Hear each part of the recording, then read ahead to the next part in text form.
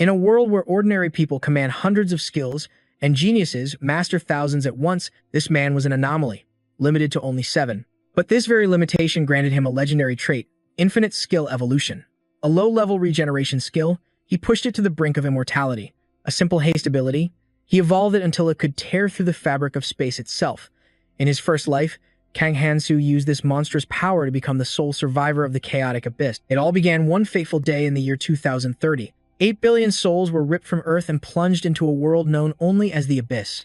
A realm teeming with horrific beasts and nightmarish monsters, where humanity was hunted to the brink of extinction. 50 years after being cast into that hell, Kang Hansu, wielding his heaven-defying evolution, stood as the last man alive, expecting to die alone, consumed by despair. But when he next opened his eyes, he had returned to his very first day in the Abyss. While the newcomers around him screamed in terror, even Kang Hansu was stunned by this second chance. Was he doomed to relive that nightmare all over again?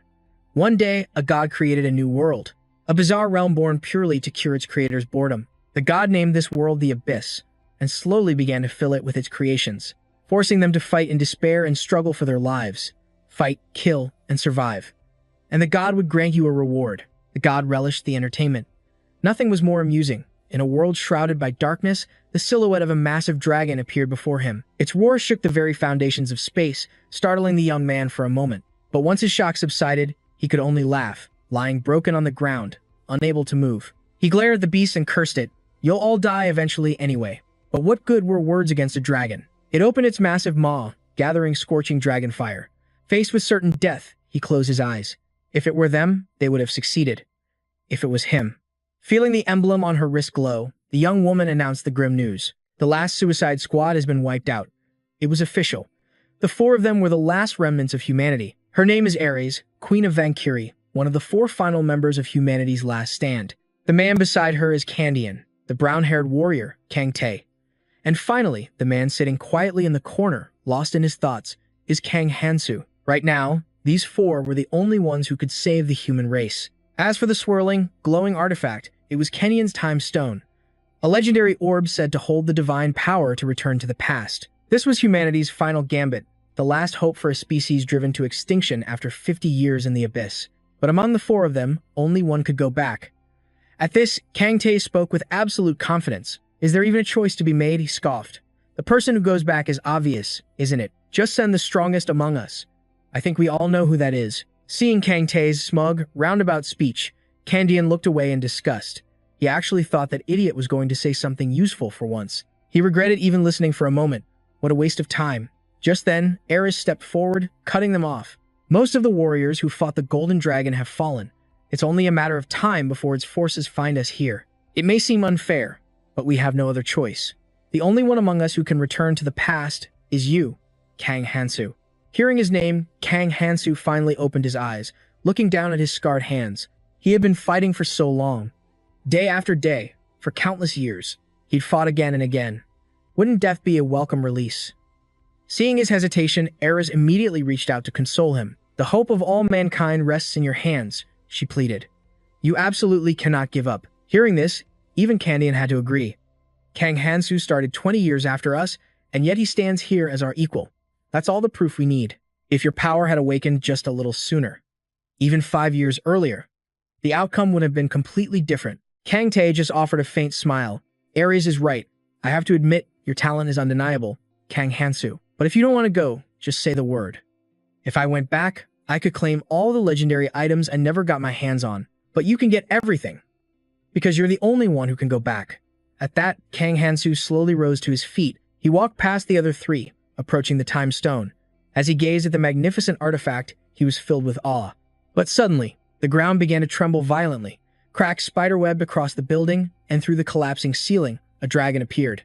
Before anyone below could react, it opened its jaws, gathering a torrent of fire. As the beast attacked, the other 3 immediately moved to protect Kang Hansu. Don't lose focus, they yelled.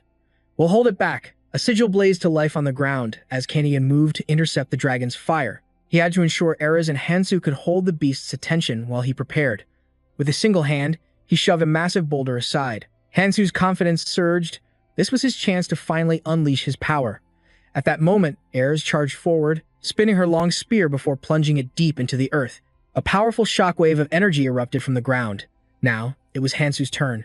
Igniting with brilliant flames, he gripped his sword and let out a war cry. His downward slash shattered the very ground, dealing a heavy blow to the dragon. But in a shocking twist, the beast shot out a claw and caught Hansu's blade mid-swing. They couldn't just stand by and watch. Kang Hansu reached for his weapon, but Kandian immediately held him back. "Your main weapon is destroyed," he warned. "Once you leave, don't think about this place again. Let us handle it, and stop pushing people away just because you find them troublesome. Do your best to protect them. For once, just listen to me." Hearing his comrade's encouragement, a small smile touched Hansu's lips. He would give it his all. "Still the same, even at a time like this. Leave the rest to us." Kandian reminded him one last time. Like Aris said, there's no reason to kill needlessly. But show no mercy to the vermin who plague this war. Save your compassion for those who deserve to live. And as for the tyrant Clementine, make sure you kill him. The two comrades shared a knowing smile. Now, it was time. Standing before the time-space stone, Hansu's gaze was filled with unshakable resolve. Under the protection of his allies, a brilliant pillar of light shot straight into the heavens. The time-space stone erupted in a blinding flash. In an instant, the world before Kang Hansu completely transformed. He was standing in a sea of people, all panicking at the world's end, with the sun shining down on his face. It had worked. If they sacrificed their lives for him to change the past, then in this life, Hansu would never fail again.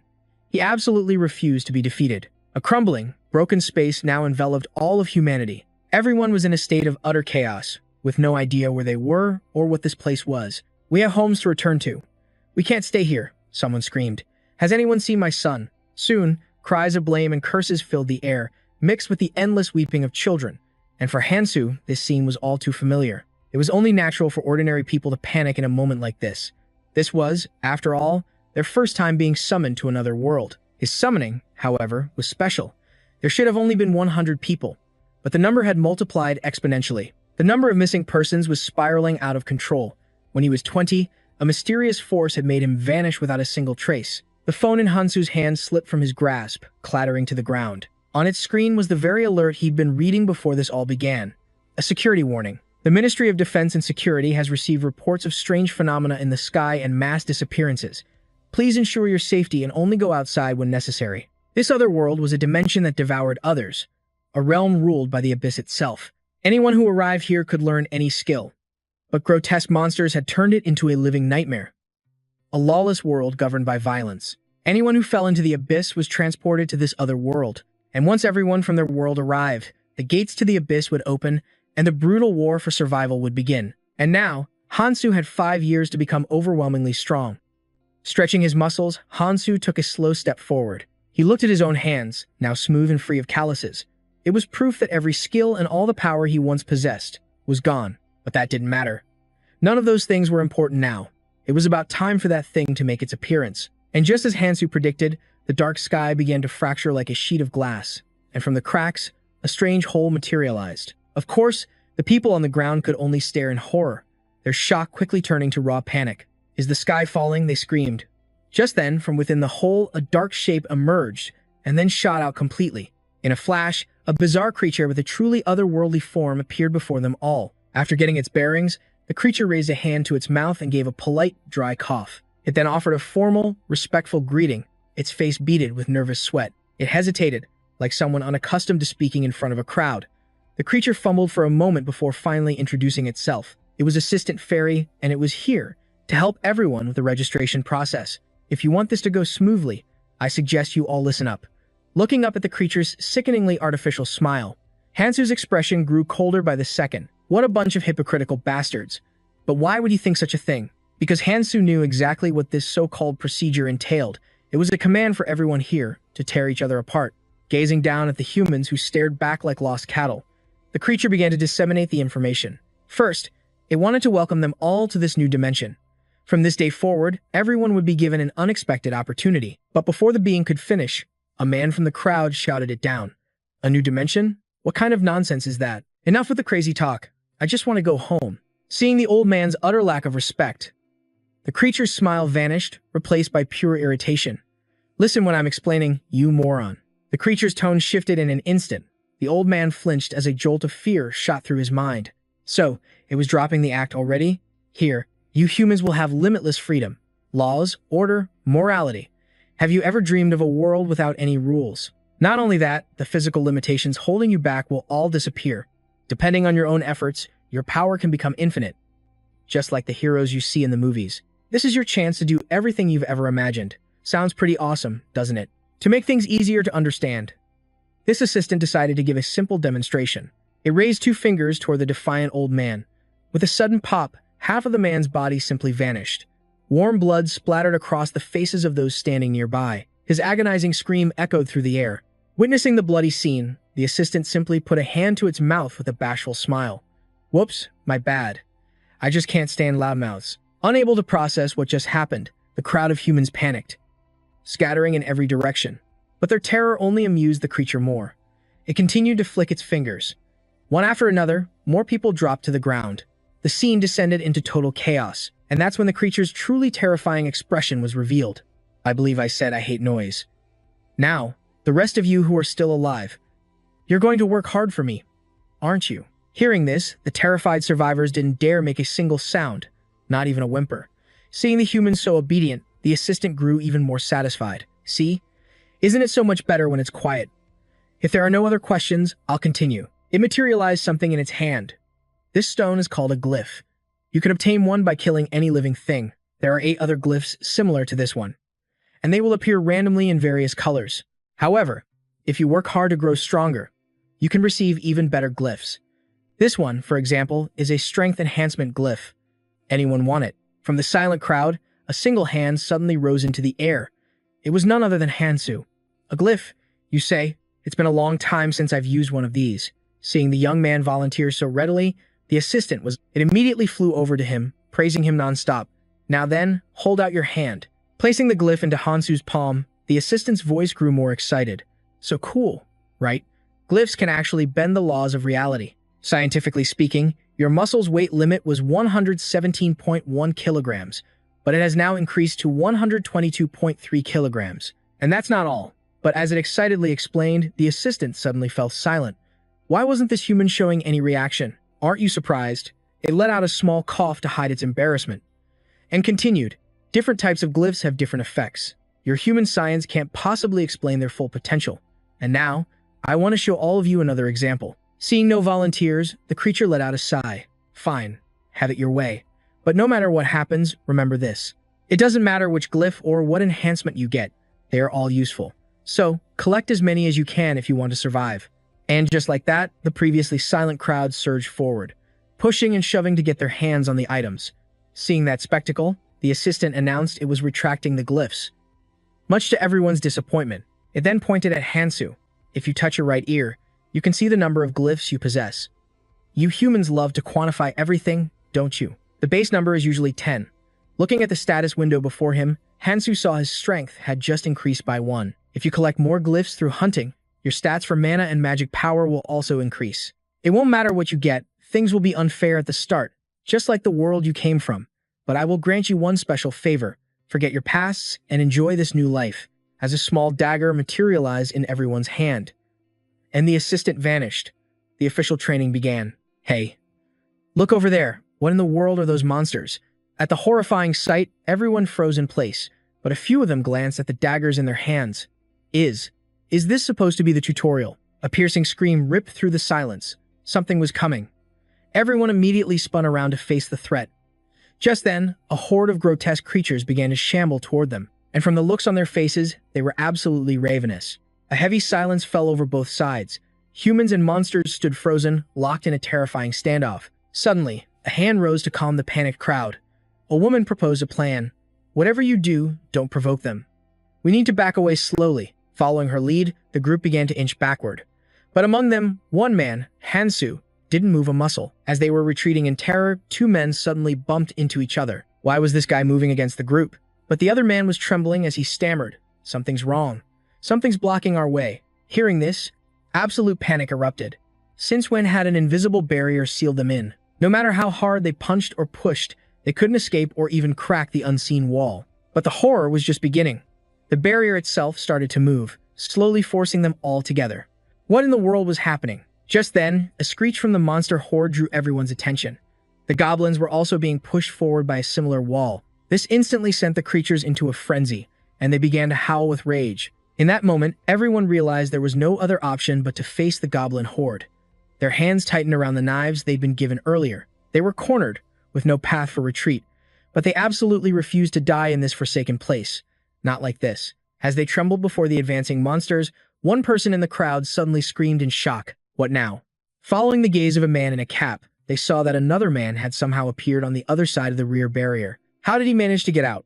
But even the man himself couldn't comprehend what had just happened to him. He had no idea how he had just phased right through the wall. Before anyone could process this, the man in the cap suddenly made a run for it. And incredibly, he passed straight through the barrier too. On the wall, a number ticked down from 50 to 49, and now to 48. Were those numbers decreasing? Could it be that only 50 people from their group were allowed to leave? The realization struck like a bolt of lightning, plunging everyone into utter chaos. Everyone desperately wanted to claim one of those spots to survive. They began pushing and shoving each other in a frantic stampede. They were even willing to trample over others to get to the invisible gate in front of them. That spot is mine. And so, those who couldn't get out screamed from within, while others collapsed in complete despair. Witnessing this scene, Hansu could only let out a long sigh. How pathetic. If all 100 of them had just kept their heads and fought together, they might have taken some injuries, but there would have been far fewer casualties. The last time Hansu had been here, about 40 people had died at the hands of those goblins. Of all the people trapped inside the barrier, only 10 survived. But this time was different. Hansu needed to clear this area and advance to the next floor. With a single motion, he drew his sharp knife. At that very moment, the ravenous and starving goblin horde charged forward. Seeing the disgusting monsters rush toward them, some people panicked so hard they could only cry and beg for someone to save them. But luckily for one man, the Hansu of today was a different person. A sharp knife flew through the air, piercing straight through a goblin's head before the man's astonished eyes. Hansu gripped his knife tightly, taking a defensive stance as a goblin swinging a wooden club charged him. But these attacks were all too familiar. Hansu's face remained cold as ice as his hand shot out, grabbing the goblin's arm. In the next instant, his blade slashed across its throat. Gurgle. One down. Shoving the goblin's corpse aside, Hansu quickly raised his arm to block the next attack. And so, before everyone's stunned eyes, a series of slashes rang out. You didn't need to see it to imagine the bloody scene unfolding. After dealing with the last of the goblins, Hansu walked forward calmly, wiping a streak of blood from his face. This body, from 10 years ago, felt a little uncomfortable. Bending down, he picked up 2 runes from the ground. Hansu couldn't help but admit it. He was indeed a little lucky. His agility had increased by 0.1. This stat didn't just increase speed, but the player's cognitive speed as well. That meant a player could perform an action much faster. Suddenly, from behind Hansu, a goblin that hadn't been killed yet threw a dagger at him. But he sensed it instantly. In a flash, he turned his head, and in that split second, he successfully dodged the attack. Then, Hansu spun with the momentum and threw his own knife, nailing the goblin with a headshot and dropping it instantly. Seeing this incredible display, the remaining goblins froze in absolute terror. But then they let out a war cry and charged forward. Just like that, the 3 goblins swarmed in, ready to overwhelm Hansu. But thanks to his experience from a past life, he knew they would charge at the first sight of blood. Gripping his weapon tight, Hansu moved like a well-oiled machine, blurring past the goblins as his blade delivered a fatal kiss to each of their necks. And just like that, from the creatures' dying bodies, glowing stones shot out. Seeing this, the people watching could only stare in utter disbelief. That guy, he's actually fighting them all by himself. Damn it, this is absolutely insane. They had no idea what to do, but seeing him fight, they knew they had to charge forward. It was time to show these monsters their rightful place. Seeing the once terrified humans suddenly surge forward, the goblins flinched in surprise. Then, the 2 sides crashed into each other with brutal force. Normally, there's no need to rush things at the start. Hansu deftly parried his opponent's weapon with his dagger. But this was no time to relax and unwind. This place was still filled with countless other adventurers. Across this entire world, the number was staggering. For the first year, during the next 3 months, humans would be protected within the tutorial zone. But once that 3-month grace period in the tutorial zone ended, they would be forced to battle hordes of monsters. But no matter how you look at it, this was an opportunity. A chance to grow stronger, even if just by a little. Candian, sending me back to this time was absolutely the right call. Looking at the defeated goblins, everyone was stunned. That guy, with nothing but a single short dagger, had taken them all down by himself. He was a true monster. Just then, the guide, Fairy, finally returned. And of course, he was delighted by the scene before him. Heh, these humans did pretty well. You've all worked hard. It's good to see so many of you left. As the demon spoke, the barrier behind them vanished. It seems you've all figured out how to survive here. Just keep this up and you should be fine. I have business in the other sectors, so good luck." But as he left, the survivors' hatred for that creature was boiling over. They screamed curses at its retreating form. But what good would that do? Meanwhile, Hansu was completely unfazed by it all. His eyes were fixed on the status screen before him. Compared to last time, this wasn't so bad. This alone should be more than enough for the training round. He had also found something useful for himself. This new blade he'd just acquired. It was a true symbol of power. So, what was Hansu's next move? First, he needed a way to get stronger and fast. Kang T, Candian. What would they do in my shoes?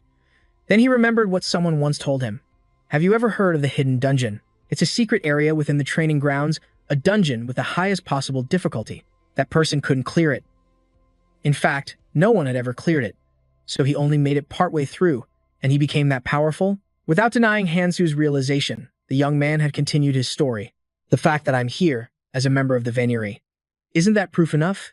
If I could go back in time, I would definitely try to clear that dungeon first. If I did, I might even be able to defeat you, Hansu. One thing was certain, the higher the difficulty, the more impossible the challenge becomes. However, the rewards for succeeding would be infinitely greater. And aren't you curious what lies at the very end? It was because of those words that Hansu had now set his new goal. But to accomplish that, he had to handle a few things first. The first stage of the training round is where 100 people gather and act together. They are allowed into the hunting grounds once a week and must continue this task for 3 months. Afterwards, when the second stage of training is complete, a safe zone will open, allowing them to interact with the adventurers who arrive before them. Right now, there are 2 hidden pieces on this first stage of the training round, and no one has ever reached the end. To reach the end of the hidden dungeon, Hansu had to obtain them. It was the only path to get stronger quickly. But first, he needed to secure the closest hidden piece. Let's see. It has to be around here somewhere. Hansu scanned every corner, determined not to miss a thing. Suddenly, a girl's voice cried out from behind him. It seemed a group of disgusting men had her cornered. Worse, they were trying to force her to join their group. But she wasn't having any of it. I already told you, she snapped. My group is going separately. Watching the conflict unfold before him, Hansu knew this was just like his past life. Conflicts and disputes were starting to break out everywhere. But in this lawless new world, a group of vile men stood before a beautiful woman. What was to stop them from unleashing their inner beasts? They believed if the beauty simply came with them, her survival was guaranteed. But despite witnessing the scene, Hansu coldly turned his back. But he had no time to waste on distractions. The hidden piece had to be found, and it would disappear in just 1 week. He hadn't gotten far when someone suddenly called out his name. Of all the times, why now, when he was in such a rush? He shot an icy glare at the person who called him. How did they know him? At his gaze, the 2 young men flinched in surprise. Wasting no time, a blonde-haired youth rushed forward, shouting, "We were all together right before we came to this place." What was he even talking about? Facing the 2 of them, Hansu's expression remained like frozen stone. How on earth did they know his name? But then, the memory surfaced. They were his old university classmates. They'd all been on the same trip. Right before everyone died. That's why he had completely forgotten them. Meanwhile, the beautiful girl decisively pulled her hand away from the man in front of her. She declared she was going with him. Her name was Yu Mihi, and him was Hansu. But with a radiant appearance like hers, she was bound to attract nothing but trouble. The thugs' faces turned pale with humiliation. But Yu Mihi just smiled and spoke to Hansu, ignoring them completely. With that one action, she had painted a massive target on Hansu's back. But what did it matter? In his presence, all they could do was swallow their fear. This was the man who had annihilated a horde of goblins all by himself. But what if they attacked him now, while he was weakened? The thought sparked an idea. The thug immediately looked for a reason to start a fight. They didn't care who this guy was. Look at him, he's covered in wounds. What do you think he can possibly do in that state? Come on, gorgeous.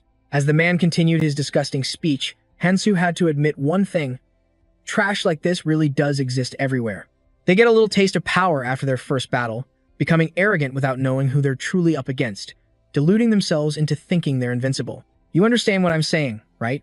With that, Hansu stepped forward, bumping the man's shoulder and sending a wave of fury through him. But whatever rage he felt was instantly extinguished when he saw the thing in Hansu's hand. Just then, a sleazy older man stepped out from the group. He claimed they weren't bad people. This man, he was their leader. He proposed that Hansu join their team. Wouldn't it be better if they cooperated? But with his vast combat experience, Hansu saw the man's true intentions in a single glance. This old dog had already fully adapted to this world. He no longer had any reason to hide his true nature. He was as feral as a hyena in the wild. A man who lived without rules. Should he just dispose of him right here and now? Ares once said, "There's no need for pointless slaughter, but never show mercy to the cockroaches that threaten to ruin everything in this great war. Don't distance yourself from others and do your best to protect and care for them." Ares, she had saved so many lives. It wasn't that Hansu didn't have time to deal with these guys. It's that they would eventually self-destruct if left alone anyway. He immediately turned and walked away, not wanting to waste another breath on them. Even the leader didn't try to stop him. The old man's real target wasn't Hansu. His goal was to establish his own order in this place. In this twisted world of monsters and that bastard fairy, there were still things that worked in his favor. Might makes right. Wasn't this the perfect chance to seize power? The blonde youth could only stare at Hansu's back. He knew the guy was strange, but was Hansu always like this? He was just an orphan who always sat quietly in a corner. The youth never gave him a second thought. He tried asking Hansu what was going on, only to get the ridiculous excuse of amnesia. Looking at the beautiful girl, Hansu felt a tinge of pity. She should have had a wonderful life. But here, beauty is a double-edged sword. If you know how to wield it, it can be a powerful weapon. After walking with Hansu for a while, Mii grew confused. Where are we going? But then, they all came to an abrupt halt. That's right. This was their first destination, the subway station, where the hidden piece was located, Gangnam Station. Stepping before the abandoned entrance, Mii turned to Hansu, completely bewildered. But why this place? Of course, Hansu found having to explain these trivial things incredibly annoying. If it weren't for what Ares had said, he would have come alone. Now he had to play the part of a good person. It was exhausting, but he no longer had any other choice. He put a hand to his chin, thinking. It was a gut feeling. The moment he remembered, this was the place that came to mind. I have superpowers. Hearing this, everyone following Hansu stared with looks of utter shock. He couldn't tell if they were genuinely stunned or just thought he was insane. But either way, what did it matter? With him around, I bet superpowers aren't that hard to come by. Just then, Hansu's sharp ears caught the blonde girl whispering to her friend. She wasn't sure if following him was the right move, but one glance at Hansu's face said it all. He didn't care. If they didn't want to follow, they didn't have to. He wouldn't force them. Besides, Hansu was a lone wolf by nature. If they wanted to stand on the sidelines and watch, that was their decision. Because of his cold attitude, the blonde-haired boy was visibly irritated with Hansu, even if he didn't say a word. He couldn't stand it, but in this god-forsaken hellscape, all he could do was grit his teeth and endure. Afterward, the entire group hesitantly followed Hansu into Gangnam Station, their movements extremely cautious. That's when the blonde teenager moved closer to whisper in Hansu's ear. "Are you absolutely certain you're leading us to a safe place? This whole area is giving me the creeps." When Hansu mentioned they were meeting up with some friends already here, the blonde kid was completely baffled. "What are you even talking about? Who would possibly live in a place like this? Are you saying you actually know people here?" As he walked ahead, Hansu abruptly stopped. His face tensed, and to everyone's shock, he drew a knife from behind his back. The moment Hansu spun around, Teung let out a terrified scream, seeing the blade swinging right for him. What the hell is going on? In a flash, the knife plunged down with a sickening squelch, splattering fresh blood. Of course, Teung was perfectly fine, but the bug lurking beneath his feet was sent to the afterlife. Slowly pulling his blade from the creature's corpse, Hansu calmly gave everyone an update. This place is a dungeon modeled after Gangnam Station, and these are the green worms that crawl out from it. They sense vibrations from deep underground. They despise sunlight, which is why they rarely come to the surface. If you get bitten by one, your flesh will be ripped apart and start to rot. So be extremely careful. If you're bitten, you'll pass out and die before you even have a chance to react. Hearing this, all of his followers froze in place. The color drained from every single one of their faces. But now, Hansu was going to show them a simple way to fight these bugs, so they could learn how to protect themselves. He raised his knife and plunged it into the dead creature below once more. The other teens followed his lead, thrusting their blades into the bugs hidden beneath the ground. Seeing them learn and adapt so quickly after his instruction, Hansu felt a flicker of satisfaction. It seems these four might actually be useful. But he then glanced at the kid with the headphones. If you're not confident, stick to the solid marble slabs. And if you see a crack in the ground, stab your knife into it. Just be careful with your hands. Wiping the sweat from her face, Mi-hai seemed to be enjoying this strange game. It looked like they would have to stab bugs, just like a game of whack-a-mole. Following Hansu's words, the boy shut his eyes, repeating to himself that he could do it. But suddenly, from beneath the ground, a bug lunged forward, its massive jaws wide open. It attacked the boy, sending him into a complete panic. In a flash, Hansu shoved him backward. With one clean strike, Hansu sliced the grotesque bug into two separate pieces, Without waiting for a word of thanks, he coldly turned his back and walked away. It was painfully obvious the kid wasn't cut out for combat. In the end, he would only become a liability for the team. At that moment, Tung approached Hansu. From what he observed, it seemed like you already knew what was going to happen, didn't you? But how could you possibly know? It would be great if you just tell us. But hadn't Hansu already told them? This is my superpower. Once again, the group was stunned into silence, chills running down their spines. That's right, he had said that already. Was he actually telling the truth? After a while of focused hunting, they had killed countless vicious bugs. Looking at the ground now littered with ancient runes, Hansu turned to the people behind him. Why aren't you picking them up? At this, Mihai spoke up. We thought it would be better if you took all of these runes and used them to protect us. Since you're the one who's going to protect us and get us out of here, you should take them all. We're not super strong like you, so wouldn't it be better for you to take everything, and in return, you'll protect all of us? Hearing these words, Hansu let out a long sigh. You take what you hunt. If you want to come with me, you will at least follow the most basic rules. And more importantly, I am under no obligation to protect any of you. The people who have wandered and explored the abyss for decades created these fundamental rules to coexist with one another. I get what I hunt. When hunting in a party, the loot is divided based on contribution and priority. In life-threatening situations, even strong relationships can be easily destroyed, and these naive fools will soon learn just how cruel and vicious this place truly is. The only thing you should ever trust is your own power. If you are useless, you will be eliminated, because that is the law. Hearing this, everyone fell into a deathly silence. Without a moment's hesitation, Mihai stepped forward. The others exchanged a look, a silent agreement passing between them, before moving to reclaim the ancient scripts they'd left behind. Soon enough, this would become second nature to them. They wouldn't need a battle cry just to claim these scripts for themselves.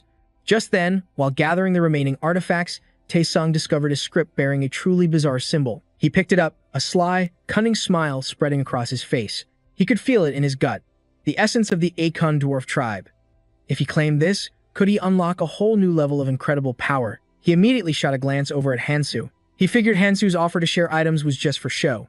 If he made a big deal about keeping this for himself, Hansu would definitely try to make things difficult for him. Raising his voice to make sure Hansu heard, Taesung made his position crystal clear. This is in my hand, so it's mine, right? If you agree now, you absolutely can't go back on your word later. But Hansu, without even glancing at the prize in the other man's hand, gave an immediate nod, which caught Taesung completely off guard. He agreed so fast, it was hard to even process. The essence of the Akun dwarf tribe, huh? From what Hansu knew, getting that essence early in the game was a huge advantage, since it boosted defense and granted the user regenerative abilities. Every player needed those two stats, making it a highly sought-after item. Plus, it was more of a passive-type ancient script. However, the dwarf essence also drastically increased the user's appetite. But once you're strong enough, you can just take food from others, so hunger wasn't a real problem. The rank of a skill determines its power and its potential. Individuals with both a sharp mind and vast reserves of mana could typically learn around 100 skills. Kandian, on the other hand, had mastered over 1,000. But we are not the same.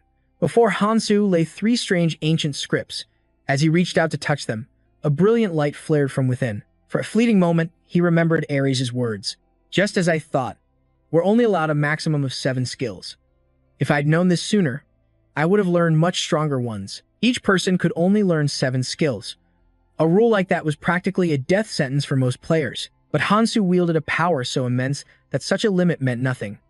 With that overwhelming strength, he could infinitely evolve his own skills. The Dororo lizard essence, which initially just sped up regeneration, eventually evolved into a power strong enough to challenge gods. With the immortality art and Gang's acceleration, he became as fast as Kandian's signature skill, Spatial Pierce. 7 stars was the nickname Ares had given Hansu, because only he was strong enough to infinitely evolve all 7 of his skills. It was because of this power that he was able to catch up and stand shoulder to shoulder with them, despite starting a full 20 years later.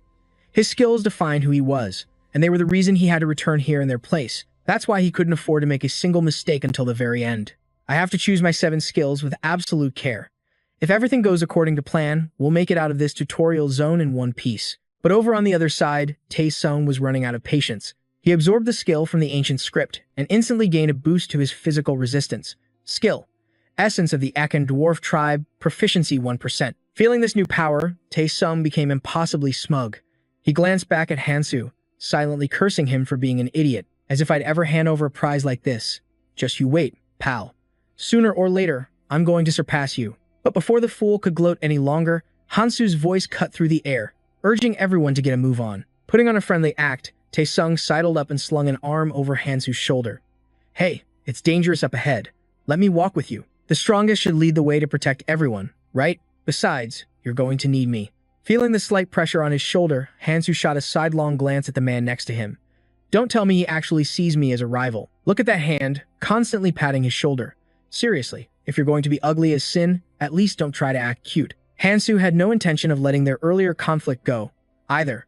When it came to holding a grudge, he was the undisputed king. After they had been moving for a while, the arrogant Taesung pushed his way to the very front to lead the group.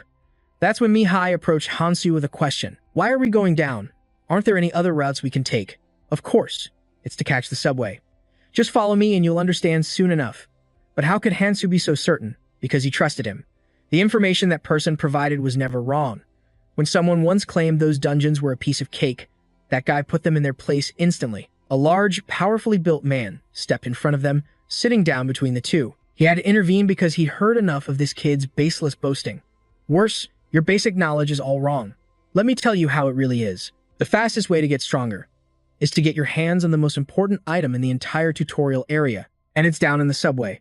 The stations are all in different locations, and each one has a unique structure. But from the third floor up, every level was an exact copy. Pass through the gate in the center of the stairs, head straight down, and you'll find a subway train. Its departure frozen in time.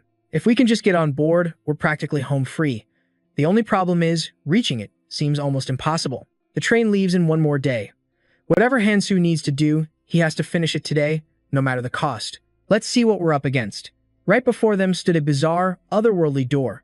From the swirling vortex within, a mysterious energy pulsed outwards. This definitely wasn't the Gangnam Station she knew.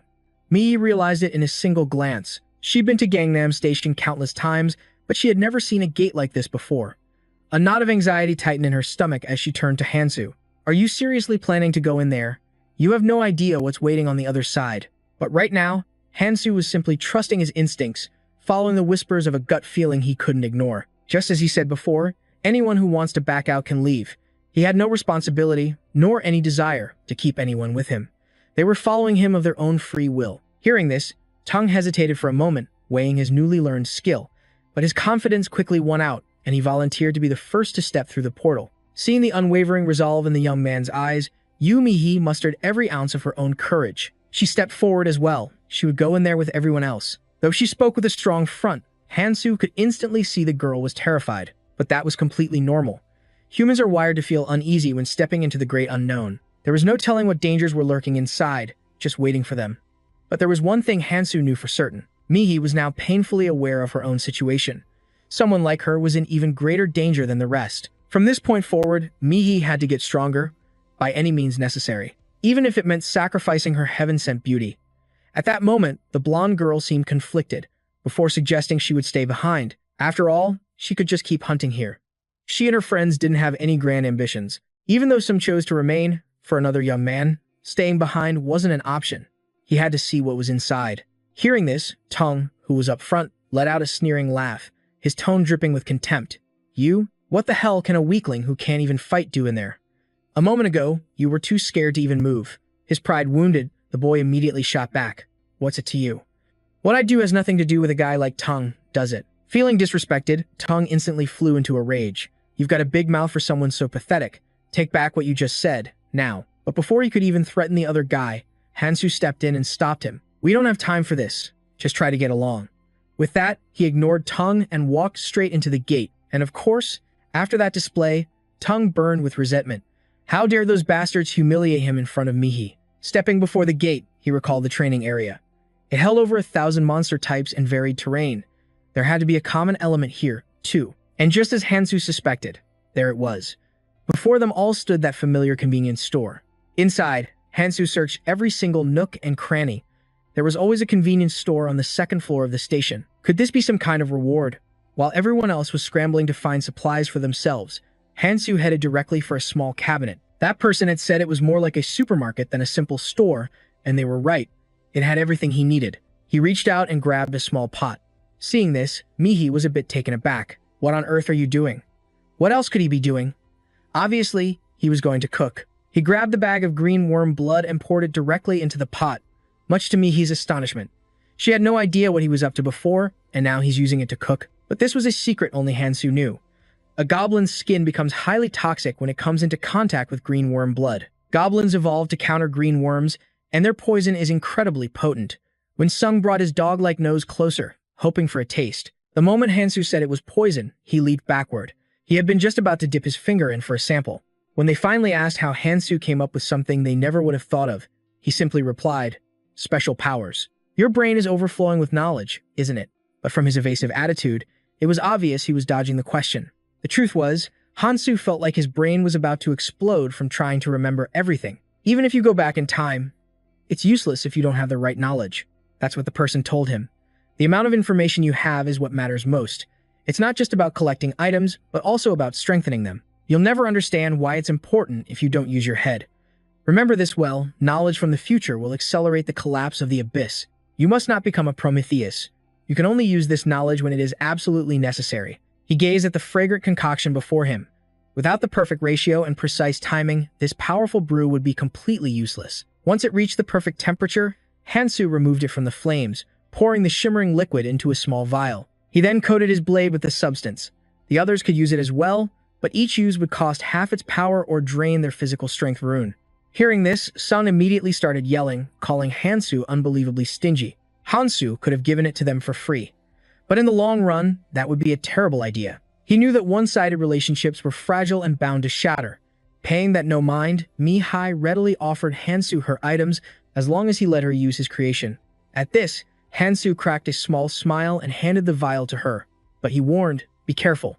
If this touches your skin, it's going to hurt. In that moment, Song realized he put himself in a very bad position. If that was the deal, he couldn't just steal the reward. In the end, he had no choice but to agree, leaving the rune for Hansu as promised. While the others were preoccupied with his new concoction, Hansu was already on the move again, searching. It was time to prepare for the next phase. After carefully packing his supplies, Hansu slung a heavy backpack over his shoulder. These preparations would have to be enough, and of course, the other three were ready to go. But was this really a good idea? Carrying bags that big, were they just asking to become monster bait? If you don't want to fight for your life every second, he advised, bury some of it. Besides, if you take everything, desperate survivors will hunt you down for it. Leave something behind for the others. Watching Hansu's calm and composed leadership, Mihai couldn't help but feel drawn to him. She wondered if she could ever possess a power like his. Hundreds of millions had vanished just yesterday, and not a single one had returned. She might have to survive here for the rest of her life. But no matter what, she had to live. To do that, she had to pull her own weight. And with Hansu by her side, that dream felt possible. Seeing the two of them walk off together, Sung couldn't suppress his irritation. He tossed his own gear to the younger boy beside him to carry, then shouted after Hansu, "This superpower you talked about. Is it possible for us to get it, too?" Hansu didn't deny the possibility. His words instantly ignited a spark of hope in the eyes of the other three. He'd been told that among those transported to this world, some would awaken special abilities, powers that didn't exist in their reality. Candian had even warned Hansu to be extremely cautious of those who gained power, as some would inevitably become villains. So, he'd said, if someone proves useless, just get rid of them. 5 years ago, when Hansu first arrived, he fought endless waves of creatures until hope withered into despair. That despair had clouded everything. Suddenly, Hansu threw up a hand, halting the group. There was something just ahead of them. Was that a slime? But this wasn't a sword snail slime. It didn't have that sour smell, and there were no dried entrails, so it wasn't a sword zombie either. That left only one possibility, a land mermaid.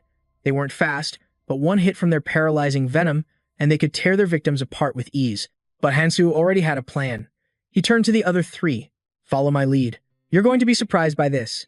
He then took out 3 or 4 small vials. The group didn't have any kerosene, but this amount should be more than enough. These were the firebombs Hansu had prepared, and now it was time for a demonstration. One person throws the bomb, the other 3 charge into attack. Whoever takes the front line, he declared, gets priority on the rune. Hearing that, Sung immediately volunteered for the front. Shouldn't the strongest be up front to protect everyone? He boasted. But the role of bomb thrower was more complicated. Both Mihai and the younger boy wanted the job. He had to compete with Mihai for this spot. Her beauty made it hard for the boy to compete, but the situation was just too awkward, and in the end, they remained at a stalemate. If that's the case, Hansu decided, you two can just take turns. As they moved on, the boy in the back was panicking. There was no turning back for him now. He'd only follow them because he didn't want to be abandoned, but was everyone else really okay with this kind of danger? Just then, Hansu's voice cut through the tension. "Get ready. Those bastards are here." And just like that, eerie, unsettling sounds echoed all around them. On Hansu's command, Mi-hai immediately lit the vial in her hand and hurled it directly toward the source of the noise. The moment the glass shattered, a massive explosion erupted, and a torrent of fire instantly engulfed the stranded mermaid. With Mi-hai's throw a success, the other three immediately launched the next phase of the plan. They would charge in to attack. "Be careful," Hansu yelled. "Don't let their paralyzing venom touch you." Without another word, Hansu led the charge, storming the mermaids ahead and claiming all the runes that Sung had so desperately coveted. Frozen in shock, the man watched in horror as a merman lunged toward him. He barely let out a scream before a blade sliced through the air. Luckily, his reflexes kicked in just in time, allowing him to slash the creature dead with his knife. Staring at his poison-coated blade, Tae-sung's confidence surged. With a weapon like this, he'd catch up to Hansu in no time. And so it began. Firebombs flew through the air, engulfing the area in flames as the others charged forward in a frenzy of attacks. It was exactly as Hansu had predicted. In a battle against creatures with flammable paralytic venom, bringing firebombs was the perfect strategy. His blade was already dulling, but that didn't matter. This was precisely why he prepared the poison. But at that moment, Tae-sung's gaze was fixed on the ancient runes on the ground, never noticing the one merman that was still alive until it struck. It spat its venom, and he collapsed to the ground instantly.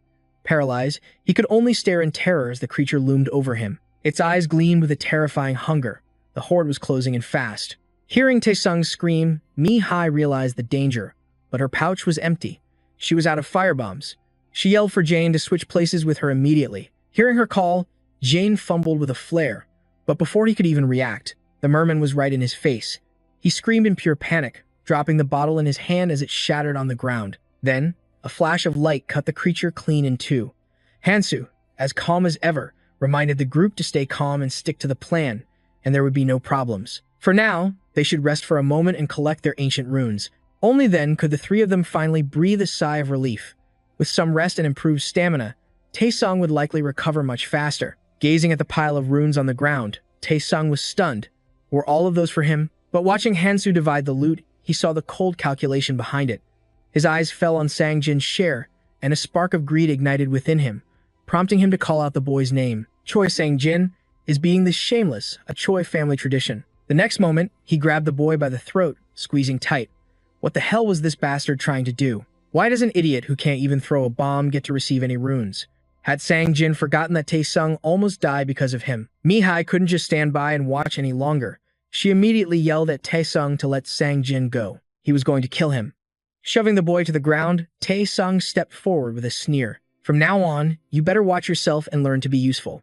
Not long ago, you were just a worm crawling on the ground. It seems you've forgotten your place. Just keep following others your entire life like your father did, and try not to get in everyone's way." But as he reached down to snatch Sang-jin's runes, Hansu's dagger flew through the air, pinning his hand to the ground. Tae-sung recoiled in shock. "That's not your share." Hearing this, Tae-sung immediately shot back. "You're giving runes to that useless punk? Don't you see that's the same as throwing them in the trash? What has he even done to deserve them? Come on, you and I can just split his share. Let's be honest, we'd be perfectly fine without him. Am I wrong?" Staring at Tae-sung's blatant, ugly greed, Hansu's expression remained like stone.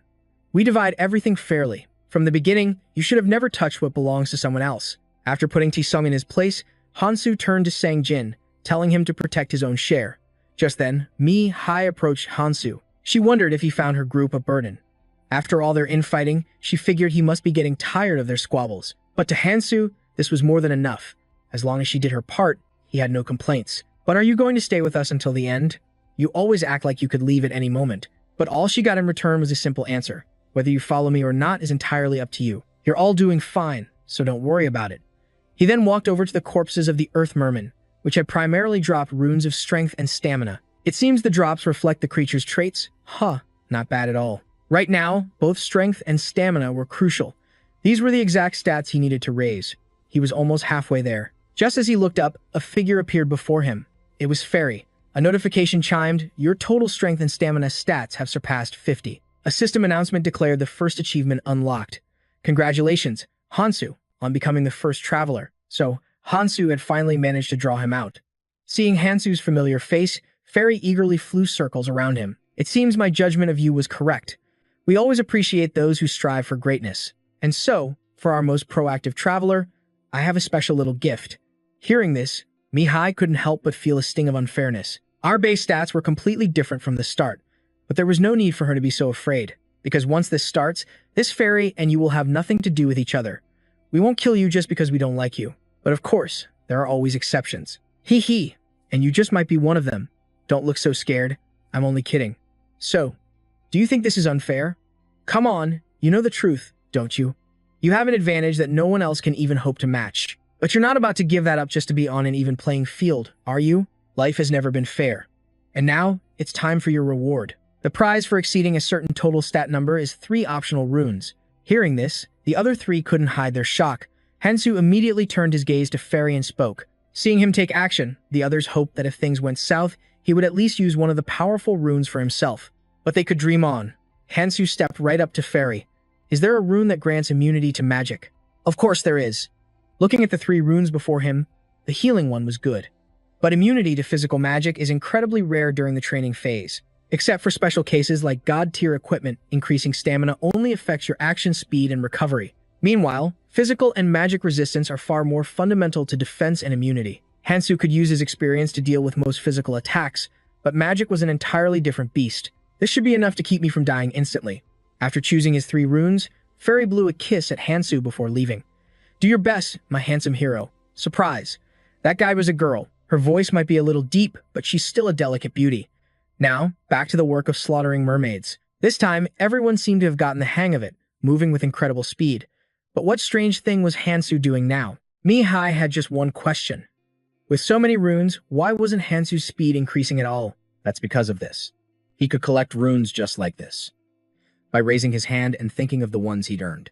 It was his own unique skill, but it would be useless even if the others tried to copy him.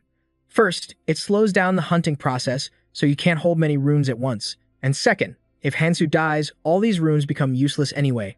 Every rune collected this way would drop from his body the moment he died. The real reason he was gathering them was to trade them later. Looking at his own worn-out dagger, Hansu knew he needed to make a few adjustments first. Listen up. Whether you follow me or collect your own runes, do whatever you want. I don't care. But right now, I need you all to listen to me. Give me all of your weapons. At his words, the other 3 were completely stunned. But the most shocked of all was Tae-sun. Who the hell did Hansu think he was? Was he trying to rob them? He already has his own weapon, so why was he demanding theirs too? Looking down at the dull blade on the ground, Hansu answered Tae-sung's challenge directly. I can't beat these monsters with this thing. The blade is too worn. It's completely useless. I need a new sword. Understand. So what if he did? This Tae-sung absolutely refused. If Hansu took all their weapons, how were they supposed to fight?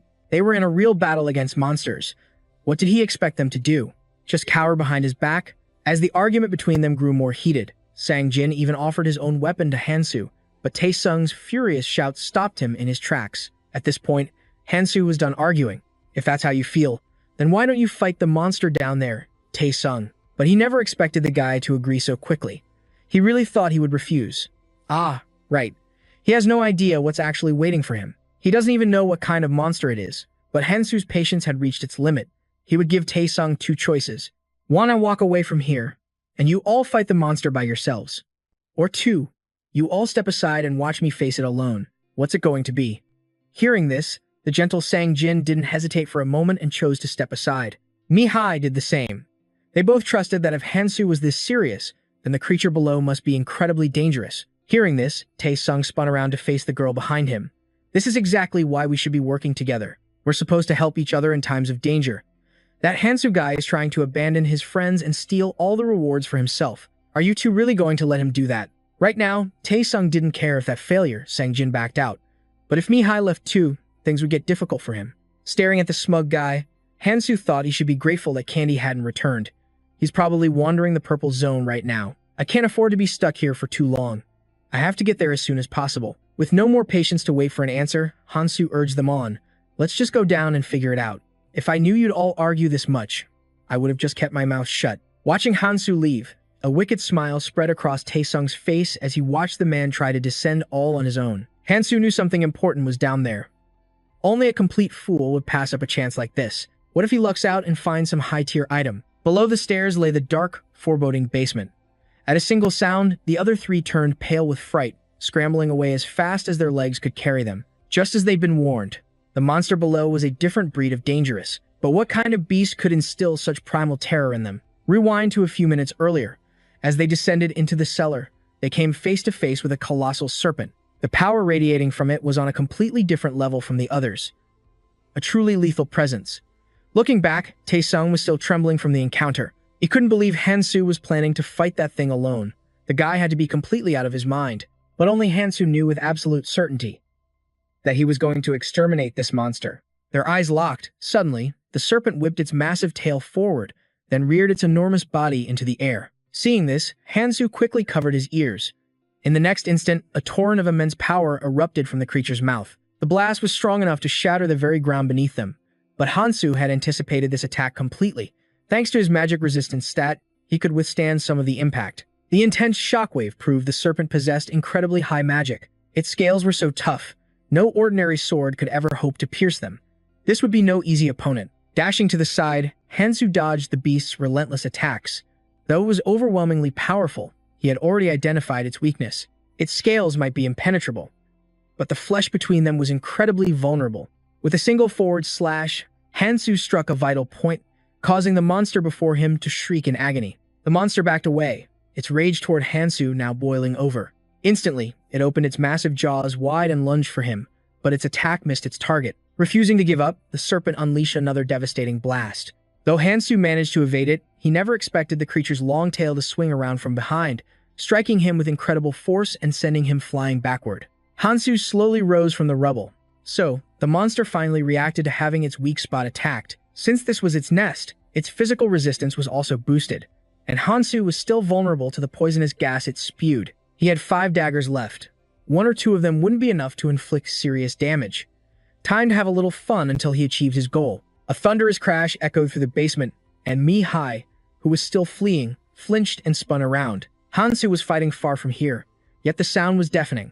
Was he going to be okay, facing that monster all by himself? Seeing Taesung constantly urging them to return to the convenience store, Mi-hai hesitated for a moment, then turned around with newfound resolve. I have to go help him. This decision made Taesung incredibly unhappy. But with no other choice, he and Sang-jin had to follow Mi-hai back into the darkness. When the 3 of them returned, an absolutely chilling sight greeted them. Hansu's arm was trapped inside the serpent's mouth. He looked completely exhausted, letting the beast clamp down on him. He had dragged this on for far too long. Gripping a small dagger in his free hand, Hansu plunged it deep into the monster's chin, making it shriek in pain and release him from its jaws. Watching the beast writhe with the small blade embedded in its chin, Hansu felt a deep sense of satisfaction. Excellent. He had managed to land 3 daggers. The bite wound was severe, but thanks to his increased vitality, it would heal quickly. On the later floors, the races gain enhanced attack resistance and regeneration as part of their evolutionary traits. Normal poisons become useless, and relying on pure power or skills only makes things more difficult. However, on these early floors, poison is an extremely effective method of attack. Without his paralysis poison, Hansu never would have made it this far. Now things were about to get much easier. Staring at the giant serpent lying dead on the ground with its mouth agape, Hansu was lost in thought. Just then, Mi-hai and the others ran up to him, checking to see if he was okay. She came back because she was worried, but seeing this outcome, maybe she shouldn't have. Is your arm alright? But for him, this kind of wound was merely superficial. It's already healing, so you don't need to worry, Mi-hai. As for Taesung, he was speechless. Seeing the massive serpent slain by Hansu left him completely stunned. He couldn't believe Hansu had fought a monster like this all on his own. He knew the guy was strong, but the gap between them was immense. How could he ever hope to catch up to him? Meanwhile, Hansu knelt and picked up the rune that had dropped from the serpent. Perhaps because this monster was so powerful, the reward was pretty amazing too. Scale Serpent's Shockwave. If Hansu had a magic rune, this would be an incredibly useful skill. But he couldn't use it right now. It required magic to be activated. Just then, Taesung cautiously approached his side. Based on that monster's size, that rune must be incredible. He couldn't hide the envy in his voice. But Hansu had no use for this rune. He could only equip 7 ancient scripts, so this one was completely redundant. The moment Sang-jin heard Hansu wasn't keeping it, he shot his shot. Uncaring if anyone called him greedy, he shamelessly begged Hansu to give him the spare rune. But of course, Taeun wasn't about to stand by and watch. He violently shoved Sang-jin out of the way. Then, without a shred of shame, he demanded Hansu give it to him instead. This only fueled the burning hatred Sang Jin felt for the man. Seeing the two vultures circling, Hansu cut in with a proposal. Who said anything about giving it away for free? I'm selling it, he declared. And if you buy now, I'll even throw in a 5% discount. After a moment of debate, Mihai stepped forward to claim the ancient script. She approached the other two beside her, gathering the runes they had managed to collect. Mihai then presented the collection to Hansu. It contained 3 perception runes, 7 stamina runes, and 7 strength runes. True to his word, Hansu only took 6 of the strength runes. The fair trade left Mihai feeling a strange pang of regret. You're incredibly precise, she noted. She then accepted the rune from him, already steeling herself for the next fight. Just as Hansu suspected, the presence of a basilisk meant one thing: a Jutorium had to be nearby. After walking a short distance, Hansu spotted a gemstone. He broke off a piece with ease and immediately began to skillfully craft it. Drawing his knife, he approached the serpent's corpse, making precise incisions. This time, he wasn't interested in harvesting its venom. The basilisk's scales were tough, but not nearly hard enough to serve as a weapon on their own. He would need to forge something new. This was weapon number 11 out of 134 possible combinations craftable using monsters and materials in this training zone. A training level of 1 to 11. The needle's area of effect damage was practically non-existent, making it incredibly difficult to apply indirect damage like a bleed effect. However, if you could pinpoint an enemy's weak spot and had absolute confidence in your ability to strike it, this needle was the deadliest choice imaginable. After a few moments of intense focus, Hansu finished carving a wickedly sharp weapon. This new weapon was the key to defeating the monster that guarded the second hidden piece.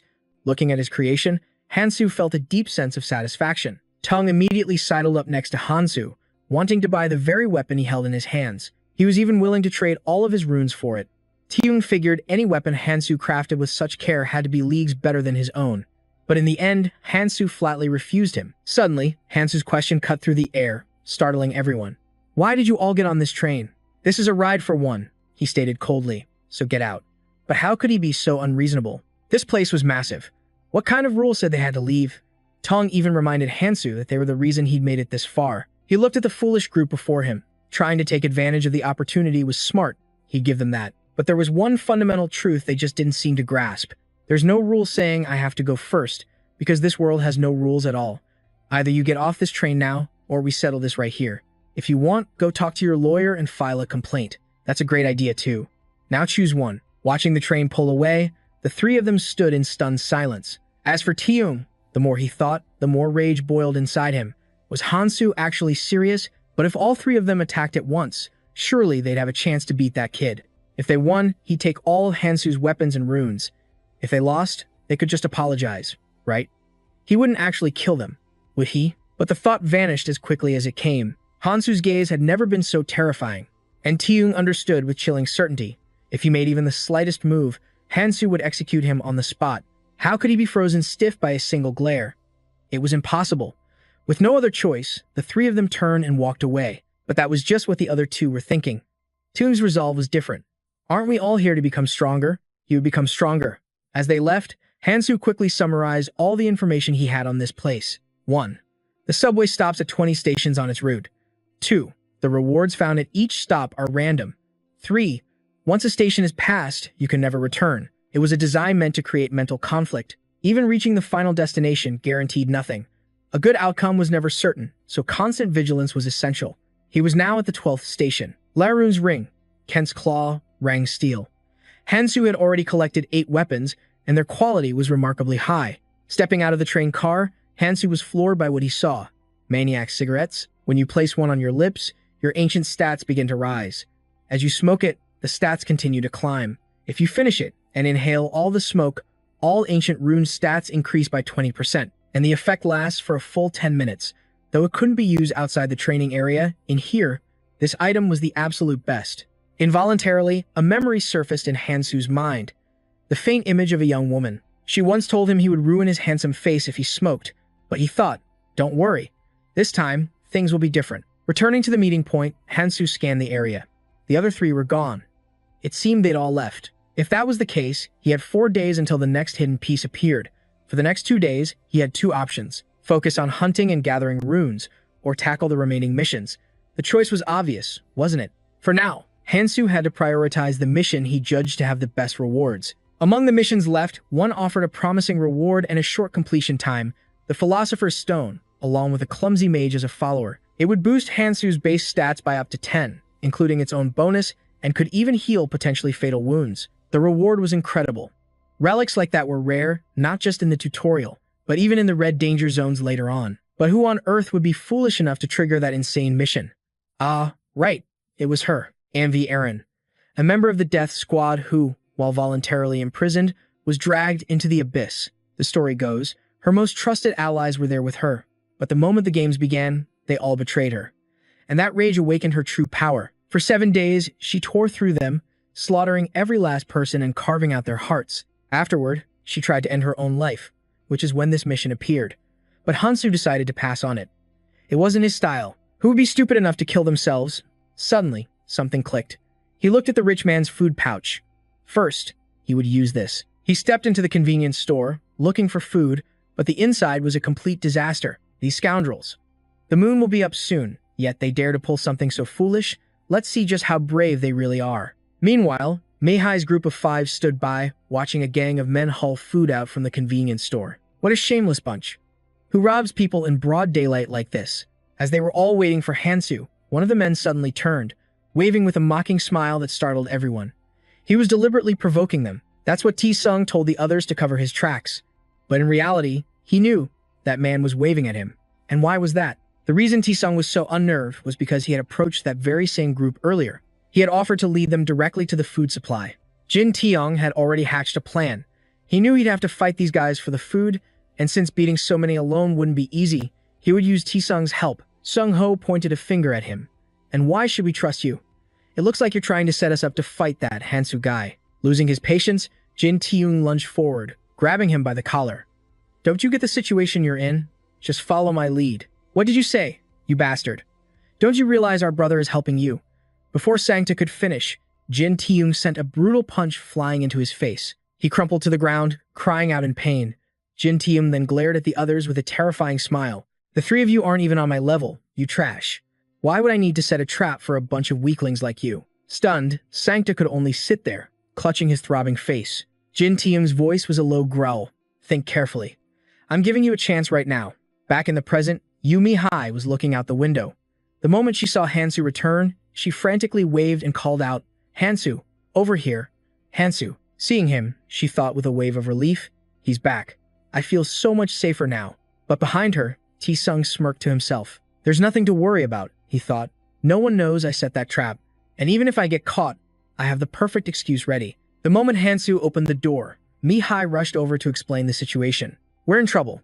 While we were moving Ji-haeon and Sang-jane, they took everything from the convenience store. Hansu listened and replied calmly, I know. I saw it on my way here. How much food do we have left? Glancing at the meager pile on the table, someone answered, not much. We salvaged what we could. But T-Sung spoke up casually, you know how it is, things happen. Now that you're here, we can just take it all back from those guys, right? He shrugged, adding, of course, it'll be tough for you to handle all those guys alone. But I can help, if you want. Hansu ignored him and addressed the group. Let's eat first. Seeing this, T-Sung's mood soured. Is he mocking me? He fumed inwardly. He slammed his hand on the table. Wait a minute, that's not right. You really have no shame, do you? Hansu's expression remained ice cold as he stared back. T-Sung pointed at the food and continued. We risked our lives to save this much. Shouldn't you be offering something in return? Go on, hand something over. Give me something good, and I might reconsider. Mi-hai, completely confused, chimed in, T-Sung, what's gotten into you? We saved this for everyone. T-Sung shot her an annoyed look. So we're just supposed to give it to him for free? We put our lives on the line for this food. You should too. There has to be fairness, even among friends. Hansu, you didn't lift a single finger while we struggled to gather food. Did no one ever tell you nothing in this world is free? His words hit their mark. The others in the group nodded in agreement. Seeing their approval, a smug grin spread across T-Sung's face. This was his chance. If he could turn everyone to his side, this guy would no longer be a problem. He thought, let's see how long he can keep up that arrogant act. Just then, Hansu spoke. What a shame. I have nothing to trade you for the food. What am I to do now? Hearing this, T-Sung turned, his voice dripping with false sweetness. Come now, you have plenty. Just share what you got from that place. At his words, the others looked over in surprise. What is he talking about? What did you get in there? T-Sung pointed a finger at Hansu. He just came from some secret place. You all saw it. He must have found something good. He should share it with us, right? So come on, share it. You're going to be traveling with us anyway. Why are you being like this? Don't make this difficult. As he spoke, he offered Hansu a candy bar. Hansu glanced at the candy, let out a long sigh, and crossed his arms. You've learned your lessons well, he said coolly. Tisung was baffled. What's that supposed to mean? Stop changing the subject and answer me. Hansu pushed himself to his feet, thinking to himself. He's not very subtle about it. It makes sense, considering he sees everyone as his equal. But that isn't the real issue here. So, is this it? It's not like I brought them along because I needed them. I don't need their ancient runes, anyway. With that, he turned decisively and walked toward the door. Seeing this, Tisung hurriedly called out to him. Where do you think you're going? Hansu didn't answer and just kept walking, his mind still racing. Well, I came all this way because of what she said. I've done everything I could. An image of Tisung flashed in his mind, his entire body radiating killing intent as he screamed, You have truly angered me. For that, I will destroy you. Hansu mentally scoffed in disgust. What does he think he is? Some kid? I can't imagine doing something like that. How could Kang Tae even spew such cringy lines? So pathetic. Before leaving, Hansu said, Whatever. Do as you please. Stay safe, and I hope you grow stronger in the future. Seeing Hansu about to leave for good, Jian stepped forward with a forced smile. Come on, everyone, let's not fight. We made it this far without any trouble, so why stir things up now? She glanced at me with a knowing wink. We'll bring him back. Let's go. But Tisum angrily brushed his hair back. Let him go, if he wants to. There's no need to stop him. He watched Hansu's retreating back with a smug thought. Whatever, just get lost. Acting so high and mighty until the very end, that damn bastard. Noticing Mihi and Ji Yin still wanted to follow Hansu, he scowled. He's just putting on an act. If we offer him some free food, he'll come crawling back on his own. We don't need that scum. When no one listened, he roared, We can handle things by ourselves. Mihi, what are you doing? Are you abandoning us to follow that guy? She hesitated for a moment, then ran out the door and grabbed Hansu's sleeve. I'm going too. Hansu, can I follow you? A heavy silence hung between them. Under Mihi's hopeful gaze, Hansu finally spoke. I can't take you with me. Disappointment washed over her as she let go of his sleeve. Right. Of course. But Hansu cut her off. But haven't I said it before? It's up to you if you want to follow. Hearing this, a brilliant smile lit up Mihi's face. The two of them then started to walk away. Behind them, Tisung's voice echoed, No. You are not allowed to go. You haven't received your ancient runes yet. I might have given you yours, but Sangjin hasn't, right? But his inner thoughts were much darker. You think I just let you go? I can let anyone else leave, but not you. However, things didn't go the way Tisung had planned. A voice called out from inside the house. That's fine, because I'm going with them too. Tisung stormed back inside and slammed a hand on Sangjin's shoulder. Do you have any idea what you're saying? An invisible pressure radiated from him, making the entire room feel suffocating. You can't act like this. Do you really think my father would just let your father off the hook? I took in a stray dog, and now you have the courage to bite back? Don't you know who your master is? I should, he growled, shoving him backward. Stumbling, Sangjin clutched his shoulder. What are you going to do? We can't even get outside right now. The others don't know we're alive. So how exactly will you tell my father anything? At this point, none of that matters anymore. I have no reason to obey you like I used to. Got it. Seeing this defiance, Tisung gritted his teeth in fury. After everything he'd done to crush his spirit, watching the three of them leave, he screamed, Fine, get lost, all of you. We'll have all the food for ourselves anyway. You think things will be any different out there? You'll all come crawling back here eventually. So we'll just see about that. Under the cover of darkness, the three continued on. After a while, Sangjin spoke up. About the food. Are you sure we shouldn't have brought some? We don't have much in our bags. Mihi nodded her head in agreement. You have a point. But he wasn't listening to their conversation. Hansu's attention was caught by some clothes in a shop window across the street. He casually snatched them and changed out of his own torn outfit. Then he said, It doesn't matter. It'll all be meaningless soon anyway. The two stared, completely baffled. He continued, We've got work to do. Let's get moving. Sangjin muttered to Min, Hi. What is he even thinking? He has the power to do almost anything, he thought to himself. Even so, why would getting into trouble now make everything meaningless? Glancing at Sangjin's frustrated sigh, Hansu thought his confusion was obvious. How could he possibly know about the moon? He looked to the sky and said, Because it's almost midnight. Min Hai followed his gaze. Midnight. Suddenly, the color drained from her face. She pointed a trembling finger at the sky. Is it just me, or is something wrong with that moon? High in the sky, a massive full moon glowed with an eerie brilliance. Abruptly, A line tore across its surface, and a terrifying eye opened, staring down from the heavens. The colossal eye swiveled, its gaze sweeping across the earth. Minhai's jaw dropped in utter shock. The moon opened its eye. Beside her, Sang Jin's voice trembled with panic. What the hell is happening? The food. It turned to sand. Seeing the candy in his hand was now just a pile of grit. Minhai frantically ripped open her backpack to check. No way. All the food we gathered. Every last bit of it is sand. Just then, Sang Jin noticed something else. What is that? It's glowing. Are those people? They're glowing. Their locations are completely exposed. They both looked down at their own hands. We're glowing too? Sang Jin then said, I think we can't see it when we're this close. But everyone else out there is shining like a beacon, even through walls. So now everyone can see each other. This whole thing is designed to force us to fight. Sang Jin turned to Hansu, who hadn't shown even a flicker of surprise. Hansu, did you know this was going to happen? Hansu just chuckled. Come on. Just because I have superpowers doesn't mean I can see the future. Sang Jin was floored by his answer. But, you seem so calm about all this. Just then, furious shouts echoed from somewhere nearby. Who's the wise guy?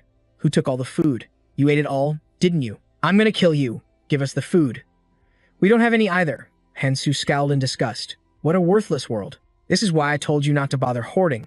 Because the moment that moon, a thing unique to this world, appears, all the food anyone has collected simply vanishes. As Hansu began to walk forward, Sang Jin asked, Where are you going? He replied flatly, To do what needs to be done. Elsewhere, Taesung lost all control the moment he discovered his entire stash of food had turned into sand. What is this? All of our food is gone. Ji-hee's voice was laced with worry. What do we do now? Should we try to find more? Yang Yu added, The convenience stores have probably been picked clean by now. Rage flared in Taesung as he gritted his teeth, thinking, That bastard, he knew. Did he set me up? That damn superpowered freak. Suddenly, Ji-hee's expression contorted in terror as she screamed, Taesung, outside. Outside, shrouded in the oppressive darkness, glowing figures roamed the streets. It was Sung Ho and his crew, the ones they'd fought earlier, and they were back for blood. He was frantically searching for Taesung. Where's that two-faced liar? How dare he trick me? Find him now. Peeking out from their hideout, Taesung felt a knot of dread tighten in his stomach. If they swarm us, we won't stand a chance. Should we run and try to pick them off one by one? Just then, Ji-hee shouted at him, Let's go to Hansu. Hearing that, Taesung jabbed a finger in her face and snapped. What? You mean we should crawl back to the trash that abandoned us and beg for help? Have you got no self-respect? But Ji-hee shot back without hesitation. Then what do you want to do? You think you can take on 5 guys alone? Hiding here is useless. Think about it. If they can't find us, they'll just go after Hansu. We can back him up if he gets into trouble, right? At this, a smile of agreement spread across Yang Yu's face. Yeah, strength in numbers. We crush them. If we just talk to him, it should work out. Watching them work each other up, Taesung turned away, deep in thought. They're right. A temporary alliance isn't a bad idea. I hate it. But this could be a good chance to use him. His mind made up, he declared, You're right. Let's go help him. He pushed the door open and stepped outside. All right, if we slip out quietly, they'll never know. The path we took before is lit up now. Follow me. But as his foot hit the ground, something wrapped around his ankle, yanking him flat on his face. Staring at the slimy substance clinging to his leg, he panicked. What is this stuff? He tried to pry it off, but it was no use. It wouldn't let go. Looking at his 2 teammates, he reached out a hand, begging, Hey, pull me up. Hurry. What are you 2 morons staring at? At that moment, a menacing voice rose from right behind Taesung. Are you sure about that? If you dare to pull him, you 2 might just end up in wheelchairs. How about you come over here instead? I just want to talk. The moment they saw the hulking thug approaching, followed by his entire crew, Ji-hee and Yang Yu froze in absolute terror. They immediately turned tail and ran, leaving Tune trapped there screaming after them, You damn cowards. Now, only Tune was left, struggling on the ground. The old leader crouched down to face him. Oh dear, he said, such harsh words. You're still so young. Why do you think it's called Oren's Flytrap? While you were busy with your pathetic little games, I was setting all this up. Besides, what's the fun in ganging up on someone? Then, he slowly rose to his feet. All right, enough idle chatter. But why are there only 3 of you? Where is the rest? As he spoke, he lifted his boot and slammed it down right beside Tune. Tune trembled in absolute fear, but luckily, it was just a warning. He was completely unharmed. Shaking, with sweat pouring down like rain, Tune raised a hand in surrender. I'll tell you everything I know. Ask me anything. I can show you where they are. Hearing this, the leader smiled. I'm so glad you're being reasonable. A moment later, he turned to Sung Ho beside him. Before that, however, this man has something he needs to say to you. Let's get this handled so we can move. Sung Ho, whose nose tongue had broken, stepped closer with a malicious grin. Well, we meet again. Are you doing all right? Because it would eat me alive if I didn't do the same thing to you. Taeyoung was cornered and helpless. All he could do was grit his teeth and seethe with hatred. This worthless insect. If only those bastards hadn't abandoned me. The boss turned to leave, but not without one last instruction. He's going to be working for us, so keep the damage under control. Sung Ho grinned victoriously, emphasizing the words, you hear that. Everyone beat him up, under control. And so, unable to run or fight back, Taeyoung could only curl up on the ground as they took turns, beating him senseless. His hatred for Ji-yeon and Yang Yu festered. How dare they abandon me? I'll slaughter all of you and your families. Meanwhile, Ji-yeon and Yang Yu finally reached Hansu's group. They stopped in their tracks, shocked to see them casually sitting around, cooking and eating meat. Ji-yeon and Yang Yu were filled with envy and immediately spoke up. What do you think you're doing? Is this some kind of camping trip? They have to know that all the food is already gone, right? Ji-yeon, acting as if nothing had happened, stepped forward. That looks pretty good. Let's eat together. But Hansu stood up, sweeping his sword in front of her. She recoiled in fear. What are you doing? With his mouth still full of meat, Hansu muttered, Don't come any closer. Ji-yeon's anger flared. Why are you being so childish? We weren't the ones fighting you. It was all Taeyoung's fault. Then Yang Yu stepped up to test him. And what exactly are you going to do if I join you? Hansu shot him an ice-cold glare. My superpower says you're not going to have a good time. Yang Yu gritted his teeth. And what kind of nonsense is that damn power telling you? Hansu replied, It tells me other things too. For instance, that the two of you are in grave danger. Just as he finished his sentence, a voice called out from behind them. You're a sharp one. Ji-yeon and Yang Yu whipped around, their faces pale with fear. And just like that, their worst nightmare had come true. The other group had caught up to them. The selfish rich man's food pouch, the condition to obtain it was brutally simple. Cook and eat as much food as possible while the moon is visible in the sky. The condition sounded easy, but there was another hidden requirement. You had to become truly selfish. The one who refuses to share food with anyone else and cooks and eats the most by themselves is the only one who receives this reward. In a world where everyone was desperately scrambling for any source of food, they had to cross the dangerous moral line this condition demanded. The creator of a mission like this had a truly twisted sense of humor. Hansu simply sat back down, skewered another piece of meat, and lifted it to his mouth. You have to remain calm, even in a situation like this. When Sierra turned back, she suddenly saw Taeyoung, covered in injuries, being dragged along by the enemy grunts. She cried out in horror, Taeyoung. Taeyoung, are you okay? His face was twisted with pure hatred as he screamed back. Shut your mouth. How dare you leave me behind? Tears streamed down Ji-yeon's face as she pleaded. We only wanted to help. Taeyoung cut her off, roaring uncontrollably. Nonsense. You liar. Don't you dare try to make excuses. If you all hadn't run away, I would have Sung Ho, standing beside him, cut in. Hey now, calm down. Newbie. Perhaps you need to cool your head a bit. The leader then stepped forward with a polite greeting. It's a pleasure to see you again. You've got some impressive skills, young man. Where did you find all that meat? Be a good boy and tell me, Hansu answered while still chewing. Isn't there meat everywhere? Surely I don't need to explain to you what kind of meat this is, right? Hearing this, the entire enemy group grimaced. Even their leader was shocked, thinking to himself, he actually dared to eat that stuff? I had my own people test it, but the poison just dehydrated them. Yet, this group is eating it like it's nothing. The leader spoke again. It seems you found a way to prepare it safely. Hansu shot him a look and said, if you stew it in goblin blood, it becomes edible. Give it a try. That's the only hint I'm giving you. The leader fell silent. He suddenly remembered what Tang had told him before they arrived here, that the man in front of him possessed a superpower. He also said that power helped him acquire a precious item at the train station. Today seems like the perfect day to make our move. There might be a skill gap, but we have the numbers. Besides, our opponent is just some 20-year-old kid. He may be used to fighting monsters, but that doesn't mean he's prepared to fight people. The leader glanced at the bruised man beside him and said, What's the holdup, rookie? Go on, ask for a bite. Chat with his little friends. No harm in asking, right? Taesung's eyes burned with irritation. Who wants to be friends with him? Why is he ordering me around? But this way, the leader could avoid causing a scene in front of everyone else. With that, the man limped forward. The boss is right. Let's just have a little talk. Hansu's group of 3 also stopped eating and stood up. Unlike the other 2, Minhai's face was filled with dread as she yelled, "No, stay back. Don't cross that line." But he completely ignored her words. "Shut your mouth. You're just like the rest of them, you wench. You'll get what's coming to you." Hansu stood there, his voice chillingly calm. "This ends now.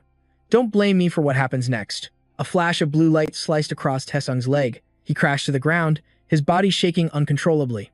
"Why? My leg." He clutched his ruined limb, letting out a blood-curdling scream. He completely lost his senses and began screaming curses. "You psycho! Are you out of your mind? Damn it! My leg. Where's your humanity? How could you do this to me? All for a damn piece of meat. Think about it. He did this just because he wouldn't share his food. If he gets any stronger, do you think he'll leave you in peace? He'll slaughter every one of you just for those runes. You have to kill him now. You think you can get friendly with him, you fool." The leader's brow furrowed, and he gave the command, "Get ready." Sung Ho, at his side, tried to object. "But, boss." Then he reconsidered. That guy wasn't wrong. He might not want to fight now, but if he grows stronger, he could easily wipe us all out. Our side is armed to the teeth, and with his body glowing under the moonlight, there's no way he can escape. We need to handle him right now. Damn it. What kind of college student has eyes like that? What the hell did he go through to get that kind of aura? A single, cold stare from Hansu sent a shiver of fear through the entire group. At that moment, he looked at them and thought, Ares and Cadian were always arguing, even after they agreed to cooperate. Ares said I should make enemies, but Cadian insisted that when an enemy stands before you, you must crush them completely. Otherwise, they'll just come back to destroy you one day. In the end, both Ares and I agreed on that point. A smirk played on his lips as he glanced at the sigil on his wrist and began an incantation. Seeing this, the thugs yelled out, "What kind of trick are you pulling now? Enough games. Let's slice him to ribbons, boys." And with that, the entire group charged forward at once. Hansu tightened his grip on his blade. "Since you all started this, then before this night is over," he shot forward like an arrow, clashing with them as he spoke. "Let me test these new techniques on you." Sung Ho was completely stunned, wondering, how can he move like that? Hansu just kept swinging his sword, cutting them down one by one, no matter how many there were. He even offered a friendly reminder, "This will hurt." The leader watched his men fall one after another, thinking to himself, has he already collected all the runes? At this rate, his thoughts were cut short when he saw his men turning to flee. He roared in anger, "Don't run away. We outnumber him. We can overwhelm him." Damn it, now it was just the leader and Hansu. The man spat, "You think I'm going to retreat, you little brat?" His courage lasted all of 3 seconds. As Hansu advanced on him, step by deliberate step, the leader began to tremble. "Wait, think about this. You think killing people will let you live in peace? This is entirely different from killing monsters. What you're doing right now is murder. That's murder. That's not a line a kid like you can just cross so easily." But Hansu tuned out the pathetic nonsense. He stood before him and, without much effort, raised his sword to end it. After the fight, the bloody ground was littered with groaning bodies. They weren't dead, just wounded and moaning endlessly in pain. I didn't go too far. The last man fell just as the couple, Jihan and Yang Gyu, watched. They were both trembling in fear of Hansu. Standing in the middle of the chaotic scene, he shot them an icy glare and said, "You're still here? Want to go around too?" The two glanced at each other, then immediately turned and fled for their lives. Hansu sheathed his sword at his hip and returned to his pot of food. He quickly took another bite, then turned to speak with Min Hai and Sang Jin. "What's wrong?" "Looking is fine, but I'm not sharing." The tension between them was thick. Minnie awkwardly scratched her face, avoiding eye contact. "It's nothing," she mumbled. Then, they sat in silence, waiting for Hansu to finish eating. The long night was finally bleeding into dawn. As the sky lightened, the eye on the moon slowly closed, vanishing as if it had never been there at all. The three of them continued their march forward. Hansu, taking the lead, grimly calculated that he'd just consumed 3 days' worth of rations. The feeling was nauseating. My main mission to persuade the others was a complete failure, but at least I managed to secure this. His gaze fell upon the small pouch resting in his palm. That pouch was an invaluable treasure. It protected food from the moonlight's corrupting gaze, storing it safely in a subspace where anything could be hidden. With 5 times the normal capacity, I won't have to worry about food for the next 2 weeks. Hansu carefully stowed the pouch away. His 2 companions, trailing behind him, finally broke the silence. "Are you sure this is okay? What happens if you don't kill them all?" Hearing the question, Hansu shot them a look before letting out a heavy sigh. "You really think I should kill them all? That's a terrifying way to think." A blush crept up Minnie's cheeks as she stammered, "No, that's not it. I was just worried about you." Staring at his broad, reliable back, she thought to herself, he has nothing to be afraid of. Even if they got back up, they'd stand no chance. From now on, his only focus is getting stronger. That's right. I don't need to worry about anything else. I just have to follow him. Still, she couldn't help but think.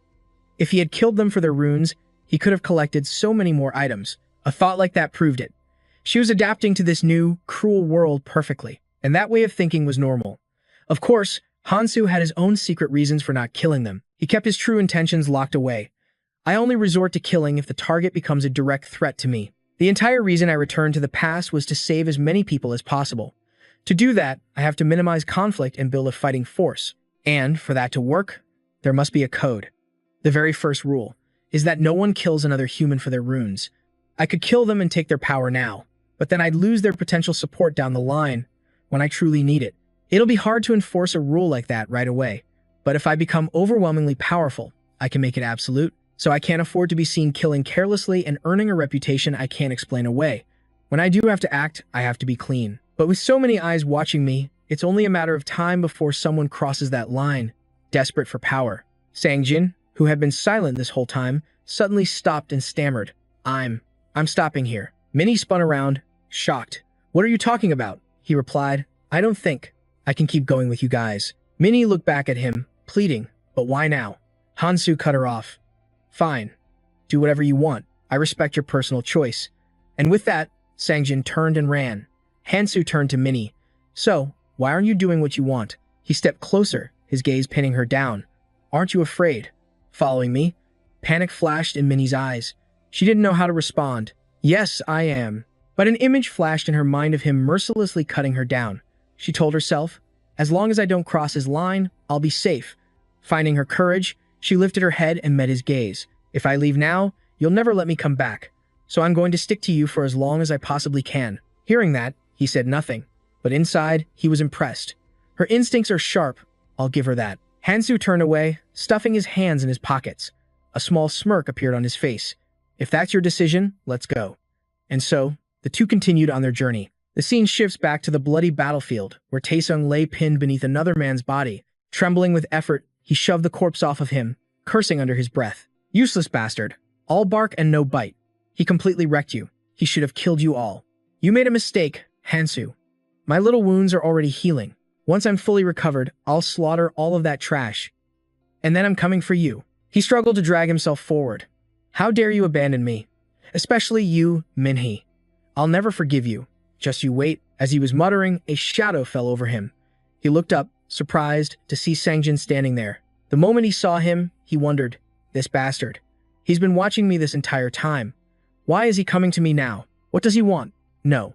This is my chance. He then raised a hand, a wide grin spreading across his face. Sangjin, help me up. Sangjin looked down, his face an emotionless mask, and asked, Me. Taesung's voice softened slightly. Who else is here but you? Come on, you wouldn't leave me here after everything that's happened, would you? We have to help each other. This is your chance to get stronger. In the distance, the angry screams of the gang's leader echoed. That bastard Taesung glanced over at the old man and sneered, trying to act tough when you're about to die, old man. He was completely oblivious to his own situation as he gave Sangjin an order. You kill that idiot for me first. But he failed to notice Sangjin picking up a knife from the ground, a powerful killing intent radiating from his entire body. That's right. The ancient rune we got from killing that guy. We can split it, so don't you worry. But in the next instant, Sangjin was in his face, yanking him up by the collar. Huh? What are you doing to me? What is this? He screamed. His voice was terrifyingly cold. I see now. Taesung was completely terrified, wondering, when did this guy get so strong? Sean leaned in close, raising the knife. I have to seize this chance. This is what I should have done from the very beginning.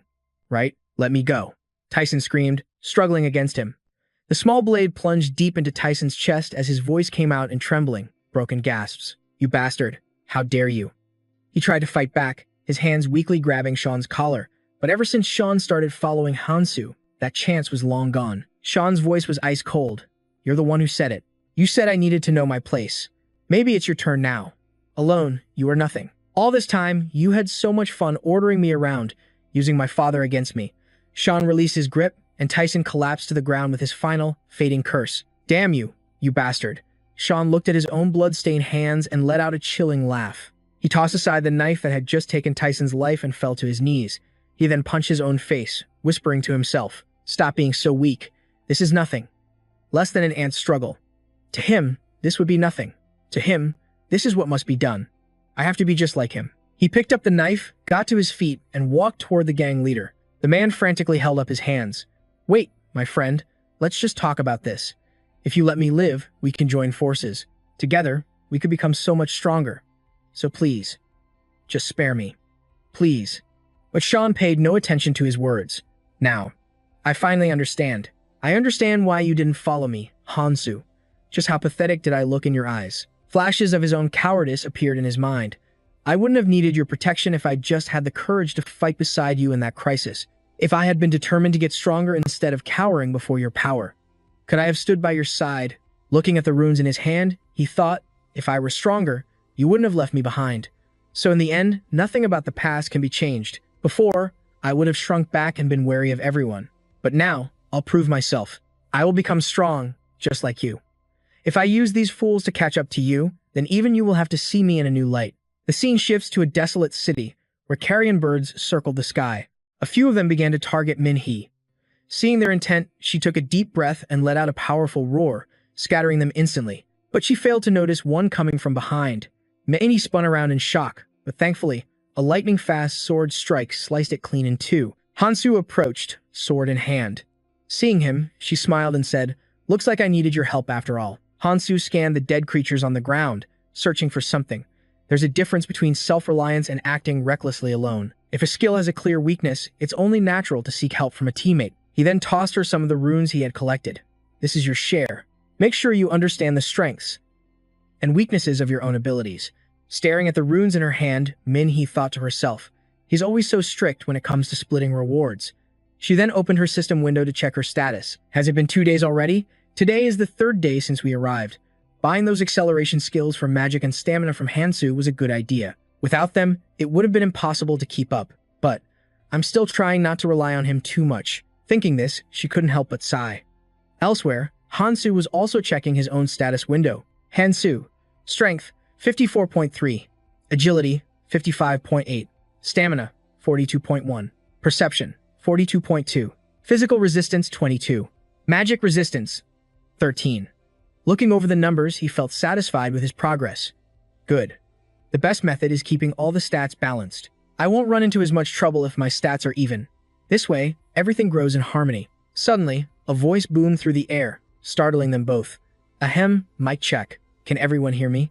Gather at the starting point immediately. Latecomers will be penalized. Min-hee instantly recognized the voice as fairies. Let's go, Hansu called to her. The two of them began heading toward the assembly point. Along the way, Min-hee kept stealing glances at Hansu. He noticed her wanting to say something. If you have something to say, just say it. Min-hee jumped, surprised she'd been caught. Gathering all her courage, she blurted out, "Okay then. Hansu, do you have a girlfriend?" The question hung in the air, freezing them both in place. The atmosphere became suffocating. Min-hee bit her lip, her heart pounding as beads of sweat formed. Was that question too personal? I know I shouldn't think this way, but he just seemed so unusually generous, so I couldn't help myself. Actually, there's another question I wanted to ask, too. She was flustered, unsure what to say next to break the heavy silence between them. Hansu shot a deadpan glance at the blushing Min-hee beside him. She seemed so timid, but she can be surprisingly blunt. Kang-tae would have loved a question like this, even if it was just asked out of courtesy. At first, she was so nervous she could barely speak. An image of Min-hee's trembling, stuttering voice flashed in his memory. I have a question. Never mind. It's nothing. Coming back to the present, Hansu considered her question.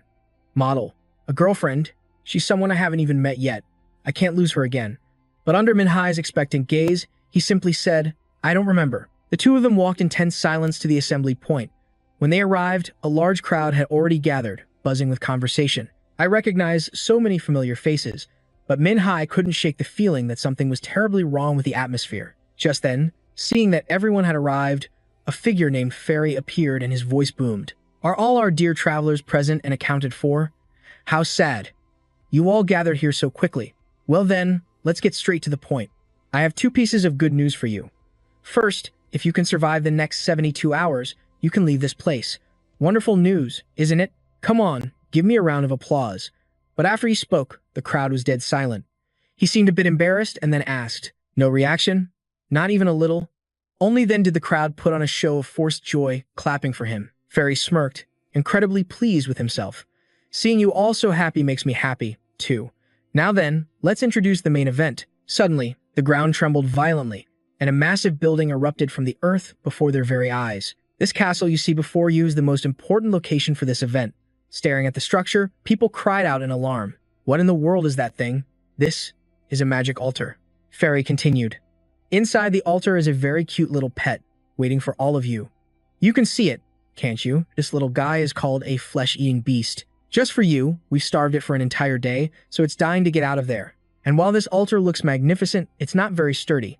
His excited gaze fell upon the altar as he tapped its side, saying, I bet it won't be long before it collapses. Look at all the dust and debris falling already. If our little friend breaks out, I wonder how many of you will survive. If the altar falls, does that mean we have to fight that monster? Fairy grinned, baring his teeth with delight.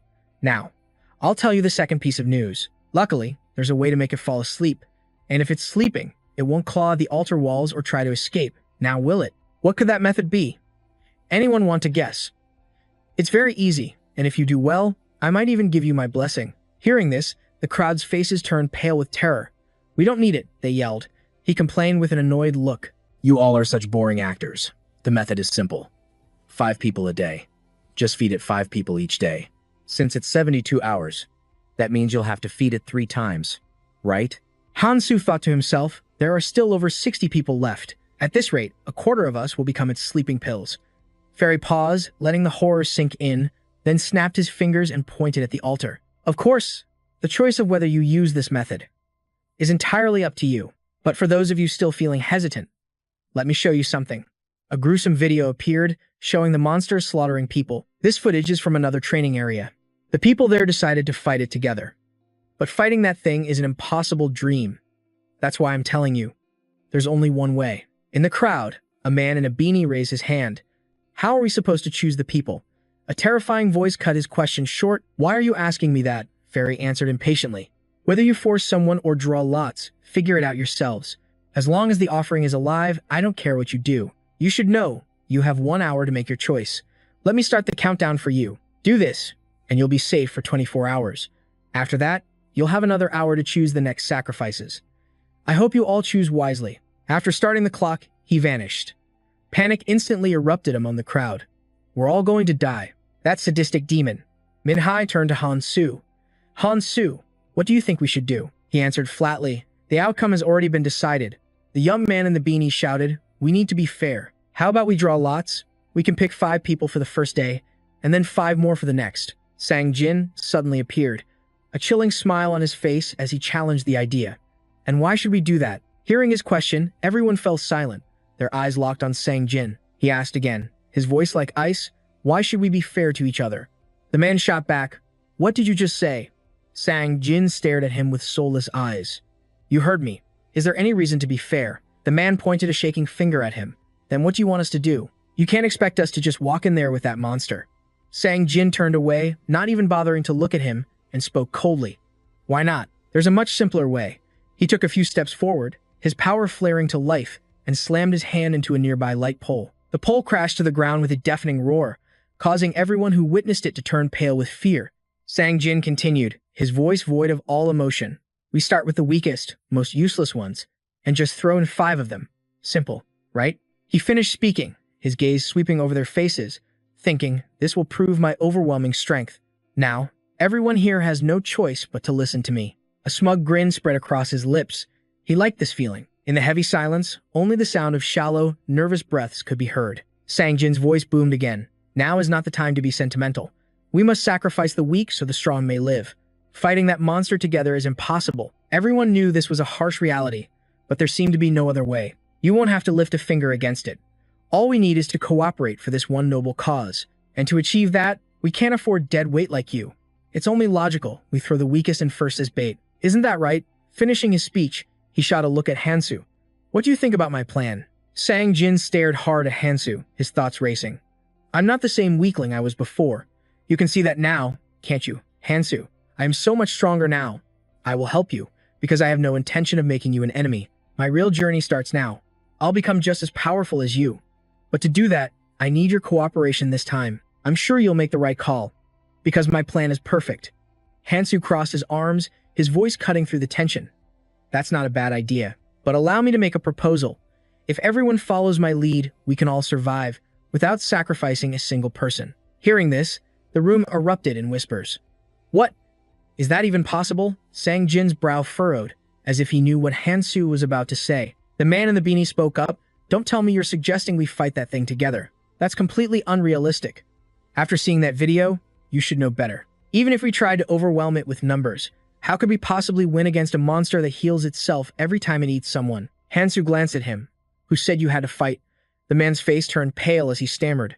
Then, you mean you'll go alone? Hansu smiled. That's exactly what I mean. The crowd began to buzz with disbelief. That's crazy.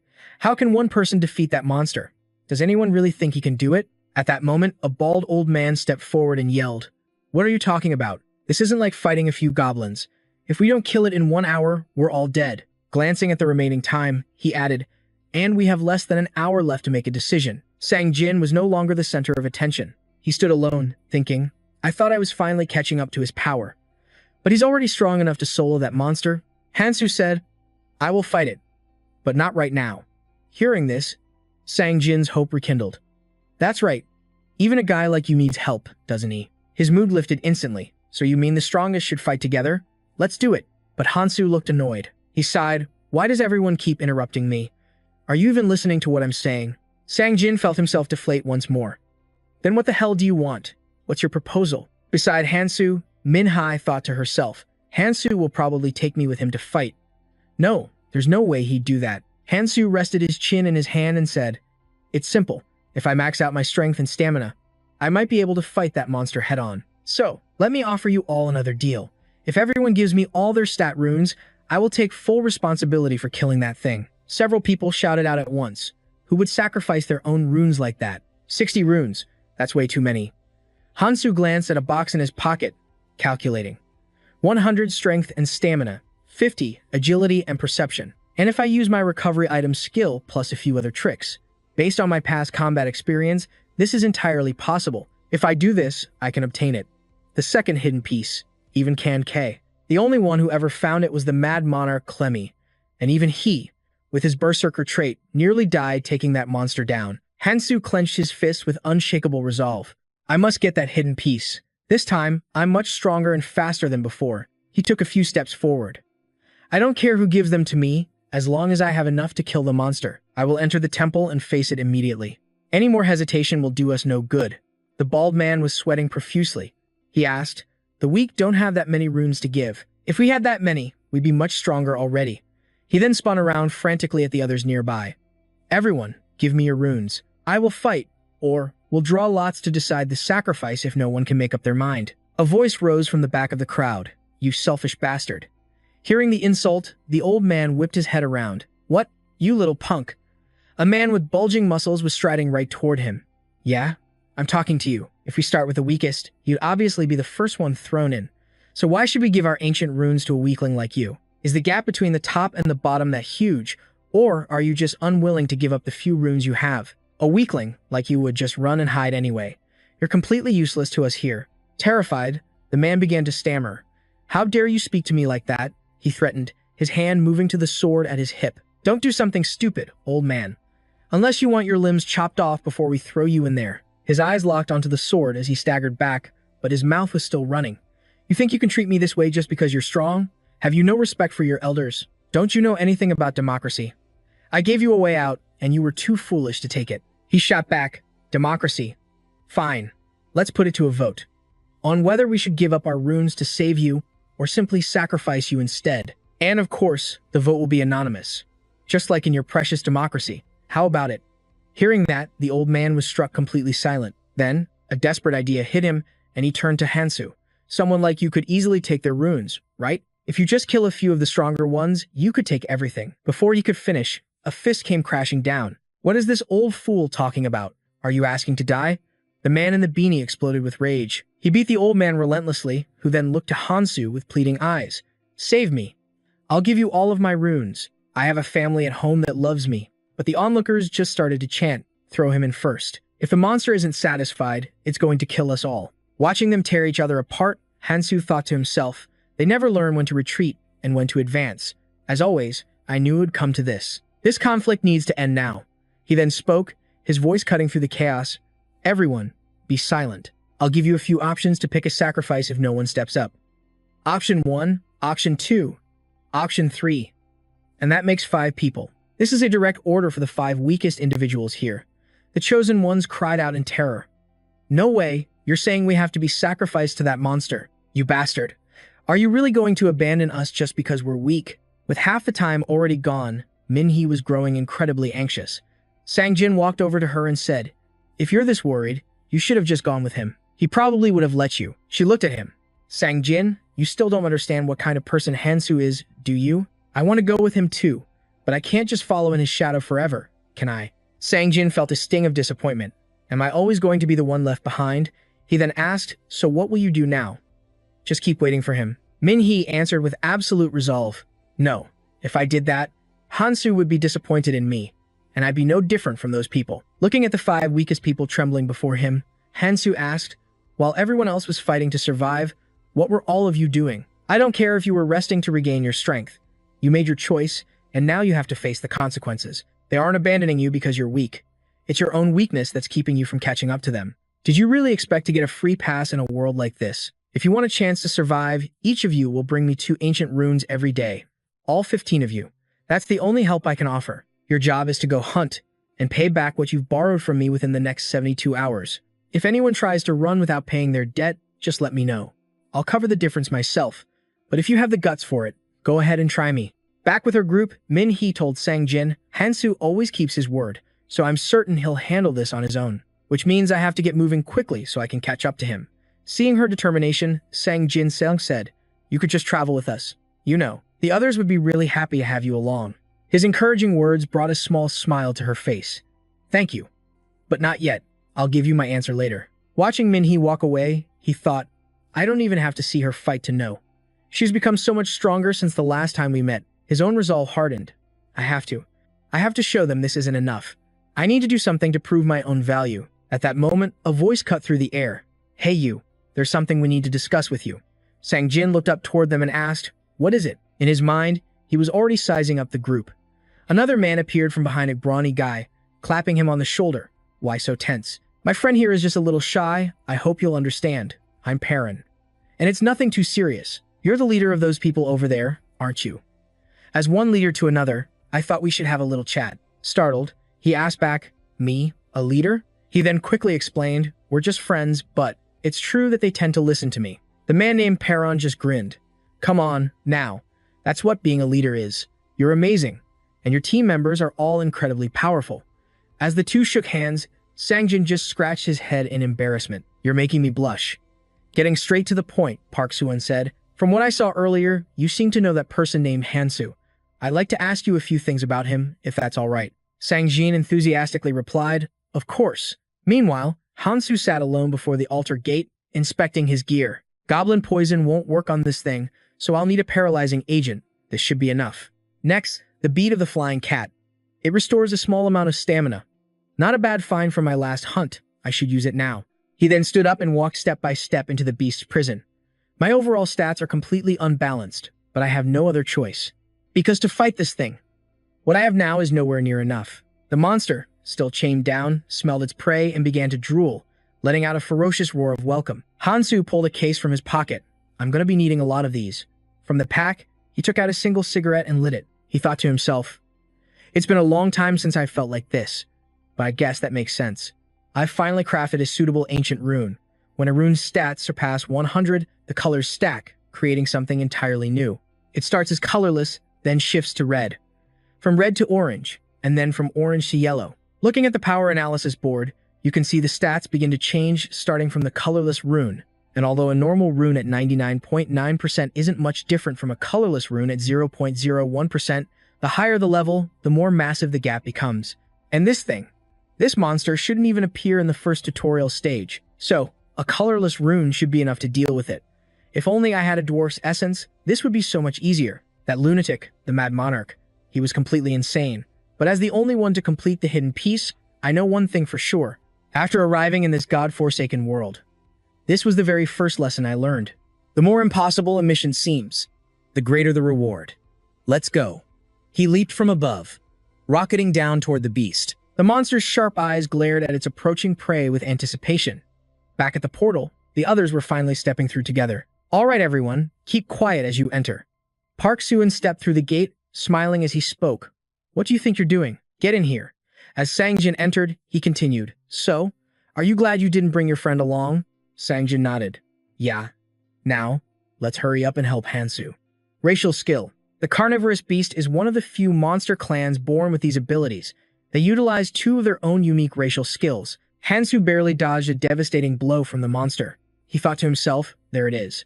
The first skill, fear. 3 horrifying eyes materialized before him.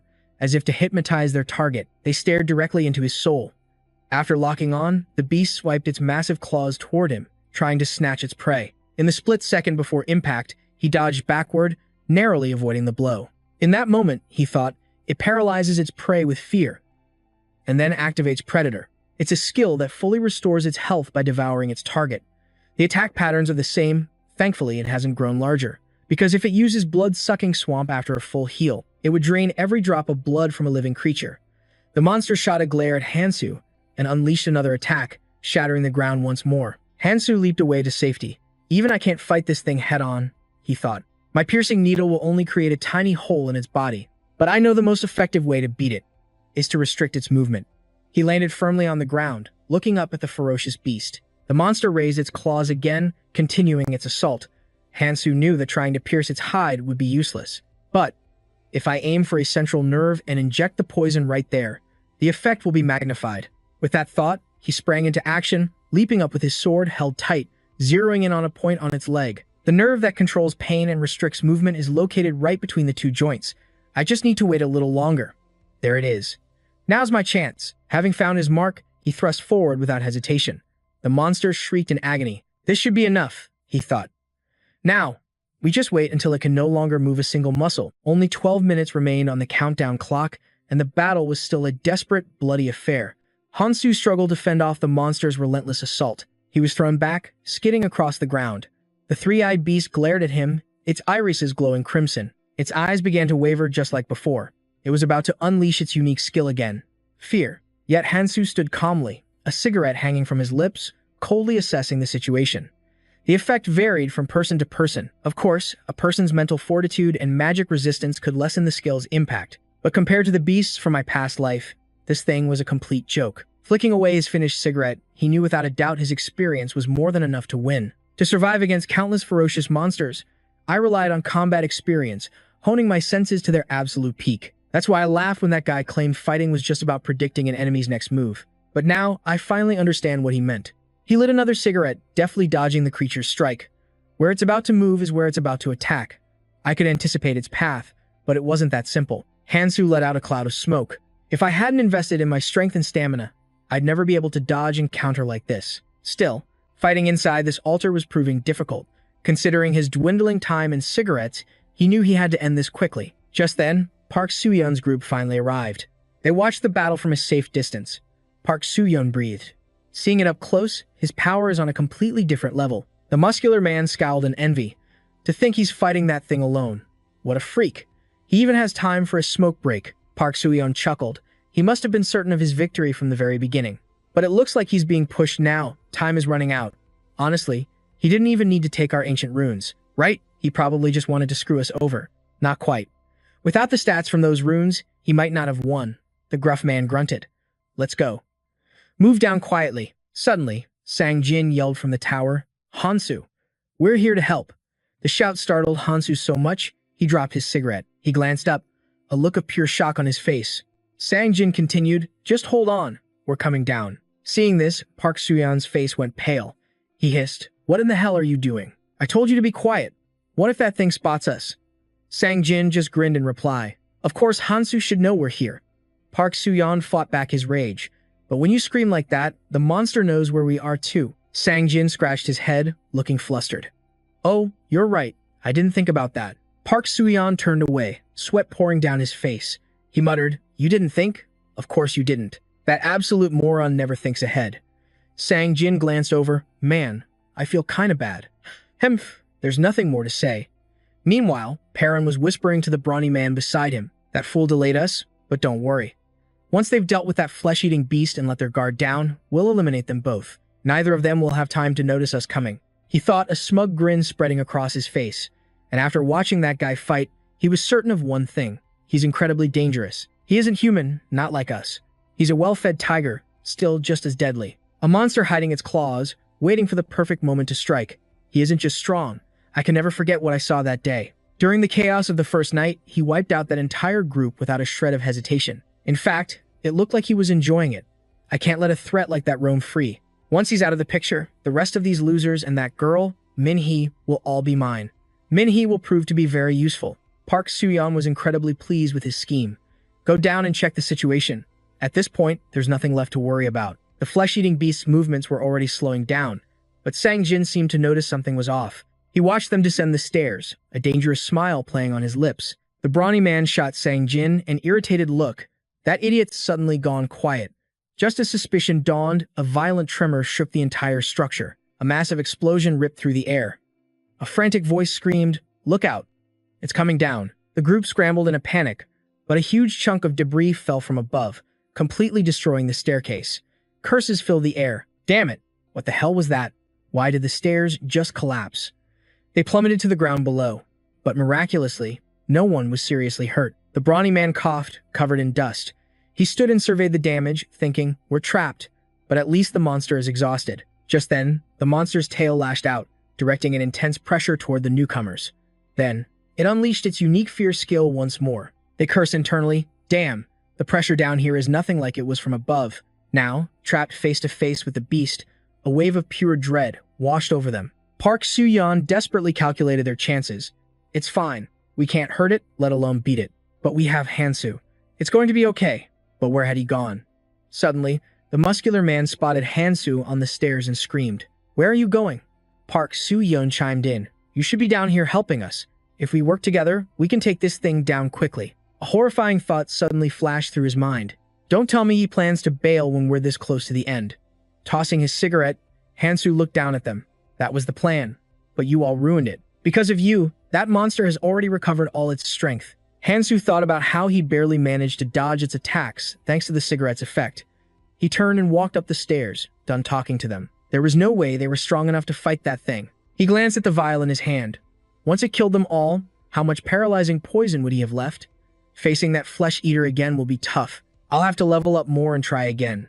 Before leaving, Hansu told them, if you think you can, by all means, try to kill it. Below, Park Soo-yeon and his men roared, so you're just gonna tuck your tail and run. Have you forgotten your friend is down here too? Maybe we should use him as bait, huh? Bring that piece of trash to me. Where is he? They frantically searched for Sang-jin. From the top of the stairs, a voice called down to them.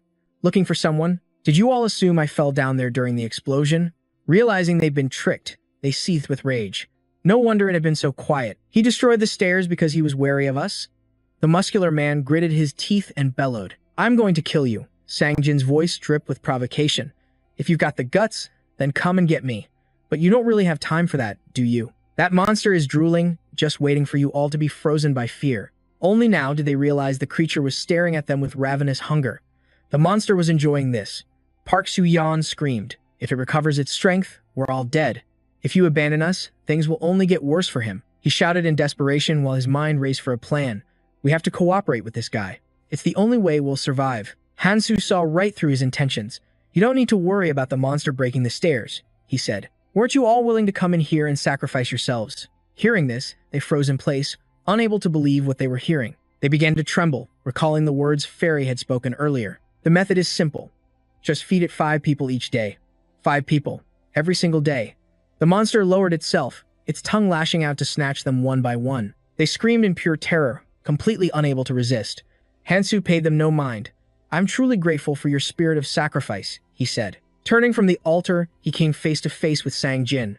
Why would you do that? I know you had a reason for bringing those people here, but from now on, you better watch your mouth. Sang-jin lowered his head with a self-mocking laugh.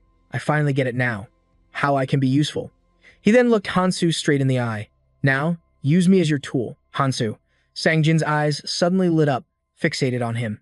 The two stood facing each other. Hansu asked, you want me to treat you like a tool?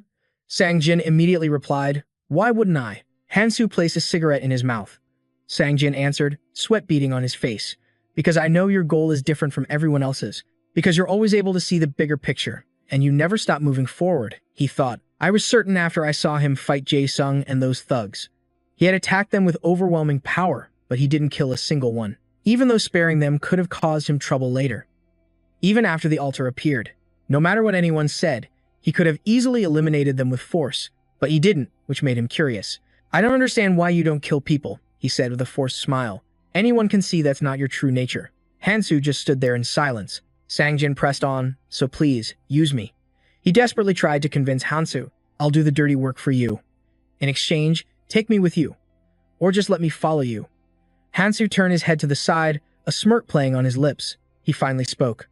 I don't know about that.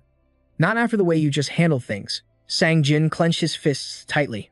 This time. There was no other way to deal with them.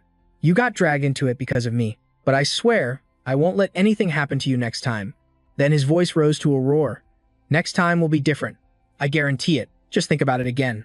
Hansu turned his back and walked away, while the man continued to wail behind him. There will always be people who try to block your path because you stand out far too much. So for anyone you can't deal with yourself, I will eliminate every single one.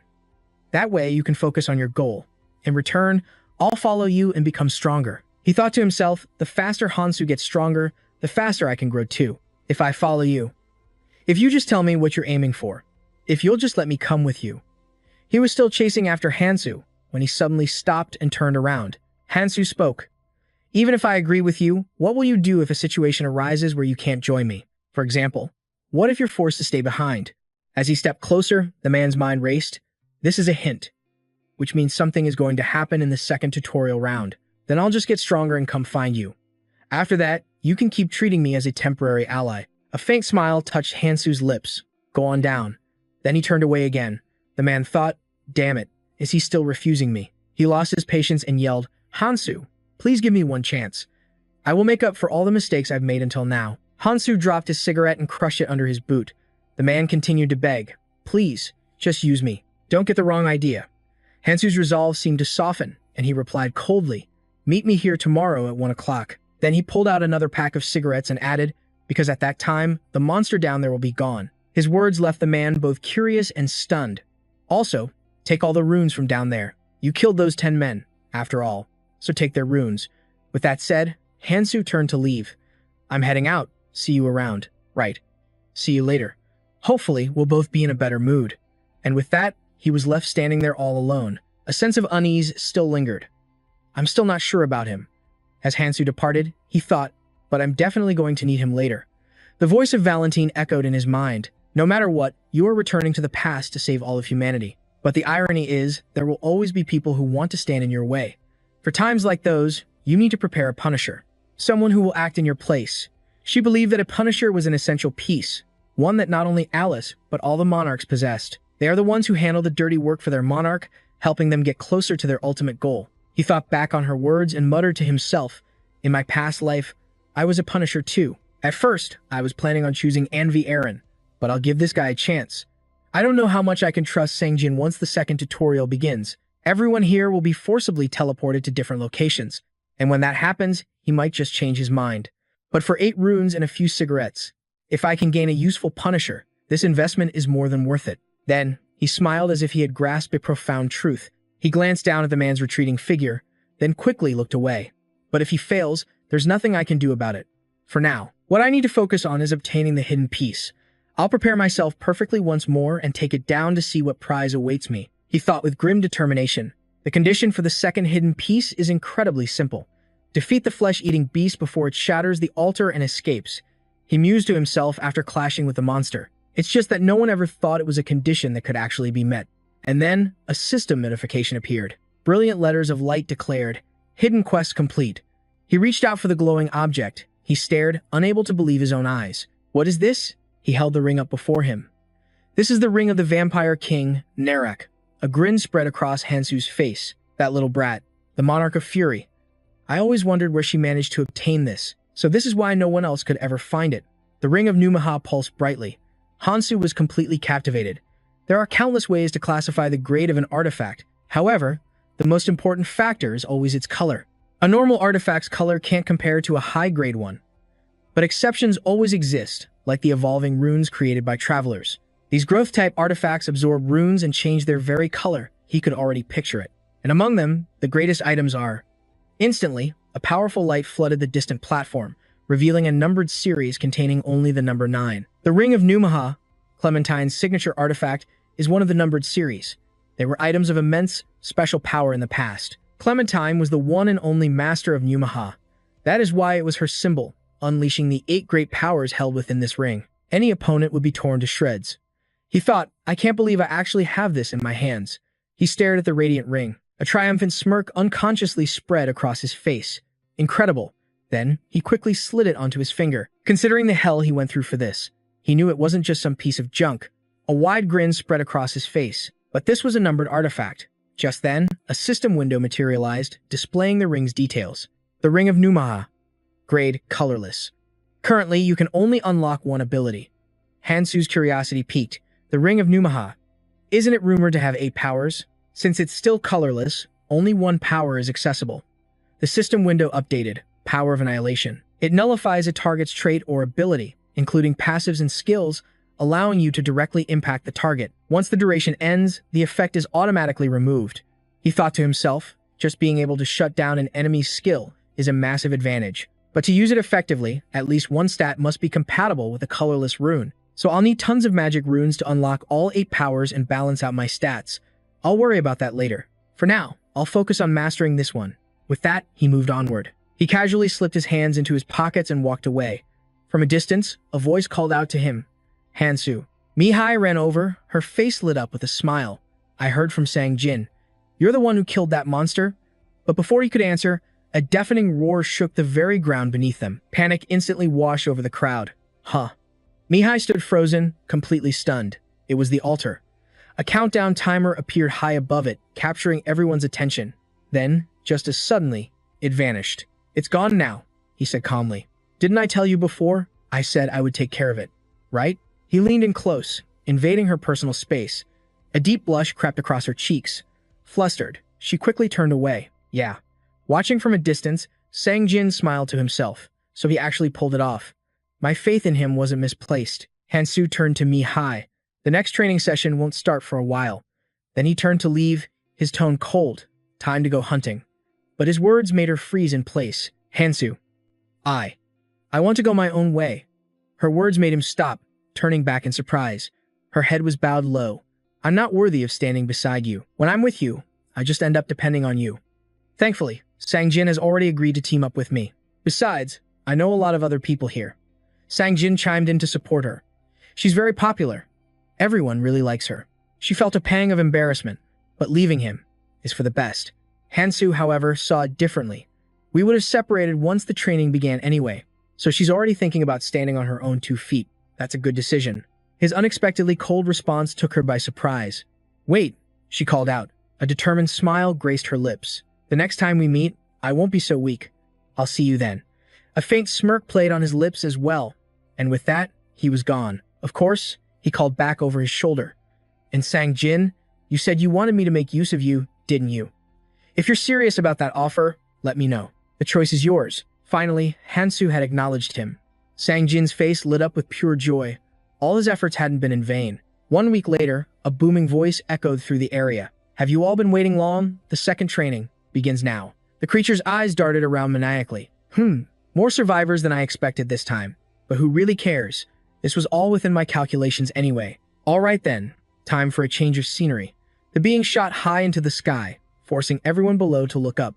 Mihai, Hansu, and all the others stared in wonder. What's going on? There's a light beneath our feet. Fear gripped the crowd as people huddled together. Hansu quietly observed.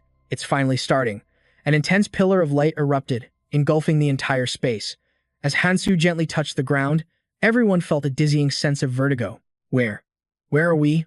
A voice echoed from all around them. Is everyone present? Before we begin the second training, you must decide on the number of people. Someone muttered in confusion. The number of people? The voice continued, its tone growing colder by the second. From this moment forward, ensure that there are no more than 7 people per room. A system message rang out for all to hear. Ensure no more than 7 people occupy the same room. The trial will resume once this condition has been met. Confusion and dread spread through the room. Resume after the condition is met? Damn it, but there are 8 of us in here, the voice chuckled darkly. I certainly don't mind if you reduce that number further. Each room may face a different scenario, but the required stats will be roughly the same. Isn't that right? Now, why don't you all have a little chat? Hanan thought to himself grimly. No wonder. I was just thinking things were going too smoothly. So what's our move now? And that strange, needle-like weapon of his. His gaze shifted, landing squarely on Hansu. So that's the one named Hansu. I haven't witnessed his skills firsthand, but he definitely looks like he lives up to the rumors. Just then, a woman named Jimin spoke up. Either way, the ones who remain will have to work together. That means someone has to be the one to leave, right? Since that's the elephant in the room, we might as well deal with it head-on. How about we start with introductions? A chance for everyone to prove their worth. To prove you deserve to stay. Suddenly, another man's voice cut in. I'll go first. A man named Desh declared, gazing at his glowing sword. I bet none of you have ever seen anything like this before, right? The name's Deshe. And I doubt a single person in this room has what it takes to bring me down. All eyes locked onto him. I'm no dead weight, Hansu thought. So that's his famous key art. It's a rune skill, one that uses magic to boost every single stat. It can even be used to enchant a weapon by shrouding it in magical energy. Without a doubt, key art is an incredibly unique and powerful skill to possess. Hansu watched the man's overflowing confidence, but nothing he could have found here should be that effective. Still, it was better than having nothing at all. Kangmin shot everyone an arrogant look. When it comes to important skills, I clearly have the biggest advantage. I'm Kangmin. I possess a recovery skill. Unprompted, Hanan also introduced himself again. I'm Hanan. I have a combat skill. He was trembling uncontrollably. Did you say someone has to die? We're a family. Please, just spare us. His desperate plea made everyone freeze for a moment. Dan Cheon's gaze shifted to Jimin. And you, my lady. If I recall correctly, you have yet to introduce yourself. You were the one who suggested this little game. Shouldn't you lead by example? The young woman simply smiled. My name is Jimin, and as for my skill. Suddenly, her expression darkened as she stepped forward. I'll show you right now. An inexplicable chill ran down Dan Cheon's spine. Why are you getting so close to me?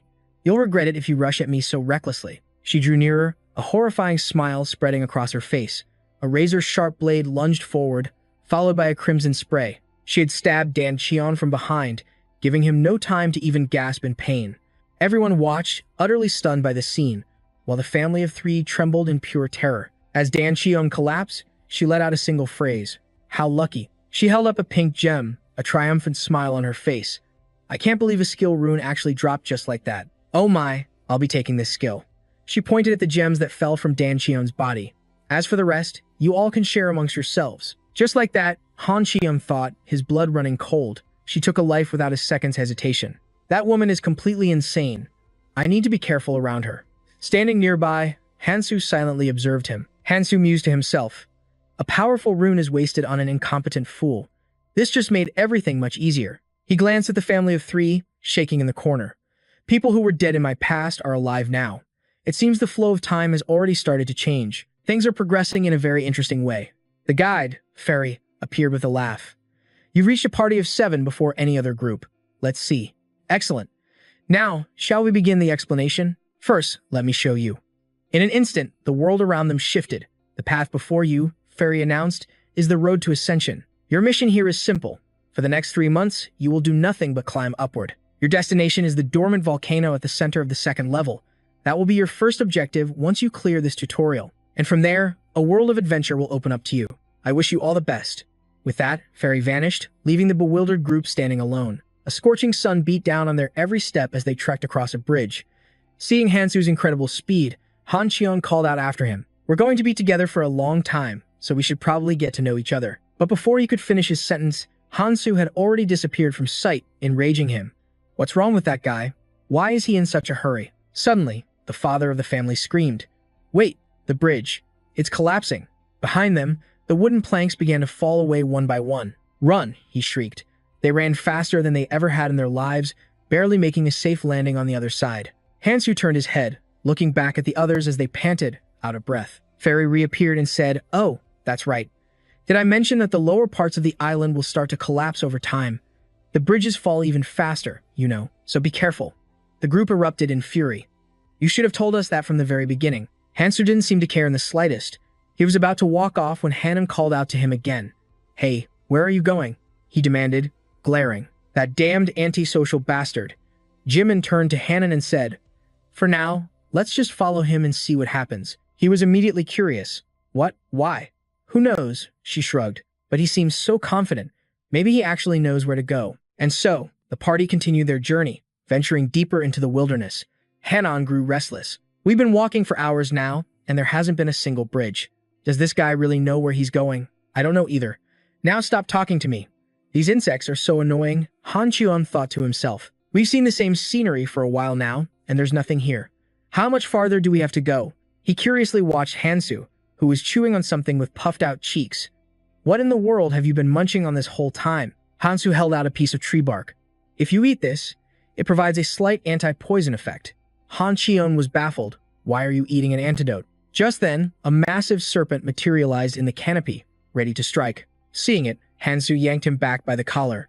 The man yelled, completely bewildered, "What the hell are you doing?" Its massive, fanged maw and flicking tongue were inches from his face when Hansu violently pulled him aside, saving his life. He stared wide-eyed at Hansu, a single thought racing through his mind. "I see it now." The terror was still fresh, but curiosity was taking over. "Hey, how did you know the thing was about to attack?" Hansu, still chewing lazily on a piece of oak bark, gave a nonchalant reply. "A superpower." The man blinked. "A superpower?" Just then, the serpent, impaled by a dagger, lunged forward with furious aggression and sank its fangs into his arm. Rage exploded within him. Damned, stubborn pest. He grabbed the monster's head, threw it into the distance, and drove his blade into its neck. The creature shuddered violently, but a second later, it rose again as if completely unharmed. A system window appeared. Adult Rune Serpent. Its temperament shifts based on the arrangement of the runes on its head. The runes change at random, causing unpredictable shifts in aggression. Panic began to set in. Damn it, they're relentless. They won't even give us a second to heal. That guy Hansu showed us how to trap them, but now I'm injured. I don't have the strength to pull it off. Worse yet, he spun around and roared at the others cowering behind him. "Why aren't you fighting? Stop hiding back there. Get up here and help us fight." The father from the family tensed up. "I'm sorry, please. You have to understand. I have to protect my family. I can't take that risk to help you." The man thought bitterly. "To hell with your family. We're the ones on the front lines, fighting to make sure none of us die here." His eyes then fell on Kangmin, leaning nonchalantly against a tree. "And what about you? You don't have any family to protect. Can you guarantee I won't get injured if I fight? And if I'm not here, who's going to heal all of you?" The man's blood boiled. "Is that sword just for decoration?" "Of course it is. You're a damn healer." Kangmin spoke up coolly. "Let me make you an offer. If you want me to heal you with about 3 powerful runes, you'll have to pay me for it. 1.5 agility points or 1 mana will do." Kangmin's words left the man completely stunned. "This damn scumbag," he turned to Jimin. "Are you just going to stand there and let this happen?" Jimin shot back. "And what do you expect me to do?" The father then approached Kangmin. "Please, take this rune. And heal my wife." Hanan felt a deep sense of dread. He thought to himself, "Am I the only one who sees how screwed we are right now?" Kangmin finally broke the silence. "Well, what are you just standing there for? Get over here already." The man thought, "That bastard's only acting high and mighty because he has a healing skill. My luck is trash. I ended up with a team of useless strangers." Suddenly, a voice echoed in his mind. "Cheon, can you hear me? It's Dunghan. How's the area you just reached? Don't even ask. How are things on your end?" "My side, it's not too bad. Looks like there's a rescuer up top, so clear a path and make your way up, and try to find some new allies to help you on the way." He rubbed his temples, feeling a headache coming on. "I'd love to, but our own group has to get stronger first, right? Just hang in there." He relayed the situation to his team. "I don't know who among these people is even capable of coming with me. The guy claiming to have a superpower, this sword-wielding lunatic, the cunning healer, or that useless family of 3. The voice on the other end replied, "Isn't surviving the only thing that matters right now? For now, I'll put recruiting on the back burner. Captain, I'll report to you later." Hansu's gaze shifted towards him, he thought. Their monarch traits are developing too quickly. It's because of a core aspect of the player trait, a power that all monarchs, like Ease and the Monarch of Fury, possess. It's the ability to lead a party and amplify their strength. A monarch bestows a unique symbol upon their party members. Those who share the same symbol can form a mental link. They can communicate telepathically, which dramatically increases their combat synergy. However, the number of people a monarch can recruit is limited, he thought. But right now, everyone is scrambling to recruit members. If I have to compete with them directly, it's going to be a struggle. He picked up a shimmering white stone from the ground. Ultimately, if I want people to follow me, I have to be strong enough to actually support them. The ground was littered with the corpses of dead serpents. Someone let out a sigh of relief. Looks like their numbers are finally thinning out. But this doesn't mean we're safe. Fewer monsters could mean we're entering the territory of a much more powerful boss. The sound of steady footsteps echoed. It was Hansu, fearlessly advancing on his own, clearing a path as he walked. We're approaching the mutant rune serpent's lair. He thought to himself, finally, I'm getting close to the real reason I came here. The serpents here. They seem far more powerful than the ones we fought yesterday. A colossal serpent coiled around a massive green orb. Its immense body twisted, a truly terrifying sight. An adult ancient tongue serpent. Suddenly, one of the men held them back. Hold on, he said to Hansu. Do you seriously think we have to fight that thing? I'm sure it won't attack if we just keep our distance. Why don't we just get out of here? Hansu shot back. If you want to run, then run. I'll take it on myself. I don't mind if the rest of you climb ahead to get away from it. No, that's not what I meant. We're supposed to stick together. Why are you choosing a suicidal mission like fighting that thing? Hansu scoffed. You seem to have a few things confused. I was never with your group, he told them flatly. We're just heading the same way. Our paths were always meant to diverge. Well, then I guess my hands are tied. Wait, so who's going to be the fighter in our party now? Jimin turned to the man. I mean, it's not like we can force him to stay with us. Or are you planning on staying here and following him around? The man froze, a look of pure panic on his face. Let's just get going. Hanan instinctively glanced toward Hansu. As he walked, he thought to himself, he's just as stubborn as the rumors say. But I can't just leave him like this. Kangmin called out to him. What are you waiting for? If you're trying to figure out how to get him to join us, just give it up. But why? Hanan asked. Everyone else has needed my healing so far, but not him. He hasn't needed healing even once. Exactly. It's terrifying, Kangmin explained. He acts like these life or death battles are just a walk in the park. Guys like that don't listen to anyone. And from what I've seen, guys who insist on fighting alone, they don't tend to live very long. He's so skilled, yet we can't get him to join our party. What a waste. He seems like a handful, anyway. Back with Hansu, the serpent suddenly lunged, shattering the oak bark in his hand. As his ancient tongue magic flared to life, he dodged out of the way. But once it senses my ancient tongue is gone, once it thinks the threat has vanished, it will strike without hesitation. Its eyes began to glow, a strange rune shimmering on its head. Fearless, Hansu charged forward, driving his spear straight into its massive body. He thought to himself, it's stronger and faster than a Lin serpent, but it's nothing compared to that carnivore beast from before. The monster was completely unharmed, blocking his path. When it gets hit, its ancient tongue rune shifts, activating a defensive state that hardens its scales. My attacks will be weakened, dragging this fight out needlessly. It won't put me in any real danger, but it's a pain, especially if something unexpected happens. Still, the method to defeat it is simple. Focus on that cluster of trees in the middle of the clearing. The ones that look like a nest. I'll ignore the serpent's attacks and aim for that spot first. As he charged forward, its instincts would take over. It would lower its defenses to protect its nest, and in that moment, its weak point would be exposed. The great serpent's maw gaped open like a cavern, but Hansu was faster, darting forward and seizing the advantage. He used its body as a foothold, unleashing a series of swift strikes, before landing gracefully on the ground. Got it. As the beast collapsed, he casually got to work. Heh, that was faster than I expected. Lying next to the monstrous serpent were its eggs, the eggs of an ancient tongue-eating serpent. He carefully picked one up. He placed it beside a white gem he possessed. It was so tiny compared to its adult form. Suddenly, cracks began to spiderweb across the egg's surface. A tiny pinpoint of light appeared from within. It looked like the eye of the hatchling, a juvenile ancient tongue-eating serpent. The shell shattered, and the tiny serpent slowly emerged. Holding it in his palm, Hansu began to think. These hatchlings have a unique trait. They hunt down ancient tongues and immediately spit them back out. He thought, all right, little guy, eat up. It consumes any 3 ancient tongues and spits out 2 specific ones that its owner desires. For most people, trading 3 for 2 would be a net loss. But Hansu smiled, stroking the creature in his palm. You can eat whichever ones you want, as long as you spit out the exact ones I need. Good boy, he resolved. Right now, I need to focus on boosting my magic and my physical damage resistance. Then, he let the tiny serpent crawl into his sleeve. You can rest for now, he thought. With this little guy's help, I can definitely reach my goal. Should I get started right away? Meanwhile, the family of 3 had broken off from the main group. The father nervously studied a map, while his wife and child huddled together, trembling in fear. Daddy, where are we going? Quiet, the man snapped, his eyes glued to the map in panic. This island map we got from the last room. It doesn't show any of the detailed terrain. We can't just move recklessly when we have no idea what's waiting for us. Where can we possibly go to be safe? If only the others hadn't left us behind. Suddenly, his wife cried out in alarm. Honey, did you hear that? Over there. Is it a monster? Or maybe another survivor? Though he was shaking with fear, the man stood protectively in front of his family. Get behind me. But it was just Hansu, parting the bushes to look through.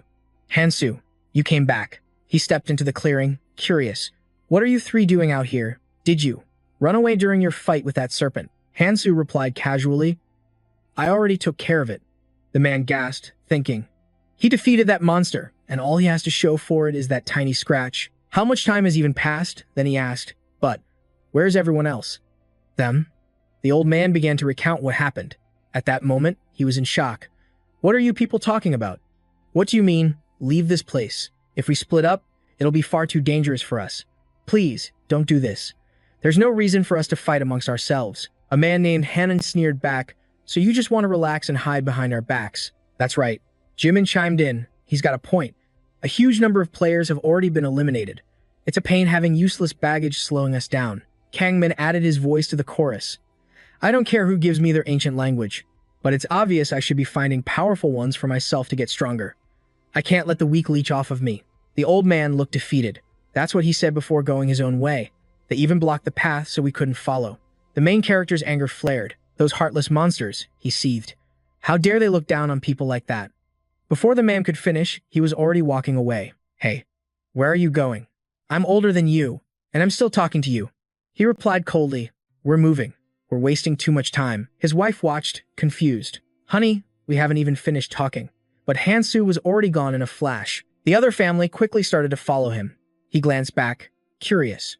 What do you think you're doing? The man answered. Didn't you say from the start you wouldn't go with us? You go your way, and we'll go ours. The main character walked off, thinking to himself, what a ridiculously stubborn argument. Whatever. Do what you want. I'm fighting alone anyway.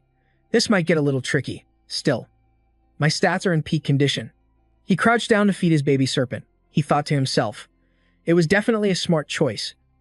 To boost my debuff resistance and physical defense first, a system window displayed his information. Thanks to this, fighting solo had become much easier. The family watched his every move with fascination. He pulled out a knife. I need to butcher what's left for food.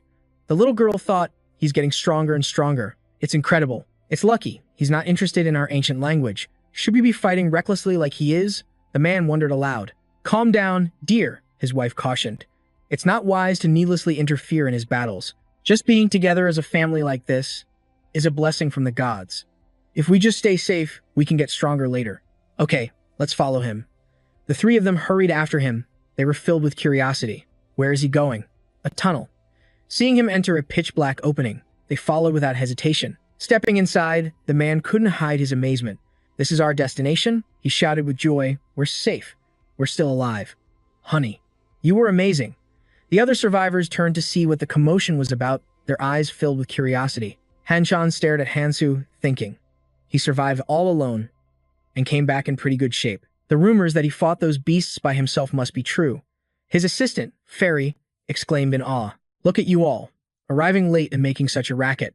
Anyway, you're the last ones. Time to close the gate. Instantly, a massive sound echoed as the cave entrance was sealed shut. The voice continued, all of you, prepare yourselves for a large-scale event. Welcome to the first floor dock. There are still about 75 of you alive. That's good. Lucky there weren't more casualties. This special event is a war for tickets. You will use these tickets to move from this crumbling first floor island to another. Of course, some islands will be swarming with monsters and surrounded by lava, but if you're lucky, you might land on a central island or a southern island overflowing with treasure. But just traveling would be boring, wouldn't it? So, I've prepared a few rules for you. Each boat is only allowed 3 people, and you will need at least 3 tickets for the boat to depart. However, if 3 people use 3 tickets, each person will be randomly teleported to a different island. It could be an outer island or a central one. If 2 people use 3 tickets, you can travel to the same island together, but you won't be able to choose your destination. However, if one person uses all 3 tickets, they can go wherever they wish. The islands will collapse starting from the outer rim, and each island's difficulty varies greatly. So, a more advantageous position is better, right? Please refer to the island map for details. You have about 30 minutes until the entire first floor collapses. There are a total of 25 boats placed around the crater. Shall we begin? You all understand the situation, don't you? Survive at all costs. It makes the competition more fun. All hell broke loose. They lunged at each other, ready to tear each other apart for tickets. Give me your tickets. How could you betray me? Please, don't leave me. He looked at the chaos unfolding before him with disgust. This descent into madness was inevitable. Just then, a voice called out his name from the crowd.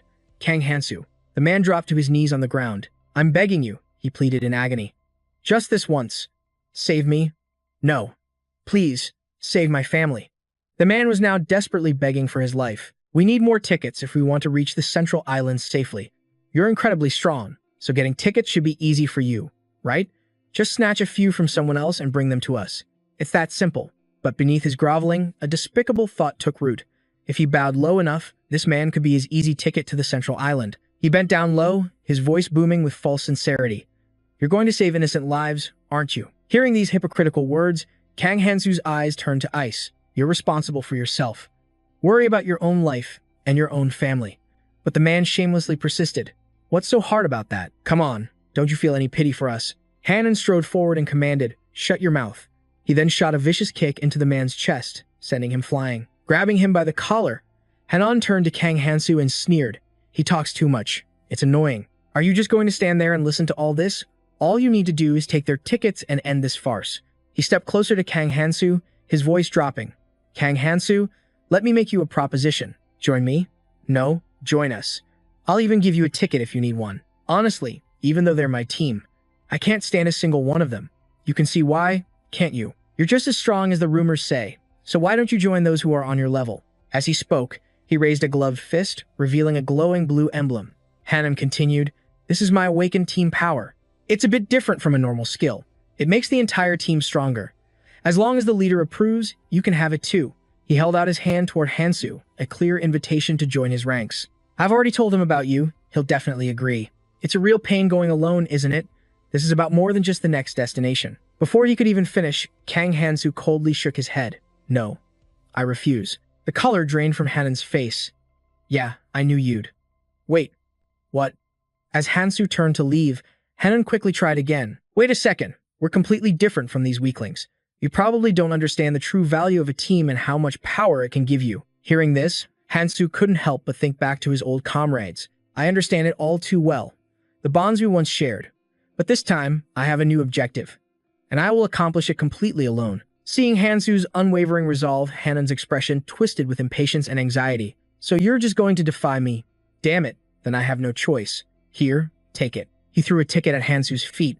I stole it from that pathetic fool. The man who was robbed cried out in despair. My ticket. Hanan just scoffed arrogantly. It's a shame you refused. But I can't just ignore someone as strong as you. I've always wanted to work together. I'm going to meet the others on the Central Island, so consider this an early gift. I'll see you again for sure, and I'll ask you one more time. As he spoke, he shot Hansu a final, confident glare over his shoulder. Kang Hansu stared down at the ticket on the ground, thinking, it's useless. That doesn't matter anymore.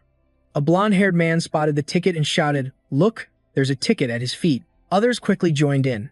Isn't he going to pick it up? Then get it. In an instant, the crowd swarmed forward like beasts that had spotted their prey.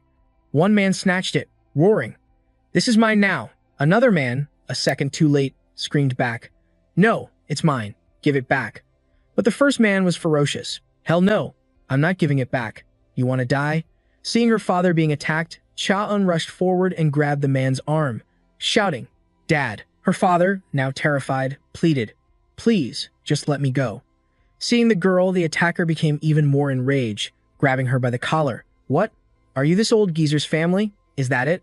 Fine, then you can both die together. A moment later, Cha-eun's father let out a scream of agony. No, Dad. Suddenly, a voice called out from the crowd. It was Fairy. Big brother. They knew how to herd families together, forcing them to watch these horrific scenes. It was exactly what they wanted. No matter how hard anyone struggled here, even their deaths were already staged. Just then, a voice spoke from behind Kang Hansu. Why did you refuse Hanan's offer earlier? He turned to see S. Jimin. He answered calmly, personal reasons. What do you want? Hearing his blunt reply, she slowly pulled off her glove and smiled. I'd like to make you an offer as well. She raised her hand, revealing the distinct insignia of the family clan alliance on its back. S. Jimin said, come with me. Without a word, he coldly turned away. But she seemed unwilling to give up, her smile never faltering as she continued. Hey, I figured you'd say that. But before you go, I have one question. You're not here on some mission where you can get distracted by things like compassion, are you? Her eyes held a deep, knowing look. I have a feeling you don't have that much compassion to spare. Hearing those words, his eyes turned to ice. A bitter smirk played on his lips. Pity, he thought. A cold realization washed over him. Those who couldn't make it onto the ship were already dead.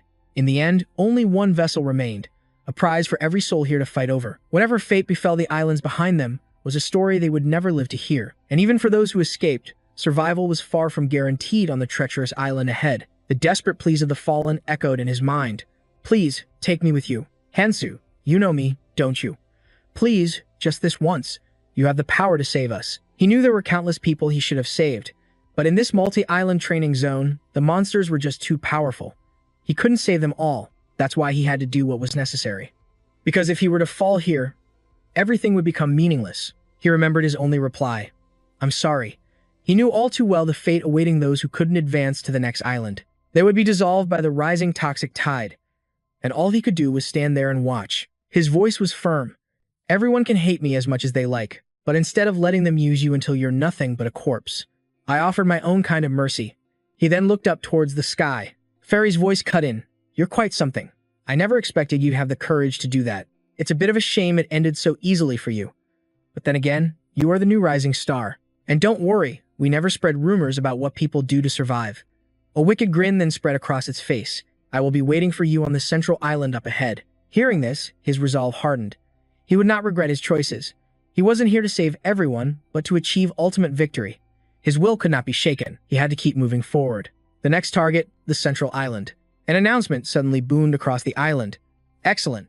All 1,921 adventurers have made it this far. Welcome to the land of opportunity, the central island. On the central island, there were 3 crucial objectives. Defend the castle, protect the crystal inside, and grow stronger by training in the underground dungeon. And finally, the monsters are coming. At that exact moment, a horde of skeletons began scaling the fortress walls. Panic erupted among the defenders. Stop them, I said, hold them back. We don't have enough people here. The skeletons charged forward, a merciless tide of death without emotion. They slaughtered the island's defenders, as the announcer's voice calmly continued. If you can just hold out, you can overcome this. Daylight is approaching. Hang in there. A man struck down by a monster cried out in agony. I can't do it.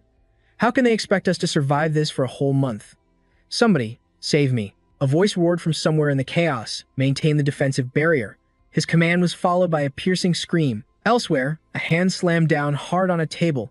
We need to establish some rules. Our defensive line was almost completely destroyed in a single day. The losses are huge. How much longer are you all going to just stand by and watch? If this continues, we won't just fail to protect the crystal. We'll all be slaughtered by that horde of monsters. The man speaking was Park Dong-guk, the master of the MK clan. A brown-haired man, and Do-hyun of the Wejong clan, spoke up. Shouldn't we wait until the other clan masters arrive? Hong Xie, master of the Noah clan, calmly replied. All the people with real power are already here, so it's fine. Lee Guk-pyo, master of the Smog clan, then asked, so what are we supposed to do? Park Dong-guk was quick to answer the question. Our biggest problem is the lack of bodies on the front line. Therefore, we must bring the unaffiliated adventurers here, even if we have to force them. Hong Xie raised a question. But we don't have anything to bind these free adventurers, do we? Park Dong-guk replied. Then we'll solve it with force. I don't think words are going to work. The next attack wave hits in 3 hours. We have no guarantee we can even hold them off this time. Are we just going to let it happen? Lee Guk-pyo spoke up at this moment. What if our clan alliance deploys its own members? Can you guarantee we'll succeed? And what about the casualties? The underground dungeon is already a massive problem. Because their numbers have grown too large, they can now rival the total number of members in our clan alliance. Those people have created a group called the Dungeon Alliance. How amusing. Ever since they began to act, things have spun out of our control. Can the clan alliance, which is only focused on defense, truly handle them? After hearing this, Park Dong-guk spoke softly. Then, what if we let the other clans face the monsters on the front line first? And Do-hyun shot up in shock. If we send them all to the front, who will defend the castle? If that's the plan, Hong Xie thought to herself, then the lesser clans should be the first to suffer the losses. All they ever do is bicker about their selfish desires. It's pure chaos. Damn it all. In the beginning, everyone helped defend the walls. Our very survival depended on it. But then, people returned from the dungeons with legendary items, overflowing with power, and they started abandoning their posts. She stressed that protecting the crystal stone was their absolute top priority. Just then, the door swung open and Jimin walked in, her sweet voice filling the room. Shia looked utterly exhausted by the interruption. Not now, Jimin. I'm dealing with a massive headache. But CEO Jimin just smiled cheerfully. The important news is that I won't be teasing you anymore this week. I received a report. Someone went berserk after a clash with the Dungeon Alliance. At these words, Hongxia's eyes shot wide open. What?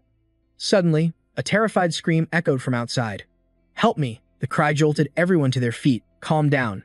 When did I ever say I wasn't going? I just plan on hunting for 2 more days. I'll join when I'm stronger. Let's discuss this properly. Meanwhile, down below, a terrified man was kneeling, begging for his life. The words barely left his lips before a blast of magic shot forward, piercing straight through his chest and sending him sprawling in agony. A cold voice echoed from the shadows. It's too late for that. Starting tomorrow, everyone fights, both up here and in the dungeons. You slacked off today, so tomorrow, you'll work twice as hard. The man scrambled backward in fear. Stay away from me. He watched him, thinking. I can sense his stats are lower than mine. So that must be the reason I can't win. Something isn't right. He spoke with cold confidence. Give me a weapon. One of the thugs sneered. The bald-headed man exploded with rage. You bastard. Who do you think you are, giving us orders? He gripped his blade and charged, roaring, die. The main character simply watched him approach, a single thought crossing his mind. So the knife has a berserker and sharpness effect, huh? A pretty decent item. Completely wasted in the hands of a useless fool. As he lunged, the crowd roared. Kill him. Yeah, finish him. But his charge was met with a single, devastating punch straight to his gut. The bald man's entire body trembled, his mind reeling in utter disbelief. The knife's effect. It's gone. Why can't it even pierce his skin? This bastard. Just how high is his defensive power? The main character then asked calmly, Is it my turn now? Instantly, the brute's face twisted in agony as he let out a horrifying scream. The man collapsed to the ground. The hero feigned concern. You know, it's pretty hard trying not to kill you.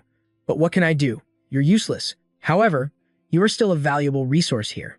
And I figured you all wouldn't listen to words alone, right? Hearing this, the faces of the entire gang of thugs instantly twisted with fear. Kang Han-soo continued coldly. I only have a few things left to do, so I suggest you all watch yourselves. Up on the ramparts, Xia and Park could only watch in stunned amazement. Just who in the world is that guy? Back in the meeting room, the atmosphere was heavy. This time, Kang Han-soo was present, and Anne and Xia couldn't hide the worry on their faces. Park thought to himself, so that's the guy Hang Cheon mentioned, but why is there a demonic beast on his shoulder? Kang Han-soo broke the silence. Starting tomorrow, the Dungeon Alliance and the Family Alliance will cooperate, alternating between hunting and defense. If anyone has any objections, speak now. After all, without my help, you can't control them anyway. So whether you're fighting in the dungeons or defending the castle, take as many of them as you need.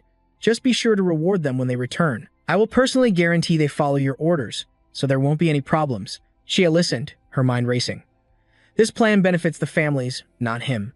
What is he really after? Lai finally asked, What do you want? A sinister grin spread across Kang Han-soo's face. There are a few people who aren't part of this plan. If we don't understand your true motive, a man as powerful as you will only cause trouble here. Are you sure you don't have some other agenda? Kang Han-soo replied. As long as the basic principles are followed, no one will have a reason to object. Lai pressed on. Who knows? What if you suddenly change your mind and destroy the family alliance? Hearing this, Kang Han-soo wasn't angered in the slightest. Instead, he calmly rose to his feet. I have no interest in these petty debates. But if you're that worried. He then activated his skill and vanished into thin air. This shocking move stunned everyone. Park yelled, He's gone. Xia immediately took a fighting stance. He's about to attack. Prepare for battle. Lai, however, just scoffed angrily. It's just a simple stealth skill. He can't have moved far from that spot. But just as he was about to draw his sword, Kang Han-soo's voice echoed behind him. You're mistaken if you think I can't attack you. At that moment, Lai felt the cold steel of a blade press against his throat. Lai froze, his mind reeling in absolute shock as he thought, This isn't just a simple stealth skill. It can even deceive my senses. I can't believe he tricked me and slipped behind me so effortlessly. Kang Han-soo's voice cut through the tension. Before I arrived, I experienced exactly what your people have been doing out there. So don't even think about trying to fool me. At that moment, Lai collapsed to the ground, causing his men to cry out in alarm. Master. They immediately moved to protect him. But Kang Han-soo calmly stated, Relax. I have no intention of starting a war with you. The current situation demands that we form an alliance against those monsters, doesn't it? So let's try to work hard. I want to do my part here so I can get out of this alive, too. With that, he walked out of the meeting room, his mind racing. The two factions had always been enemies. An alliance would be difficult, but he didn't have time to go easy on them. This was just the beginning. What came next would be far more difficult. Jimin stepped in front of him, her voice smooth. Wait, if you leave just like that, I'll be quite sad. I want a different answer from you this time. What do you say? I've asked you before, haven't I? About joining our guild. Jimin moved closer, invading his personal space. This time, I'm making a formal offer. What do you think? It must be lonely exploring all by yourself. Or is there already someone in your heart? She shot him a knowing glance. I heard that at the South Station. You were with a girl named Mi. Hi. Seeing no reaction, she thought to herself. No response. Guess not. Jimin's expression immediately brightened, a stark contrast to a moment ago. Then there's no problem, right? It would be wonderful if you joined. Before she could finish, he brushed past her without a word. Jimin was stunned. What is this? Are you not even going to pretend to listen to me? Kang Han-soo felt a wave of exhaustion. He needed to get to the city wall. Jimin's frustration boiled over as she yelled, You annoying bastard. All he did was sigh. Down below, at the base of the wall, Hang Chan's voice rang out. Everyone, gather around. We need more relief supplies here. Anyone with support skills, this way. A voice called out from behind, Sergeant, the southern city wall has been mostly secured. He immediately replied, Good, the injured fall back. The rest of you, take a break. What's our guild's status? The young man quickly responded, Our defense is much better than last time. We've assigned positions to everyone without any delay. The allies from the shelter were uncooperative at first, but they still performed well. Thanks to them, we didn't suffer much damage. Hearing the report, the sergeant broke out in a cold sweat. In a situation like this, they couldn't afford to let their guard down. Against the monster guarding that defensive line, did they even have another choice? It was shocking to watch that man handle so many monsters by himself. Kang Han-soo had just finished wiping out another horde. Hang Chan thought to himself, if he were just a little more polite, I would have already invited him to the guild. He remembered all the previous times he tried to recruit him, only be completely ignored. So, is this finally a fair trade? Is it? If things continue like this, we can hold the wall indefinitely. Suddenly, a loud voice shouted, Wait, Sergeant. There's a crack in the sky. From the heavens, a pair of cunning eyes peered down. A creature named Fairy flew out, smiling brightly. All right, everyone. Have you been waiting for me long? Did you enjoy your 2-day break? Hang Chan's face paled with dread. Damn it. Whenever that twisted demon shows up, it's a terrible omen. Fairy continued cheerfully. Now, for all of you who are getting bored, we're about to start the main event. Starting today, demons will begin appearing in the defense battle. Now, demons are much stronger than those monsters, but don't you worry. The zombies you've been killing all this time drop nothing. But killing a single demon will drop a small crystal shard. This is a real opportunity for all of you. You can exchange these crystals for incredible artifacts in the exclusive shop here. And it's not just artifacts. You can also use crystals to buy an escape ticket and get out of this hellhole. Isn't that what all of you want more than anything? After hearing Fairy's words, the crowd began to murmur with suspicion and hope. One person spoke up, if we get crystals, we can really escape. Another added, this is our chance. We have to take it. Fairy's voice boomed again, so do your very best to collect those crystals. The moment it finished speaking, a blood-red gate tore open the sky. It radiated an overwhelming demonic power that blanketed the entire city. A monstrous hand with razor-sharp claws reached out, followed by a creature with a truly terrifying face. It let out a deafening roar, as if to announce its arrival to the world below. The defenders stared in absolute terror. Damn it, it's coming this way. The ferocious monster charged relentlessly towards the crowd. Panic set in as they screamed, Someone, get out there and face it. Model, we don't even know how powerful it is. But I want those item drops. But just then, a voice cut through the air. Everyone, fall back. With his sword in hand, he leaped high into the air and dove straight for the monster. He unleashed a powerful slash, aimed right for it. The beast reacted instinctively, raising an arm to block the attack. The monster quickly conjured a sphere of demonic energy, preparing to blast him away. Not so fast. He instantly sliced the orb, deflecting it into the ground. He thought to himself, just as I predicted. Even if it's only a low-class demon, a normal attack won't be enough to deal critical damage. And I'm out of strength potions. I already boosted my defense and magic resistance with Serpent's Tongue, so my attack power is lacking. I'll have to rely on the artifacts from the dungeon. He then activated the Hunter's Swift Boots. The user's movement speed increases during combat. I'll overwhelm it with pure speed. He instantly shot toward the monster with incredible velocity.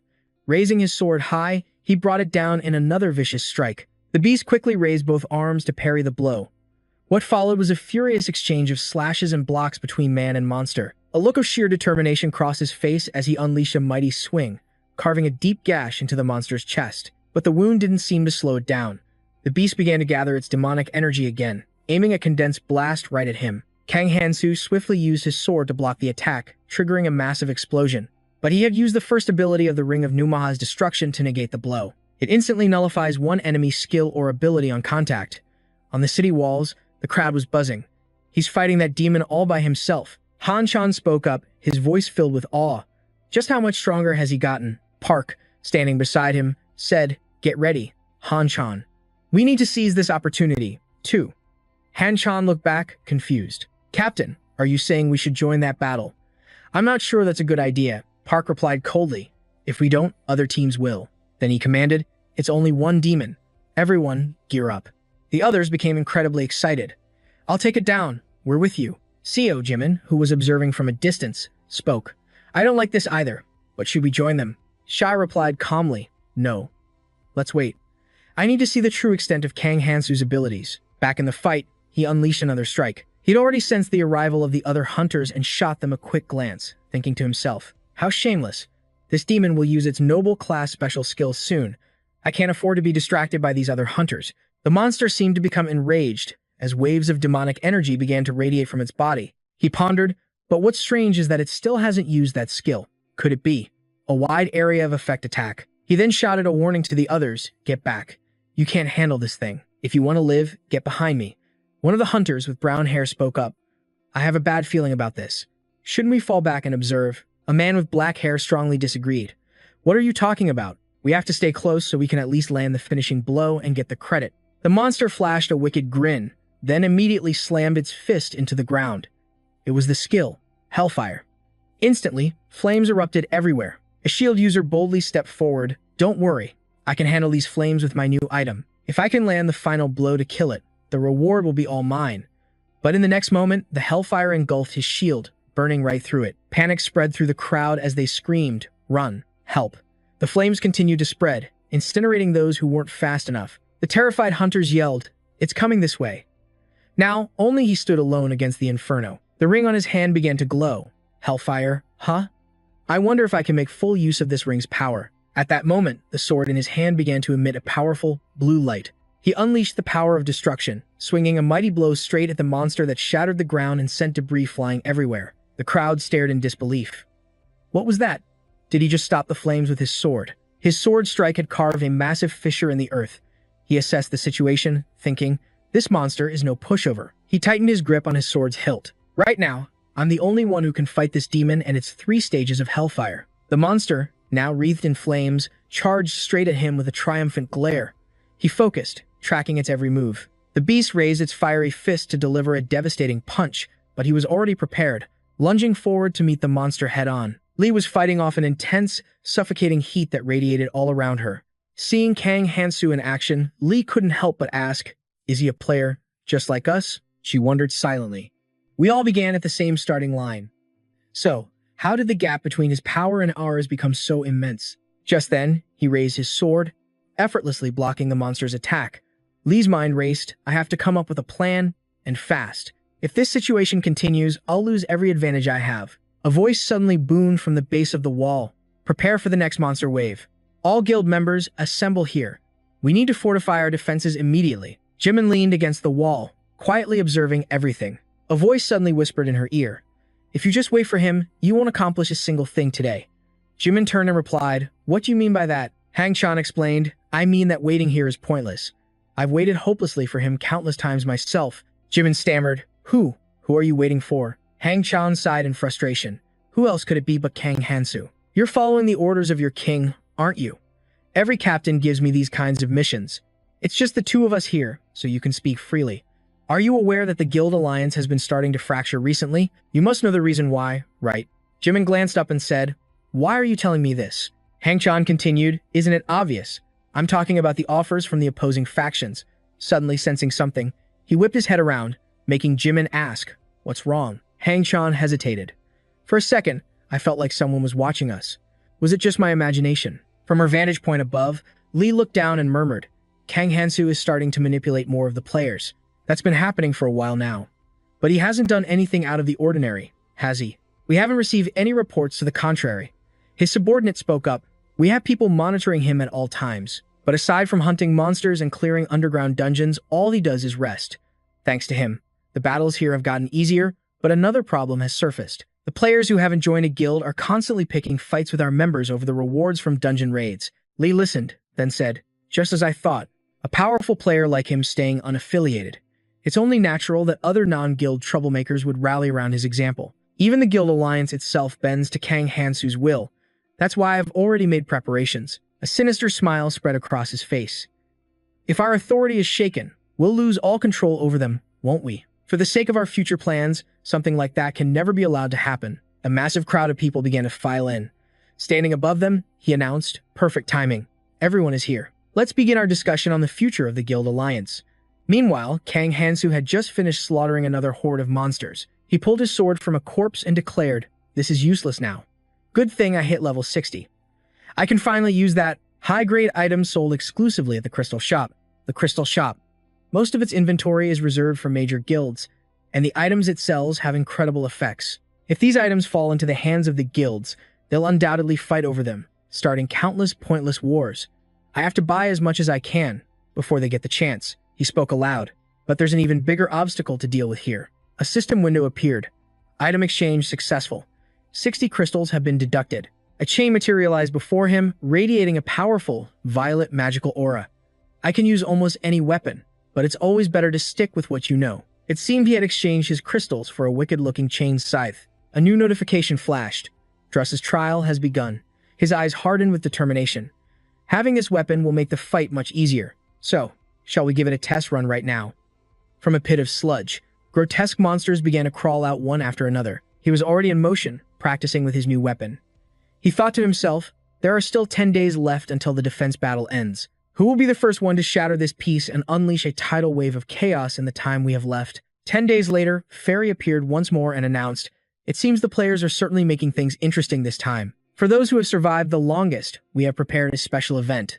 At that moment, a terrifying scream echoed from inside the fortress walls, catching everyone's attention. "What's happening?" "It's not time for the monster wave to start." Just then, the skeletal monsters everyone had already killed suddenly had glowing eyes again. The crowd panicked. "What are those things?" The corpses of the demons are piling up inside the fortress. Deep within, a colossal monster was absorbing their skulls. Someone's grand scheme has just begun.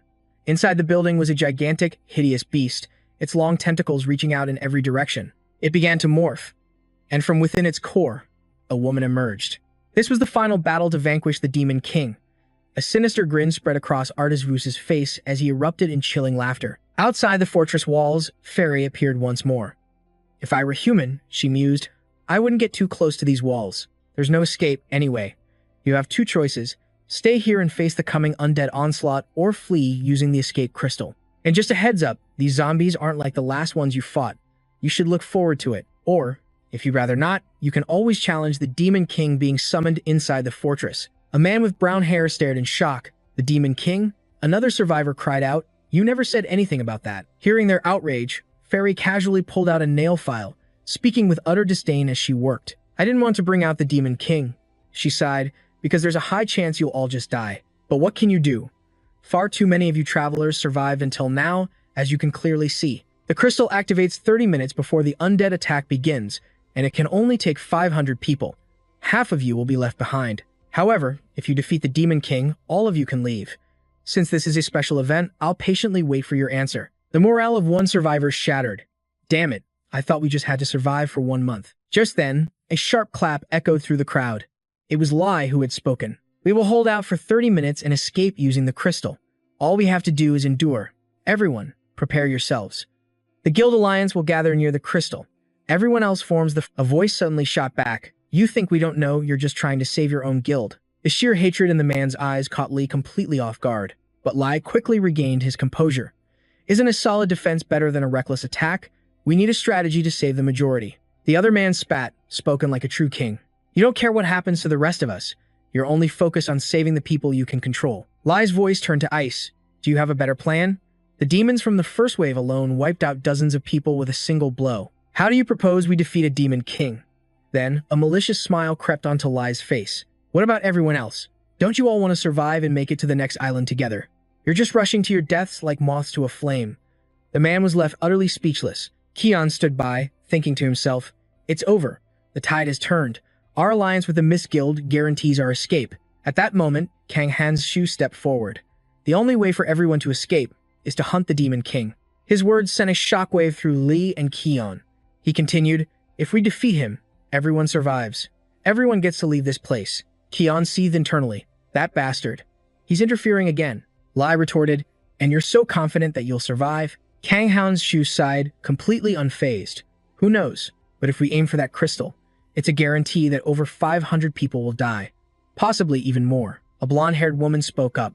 In that case, we're with you. We never trusted those guild members anyway. There's no reason to side with them. Right? She asked her companion. The young man with brown hair thought helplessly. Of course I get roped in with this guy. Kang Han's shoe's party raised their hands, their determination shining in their eyes. Let's defeat the Demon King and survive together. Then, Shia's voice rang out. Then we'll join you too. We will fight alongside Kang Han's shoe. Seeing this, Keon's face twisted with rage. So, it has come to this, he thought. We have to stop him, even if it means by force. The key is to shatter their morale. Once the battle begins, it will be every man for himself. So if we can just ambush him. As if reading Keon's dark thoughts, Kang Han's shoe shot him an icy glare. Don't even think about it. His chain whipped out, shattering the tiles right at Keon's feet, making him jump back in shock. You won't like the consequences, Kang Han's shoe said coldly. Keon was frozen in terror by the overwhelming display of power. Lai broke the tension. For now, let's cooperate and wait for the perfect moment. We have time, after all. Besides, we're quite looking forward to this. His words spoke of teamwork, but his mind was already weaving a web of deceit. For now, we'll follow his lead, but our chance will come. Kang Han's shoe's voice boomed. It seems everyone has made their decision. But before we begin, let's settle this. He gripped his chain, taking a stance and aiming it at the escaped crystal. The chain slammed into the stone and cracked spiderweb across its surface. With one powerful tug, he shattered the crystal into a million pieces. Leah and Keon were completely stunned by this. Leah yelled out, "What in the hell do you think you're doing?" Kang Hansu heard her and replied calmly, "Because we're going into this fortress, no matter what, we don't need it. Leaving a way out will only make everyone's resolve weaker." After hearing this, the others agreed. He's right. We only look forward. Everyone, follow Hansu and let's defeat the Demon King. Let's follow Hansu. Hearing this, he continued, "Don't follow me. Look ahead for your own sake and fight for your own survival." The system's clock finally hit 0, signaling the start of the battle. The gate creaked open, and everyone charged inside together. As he walked, Hannon looked around and said, "I can't believe it. This is the same fortress we saw from the outside." The interior was completely different. As the group ventured deeper, they found the halls lined with countless candles. Before them now was a long, dark corridor, its end shrouded in shadow. Hayoon was leading the way when he suddenly stopped, and a sense of dread washed over everyone. Then, the Demon King's haunting laughter echoed through the hall. "It's been a long time. You've come all this way seeking entertainment. I can't just let you leave now." As he finished speaking, the door behind them slammed shut. The group began to panic. The door is locked. A system notification appeared. The fortress has been sealed. At the same time, the castle began to shake violently. Cracked spiderweb across the floor. The ground itself was collapsing. A massive chasm ripped open in the floor, and from within it, a bony hand reached up. Seeing this, a man screamed in terror. Something's climbing out. In the next instant, a horde of demons with razor-sharp teeth surged from the pit, lunging at them. The targeted man was frozen in fear. He squeezed his eyes shut and screamed for help, just as a chain flew from nowhere and knocked the monster away. Gripping his weapon tightly, Kang Hansu commanded, "Stop panicking. These bastards are no different from the enemies we've fought before." He then looked back at the terrified man on the ground. "Calm down and pick up your weapon." Turning his head to survey the battlefield, he quickly sized up the situation. "That's right. The real problem is that thing up ahead. To fight the Demon King, we have to get through that gate first." The ground suddenly rumbled violently, and 2 small pillars of purple fire erupted from the floor. Pillars of fire? He instantly recognized the danger and shouted, "Everyone, get back." A colossal monster clad in heavy armor and wielding a massive sword appeared. It was a summoned gatekeeper demon. It opened its blazing red eyes. And now, there wasn't just one, but 2 of them. Seeing them, the crowd cried out, Demons are crawling out of the flames. The two gatekeeper demons stood like monolithic statues before the entrance, letting no one pass. Out of the way, one of them bellowed. They swung their swords with wild aggression, destroying the nearby surroundings as a warning. To pass, you'll have to go through their corpses. Hayun took a step back, assessed the situation, and began giving orders. We have two enemies at once. We'll split up and handle them, he commanded. Those in charge of buffs fall back to the rear. Long-range attackers move to the front. The rest of you deal with the smaller monsters in the area. But a member of the Mist team suddenly objected to the plan. Wait, if we rush in recklessly now, we could put all of us in danger. Ignoring the warning, Hansu crouched and leaped forward to attack, leaving only his words behind. The left side. I'll strike first. The man tried to stop him but could only shout in vain, "Hey." As he attacked, Hansu made a silent assessment. It's modeled after the Gatekeeper of Hell. It's much weaker, but its movements are similar, which means I can predict them. His long chain shot forward, flying straight for the Gatekeeper demon, but the creature swiftly raised its sword and deflected the chain away. Far from being surprised, Hansu simply broke into a confident smile. More importantly, I can now fully utilize the power of Decratos.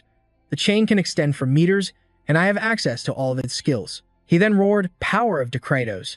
His chain began to glow, extending to an impossible length as it wrapped around the demon and its sword, suppressing its movements. Under that immense power, the Gatekeeper demon couldn't resist and was forced down onto one knee as the chain tightened its grip. By binding the enemy and using suppression, it continuously absorbs their magic and casts a curse that weakens their stats. It consumes my own magic to use, but at this level, this is more than enough to handle it. After immobilizing the Gatekeeper, Kang Hansu scowled and shouted at the others, "Are you all just going to stand there and watch?" The crowd was jolted back to reality, and one man stepped forward to answer. He's right. We can't just stand here watching. Prepare to attack. Let's bring glory to our guilds. Yes, sir, they all responded. The others immediately regained their fighting spirit. Shia, a member of the family alliance, brushed back her hair and commanded, "Those with low stamina, provide support from the rear." "Everyone, let's go." Simon replied with excitement. "All right, I'll go first then." Then, with a unified roar, they all raised their weapons and charged into the fray. A storm of attacks crashed against the Gatekeeper demon, setting off thunderous explosions, but the furious assault didn't leave a single scratch on the monster. Enraged, it tightened its grip on its massive sword. Ready to unleash, unholy flames began to flicker and crawl up its blade. Hansu instantly recognized that fire. Are they trying to summon an inferno? Just then, a violent tremor shook the battlefield, and the chains binding the demon began to strain. With a deafening roar, it burst free from the Decratos chains that once held it. Hansu surged forward, shouting orders to his comrades. "Do not stop the attack." He analyzed the situation in an instant. A single direct hit from that thing would be devastating. But if I can predict its movements, I can endure it. The chains lashed out again, wrapping around the Gatekeeper demon, as Hansu dove in for a critical strike. Watching this unfold, Jimin cried out in shock. "That's too dangerous. The flames will nullify your attack, Kang Hansu." But his words were lost to the wind. Hansu drove his weapon deeper into the demon's chest, drawing a gush of blackened blood. His arm trembled from the searing pain, but he held firm. "I just have to remove this one thing. This is the source of the inferno. The location of the Hellstone." The flesh on Hansu's hand was burning away inside the demon's chest, but he could feel it now. His fingers were brushing against the stone. With a final effort, he grasped the Hellstone, ripped it from the monster's body, and crushed it in his fist. The others watched, bewildered. What just happened? The flames surrounding the demon vanished. Hansu reminded them, "Didn't I tell you? Keep attacking. Don't worry about a thing and just hit it. It can't use its fire anymore." A desperate scream erupted from behind. "Kang Hansu, look out!" He leaped back, narrowly dodging a crushing blow from the Gatekeeper. Just then, everyone's attention shifted to the other demon, the one being fought by the unaffiliated members. A man from the Mist Guild turned and gasped in horror. "Look over there. The ground is littered with the wounded. There's blood everywhere." The fighters on the right flank had been nearly wiped out. The few survivors cried out in despair, "Help us, please." Staring at the horrific scene, the other guilds were frozen in fear. One man demanded, "Why aren't you attacking?" The uninjured members simply stood there, avoiding the question. It's too dangerous to help them now. Shouldn't Kang Hansu handle that one, too? What can we possibly do on our own? Watching from the sidelines, Lee Guk-tae saw the situation turning exactly as he'd hoped, a sly grin spreading across his face. Because now, their resolve was starting to crumble. He turned to his own guild members and whispered, "This just got a lot easier." Seizing the moment, Lee Guk-tae stepped forward, his voice dripping with accusation. "Kang Hansu, are you going to play innocent after leading everyone to the brink of death?" This is all your fault. Everything has gone wrong because of you. The one who dragged us into this mess should take responsibility." Hansu, still locked in a fierce battle, couldn't believe what he was hearing. "Then why don't you stop talking and start fighting?" he roared, smashing his foot into a monster's head. "You're the one who's doing nothing." Lee Guk-tae didn't even flinch, his voice taunting and sharp. He and his cronies stepped forward. "You think I won't act just because I'm weak? I'll show you I'm different from those other loudmouths." With that, he dramatically threw back his cloak and ordered his guild forward. Witness the power of a special task force, an impressive sight. As soon as he gave the command, his entire team charged with fierce determination, swarming the gatekeeper on the right flank. One man bravely swung his sword in a mighty arc, while another let loose a volley of arrows. The relentless assault forced the gatekeeper back, making it kneel on the ground. Hansu quickly shouted to the others, "You guys head over there too. I'll handle the trouble on this side." Gripping the Degrado's scythe, he faced his own gatekeeper. The demon's sword slammed down, shattering the earth and sending stone flying. But Hansu not only dodged the attack, he launched a counter of his own. He landed multiple blows, causing the beast to stagger. Kyuk watched in awe, her brow furrowed. He's taking on a monster that would require dozens of us to handle, all by himself. She snapped out of it and yelled at her guild. "What are you all doing? Finish them off, now." Her members charged, renewing their assault on the other gatekeeper. Hansu glanced over at the other battle, making a quick assessment. So he didn't create a special force just for show. "For now, I'll focus on the fight in front of me." Pushing aside the distraction, he hurled the Degrado's blade. With its endlessly extending chain, the weapon once again wrapped tightly around the demon. Seizing the opening, he unleashed a flurry of devastating slashes. On the other side, the team fought furiously, and Jimin didn't hesitate to charge into the fray. The chain coiled tighter and tighter around the gatekeeper's neck. Hansu tightened his grip. With a single, brutal swing, he severed the demon's head. As it rolled across the floor, he coldly wiped the creature's blood from his cheek. Lee Guk-tae glared at him, his annoyance clear. After the chaotic battle, the floor lay in ruins. Now, the two opposing factions faced off. Just then, a man holding a glowing crystal approached Lee Guk-tae. "These are the jewels," he said. "Trade the fragments for the best artifacts we can get, and secure them. Just listen to me." Kyoke continued, "We built this special task force with the help of our allied guilds. Cultivating their strength must be our top priority." But Lee Guk-tae immediately shot down the idea. "I think we should let the SMOG guild use our current resources first. They can serve as our shields. I may have been appointed temporary commander," he argued, "but that special team belongs to the entire alliance. Therefore, I can't be certain I can command them as I please. So, for now, let's just drop it." Over on Hansu's side, one of his companions was baffled. Since when was the alliance capable of forming a team this powerful? Sia, standing beside him, answered calmly. "From what I've gathered, they kept this operation extremely quiet. They managed to gather all the unaffiliated stragglers without guilds. And from them, they forged a new union. The fear of this crisis was the perfect catalyst to unite them. But the man at the center of it all seemed completely unfazed. Hansu was busy checking his status window when the two of them walked over. "Hansu, it looks like the alliance is trying to make a move against you." He turned to them. "Don't worry about it. I already have a grasp of the situation." Shai's eyes widened in shock. "You already know what's going on?" "More or less," Hansu replied. "Unless they make a direct move, we'll just watch. I'm already prepared for them." Just then, Jimin and Hanon joined their group, and Hanon was the first to speak. "But now those guys will have to fight on the front lines, too. Doesn't that make things a little easier for us? Once they're forced to step up, they can't just hide behind everyone else anymore." Jimin added, "Are you sure? What if they just huddle together in the back and do nothing? Even if we carry them, they'll just ignore us later. No matter what, to escape this place, we have to face the Demon King. If they want to live, they'll have to fight." Shai stroked her chin thoughtfully. But looking at the current situation, many of the fighters are seriously injured. All around them, people were moaning on the ground. "I can't move my arm. How can I fight like this? I thought we only had to deal with the Demon King. Maybe I could survive if I joined a guild. Can we really fight the Demon King and win?" As murmurs of despair spread through the crowd, a powerful voice cut through the noise. "Enough of your whining. If you want to live, defeating the Demon King and getting out of here is our only option. Am I wrong?" The woman who spoke strode confidently toward Hansu. "I don't believe I've introduced myself. My name is Seon-jan." She stood before him, locking eyes. Kang Hansu. The way she said his name made Jimin's blood boil with rage. That woman. As her hand reached for him, Hansu swiftly slapped it away. He frowned. "What do you think you're doing?" She replied with a sly smile, so cold. "It was nothing, really. I just wanted to introduce you to someone." She turned to leave, tossing over her shoulder. "Let me know if you're interested." You see, there's someone who's very, very interested in you. He watched her walk away in silence. Jimin, however, grumbled beside him. What's her deal? That woman gives me the creeps. Shia winced from Jimin's grip on her shoulder, gritting her teeth. Get off me. As they watched the woman rejoin her own people, Hansu's group began to assess her. She ignored us when we tried to talk to her before. It seems she'll work with anyone, as long as they don't pose a direct threat. We've tried striking up a conversation with her before, but she completely blew us off. Maybe she's afraid of something. Hansu cut in coolly. If you're all done, let's move. Han Shul sighed, and now he's ignoring me. The group pressed deeper, arriving before a massive, protective barrier.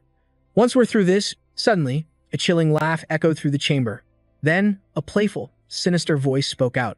Are you all really planning to challenge the Demon King? It was the voice of Fairy, who was laughing so hard at their futile attempt, he was crying. Honestly, you travelers are a real riot this time around.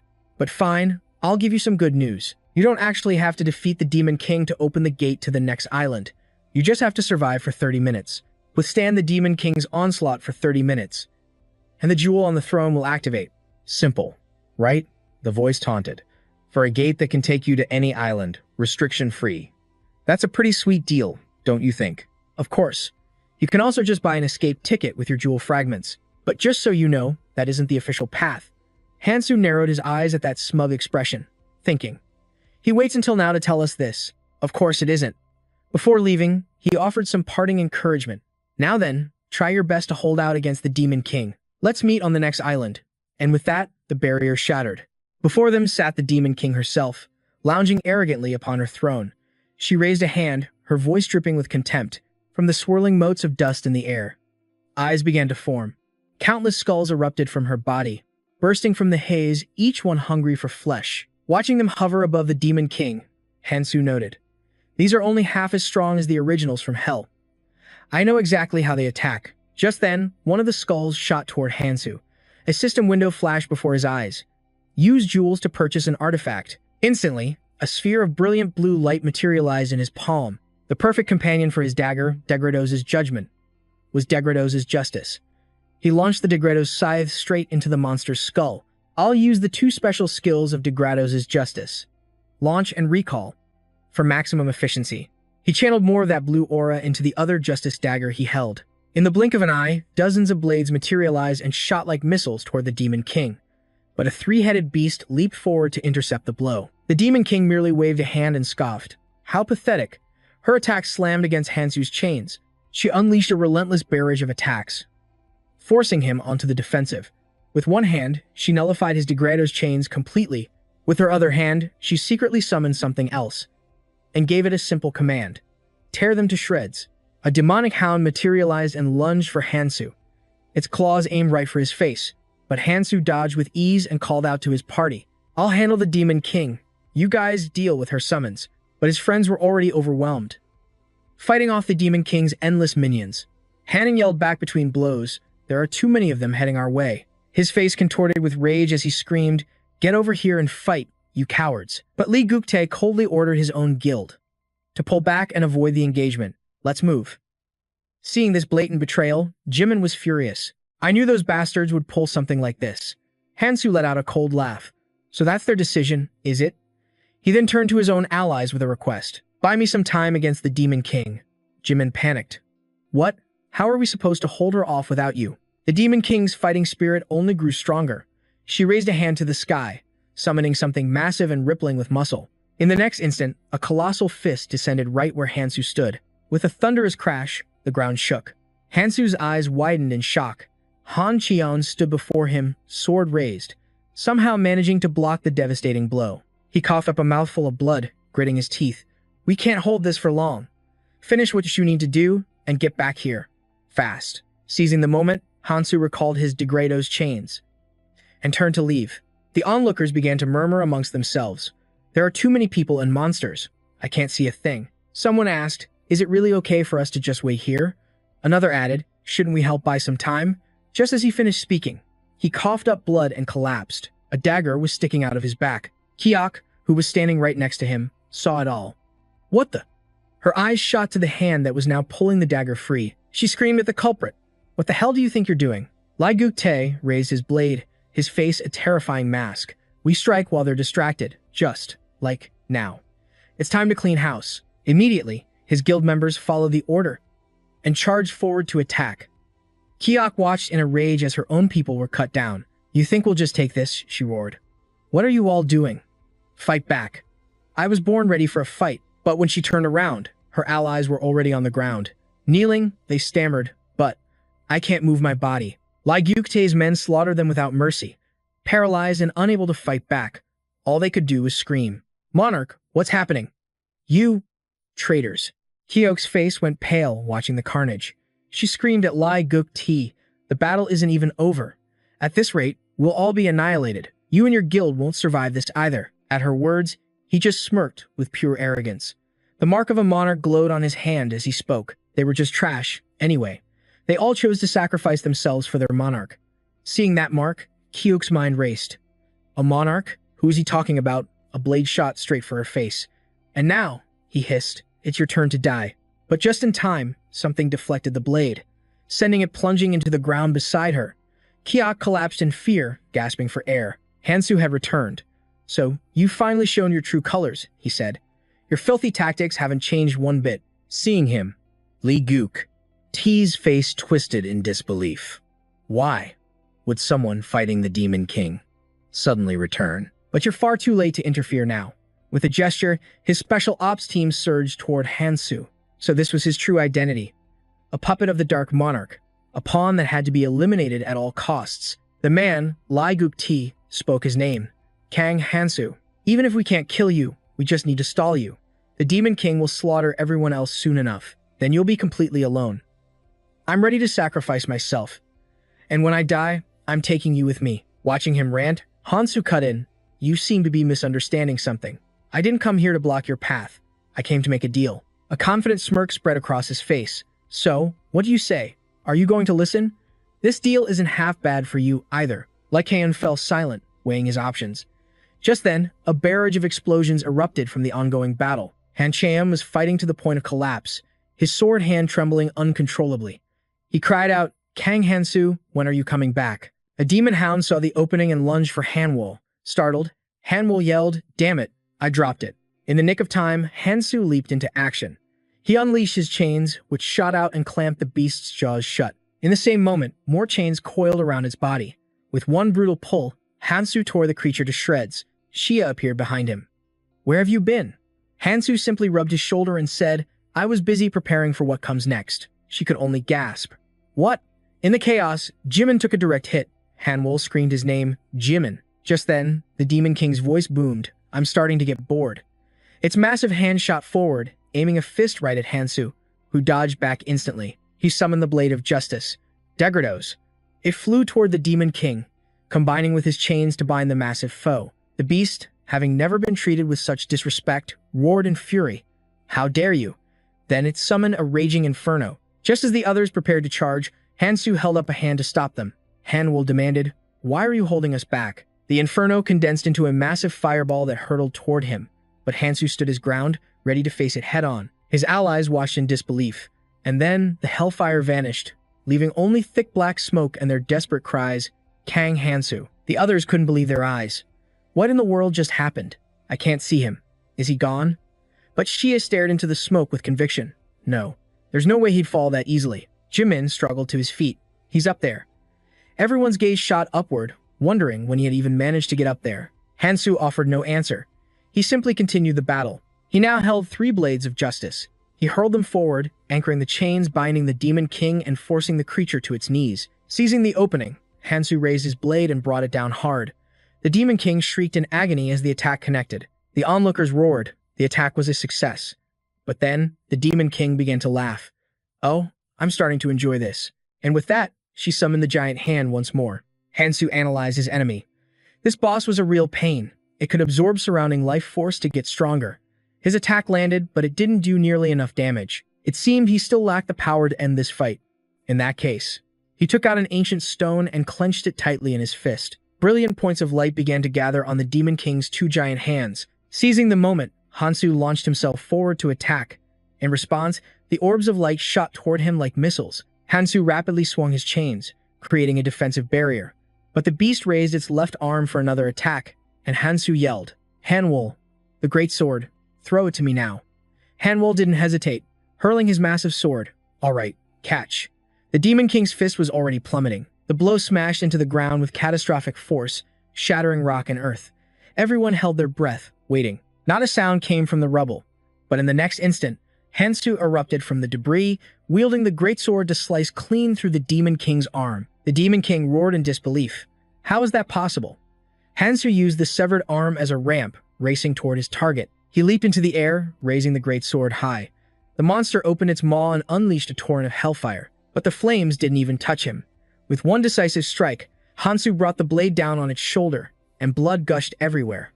Looking at the wound, it growled, "How dare you?" Watching from a distance, the others asked in a daze, Is it over? Did he finally take down the boss?" Then, their eyes fell on a nearby orange crystal. But why hasn't the crystal reacted at all?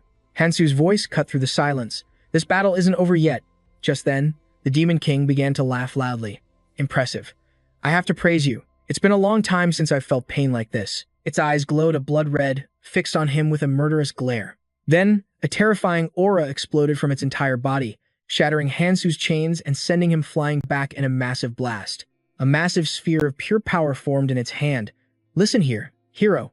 To honor your efforts, I will finally fight you with everything I have." From out of nowhere, a long spear materialized, piercing straight through the Demon King's palm and shattering her orb of power. The one who threw it was none other than Hong Xia.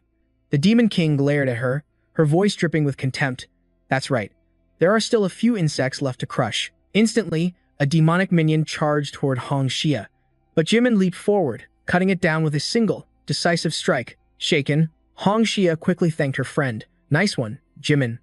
But that only bought us a few seconds. We need to retreat, now. We can't possibly defeat the Demon King." But the Demon King had no intention of letting them escape. She unleashed a massive wave of energy that enveloped the entire fortress, her voice echoing, "You think you can run? Go ahead and try. I will annihilate every last one of you right here. And as for you, this is your reward for entertaining me." She pointed her finger at the wounded Hans Shu, who was kneeling on the ground, and launched a devastating attack straight at him. A world-shaking explosion rocked the very foundations of the fortress.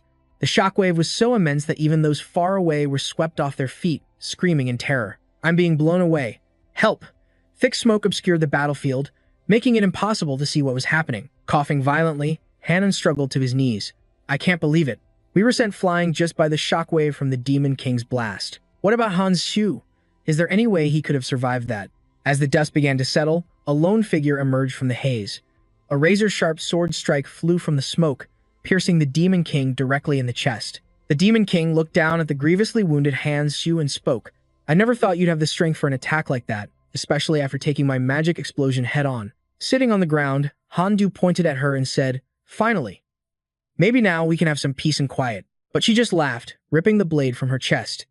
"You think a pathetic attack like this is enough to bring me down? If only I had a little more time. If only I had the true power I've been craving. You wretched human. Impressive. I never thought you could wound me like this." At that moment, cheers erupted from the crowd. "The Demon King has been defeated. Look over there. The crystal is glowing." A system window appeared, announcing, "Conditions met." The crystal gate is open. Everyone screamed with joy. "Han Su, he defeated the Demon King. We did it. We can all move on to the next island." But suddenly, the Demon King's corpse stirred, and infernal flames violently erupted from her body. Everyone shielded their eyes. This sudden burst of fire. What's going on? Even Handu was in disbelief. The Demon King's heart should have been destroyed. The demon slowly rose before their very eyes and spoke. "I was finally starting to have some fun. We can't let this battle end just yet. No matter the price, I will annihilate every last one of you right here, right now. Before this body burns to ash, I will end you all." But then, Fairy appeared, issuing a stern warning. "That is enough." A gigantic arm emerged from a spatial rift, grabbing the Demon King. "Oh my, did you really think you could use your true power in this zone? Violators who use forbidden magic to regenerate themselves must be punished. And that means you, Demon King. You are the one who will be removed." Fairy pointed at her, his voice cold as ice. "I never gave you permission to do that." The demonic arm began to drag the Demon King away from the fortress. "Independent actions are not permitted by the rules. I am taking you back." The Demon King cursed in defiance. "You brought me here, and now you stop me from using my power? I am not leaving like this. I will exterminate every last one of those insects." Fairy glared, his warning sharp. This is why I hate dealing with mongrels. A cold, authoritative voice boomed. Silence. And with that, the massive hand crushed the Demon King, her body disintegrating right before their very eyes. A chill ran down everyone's spine. Fairy casually took out a handkerchief to wipe the Demon King's blood from the giant hand. He said, "A bit noisy, wasn't it? Don't worry, I'll take care of the rest." Afterward, he tossed the cloth aside with a bright smile. "Now then, it's time for your reward, isn't it? Congratulations on defeating the Demon King. Not many people get to experience an event like this. Ah, by the way, there's only one reward from the Demon King. So I'll give it to you, the one who contributed the most. Here is your prize." He handed Hans Shu a red runestone as an info panel popped up, providing a brief description. When used, all rune stats will be temporarily boosted to 99.99% for 1 day. Penalty after the effect ends. All CE stats will decrease by 0.01%. Fairy began to fly away, wagging his tail. "I'll handle the cleanup. To use that magic stone, just think of the island you wish to travel to. See you on the next island." Hans Shu stared at the runestone in his hand, thinking to himself, "With this, I can finally reach the central island." And that energy I just felt, it was definitely power from hell. I still have a long way to go. Just then, Han Qion stepped forward and spoke. "You worked so hard to kill the Demon King, and you only get one reward? Someone else tried to comfort him. Don't worry. Everyone knows you took them all down. Besides, even if someone else wanted it, they aren't strong enough to take it from you." Hong Xia scratched her head, saying, "I don't know. The Miss Guild won't just let this go, but they're being strangely silent. I need to contact our members in the rear guard, because they never showed their faces when we fought the Demon King." Jimin leaned on his hands and told her, "Why don't we just settle that right now?" He let out a sigh. "It's all over anyway." Hearing this, Hanan asked in surprise, "What do you mean, it's over?" At that moment, Hong Xiao was talking to someone, and it looked serious. "What are you saying? The monarch has vanished." The others panicked when they heard the news. Where could the monarch have gone? The tattoo is gone, which means that person is dead. They finally caught them. Hong Xia blurted out in shock. "What? The Miss Guild betrayed us? I can't believe they used special forces to kidnap the monarch." Listening to the whole story, Hansu just smirked. The scene changes to a dark forest, shrouded in shadow and bathed in faint moonlight. A figure clad in black had single-handedly wiped out the Li Gukte Guild. It seemed the cleanup was complete. The story flashes back a few minutes to when the Li Gukte clan escaped the fortress through a spatial gate. Li Gukte looked up at the tower, making an assumption. "I don't know where this is, but if there's a tower here, we're in the right place," he thought with satisfaction. "Excellent. My original mission as a disguised monarch was to sabotage the monarchs of the central island and kill them all. But my own life and the heads of these monarchs are enough to cover up my insubordination. It's easy to set a trap when the monarchs are on high alert." He ordered his subordinates, "Tie them up here," then began to strategize. "Now, I can bring immense power to my guild." He remembered the deal he'd made with Kang Hansu. The man had handed him a fistful of crystals, saying, "Use these to ascend. You can even control the lower ranks of other guilds by turning the monarchs into your special forces. Since you've already created a special force, you must know how it works. Just don't cause any trouble, and I'll turn a blind eye to what you do with them." Lai Gukte thought smugly. That fool made a deal just to escape a temporary crisis. He turned and instructed his men. "Contact the guild. It seems we're in a different location than the rendezvous point." One of his men spotted something, shouting, "There's someone over there." The words had barely left his mouth when a dagger plunged into his chest, ending his life. Li Gukte yelled in shock, "Who's there?" He felt a chill of fear. "I can't sense anything at all." A voice echoed from the shadows. "So you really came?" "I had my doubts. To prepare like this." That's some serious skill. Though terrified, Li Gukte tried to sound brave. "They're not showing themselves, so there can't be many of them. We have the advantage." Suddenly, he realized his feet were stuck to the ground. "Why can't I move my feet? What's under me?" The mysterious voice rang out. "You're sinking into the ground. It's only temporary, but I've already set a trap, you see." Then, the figure appeared right behind Li Gukte, a threatening presence. It's a consumable item that activates after a set amount of time. Knowing the enemy's deployment location is quite useful, isn't it? Li Gukte's voice began to tremble as he demanded an answer. "No way. How did you know I was here?" The moment he asked, the figure struck him down with a single, fatal blow. A subordinate collapsed in terror at the sight, screaming and begging, "Spare me. If you let me live, I'll do anything." But the figure coldly refused, striking the man and driving him into the ground. "Not interested. You have nothing I want." After finishing them all off, he stood there and said, "Now I wait for those from the central island, and annihilate them all." Taking off his mask, Na spoke. "The first time I heard about the central island and the tower, I didn't understand him. But as always, He's a true genius. Hansu had said, "You want me to use you? If you're serious, then I'll tell you what to do. If you can accomplish the task I'm about to give you, you'll become stronger than anyone who started at the same time as you. Whether you go where I tell you is up to you." Sang Jin looked up, thinking, trusting and following Kang Hansu was the smartest decision I've ever made. Now, all I have to do is wait. A golden crystal appeared in the forest, teleporting the group to the central clearing. Elsewhere, two people were having a conversation. A man spoke, his voice filled with rage. "Damn it, he's dead." A woman with her arms crossed asked, "Who are you talking about, Li Guktae? Did the Central Island mission fail?" The man replied, "The last time he contacted us was from the Demon King's fortress. Now, there's nothing, so he must have died back there." "Ah, that's just a guess." "Never mind, but it looks like we've got an unwelcome guest." He clenched his fist tightly, and a strange mark materialized on the back of his hand. That monarch revealed their plan. They're heading for the Tower Island because of its legendary rewards, and there's only one path there, through the magic stone. He ordered his men to surround the magic stone, lying in wait. He smirked. "There's no way you'll get past us alive." The map from the Path of Ascension showed the way forward, detailing hundreds of islands, each a stepping stone to the tower's peak. These islands are split into 3 main tiers, starting with Tier 1, the Ascended Paradise. Challengers must pass through the Tier 2 islands, including the Central Island, to finally reach the Tier 3 peak and complete the trial. And among the Tier 3 islands, one is rumored to hold the greatest reward of all. Everyone coveted that ultimate prize, so their goal was the Tower Island. But suddenly, a voice cut through the chatter. "What's this about?" Kang Hansu replied casually, still eating. "If you're heading to the Tower Island just for some treasure, you'd better think twice." Xia and her group looked up, surprised. Han Chiol's eyes lit up with greed. "Are there really that many rare items there?" Kang Hansu continued, his tone sharp. "Weren't you the ones who almost got wiped out chasing rewards on the Central Island? Think hard. This is a genuine warning. And that goes for all of you. The Tower Island is far more dangerous than the Central Island ever was. What good is power if you're dead?" His blunt words hit them hard. Someone in the crowd asked, "Then what are we supposed to do?" Xia finally spoke. "So, you aren't going to the Tower Island either." But Kang Hansu's attention was elsewhere, fixed on a shadowy figure leaning against a distant wall. The figure suddenly turned and left. Xia pressed on. "There are other ways to get rewards on this island." Hearing this, he just shrugged. "I'm just giving advice. What you do with it is your own problem." Xia thought to herself, "I thought he was a reckless type who thrived on danger. Guess I misjudged him." Just then, Bok spoke up in agreement. "He's right. It's too dangerous. What's the point of items if you're not alive to use them? With the monarchs gone, we convinced the other survivors not to throw their lives away.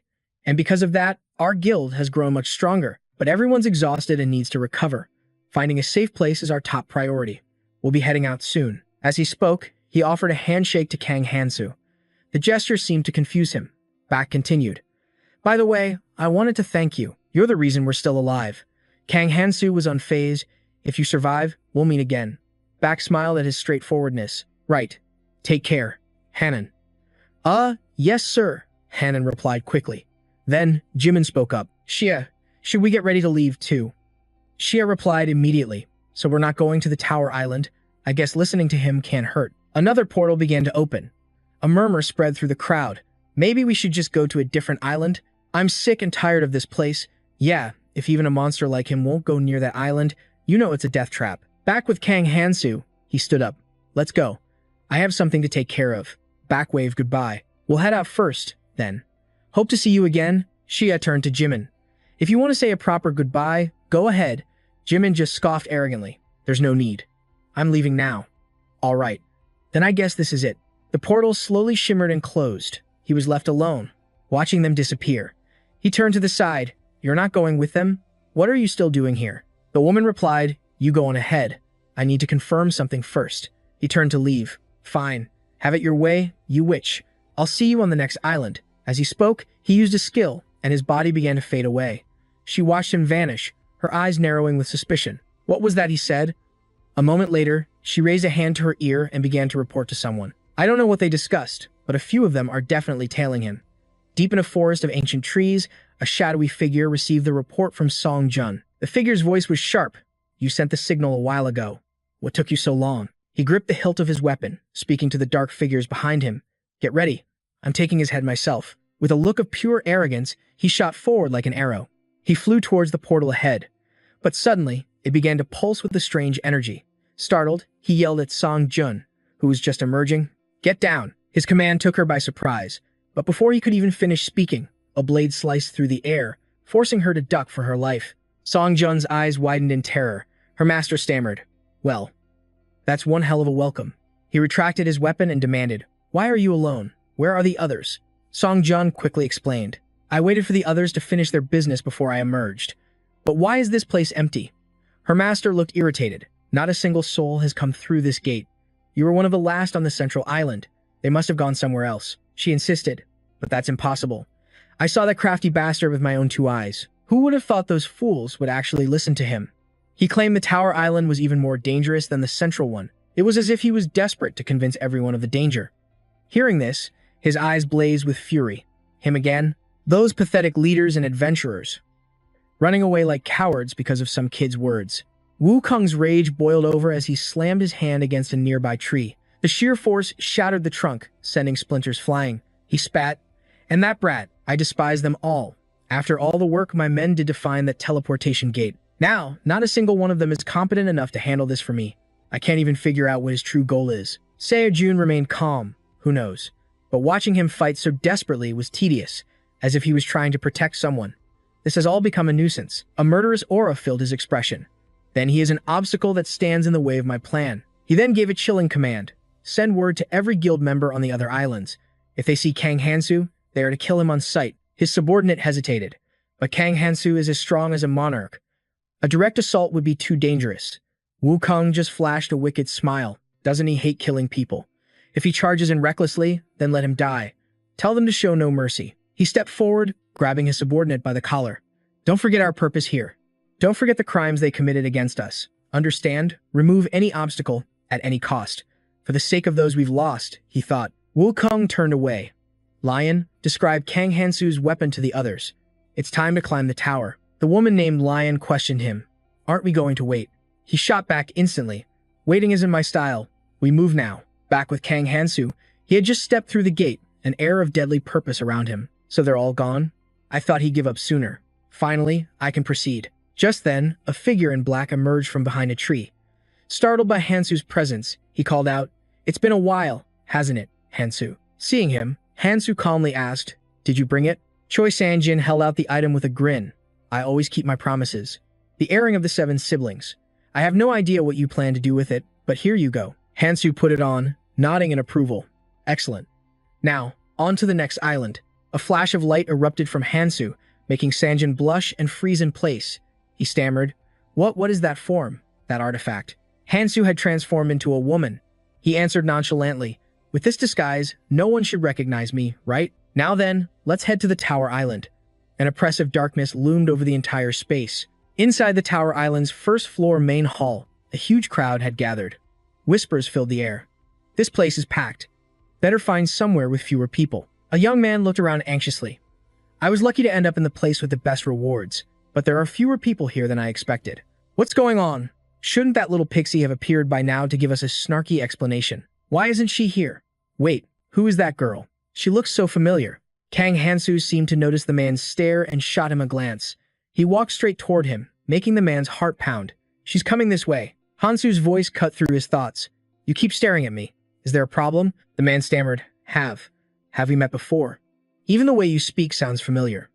Just then, a brown-haired man from behind spoke up.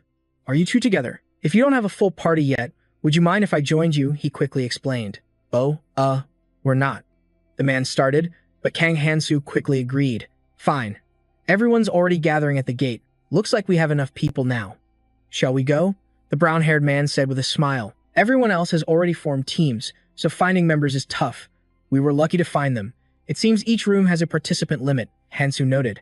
"The higher we go, the better the rewards." Another man scoffed at him with a sneer. "What are you mumbling about? All we have to do is go inside. We just need to beat everyone else and take the prize. Isn't it obvious? We're not here to make friends and chat. How many of you here do you think will survive? It's already clear who's going to die first, so let's stop wasting time and move." Hearing his words, a thought crossed Hansu's mind. A moment later, chaos erupted. The entire chamber was in an uproar as adventurers clashed with giant ants. Attack them all at once. Separate them from the swarm. Suddenly, a monster lunged forward, sinking its mandibles into a woman's arm. She crashed to the ground. letting out a pained scream that caught the attention of Hansu and the dark-haired man. Seeing this, Hansu thought to himself, the airing of the 7 siblings cut my stats in half. I didn't plan on a direct confrontation in this state, but I need to test my current level and combat power. He stepped forward, stopping the dark-haired man. Step aside. With a single move, he launched himself toward the monster, sending it flying and leaving the injured girl completely stunned. He lunged forward, driving his dagger straight into the creature's gut. One down, he thought to himself. I could have taken it barehanded, but it would have taken at least 2 hits. The girl from before spoke up, "Thank you for saving me. You took it down with just that dagger," her eyes filled with pure admiration. "You must have fought in a lot of battles on the other islands, haven't you? So you've probably met people stronger than you, right? The person I'm searching for is also incredibly powerful. I heard he helped people using a really cool chain-like weapon. Do you know him? I have to find him." Hearing this, he calmly stood up and said, "Stop the pointless questions and focus on the fight." The black-haired man grew frustrated. "What's wrong with a little talk? Why do you have to be so harsh?" She continued, "Sir, do you know him? They say he did amazing things on the central island. His name is Kang Hansu." The black-haired man was stunned. Kang Hansu. The name made him pause. He replied, "I think so. We fought alongside each other." The girl's face lit up with admiration. "Really? You were his comrade? That's amazing." Meanwhile, Kang Hansu couldn't help but feel annoyed. The black-haired man kept asking, "But how do you know about Kang Hansu?" The girl answered excitedly, "There are rumors among the travelers about how strong he is. You're Kang Hansu's comrade, right? Do you know where he is now?" Hearing this, the black-haired man started sweating bullets. "I'm not sure. He's always busy moving around, so I have no idea where he is now." He thought to himself, if the rumors are about a powerful man named Kang Hansu, it has to be him. Then he glanced over at the girl, thinking, come to think of it, she kind of looks like him. At first I thought he was all talk, but if it weren't for Kang Hansu, so many more would have died.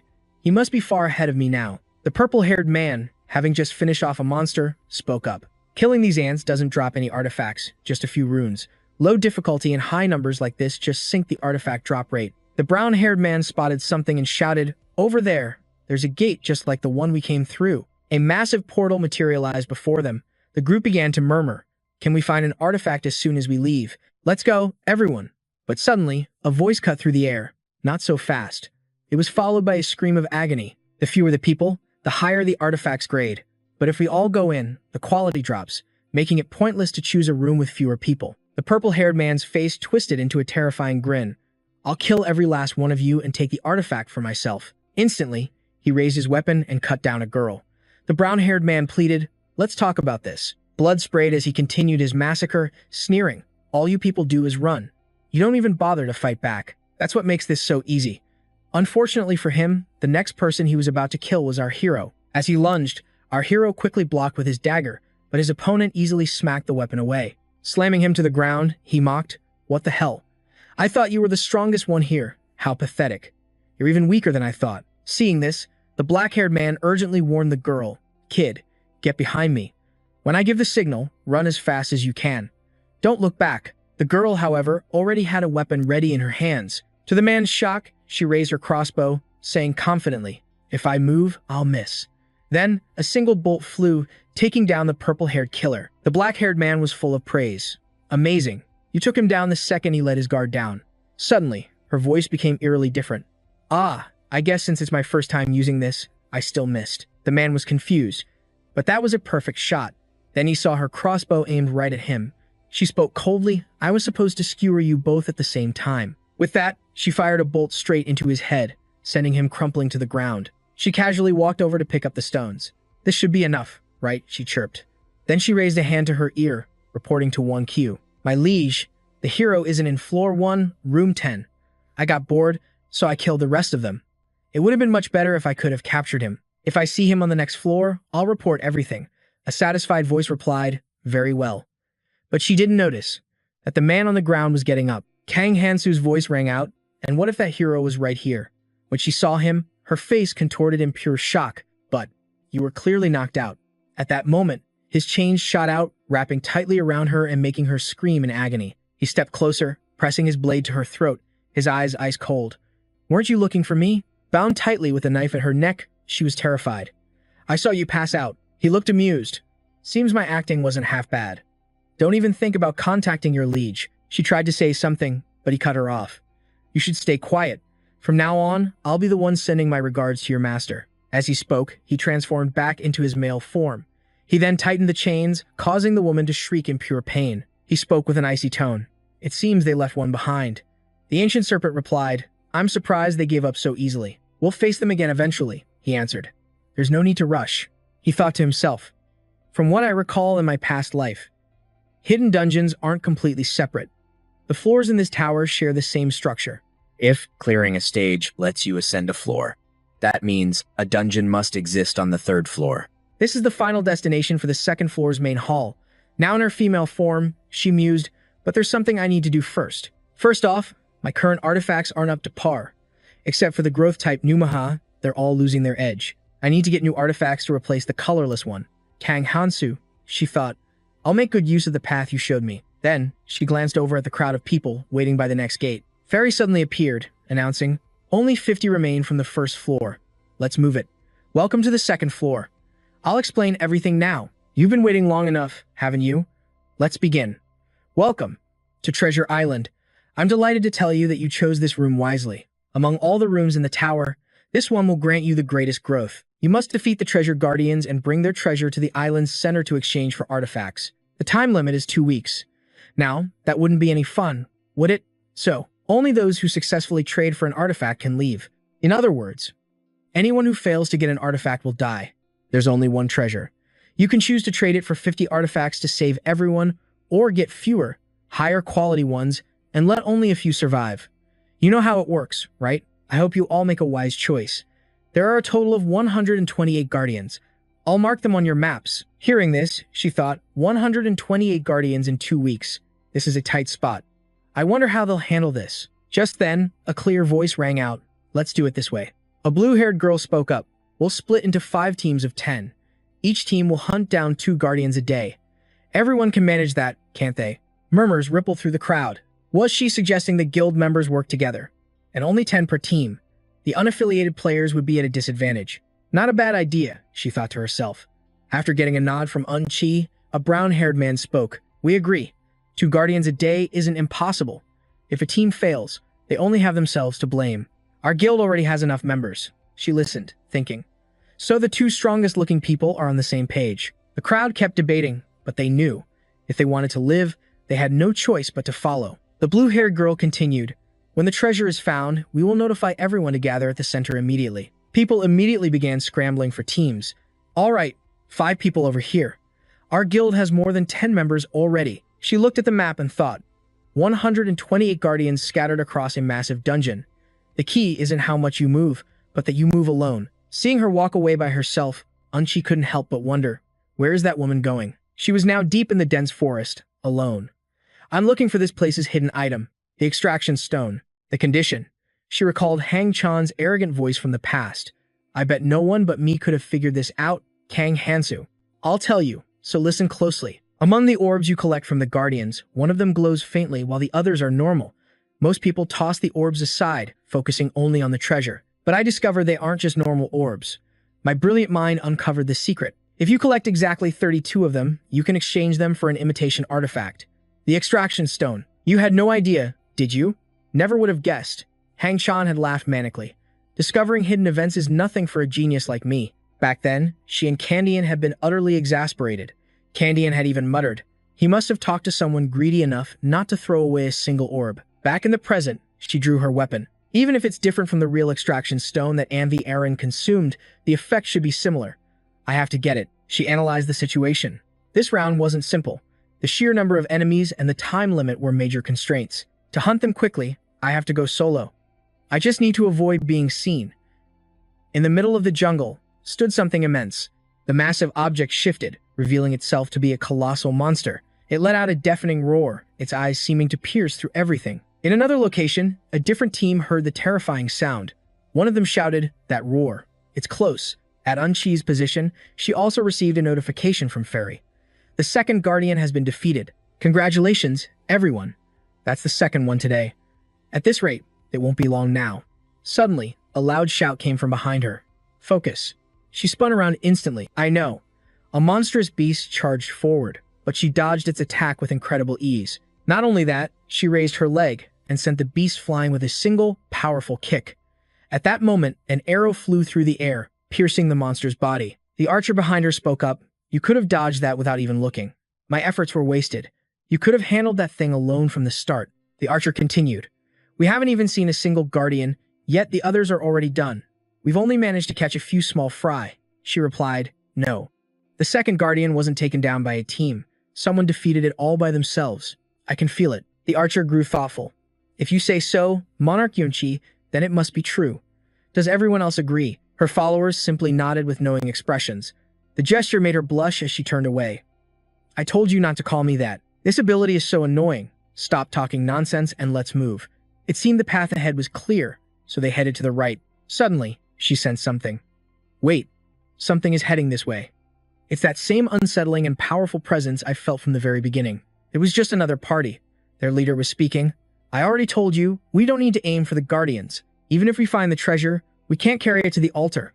Let's just wait for the other teams, the ones with all the strong people. Another member piped up, true, but we can't just stand around doing nothing. A third man agreed. Exactly. While the others are hunting guardians, we should use this opportunity to get stronger. His face was filled with a vile expression. Just by hunting the monsters around here, we can gain enough power to fight back. We just need to focus on whoever brings the treasure back. Honestly, no one will even notice if a few humans go missing. If we can't find it within 2 weeks, we're all going to die anyway. They talked on, not realizing Yunchi's party had heard everything. She spoke to her followers. It would be a headache if everyone acted like that. But that strange presence I feel isn't coming from them. Just then, a voice came from behind. I agree. In a situation like this, you need a chain of command more than anything. His sudden appearance shocked her party. Who are you? Yunchi thought to herself, he's covered in bruises. Why is he traveling alone? More importantly, I'm getting a strange feeling from him. At that moment, Hansu glanced at Yunchi with a knowing look. He leaned against a tree with his arms crossed and said, in times like these, orders are essential. The moment they saw him, all three went on high alert. The brown-haired archer immediately drew his bow and demanded, you bastard, sneaking up on us like that, what do you want? You seem to be alone, so you'd better answer honestly. Hansu said flatly, nothing much. I'm just here to make a proposal. Hearing that, the archer was so stunned he almost yelled, what? Are you out of your mind? Why the hell should we listen to you? Hansu scanned them and said, being cautious isn't a bad thing, but you're wary of the wrong person. I'm not here to talk to you. Hansu got straight to the point. Leader, I'm here to speak with that woman. With an intuition stat that high, you should already know. A shiver of fear ran down Yunchi's spine. This man. He's the reason I felt so uneasy this whole time. It's incredibly difficult to immediately identify me as a monarch, but he's absolutely certain. Does he have intuition just like me, or is it even better? No, it's not just his outward appearance. That's just a shell to hide what's really inside him. Whatever it is, something far more vicious is lurking within. Because of that, I have to be on guard against him in any situation. Hansu spoke calmly. No need to be so tense. Didn't I already say? I only came here to make an offer. The archer kept his bow raised and said, what tricks are you planning? Spouting all this nonsense about our leader. But Yunchi snapped, stand down. I'll speak with him. He hesitantly lowered his bow. He glanced at her and replied, all right. But he thought to himself, our leader has never been this flustered before. Yunchi stepped forward and said to Hansu, you look strong enough to handle this alone. So why are you making a proposal to us? I need to know your reason. Even if you're strong, we won't back down so easily. Hansu calmly stated, everyone has their reasons. I need someone to fight on the front lines in my place. Hearing that, Yunchi guessed, you want us to take care of the group that just passed by, don't you? I understand why you want that, but we can't handle 40 people. Seeing that she misunderstood, Hansu explained, what are you talking about? You only need to face 10 people at a time, and they're all weaker than you. Use your authority as a leader. Start by converting the weakest group, make them your guild members, and increase the number of people in your party. Yunchi's face went pale as she screamed internally. Even managing this many people is a huge hassle, and now you want me to add more? Are you trying to kill me? My intuition is telling me it would be very dangerous to say that out loud. The archer next to her coughed and thought, there she goes again, complaining that too many people are impossible to manage. Yunchi rubbed her head and replied, seriously, I just wanted to get through this peacefully, but it looks like I don't have a choice, so I'll give it a try. As they walked away, Hansu's voice followed, I'll be watching. Yunchi let out a frustrated sigh. I'm telling you, this isn't going to work. After they had left, Hansu spoke. The time is ripe to prepare for the mission's next phase. Elsewhere, a masked figure is pinned to the ground, struggling to break free. A brown-haired man reports to Unchi. These guys are refusing to join the guild. Hearing this, she commands coldly, they're already a part of it. Just tie them up. No need for trouble. The bound, blue-haired girl glares at them. You don't need to restrain us. Are you discriminating against us just because we're from another guild? We haven't even done anything. Unchi ignores her, lost in thought. You think I wanted this? In the end, I did exactly what she claimed I would. Gazing at the new captives, she thinks. But aside from these few, I've managed to absorb everyone here as guild members. Unchi groans, running a frustrated hand through her hair. This is so exhausting. I don't really agree with this, but this damn mission forced my hand. Suddenly, an announcement rings out. Congratulations. You have found the treasure. Everyone whips their heads around, searching frantically. What the hell? Who found it? The voice continues. You must bring the treasure to my location for exchange. Unchi wonders, but if everyone's here, who could have possibly found the treasure? One of the guild members spots something. He calls out, Leader, I found this under that tree over there. He holds out a glowing gem in his palm. Unchi sees the orb and it all clicks. She said she would let us go easily. This must be the real treasure, right? Unchi takes the gem and presents it to Fairy. The creature accepts it, its eyes crinkling in a wide grin. That's right. Confirmed. It's the perfect treasure. It's a shame no one died here, but you did a pretty good job. Although, it seems you weren't the one to retrieve it directly. Hearing this, Unchi asks, Does that mean there's no reward from me? But the creature continues, No need to rush. Don't worry. I'll give you plenty of time to choose. It reveals several panels before her. Which number will you choose? Even as the guild leader, the one-of-a-kind golden cloak is beyond your reach. Behind her, the guild members clasp their hands in prayer. Please, let everyone get an artifact. Please choose the one with many items. Unchi senses their desperation, a wicked smile spreading across her face. Now, what should I choose? Should I pick number 1 and eliminate everyone else to take all the items for myself? The announcement panel also appears before the other members. They flinch, murmuring, Please, save us. Then, they cry out in unison, Please, you have to save all 50 of us. If you do, we will serve you as our one true leader. Unchi turns to them, hands on her hips. But don't you think this is a little boring? How about a survival game instead? To all new guild members. Her face twists into a mask of pure malice. Either kill yourselves or slaughter each other. That is an order from your leader. Hearing this command, outrage erupts from the crowd. What did you just say? No way. You can't seriously think we'd follow that insane order just because you're the leader. Just then, the guild marks on the dissenters' hands glow and slowly fade away. Realization dawns on them. The guild tattoo on my hand. It's gone.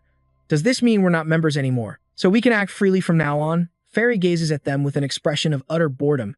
Did you really think a suicide command like that would work without any binding conditions? You people are pathetic. Get out of here. This area will be sealed off soon.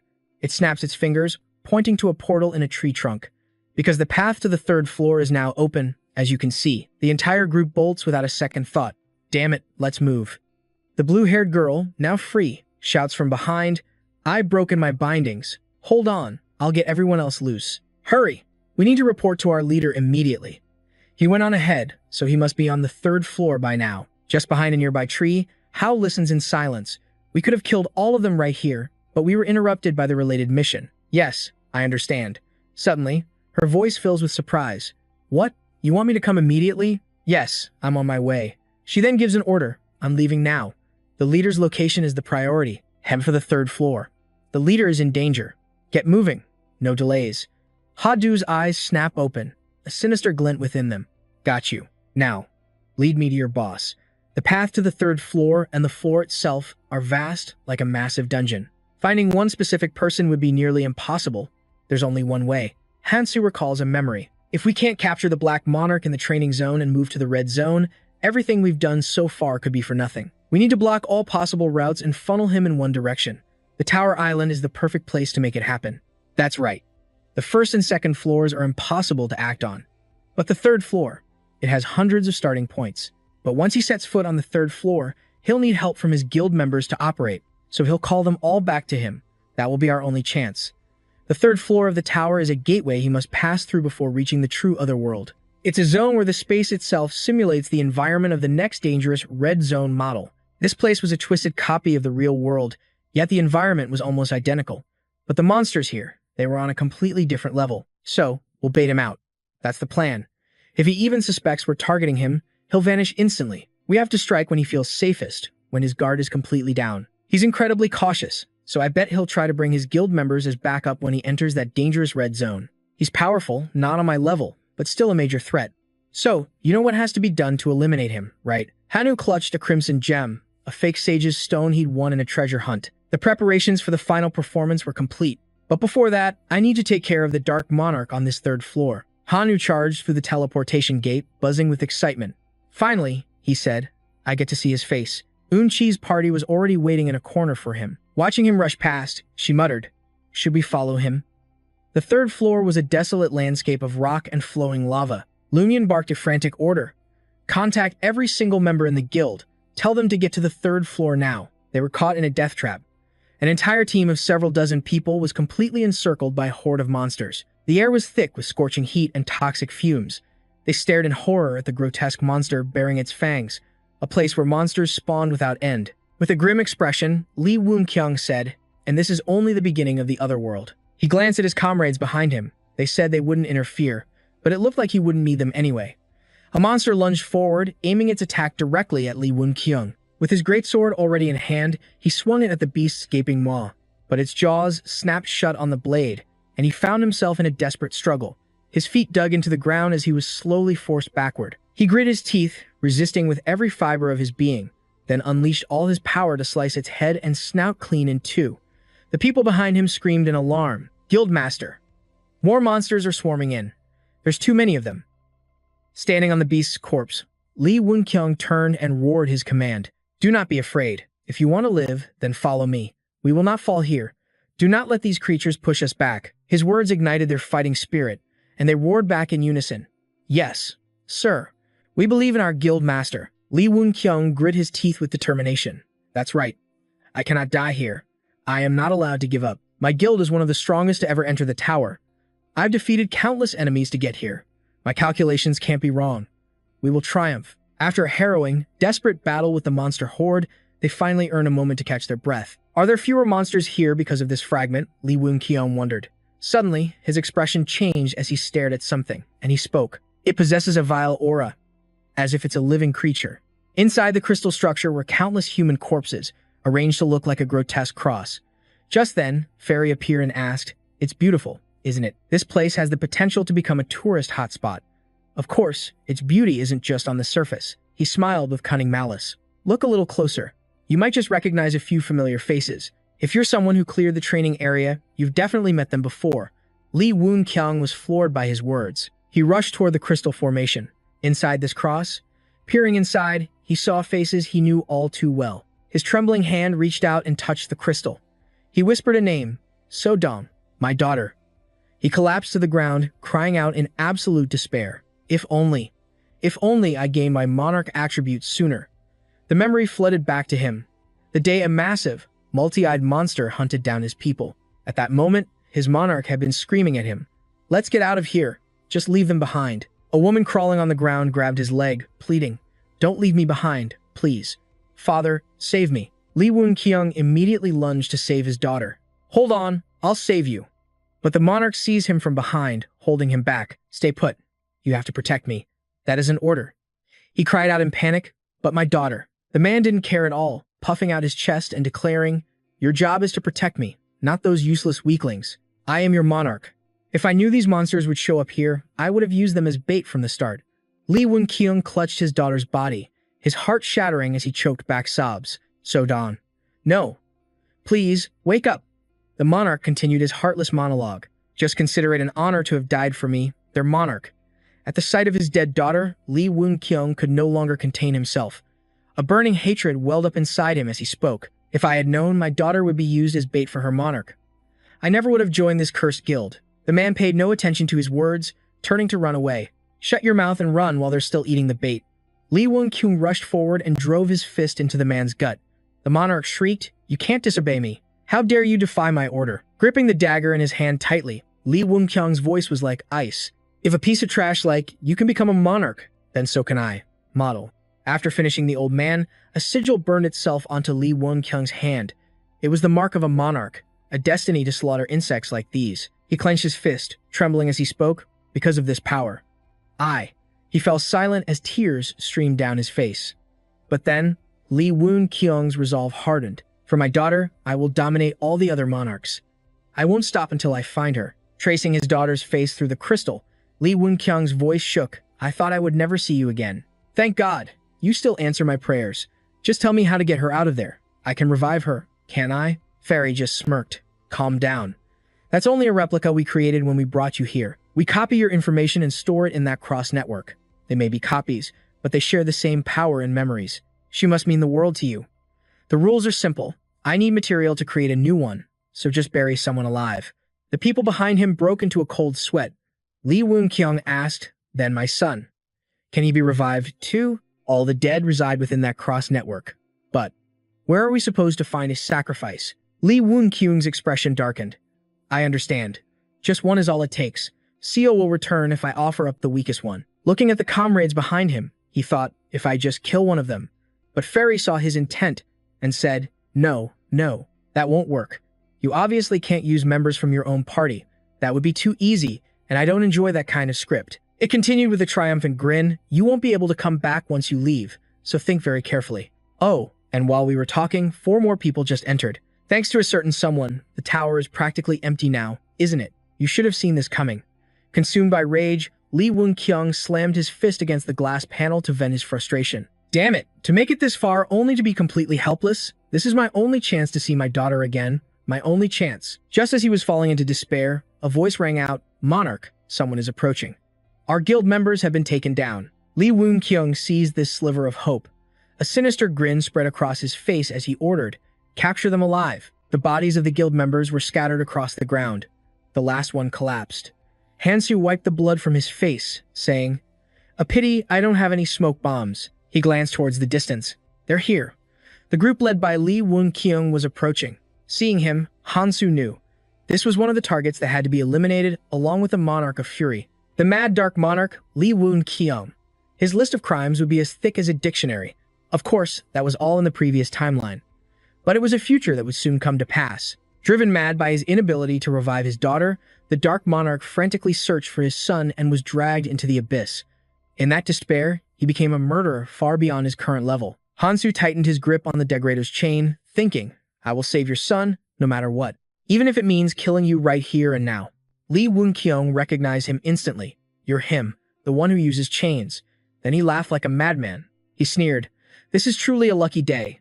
To think the very person I was trying to eliminate would walk right up to me. This must be a gift for Seo. I will make good use of your worthless life. Hansu ignored the pointless words, focusing on the fight.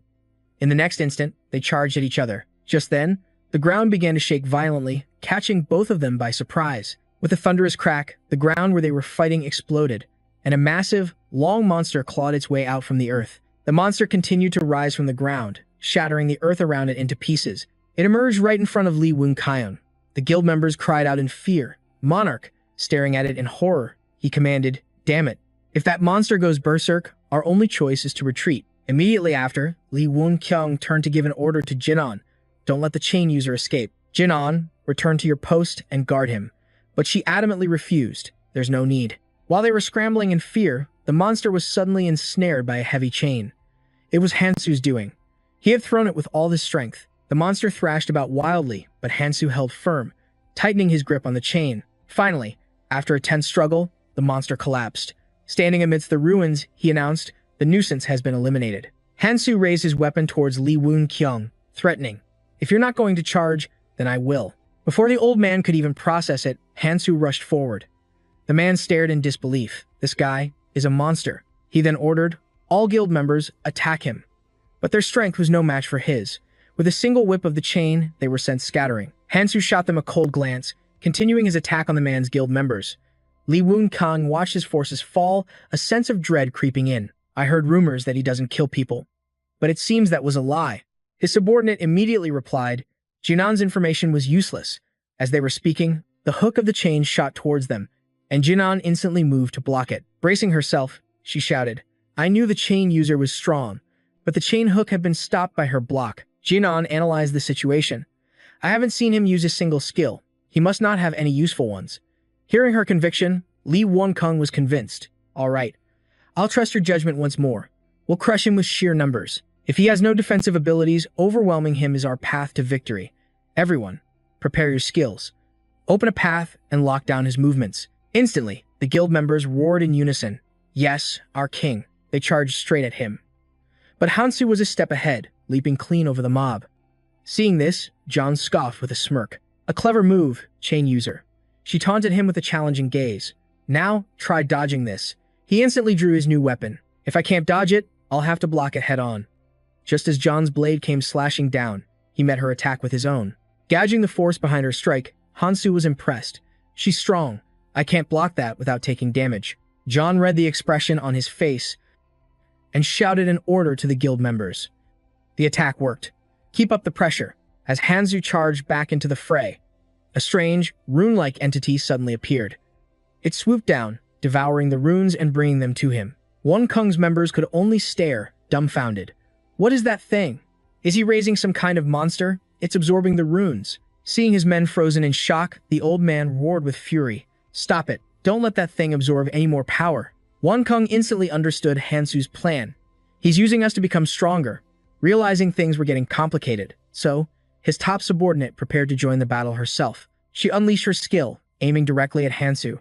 Instantly, 2 magic circles flared to life beneath Hansu's feet. Ethereal tendrils shot up from the ground, binding his legs. Seeing Hansu restrained, John grinned victoriously and leaped from above to deliver the final blow. But just as her blade was about to find its mark, Hansu's chains shot up, blocking the attack. Refusing to accept this setback, Wan Kung rallied his troops from the sidelines.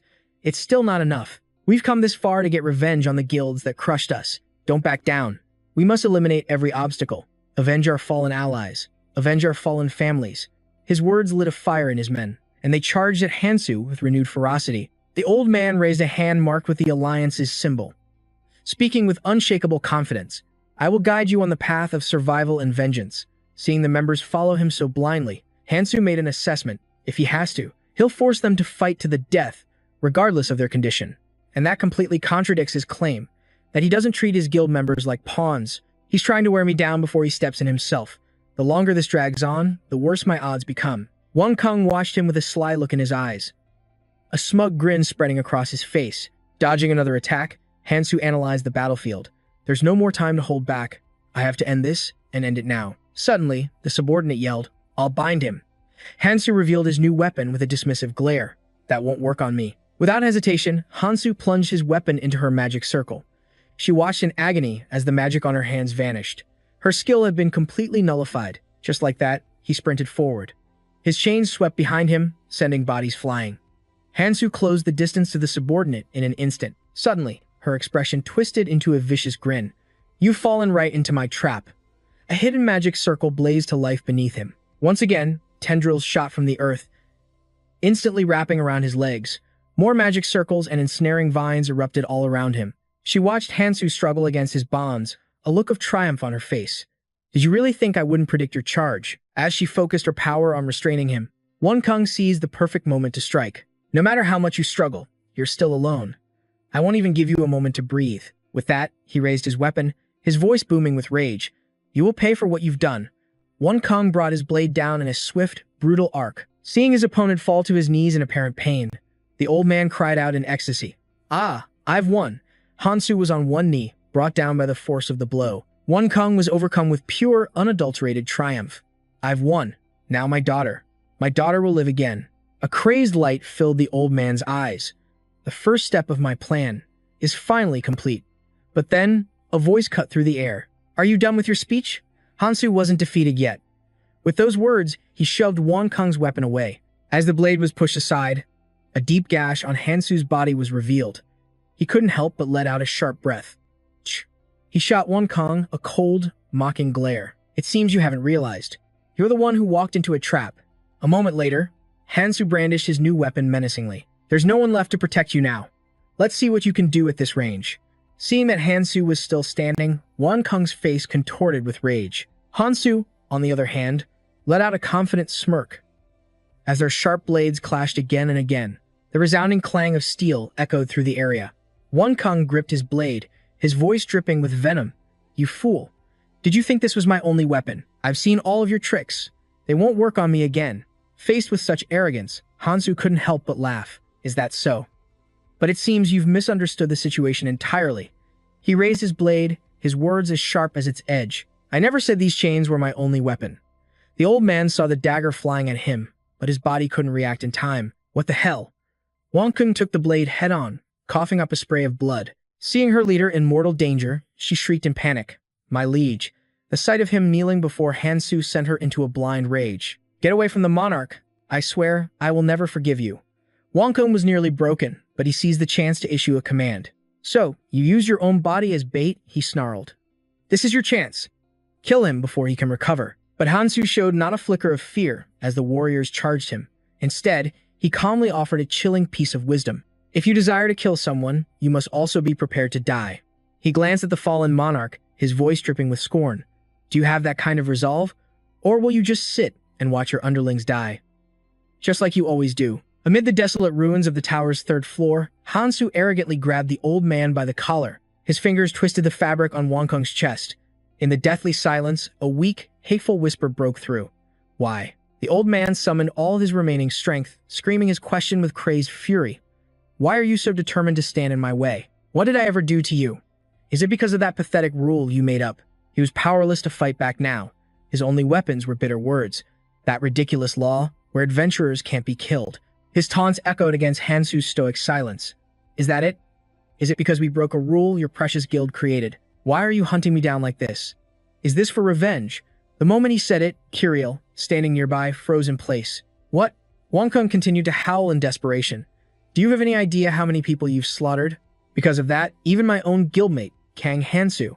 Another voice cut in, seething with rage. Step aside. I'm going to smash his head in right now. Wang Kung's body was pinned by two swords, completely immobilized.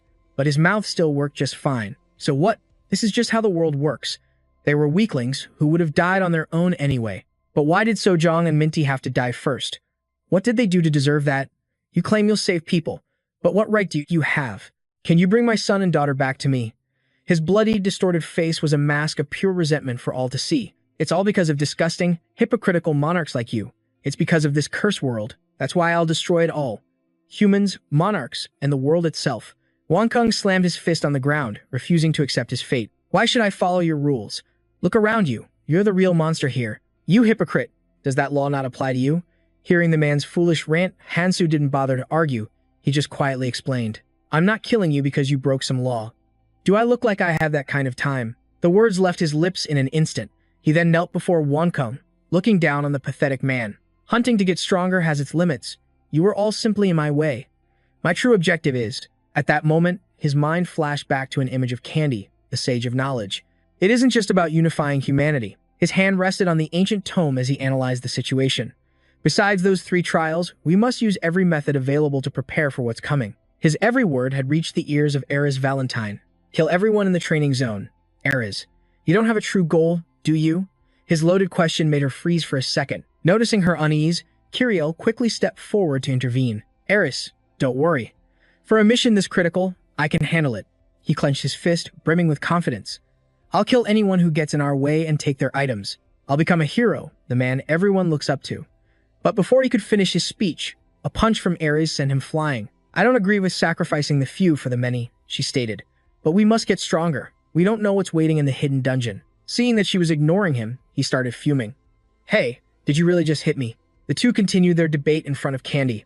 We have to prepare other options that don't involve slaughtering people to level up. Candy, did I say something wrong? Kiriel stared at the magic circle, feeling dejected. There's no one here worthy of me, anyway. His whining was cut short as Hansu suddenly appeared. That prophecy, what did it say? Kennen ignored Kiriel, focusing his explanation on Hansu. The hidden dungeon must be conquered in the future, but it's not on a level we can clear like some ordinary hunt. We have to be strategic before the tutorial ends. We have to eliminate them eventually anyway. So, let's make use of them. Just as things got serious, Kiriel jumped up and shoved his way into the conversation. That's right. If we kill all the bad guys and absorb their ancient runes, we'll be strong enough to conquer the hidden dungeon. Then we can kick back and become heroes. That's a great idea. Hansu glanced at his expression, then made a decisive choice. If you guys agree, then so do I. Sensing his friend's heavy heart, Kennen placed a comforting hand on his shoulder. Hansu, don't overthink it. For anyone who stands in our way, just bring them back to reality. Back to this brutal world, his resolve hardened once more. You tried to kill me. You lured everyone here. So why are you acting so innocent? As he spoke, he suddenly raised that familiar knife, holding it right before Keon.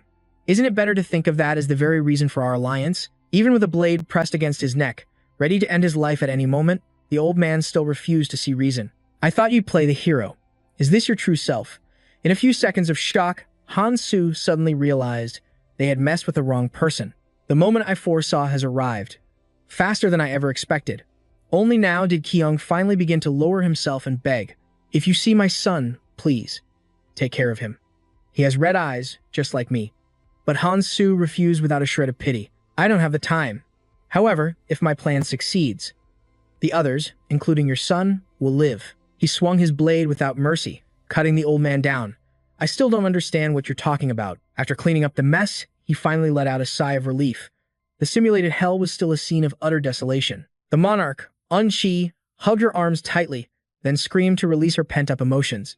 "How much longer do we have to protect this place?" He glanced back at her, trembling and biting her hand, then spoke with cold detachment. "You can leave now, but I feel like something is still off.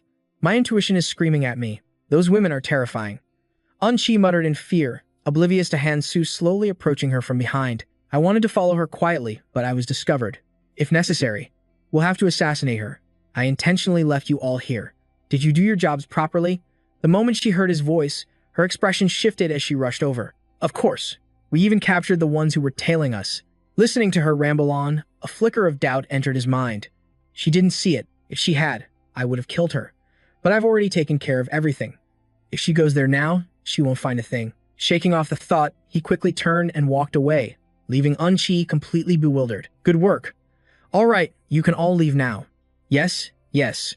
But what are these?" And just like that, the four of them were abandoned by him. "We can really go." Seeing her muttering to herself, he couldn't help but urge her on. "Monarch, let's go. If we go back and search somewhere else." Just as he offered his opinion, she shot it down with a single, stunning sentence. "We're not going back. I have to investigate what that man is planning up ahead." From the air, the sound of applause echoed, along with the cheerful voice of the assistant, Fairy. "Oh my, this is so much fun." Its excitement was palpable, even through the cross-shaped fragment. With this new traveler, the game is getting more and more interesting. Fairy looked down with a sinister smile. "Shall we get started?" After hearing its words, the four of them fell into a heavy silence. Un-Chi was no exception, stunned by the implications of using the Holy Cross. On the other side, a powerful foot stepped through the dimensional gate. Han-Soo gently lifted the orb to inspect it. "My appearance no longer matters." He materialized in the gathering place for adventurers who had cleared the rooms from the first to the third floor. And now, the vast preparation area of the fourth floor stretched out before him. He gazed quietly toward the distant light, lost in thought. "I'm getting closer to the island's tower." The fourth floor, preparation area. Everyone was gathered in the bustling main hall. This was the place where preparations were made to enter the red zone. The scene resembled a shipyard on a riverbank, building vessels for a voyage to distant islands. It was a port where ships were brought for repairs and maintenance. But lurking in the shadows were terrifying monsters. Materials had to be gathered by hunting the beasts and monstrosities nearby. A voice was explaining the rules to everyone. "It sounds simple, but you all know better by now, don't you?" It raised a single finger. "Nothing is ever that simple. Depending on the materials, the class of ship you can build will change." The assistant, Fairy, continued its guidance, offering both warnings and hints to the players. "But if you manage to build a good ship, you can leave with anyone you want. I'll admit, crafting a large ship is far better than crafting a small one. Besides the basic materials, we'll provide a list of these essential core components. Their shapes and info are all described on the list, so don't you worry." All the participating players stood ready before the gate. As it opened, it revealed a savage, wild world. "Now then, let the preparations to leave the tutorial and enter the new world begin." One player gasped in shock as the gates swung open. That's the wilderness. Beyond the wall, with no time to waste, the other players began scrambling for this survival game. "We have to build a boat big enough for the whole team. Hurry up." Another player rushed over, wanting to join the effort, while Kang Han-Soo watched from the shadows. "Our guild will help too," he declared. "Right now, we all need to work together. I need to find that place," he thought to himself. But as he turned to leave, a voice suddenly called out from behind him. "You're a little late to the party." Choi Sang-jin approached him. "We got here early and started gathering materials right away." He then asked, "Did you finish what you needed to do?" Kang Han-Soo replied with an icy gaze, his voice utterly calm. "The Dark Monarch. Yes, it's done. You remember what I told you, don't you?" He quickly answered the question about his assigned mission. "I prepared everything you mentioned back on the first floor." Choi Sang-jin teased him. "So, you're back in that form now," Kang Han-Soo stated coolly, I don't need the disguise anymore. He continued with a reminder. Shouldn't you get going? The resources for a large boat are limited, and you should know that you're running out of time. Choi Sang-jin replied with confidence, Yu Mi-hee and the guild are handling it. Kang Han-soo questioned him. Yu Mi-hee? Meanwhile, deep within a dense forest, a monstrous beast was being hunted down, pierced by 2 swift arrows. The image of the archer became clearer through Choi Sang-jin's words. I teamed up with her on the first floor of the island tower, and she's changed. Back in the forest, Yu Mi-hee called out mid-hunt. I need support over here. Returning to their conversation, Kang Han-soo tossed a white snake to Sang-jin, who fumbled to catch it in confusion. And as he did, he said, Yu Mi-hee will be happy to see you again. What is this? I don't need to explain, but you'll probably figure out what to do with it. I'm busy, so I'm leaving. He turned and walked away, leaving a completely bewildered Choi Sang-jin staring at the snake, with no idea what was happening. Before stepping through the portal, he added one final, parting message. We won't have many more chances to meet and talk like this. The red zone beyond this tutorial area will be on a whole different level. Choi Sang-jin fell silent for a moment, then admitted with a hint of shame. I've gotten stronger because of you. I'll see you up there. Kang Han-soo didn't say a word. He simply glanced back with that same cold expression, a silent acknowledgement. Then he was gone, without another response. A flicker of disappointment stirred within him. I wasn't expecting an answer anyway, but a voice from behind suddenly shattered his thoughts. See, we're too late. The girl continued, we wasted too much time at the cross. It was none other than the pair, Jian and Yuna. They continued to whisper amongst themselves. Maybe we shouldn't have brought Win. Someone might hear him. The two went on, let's get out of here. We have to move quickly to catch up. Before they could leave, someone else emerged from the portal, offering an apology. He stood with a confident air and said, I was worried about my daughter. The girl replied with a cold, even tone. Our people are guarding the rear. What's there to worry about? Besides, you still don't remember anything? The man's voice dropped low as he answered. I don't know where this place is. I was just taking a walk with my daughter. She responded with clear irritation. I see. Her thoughts raced. I was planning to let someone powerful lead the way, but I never expected that resurrection would erase their memories. She shook her head in frustration.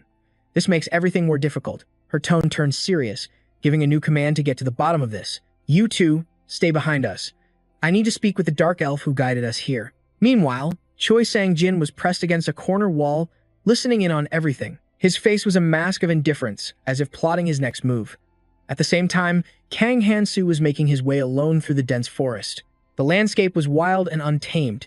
He thought to himself as he walked, there isn't much out here.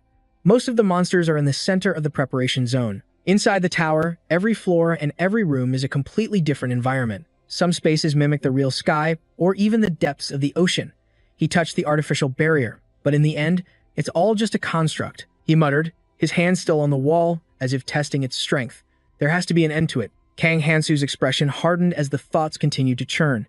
They act as if the tower ends on the 4th floor, but the truth is, there are 5. To conquer the dungeon and obtain the hidden piece, reaching it through normal means is nearly impossible. With his decision made, he drew his blade, ready to act. With swift and masterful movements, he unleashed a flurry of strikes against the artificial wall, determined to tear it down. I'll use the Ring of Numaha, its power of destruction, to punch a hole right through the tower's fabricated wall. After a few moments of relentless assault, it didn't take long. The artificial barrier cracked and then shattered completely. By exploiting that crack, the wall shatters and explodes, creating a massive opening. Kang Han-soo seizes the opportunity, vaulting through the artificial barrier to reach the basement floor. He affirmed to himself after breaking through, if I can't ascend from the inside, I'll conquer this tower from the outside. But when he glanced back at the hole, he saw it was already regenerating at an incredible speed. The rift sealed itself in an instant, a feat impossible without Numaha's ring. He then summoned his system window to check his status. Looking at the data displayed on the screen, he could only scoff. Pathetic. Utterly inefficient. His calculations were precise. Using the remnants from his raid on the Dark Sovereign should have boosted all his stats by 40 points, but he had only reached the bare minimum. Now, everything depends on how I handle this. Kang Han-soo moved to the tower's exterior and began to scale the massive structure with his bare hands. In what felt like no time at all, his fingers grasped the edge of the tower's summit. He hoisted himself onto the flat rooftop. The grueling climb having taken its toll, with sweat dripping from his brow, he had arrived. As he prepared to enter the 5th floor dungeon, a brilliant golden light blazed across the sky. At its center was a dark, pulsing orb, and Kang Han-soo could only watch from below. What lurked within this dungeon was still a complete mystery. He reached behind his back to draw his weapons, instantly entering a combat stance as he drove his swords firmly into the ground. His fighting posture was flawless. A look of grim determination was etched onto Kang Hansu's face as he made his silent vow. I must win, no matter the cost. The golden light flared, becoming more brilliant than ever, as if something was about to be born from within. A system message appeared, creating a monster based on the intruder's memories. A majestic, golden dragon then materialized from the light, roaring down at the lone warrior below. Seeing that beast before him, Kang Hansu's unwavering heart was shaken, thrown into utter turmoil. It was that very same dragon, perched high above, breathing fire that left countless comrades scorched and broken, unable to even crawl away from the flames. In his memory, a blood and grime-covered Air Valentine screamed in desperation, "Kiriel, Kang Hansu, where are you?" Ken gripped his staff, trying to rally the few survivors. All of humanity is buying time for us. We have to move. We can't hold this line any longer. We need to get through that crystal gate. Everyone was exhausted and wounded, but they fought on with everything they had. I'm leaving command to Anvi Aaron. But in that moment, Kang Hansu was lost, trapped in his own world of despair. The surrounding chaos and bloodshed faded into nothing. All he could see was Kiriel, held gently in his arms. Her body was covered in blood, her life force fading. "Why?" he choked out. "Why did you do it? If you hadn't saved me, you would have." His voice was strangled with guilt, but instead of answering, she only offered him a weak, sad smile. "Kiriel," he whispered, but her spirit was already slipping away. The memory shifted, her hand gently rising to touch his face. Her voice was a soft whisper. "Thank God that you are safe." Every word was a struggle, but she still managed to smile, her eyes filled with pure happiness as she gazed at him. Kiriel continued, her slender fingers gently stroking Kang Hansu's cheek. "You cannot stop. Not here. Promise me." With those final words, she was gone, leaving him utterly shattered. Despair, regret, and a burning rage consumed him. He grinds his teeth, the memory so vivid he can feel the silent scream of anguish tearing through him. And then, he is back in reality. He faces the dragon that cost him everything. So, we finally meet again. This was his one chance for revenge. Facing its terrifying, colossal form, he felt no fear, only a cold, unbending determination to destroy it. The Golden Dragon of Bellum. Kang Hansu glared up at the beast, a product of a hidden dungeon that recreates a challenger's most powerful enemy. He gave a slight, mocking bow. "I should thank you for giving me the chance to finally kill this thing with my own hands. Even if it's a downgraded version scaled for a red-tier ancient rune, I can't afford to hold back for a second." He produced two glowing artifacts, one red and one pink. The items I brought with me had a single purpose, to conquer this very dungeon. A system window materialized, displaying information on the artifacts. It was a high-quality imitation of the Philosopher's Stone, a consumable item from a treasure hunt. He remembered the real one he traded for 32 soul marbles on the second floor. He glanced at the cracks already forming on the imitation stone's surface. Kang Hansu thought to himself, "It's imperfect, but if I use this, all my ancient rune stats should just barely reach the red-tier threshold." His expression grim, he clutched the fake Philosopher's Stone. And this demon jade essence. He then brought the jade-colored magic stone to his lips. This artifact alone holds enough power to slay a demon king.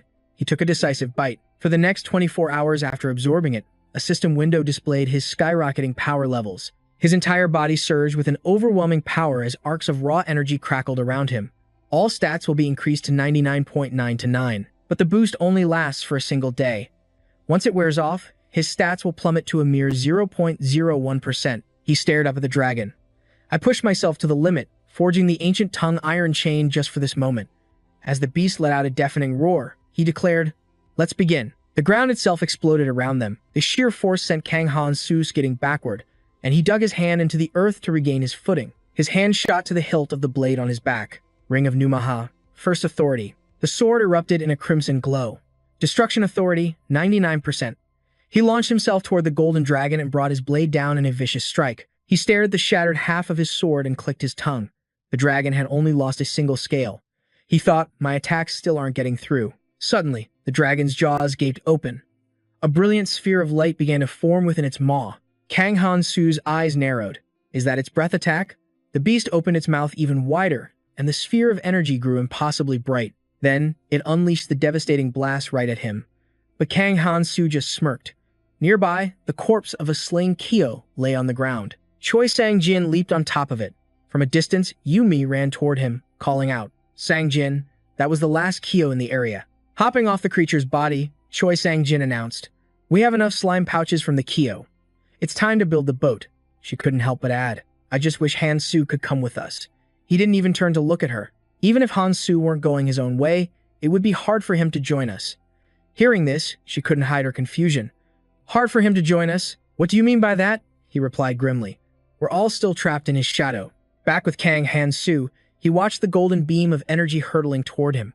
Things are completely different now, but I've ended up in the same damn spot. But this time, he launched himself into the air. This time, I can evade it. The ground where he'd been standing moments before erupted violently. Staring at the dragon, he thought, a normal weapon won't be enough, and it was time to bring out the real thing. Two blades, perfectly stacked one on top of the other. Judgment and Justice, the twin blades of Degrados, were meant to be a set, revealing their true power only when wielded together. He held the chain in one hand and the blades in the other, combining them into the enhanced form of Degrados. A faint smile crossed his lips as razor-sharp blades sprouted from the chain itself. Numaha's second authority, Hemorrhage. With a powerful swing of his arm, the chain shot out and coiled around the dragon's neck, cinching tight. Kang Han-Soo held the chain fast, watching the beast writhe in agony. But this enhanced form traded durability for overwhelming power. A dragon's aura is immense, he thought, gritting his teeth. I can't maintain this hold for long. He tightened his grip, the chain straining in his hands. He wondered if it would break, but his resolve hardened. No, it has to hold. Even if I lose this weapon, I can't afford to weaken the blow. I'll land this attack even if it costs me everything. The dragon thrashed wildly, its massive tail lashing out at him. He couldn't react in time.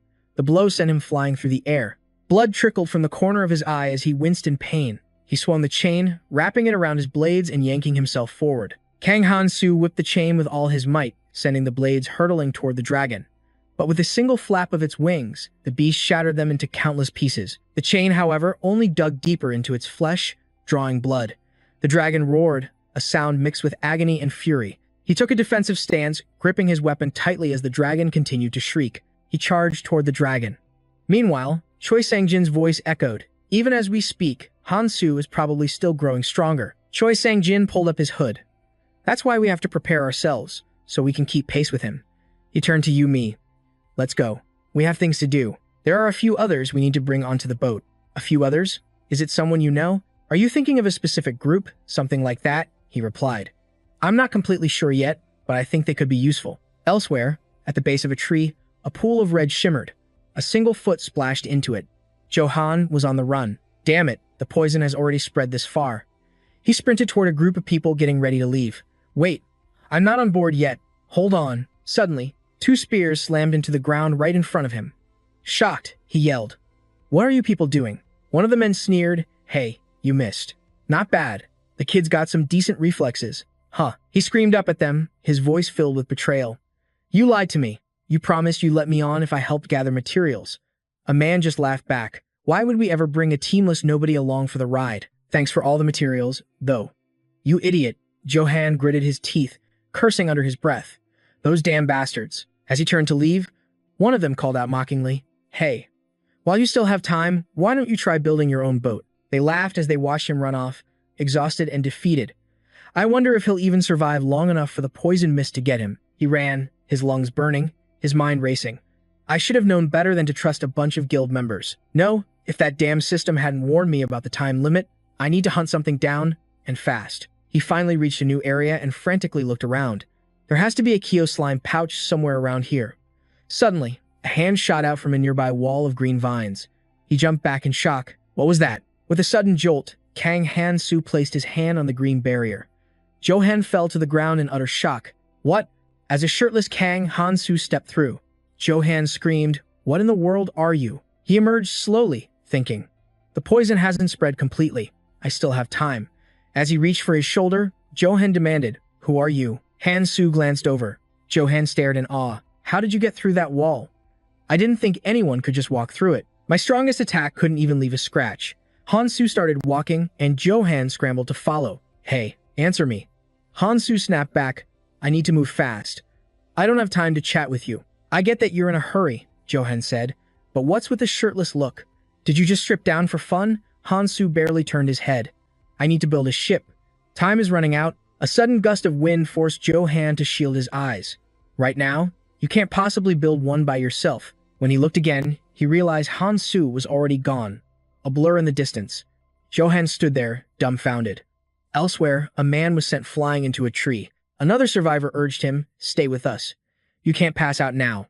Looming before them was a monstrous Galapagan crocodile. "There's no way we can take that thing down on our own," one of them said in despair.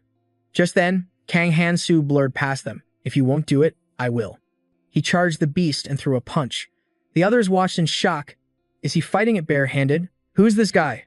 All eyes were fixed on Han-soo. At that moment, Johan finally caught up, panting heavily. "He's so fast." Someone asked, "Is that lunatic with you?" Johan shook his head. "No, I just met him." Han-soo drove his fist into the monster, then ripped its head clean off. Just like that, the beast was dead. He examined something in his hand, thinking, "I only killed it because it was in my way. But a Galapagon crocodile parasite, it's not what I need." Someone called out to him, "Hey, want to pool our materials and build a ship together?" Johan jumped in. "Wait, I'll contribute materials too. Let me on." The other man scoffed, "The Galapagon crocodile parasite can only be used for a 20-seat ship. We're full." Johan stammered. Then, "I need a spot. I'll buy it from you." "Hell no," the man yelled. "That spot is mine." The two lunged at each other. Johan shouted, "I saw him first." Han-soo tossed the item towards them. "I don't need this." He turned away. "I'm building a 500-seat ship. You can do whatever you want with that." The core component for a 500-seat ship is the heart of a GN rock lizard. The bigger the ship, the harder the materials are to find. Johan looked at the man he was just fighting. "Should we split this?" Johan thought to himself, "The poison on the 4th floor is spreading fast. Who knows how much time we have left? Is he really planning to build a 500-seat ship with a monster that no one can hunt alone?" Han-soo pointed into the distance, addressing the crowd. "Tell everyone else who's still here, if they bring me other materials as a boarding fee, I'll let them on my ship. Will they really come?" Johan wondered. Elsewhere, survivors asked each other, "Do you think he'll accept these materials?" At the 4th floor's preparation area, a crowd gathered. One man thought, "I brought everything he asked for. This is my final gamble. Please don't let this be a lie." Suddenly, everyone looked toward the entrance. "What's that noise?" A monster was thrown into the area. Johan stammered in terror. "Is it going to crush us?" Someone screamed, "Get out of the way." The massive beast slammed onto the ground with a deafening crash. People scattered in fear. And then Kang Han-soo leaped down from its corpse. He landed gracefully. "Looks like everyone's here." As he stood up, Johan stared in disbelief. He really hunted it all by himself. He approached Assistant Fairy, who was lounging casually in midair. "I brought the heart of the GN rock lizard. Let's make the trade." Fairy materialized a clock. For real? You still have time left. You do know you need other materials for the ship, right?" "Of course," Han-soo replied, pulling item after item from his bag. The Selt people's slim pouch, the errand tree, all the materials brought by others in exchange for passage. He knelt, pulling out more items. And finally, the silk thread from Arachne. "That's everything, right?" Fairy looked at him skeptically. "This is quite a lot. Wait a second. Where's the GN rock lizard's heart?" Meanwhile, Johan wondered what kind of magical item that bag was. Han-soo replied, "It's behind you. Go get it." Fairy used its magic to lift all the collected items into the air. "Well, whatever. Congratulations on successfully gathering all the materials. There are still other components, but you're the first person to bring so many on your own. I'm almost tempted to give you a bonus prize." Suddenly, a red tide crept into view. The crowd panicked. "The poison. It's reached us." Fairy continued its chatter, completely unbothered. "How about a round of applause to celebrate?" The crowd couldn't take it anymore, screaming in unison. "Just build the ship already." Fairy looked down, annoyed. "What's the big rush? All right. I much prefer seeing you all tremble in fear." Then, it summoned the vessel. "Fine. Here is your ship," Johan gasped. "This is the 500-seat ship," Kang Han-soo stated calmly. "There's room for everyone." The ones who contributed materials raced toward the ship, their faces filled with excitement.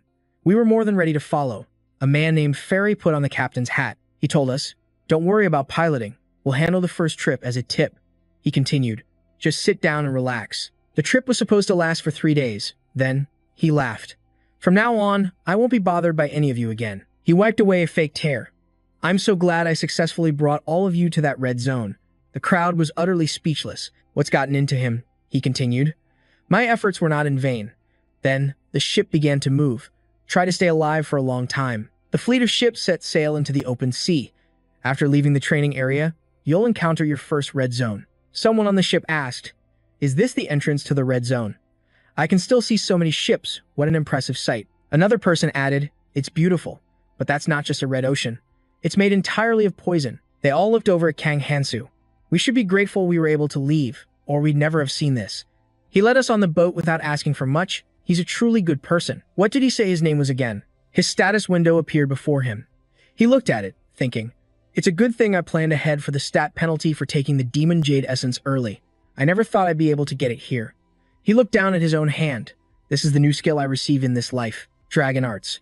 Thinking back, in my past life, I would have looked down on a skill like this. But for me, who can only learn 7 skills, Dragon Arts is more than enough for my first skill slot. As he prepared to use it, a terrified scream pierced the air. What is that? They stared at the other ships. The ones ahead of us. They've all sunk. The people in the water screamed, help me. I don't want to die here. Johan stared at them coldly. They were the same bastards who abandoned him earlier. A man shrieked, they're still around here. Save me. I have to escape. Before he could finish his sentence, the man was impaled. Something had lunged from the water, thrusting a trident straight through him. Everyone screamed in terror. Monsters! There are monsters in the sea. The entire boat erupted in panic, shouting, what's happening? Suddenly, another voice cut through the chaos. Who changed the ship's course? Johan looked up toward the helm. It was him. He saw Kang Hansu gripping the ship's wheel. What is he planning to do this time? The ship, which had been sailing straight, suddenly lurched into a sharp turn, causing the crew to shout. Why the sudden change of course? Kang Hansu ignored them and kept steering, so an angry crewman demanded, what do you think you're doing? Stop this ship. Someone pointed behind them and yelled, don't you see those wrecked ships back there? If we're attacked in the middle of this poison sea, none of us will survive. He was stunned when the man continued, if we are attacked, do you really think you can save everyone all by yourself? It's impossible. We'll all die. Why are you risking all of our lives to save those people? Kang Hansu remembered the words he was once told. Our purpose. Remember it. He continued the sharp turn, making the man scream out a warning. If you get any closer, it'll be too dangerous. We have to get back on our original course. He ignored the pleas and said, this is good. Then Kang Hansu yelled, they're all on board, which surprised everyone. The crewman who had been shouting was stunned. Yes, that's the right choice. You should just ignore them. Wait a second. What was that? Suddenly, a hand gripped the side of the boat. 2 people scrambled onto the deck and loudly announced, I'm still alive. The crewman stood there dumbfounded. When did they get on board? The man who just climbed aboard cursed with fury. I heard everything. You bastard, were you really planning to abandon us? We only survived because we swam for your ship the second we saw it get close. He angrily grabbed the crewman's collar and shouted, let's see how you struggle when you're the one in the water. But a blade flashed past him, forcing him to let go. He was terrified. Who was that? What just hit me? Kang Hansu warned them, stop talking. It's here. The man was confused. What's here? Suddenly, the entire ship began to shake violently. He knew exactly what was happening. It had arrived. The guardian of the red zone's entrance. A notification appeared. The cursed survivors of the depths. Kang Hansu explained that these creatures can only exist inside the poison sea. They have a simple method of attack. They punch holes through the bottom of the ship. The crew began to panic. Our ship is being attacked from below. At this rate, we're going to sink. Stop them. How can we even reach them? Ranged attackers? You need to fire at them from the deck. They're blocking our attacks. We need more firepower. Kang Hansu made a suggestion. If they won't go down there, then I will. The people on the boat were speechless. Go where? He didn't say another word, simply leaping over the side as everyone watched in shock. Hey, is that guy insane? With a splash, Kang Hansu disappeared into the sea. The crew's faces went pale, jumping into a sea of poison without any gear. He was definitely dead. Below the surface, he came face to face with countless monsters. But he was completely confident. He knew the poisonous water could be easily pushed aside with his dragon arts. With his magic stats in the red zone, he thought, I can handle this. The horde of monsters began to charge at Kang Hansu. He stood his ground, gathering his power. It was known that dragon arts allowed a person to harness the energy of a dragon. Furthermore, it was a skill that gradually transformed the user's body to become more and more like a dragon itself. Parts of Kang Hansu's body began to take on draconic features. He thought to himself, these kinds of legendary skills and items are known as Class 0. This dragon art is truly worthy of its name. I still haven't even scratched the surface of its power. He then channeled the dragon's might into his fist, slamming it into a sea beast. The blow tore a gaping hole through its torso as Kang Hansu observed the result. Even now, its piercing power is incredible. I risked my life for this skill, so I can't let it go to waste. The remaining sea beasts witnessed this power and began to flee in terror. Seeing them retreat, he focused his energy, knowing he couldn't let them escape. If they get away, they'll just wait for another chance to strike. And I'm running out of time. He moved like a bolt of lightning, cutting down the fleeing monsters one by one. As their bodies littered the water, one tried a sneak attack from behind, but Kang Hansu was ready. He grabbed the creature's trident and with a single motion, caused its head to explode in a shower of blood. Kang Hansu scanned the carnage and thought, the situation on the surface isn't over yet. I should head back up. Above, the crew was in a full-blown panic. The ship is flooding. Plug the hole, now. One sailor screamed. Damn it, if you see any more of those things, attack on sight. When Kang Hansu reappeared, their fear turned on him. It's him. Get him. They swung their swords wildly, but he effortlessly parried the blow. Whoa there, he warned. You should look before you swing. They stared, dumbfounded. How did you come back completely unscathed? Kang Hansu shot back. You thought I couldn't handle it. They screamed in disbelief. How can you be so calm? You just blew an even bigger hole in the ship. He replied simply, I know. They continued to yell. What are you planning to do about it? Now is not the time for. Before they could finish, Kang Hansu silenced them with a single glare, then effortlessly snapped a massive wooden beam with his bare hands. He demanded, why are you all just standing here? We need to stop the monsters. The sailors who witnessed his feat were stunned. Look, he's making planks to patch the hole. Do as he says. Get more wood. Kang Hansu then gave another order. We'll need slime from that monster to seal the cracks. The crew was still buzzing. Did he really just break that beam with his bare hands? Just do it, he commanded. We need to deal with the poison that's collected here. He tried to calm them. The water will evaporate. Just leave it be. But they argued. If we stay here, we'll breathe in the toxic fumes. Let's get out of here. And with that, the crew cleared the area. Kang Hansu stood alone and sighed. I used up a lot of stamina, but it was worth it. And I found a useful replacement for my broken weapon. Looking at the cursed trident, he noted, this thing is durable enough to withstand the poison water, so it should serve me well. Kang Hansu called out to the crew. If you look ahead, you might see a beautiful sight. They were skeptical. What is there to see besides more water? But as they looked, excitement erupted. What in the world is that? It's land. Real land. Cheers echoed across the deck. We finally reached the red zone. I can't believe we made it this fast. Suddenly, a worried voice cut through the celebration. Wait a minute. Why isn't the ship stopping? Isn't this an automated route? Another sailor chimed in. They said the journey would take 3 days. It's not time yet. Kang Hansu corrected them. That's not land. Those are the roots of the world tree. They stared in awe. What kind of tree has roots that massive? The other sailor asked, is this the beautiful sight you were talking about? Kang Hansu just smiled. Keep watching. The real show is about to begin. The moment he finished speaking, the ship lurched violently. A colossal monster emerged from the depths, and the crew screamed in pure terror. What eye is that thing? The sight sent waves of fear through the crew, but Kang Hansu remained perfectly calm. What is that monster? They cried. As it surfaced, the creature turned its gaze upon them and let out a deafening roar. Panic set in. We're all going to be eaten, but it ignored them, biting into a massive root of the world tree. The sheer force of its bite created a tidal wave that rushed towards their ship. The waves are going to swallow us whole. Brace yourselves, someone yelled, but another sailor noticed something. Wait, it's not trying to eat us. That same person shouted. It devoured the entire root. He was in shock. Even though it was just one root, it was the size of a small island. Kang Hansu's mind raced. Ships from the training zone are sent to one of thousands of routes, depending on the ferryman's course. The legends describe a creature just like this. The fish that swallows the world tree. The calamity fish. It was one of the 5 calamities destined to wither the world tree.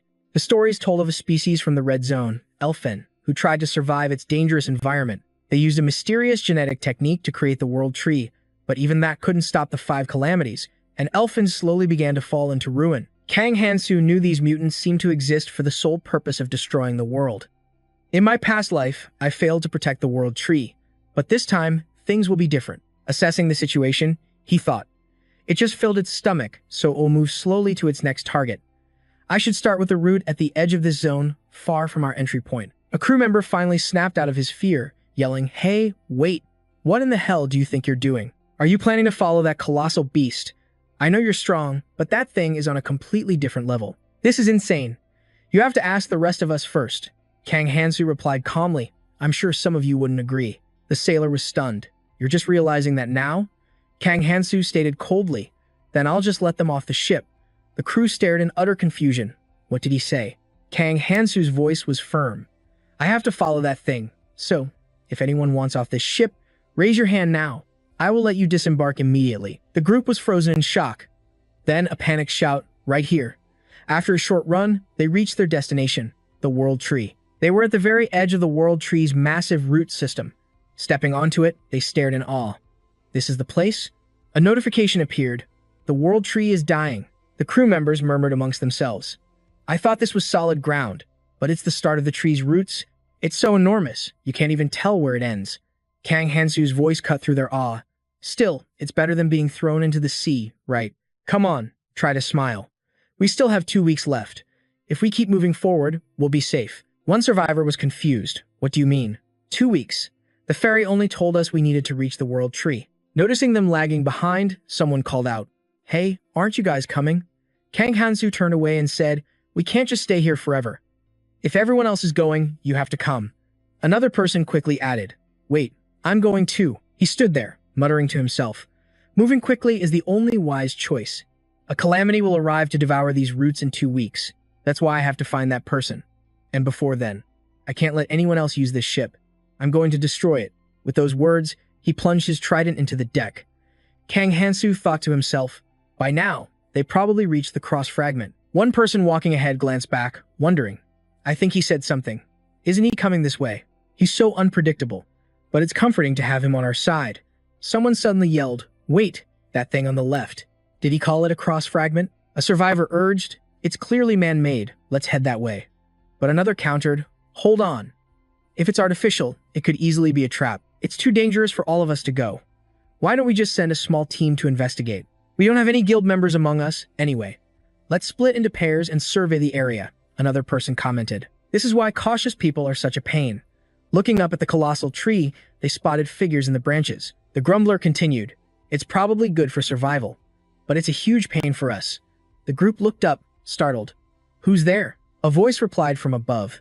You're the only ones calling it a pain, so watch yourselves before you're misunderstood. A figure then leaped down, landing before them.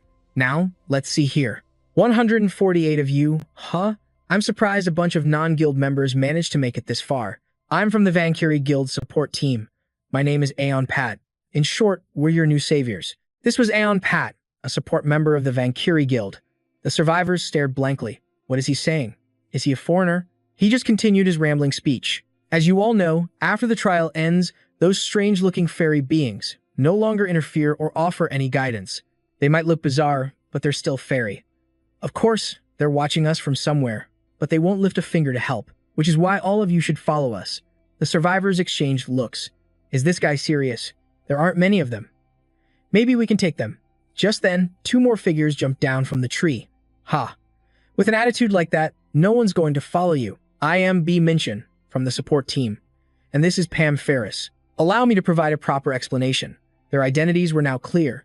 Pam Ferris, a member of the Valkyrie Guild support team. B. Minchin, also a support member, continued, Supporters like us receive an order to provide assistance to the newcomers arriving from the trial. Aeon Pat sighed, annoyed. That's what I said. The survivors asked, And who gave you that order? Pam Ferris spoke up. Valentine, the king of our clan, Valkyrie.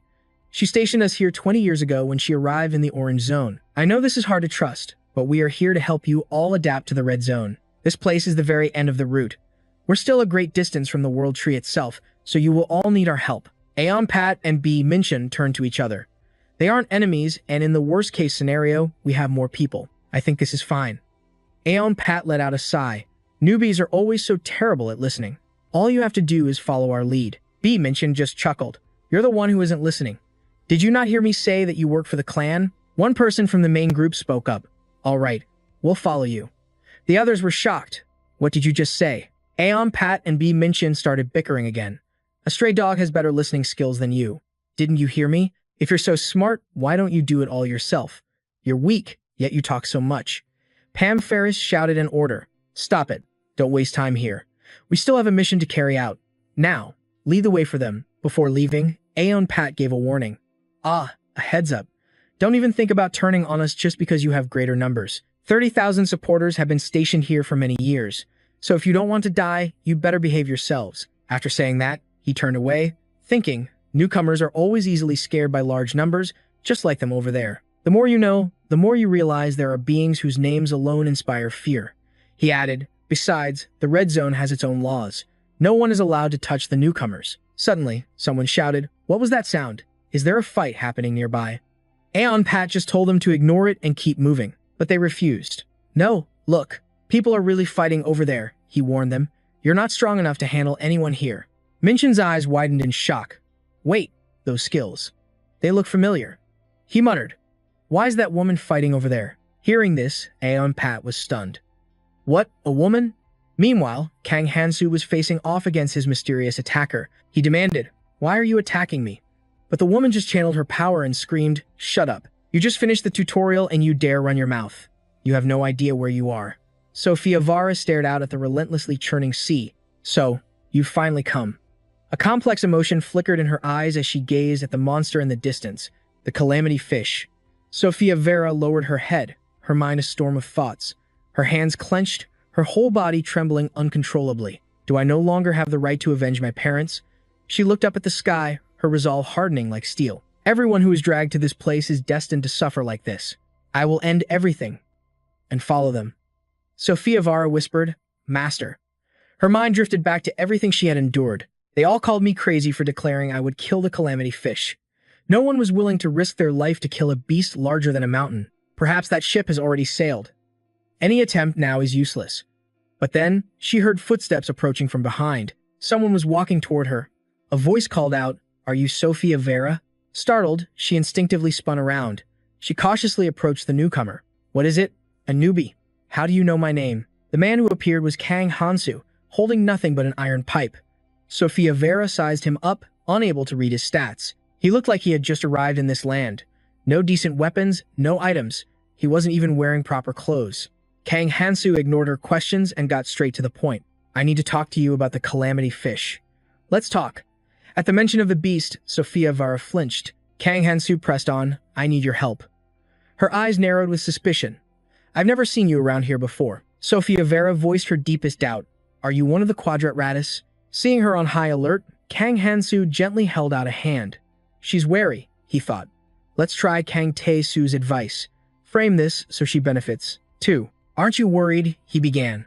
Worried that your little sister might be brought here? Kang Hansu's next words left Sofia almost frozen. If we kill the calamity fish, her chances of survival will increase dramatically. He tried to continue explaining his plan, but before he could finish his sentence, Sofia Vera exploded in fury, lunging forward to attack. What the hell do you know? But Kang Hansu's reaction was lightning fast. He leaped into the air, dodging her devastating strike. Sofia Vera's fist slammed into the ground, shattering the earth on impact. She gritted her teeth, glaring at him with pure hatred. He looked at her, genuinely surprised by her power. The ground rumbled and then erupted, throwing up a cloud of dust that obscured everything. Without pausing, Sofia Vara raised her fist again, preparing to charge Kang Hansu once more. And again, to her utter disbelief, Kang Hansu vaulted into the air, evading her attack with ease. He landed lightly, tapping her shoulder. Wait, he said gently. Let's just talk. She spun around, violently knocking his hand away. Sofia Vera was now even more enraged. A dangerous glint appeared in her eyes as a faint red flame ignited in her palm. You dare mock me? With those words, she unleashed her spiritual power. A magic circle materialized above her head as she began to chant. Kang Hansu stood frozen for a moment, his eyes fixed on the glowing sigil, a hint of worry crossing his face. She's using that skill, he thought. I must have really pushed her over the edge. Sofia Vera condensed her power and unleashed her skill. Triple gem ice orbs. 3 spheres of ice shot from the magic circle, speeding towards Kang Hansu. He couldn't just stand there and take it.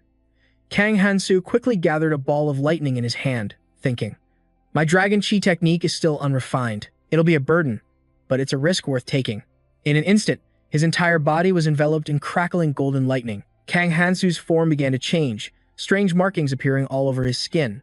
Unique skill, Dragon Chi transformation, level 7. After her attack, massive pillars of ice erupted from the ground where he had stood. Looking at the field of razor-sharp ice, Sofia Vara felt a flicker of triumph. Triple gem ice orbs is a technique that freezes anything it touches instantly. You can't escape an attack that freezes the very air itself. Within the ice, Kang Hansu's silhouette was visible, but it was impossible to tell if he was alive or dead. Sofia Vera shouted a threat. I guarantee you won't die. Not until I get all the information I need from you. Kang Hansu's voice cut through the air. My apologies. Sofia Vera stared in disbelief, her eyes wide with shock. Cracks spiderweb across the ice encasing Kang Hansu. With his razor-sharp claws, he shattered the prison with ease. But you're not the only one with a special gift. Kang Hansu raised a clawed hand to the sky. Ring of Numaha, First Authority. He slammed his palm into the ground. Annihilate. An electrical field erupted from him, shattering every block of ice in its path. Stunned, Sophia Vera threw up an arm to shield her face. The force of Kang Hansu's attack washed over her as she winced. He shattered my triple jade ice orb. A thought raced through her mind. Is aura manifestation something you can just learn in the training zone? Just how dense is the magical barrier protecting him? Sophia couldn't accept it, whispering to herself, "No way. I can't possibly lose." In that moment, the memories flooded back. The mocking voices, the whispers of scorn, echoed in her mind. If you don't come with us, you're getting left behind. Are you really wasting your time on that unkillable calamity fish? No! Sophia flipped open the grimoire in her hands, her voice filled with rage. I refuse to accept this. Countless pages erupted from the book around her. Great Sky Road. Sophia poured all of her magical energy into her arm as the Book of Alice began to rapidly turn its own pages. The book slowly dematerialized. Solidify. Pouring all her frustration into the attack, she screamed, "I'm not here for some nobody to look down on me." With that, Sophia Vara commanded the massive sword to descend upon Kang Hansu. Kang Hansu reacted in a flash, instantly taking a defensive stance. The same crackling lightning appeared around his claws. With a single strike from Kang Hansu, Sophia's colossal sword shattered into pieces. They both landed gently, as the scales on Kang Hansu's body slowly receded. He turned his head towards Sophia. "Want to keep going?" She bowed her head, gritting her teeth in frustration. Finally, she uttered a single phrase. "This is pointless." Kang Hansu looked on, slightly surprised. "Why are you backing down now? Admitting defeat already? I can still go on." Sophia glared at him. "Do you take me for an idiot? Your special technique isn't even complete. There are 3 ways to determine the level of one's aura. First, the value, ratio, and amplification. Second, the performance and power of the magical barrier. And third, its unique ability. Depending on the unique ability an aura possesses, its strength and application can change dramatically. I was trying to push him to his absolute limit, but he took my strongest attack without a single scratch. His aura is already top tier by this region's standards. There's no need to test him any further." Sophia asked cautiously. "I know you're strong, but how do you plan to kill the calamity fish? Everyone else gave up after it devoured over 1,000 people. Do you have any idea what it means to fight a beast that swallowed an entire ship whole? It's not a monster anymore. It's a natural disaster." Just thinking about it sent a shiver down her spine. And now, there are even fools who started to worship that thing. "I'm tired of fighting this battle alone. You should leave now, before you suffer the same fate as me." She turned her back on him and began to walk away. "It's a fool's errand." Kang Hansu's voice followed her. "If I thought this was going to be easy, I never would have sought you out. Just help me. I have a plan." But Sophia kept walking, ignoring his words completely. "You're mistaken about something. I have no intention of getting involved in this again." But his next words stopped her dead in her tracks. "This will be my 14th time killing the calamity fish. Are you really going to give up now?" She whipped her head around, shouting, "It doesn't matter what you say. I won't do it." Sophia Vera was the one who stood against the calamity fish. She had watched it devour her parents right before her eyes. She had challenged it again and again. The first time, the second, the third, the fourth, all the way to the 13th. All those failures don't mean anything. Kang Hansu's voice was surprisingly gentle. "You may not have succeeded, but you survived all 13 attempts. Without me, you'll only fail again. But this time, I'm here." His words made Sophia look at him in a new light. "I will kill the calamity fish with you." His promise reminded her of someone else's words from long ago. "You can do it. Just trust me." Sophia remained silent for a long moment. She stopped walking away. Turning to face him, she looked Kang Hansu straight in the eye. "Let me ask you one thing. Why do you want to hunt it?" His gaze drifted out toward the ocean as Kang Hansu answered calmly. "I want to save 1 billion lives." Sophia asked again, completely stunned. "What did you say?" He corrected himself. "No, probably more like 1.5 billion. His words only made her more confused. She breathed out. "You're even crazier than the biggest madman I know." Elsewhere, Aaron was watching them from a distance. So that's what all that commotion was about. He watched the two of them interact. Things were starting to get weird.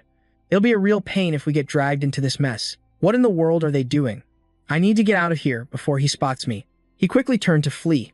But suddenly, a trident flew through the air, pinning his cloak to the ground. Terrified, Aaron slowly turned his head. No, it can't be. Kang Hansu and Sophia Vera walked towards him. Leaving without saying goodbye, Aaron was completely paralyzed with fear. "How does he know I'm here?"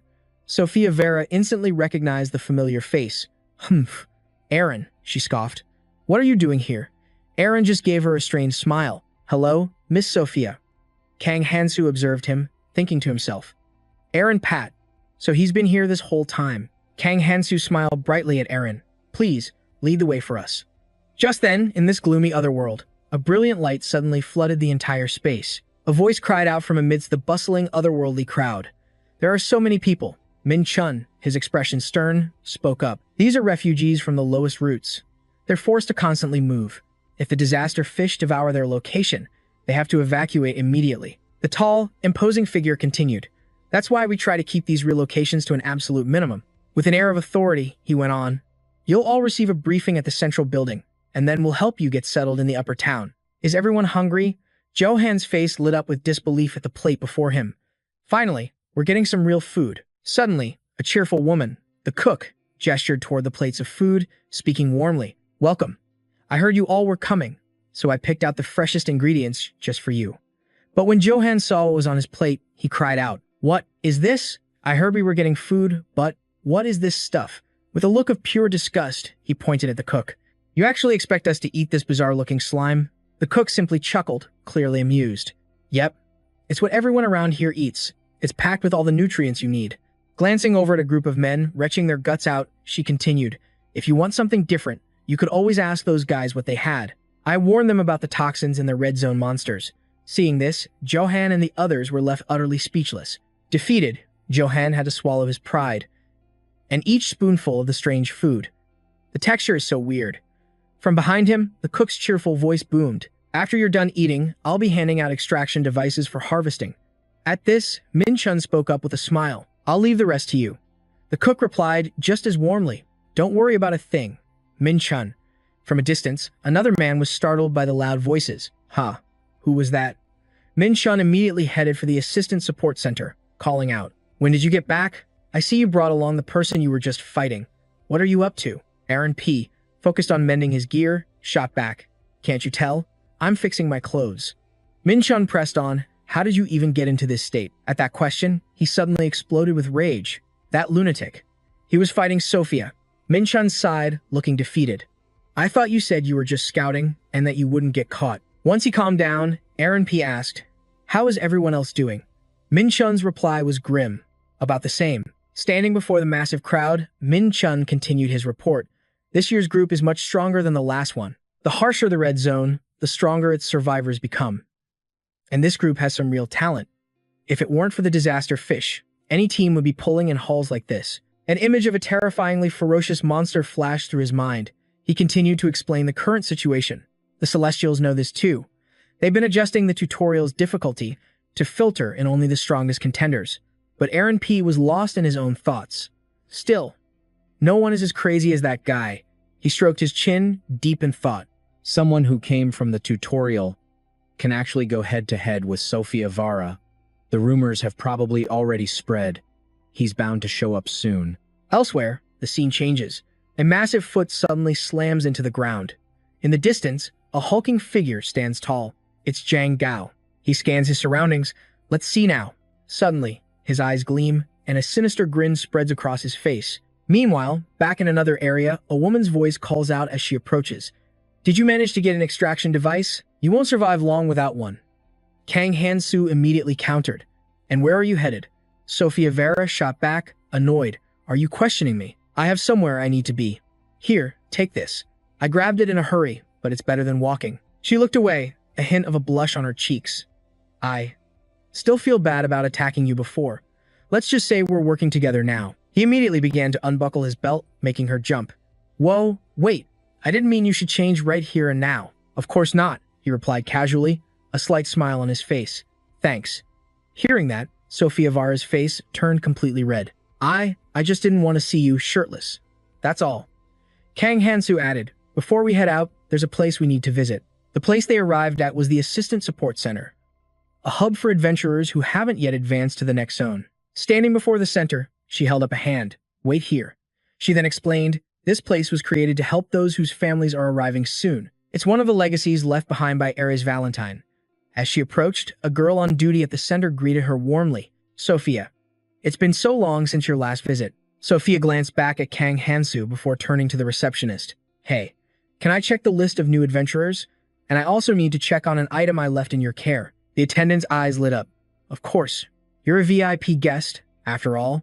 Just one moment, please. The support center wasn't just for rookies. It offered premium services to top contributors. The attendant on duty quickly filled out the information on a blue request form. She presented a list of recent arrivals, saying, "This is everyone we've rescued near the routes. Checking the other routes will take 2 more days. Please come back then." Staring at the paper, Sophia's mind raced. Are they still not in this world? No. I have to focus on the calamity fish. Kang Hansu's voice suddenly cut through the heavy silence from behind her. If you're done, let's discuss the plan. Startled, she spun around. Right.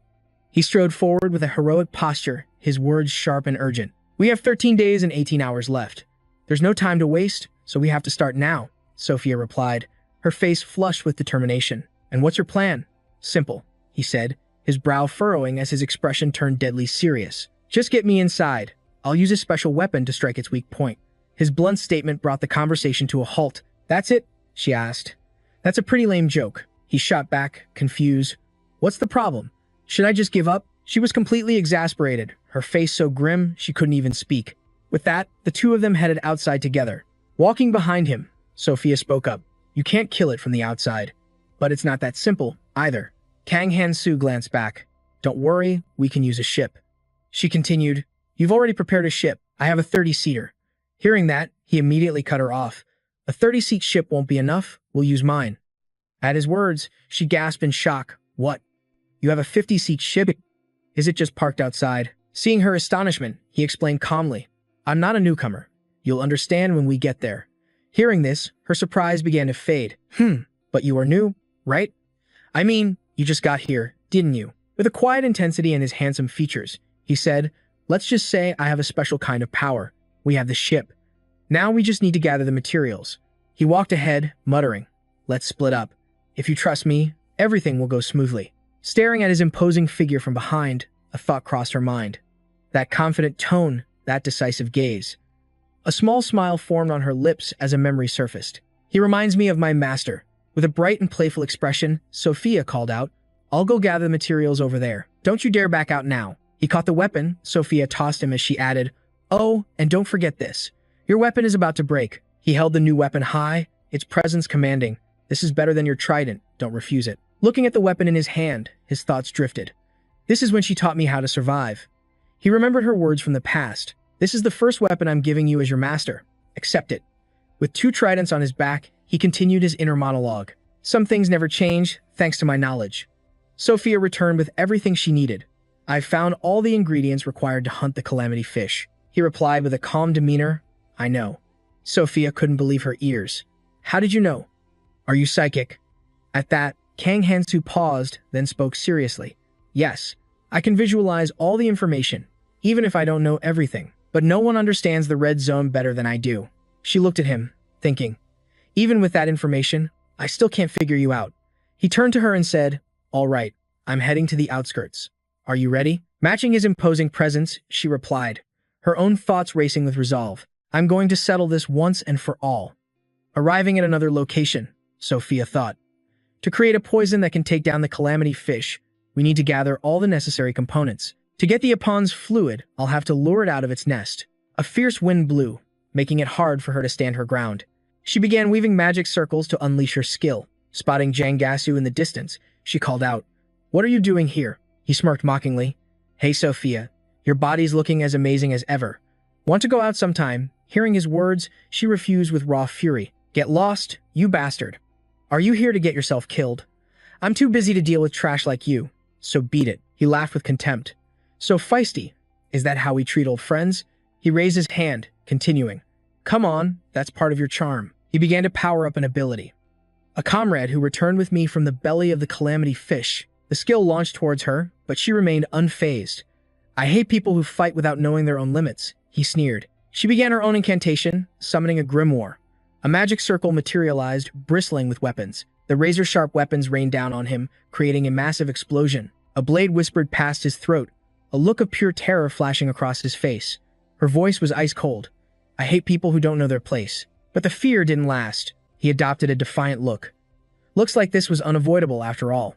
With his sharp sword still pointed forward, he slowly raised a hand to his head. Behind the cloth on his forehead, a terrifying crimson eye stared back. But she didn't even flinch. Raising her hand, A blade of pink energy shot directly toward that horrifying eye. A twisted grin spread across Jang Gasu's face, though a flicker of fear betrayed his eyes. Hey, you're fast. With a sly, wicked smirk, he taunted her. You recognize this eye, don't you? The guide is watching. Did you really think I'd attack without a backup plan? His voice dripped with provocation. We're part of an entire organization, you know. He gloated, his amusement obvious. I don't just have a guide on my side. I have something that involves you, too. If you choose to fight, things will get very complicated for you. Her pupils contracted, gritting her teeth. She thought, the all-seeing eye of envy. It's an incredibly troublesome skill. He stood up, placing a hand over his heart with a smug, satisfied grin. As expected, you're sharp, Sophia. You know I don't have any twisted intentions, right? He provoked her further. I just wanted to test your skills. I heard you lost to some rookie, so I thought maybe you've gotten rusty. He kept rambling, ignoring her obvious disgust. But your skills are as sharp as ever. I guess the rumors were just exaggerated. Her expression was cold, utterly dismissive. That's none of your business. Her voice was laced with pure hatred. I'm tired of your pointless chatter, so get lost. He frowned, his voice turning into a low growl. Don't worry. As soon as I find what I'm looking for, I'll be gone. I need to know where Kang Hansu is. The rookie you fought. She spun around, shouting, You'll never find out from me. A hand reached from behind her as his voice echoed. I knew you'd say that. He lunged and grabbed her arm, his expression predatory. That's why I'll have to use one of my investigation skills. Thanks in advance for your cooperation. As he charged, she dodged back, questioning him. Since when did you learn a skill like that? His eyes were chilling, his smile utterly barbaric. Of course, you could probably block it if you tried, but you're still too soft-hearted. Her face darkened, her voice seething with rage. A man like you should have died inside the calamity fish that day. He stepped back, his tone endlessly mocking, so cold. But I'm not the one in the wrong here. He emphasized each word. The one in the wrong is you. A demented laugh escaped him, his eyes filled with madness. You should have joined Quadratus when I gave you the chance. You're the one who acted foolishly, Sophia. Quadratus is an organization that worships the calamities that threaten the ecosystems in the Red Zone. They've turned that terror into a religion, serving the 4 great calamities. They don't care if these monsters bring about humanity's ruin. She scoffed at him, her words dripping with sarcasm. Enough of your nonsense. You want me to join a garbage organization like that? Rage contorted her features as she screamed, sacrificing innocent people just to show off the calamity fish's power, and then selling the relics of the dead for profit. Are you even human anymore? Sophia pressed him. Do you have any idea how many travelers you've deceived? She laid out his sins for him to hear. They believe your promises of a safe haven, only to end up dying in the belly of the calamity fish. He replied with a nonchalant shrug. So what? He sighed, then answered her with chilling indifference. I'm just making money using my own abilities, and participating in a few religious rituals along the way. His shameless, cruel words continued. The fools are the ones who blindly believe me. They wouldn't have survived long anyway. They should be grateful. Murderous intent blazed in her eyes, her voice shaking with hatred. To exist in such a beautiful place, inside the calamity fish, even for a moment, he provoked her again. I hope you'll see the truth soon. If you journey with us a few more times, I'm sure you'll understand. And with that, he vanished like the wind. She couldn't react in time as his parting words echoed, Well then, see you later. She was stunned. He's only good at running away. She cursed him silently in her mind. Jang Gasu. If only I'd known you would turn into this kind of monster. He changed completely after nearly losing his life trying to escape the calamity fish's stomach. A cold sweat ran down her back as she wondered, what if I chase after him now? Suddenly, a handsome man appeared behind her, his voice warm and reassuring. You don't need to worry about me. Don't focus on anything else. Just concentrate on gathering the materials. Sophia spoke softly, her voice hesitant but pleading. I'm sorry, but there's something I need to ask you. He moved with incredible speed, his silky black hair flowing. It was none other than Kang Hansu. His mind was already on the mission. The most critical item for slaying the calamity fish was the sclerosing dissolution fluid. Synthesized by a master sorcerer, the fluid is the perfect poison to use against the calamity fish. One of the primary ingredients is its alkali. Touching down, a single goal burned in his mind. He had to claim the Kunza's heart. To find a Kunza, he needed to pinpoint a valley nestled between the trunk and the root system. That had to be it. The Kunza lived in caves near the roots to avoid disasters, burrowing into the wood to make their nests. A grin spread across his face. Found it. He plunged his feet into the crimson-colored liquid. Compared to the Kukunza heart, the other ingredients for the hardening solution were easy to find, but getting a heart from the root section was notoriously difficult. And yet, I found one. This is perfect. He walked across the water's surface, completely unfazed. It's coming. With his hands behind his back, he gripped his long qi gong tightly. He then whipped it forward, and a golden aura exploded, enveloping his entire body. Qi activation magic, qi gong enhancement.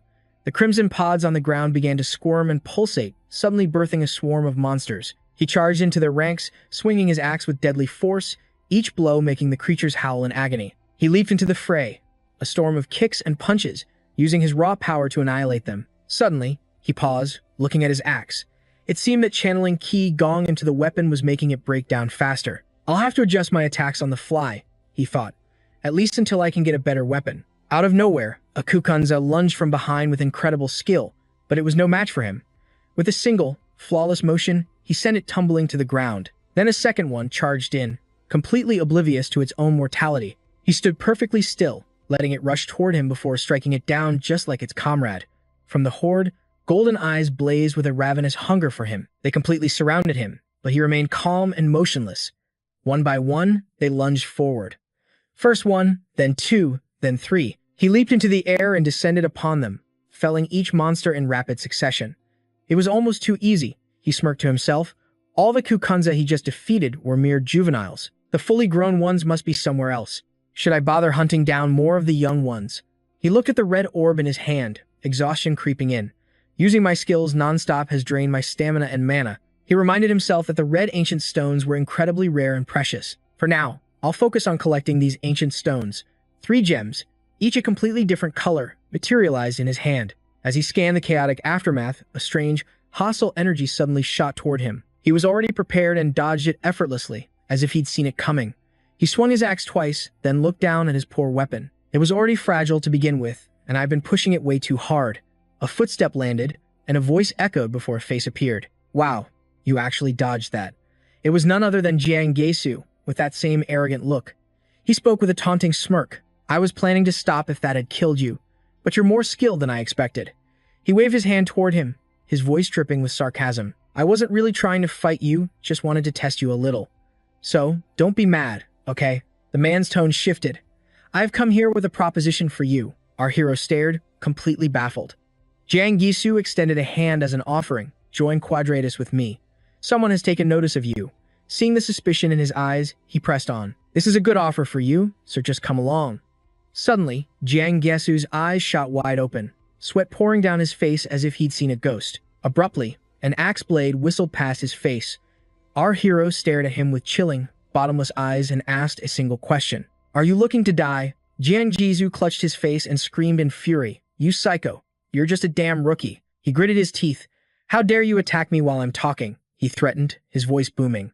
You probably just finished the tutorial, so now you think you're hot stuff. That must be why you'd attack me without a shred of fear. Jiang Gizu's eyes narrowed, a sneer twisting his lips. That girl might like you, but I refuse to acknowledge you. Your offer? Kang Hansu replied with cold indifference. I refuse. He knew all too well the evil of the fanatics who worshipped the Quadratus disaster, but their operations were the most dangerous part. They cultivated calamity fish. As the number of visitors from the Red Zone dwindled, Quadratus's main business became watching others get devoured by those monsters. The more brutal the death, the more money they made. Their entire enterprise was built on the suffering of others. As he watched Jiang Gisu charge toward him, he made a vow to himself. He would destroy that organization as soon as possible, tearing them out by the roots, one by one. He turned his head and sighed, his expression and tone shifting into pure mockery. Why should I listen to someone who is weaker than me? Jiang Gisu was practically insane with rage. What did you just say? He adjusted the scarf on his head. I'm going to discipline you myself. If I don't bring you back, those bastards will lose their minds. So, whether you like it or not, this is happening. As he spoke, Jiang Gisu ripped a necklace from his throat, his face twisting into a monstrous grimace. A couple of broken ribs shouldn't be a problem for you, right? Seeing him transform, Kang Hansu just offered a faint smile. It seems we're on the same page. I need some information from you, too. You can still talk with a few broken ribs. Can't you? Jiang Gisu drew a sword. Let's see how long that tough talk lasts. Without another word, he swung the forgotten blade straight at Kang Hansu, who dodged with astonishing speed. But strangely, Jiang Gisu didn't seem panicked at all. In fact, a thrill of excitement coursed through him. He grinned from ear to ear. You fool! Slash. The sound of tearing flesh echoed, followed by a spray of blood. A deep gash suddenly appeared on Kang Hansu's right arm, with blood pouring relentlessly from the wound. Kang Han-soo dropped to one knee, clutching his injury. Ready to talk now? Jang Ga-soo watched his opponent's expression carefully, tightening his grip on the forgotten blade, thinking to himself, I was aiming for his whole arm. But the cut was too shallow. I went too easy on him. Done hesitating, he swung his sword towards the water with a challenging smirk. If I break you too much, you'll be worthless. Don't worry, this will be quick. Suddenly, steam billowed from the wound on Kang Han-soo's shoulder, and his voice took on a strange tone. Perhaps I was a bit too arrogant. He quickly regained his composure, staring directly at Jang Ga-soo. I have never fought you before. Jang Ga-soo flexed the blade in his hand like a whip, looking utterly confused. What the hell are you talking about? Have you lost your mind? Just shut up and lie still, he roared, laughing as he leaped forward to strike Kang Han-soo again. But this time, before his attack could even land, he took a devastating blow from Kang Han-soo, right in the gut. The impact sent him flying backward, his body spiraling out of control. His eyes rolled back into his head, showing only the whites. Jang Ga-soo hit the ground hard, planting a hand to steady himself. Kang Han-soo was already in an attack stance, his fist radiating with powerful spiritual energy. He drew an axe from his back. I need to update my data. He aimed the axe at Jang Ga-soo with a cold gaze. Cooperate. Jang Ga-soo coughed violently from the last blow. He cursed under his breath. That bastard. His eyes scanned Kang Han-soo, analyzing him. I didn't even see that last attack. From a nobody with just colorless ancient language stats, he pushed himself up from the ground, wiping a smear of blood from his mouth. Don't get cocky. I let you have that one. Kang Han-soo simply raised his hand, and two sources of spiritual energy appeared at his wrist. Good. I'm just getting started. 5 ancient language stones materialized around his wrist. You're not down for the count yet, are you? Jang Ga-soo exploded with rage, screaming at the top of his lungs. You think a few boosted stats can actually change your skills? Kang Han-soo held his axe high, replying with chilling calm. Of course. In a real battle, stats aren't everything. As he finished speaking, he hurled the axe. It flew with blinding speed, embedding itself in the tree right behind Jang Ga-soo, just inches from his head. He collapsed to the ground in terror. Kang Han-soo's mocking voice cut through the air. What's wrong? A faint, taunting smile played on his lips. Scared now? Trembling, Jang Ga-soo struggled back to his feet. He stammered, impossible. Refusing to give up, he swung his sword again, screaming, I'm not afraid of you. This time, he unleashed a new technique, and the blade in his hand became incredibly solid. This was the skill known as the Forgotten Sword. He gripped the sword and charged at Kang Han-soo with everything he had, crushing slash. Yet, his opponent just stood there, manipulating the energy in his hands. This stunned Jang Ga-soo. With his bare hands, the sight of his blade, ready to destroy anything, filled him with confidence.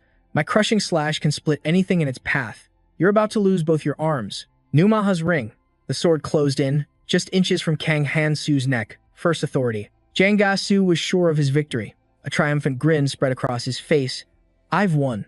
Annihilation. But his celebration was cut short. Kang Han-soo caught the approaching blade with his bare hand.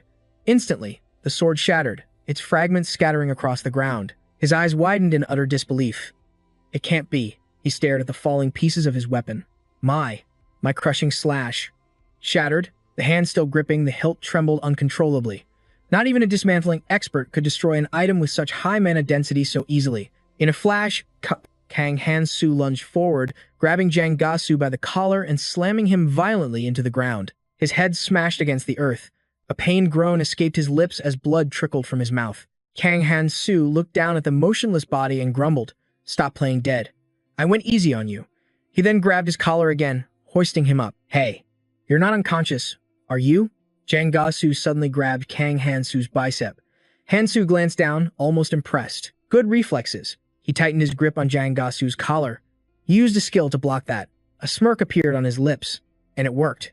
The Jade Copper defensive skill. It restricts my movement, so I didn't want to use it. Jang Ga-soo glared at Kang Han-soo, his mind racing. But this was no time to be picky, not if it meant escaping this monster's grasp. As if reading his every move, Kang Han-soo raised his other hand. A pathetic effort. Is that all you've got? With those words, he drove a brutal fist into the man's face.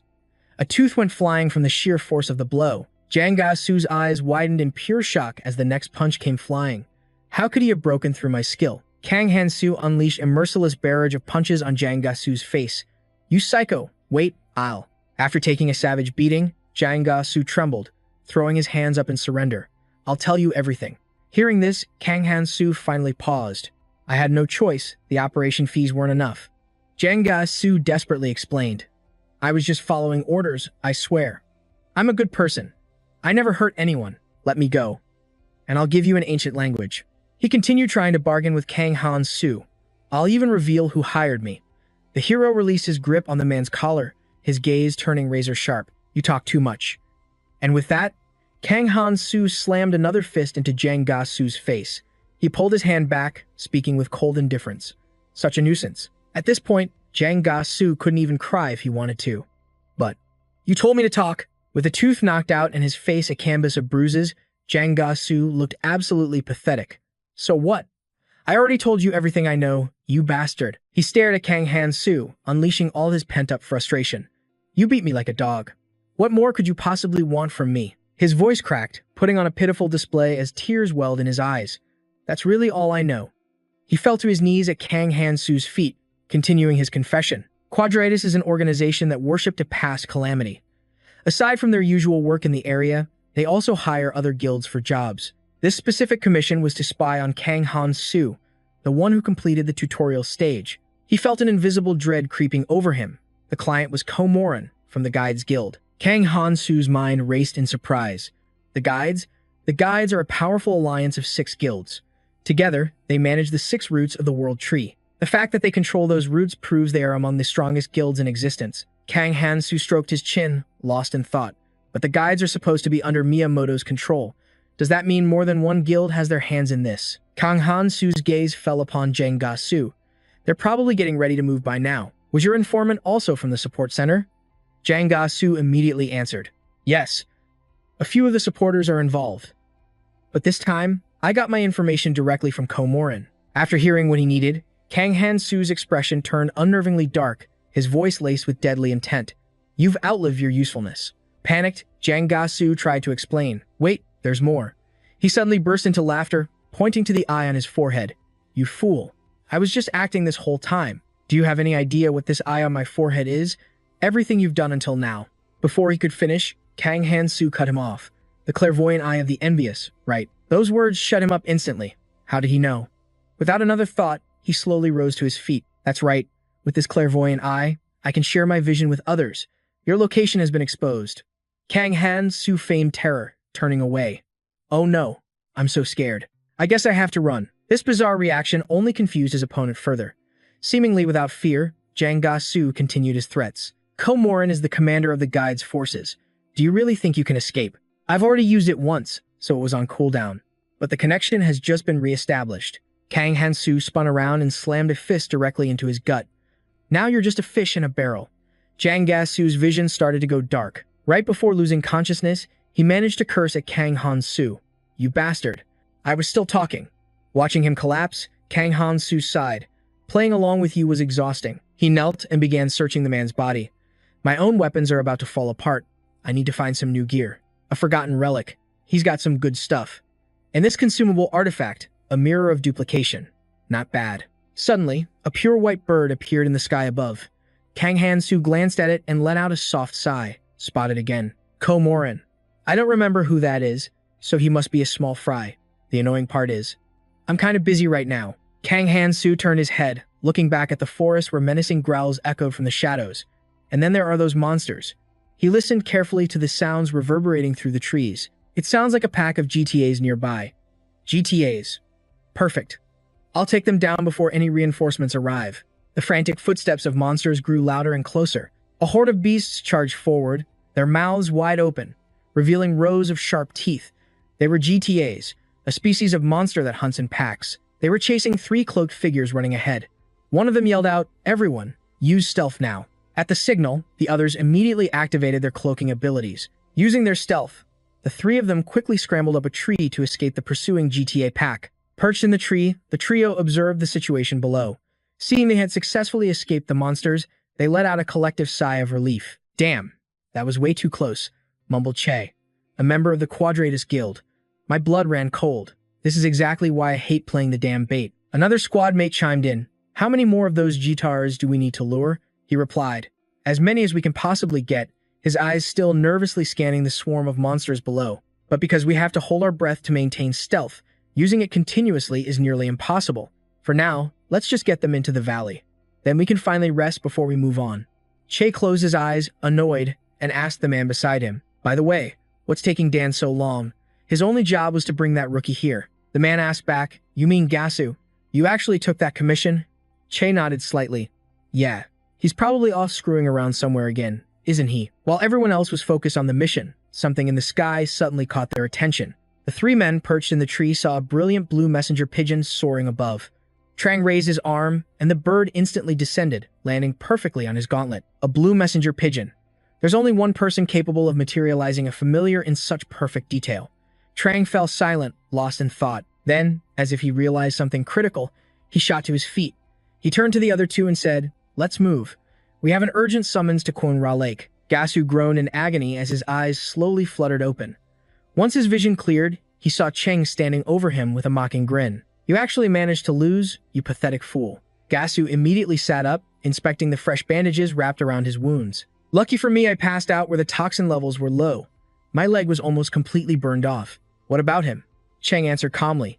"He's the one who took you down. He was already gone by the time I got here." Cheng couldn't resist twisting the knife. "You mean to tell me a guy who survived inside the belly of a calamity fish failed to capture some rookie trash, and now we have to clean up your mess?" Gasu frantically patted himself down before looking again at his leg. "Damn it, where's my weapon? And what's with this weird wound?" A memory flashed in his mind. Kang Hansu had done something to his body while he was unconscious. "Sleep a little longer. I'll leave you this little gift. In return, I'll be taking your weapon." Seeing that Gasu was awake, the other members of the squad ran over to him. "What are you spacing out for? Get up.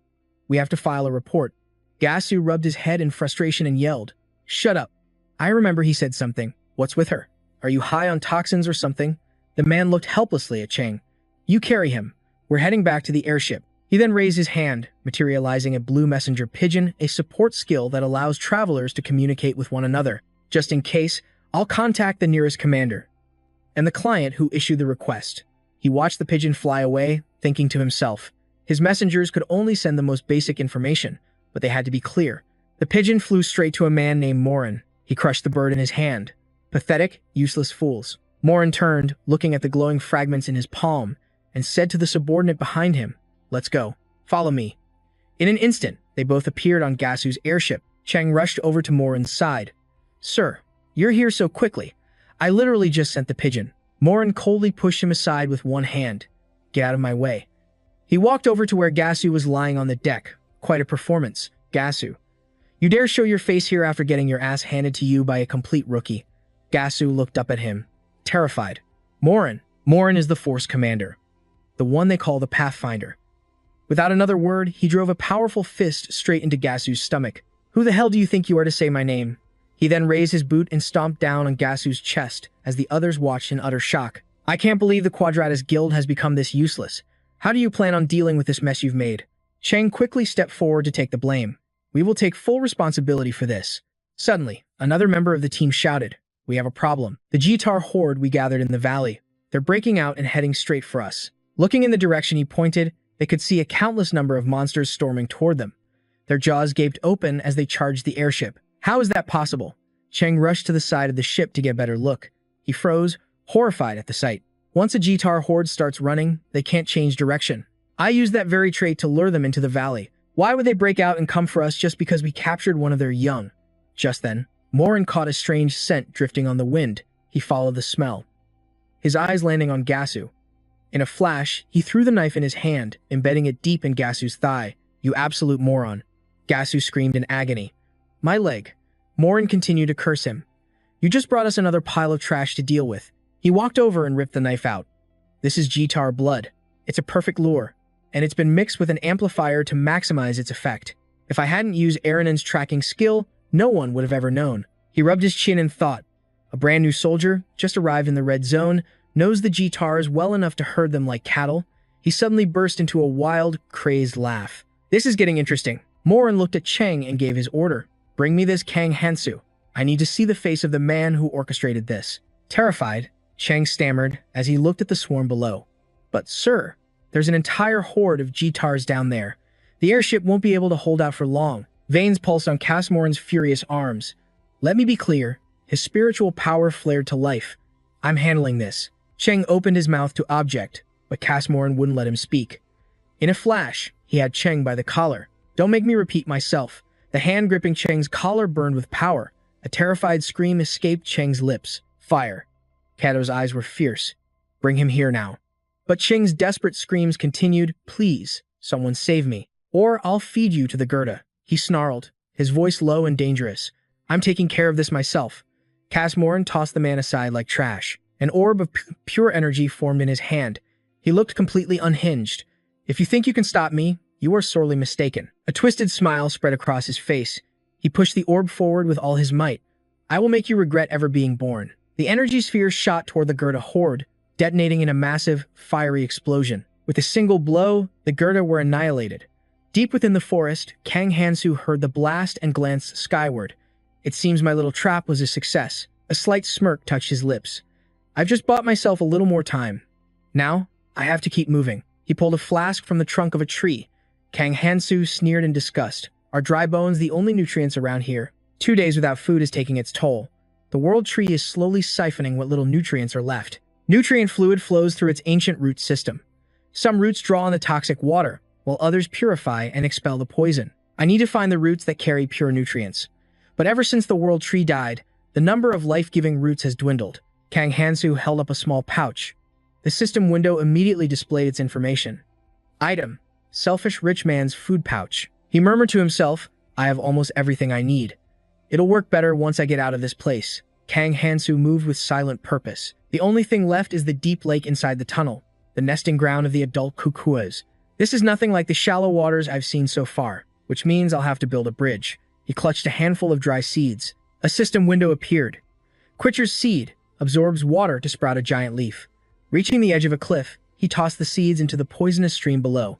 The seeds plunged into the stream, instantly absorbing the toxic water and germinating. From the depths, enormous sprouts rose to the surface. With his path complete, he leaped from the cliff, skillfully hopping across the giant leaves. Suddenly, he paused, a sword materializing in his grip. It would be easier if the path just went straight up, but I'll have to carve my own way. Monsters erupted from the water directly in front of him. Kang Hansu remained completely unfazed. Let the hunt begin. Meanwhile, under the night sky, a figure stood radiating immense power. It was Casmoran. Has the carrier pigeon delivered the news? He asked the woman beside him. It is still in transit. Casmoran turned, walking towards her. He approached a captive who was tied up. Even your strongest scouting skill, the one you can only use once a month, you wasted it. Casmoran grabbed the man's collar, his voice laced with menace. If you weren't our guide, we would have thrown you into the sea of poison long ago. You and that quadratus. He released the captive and rose to his feet. He commanded, Rachel, take me to the final location.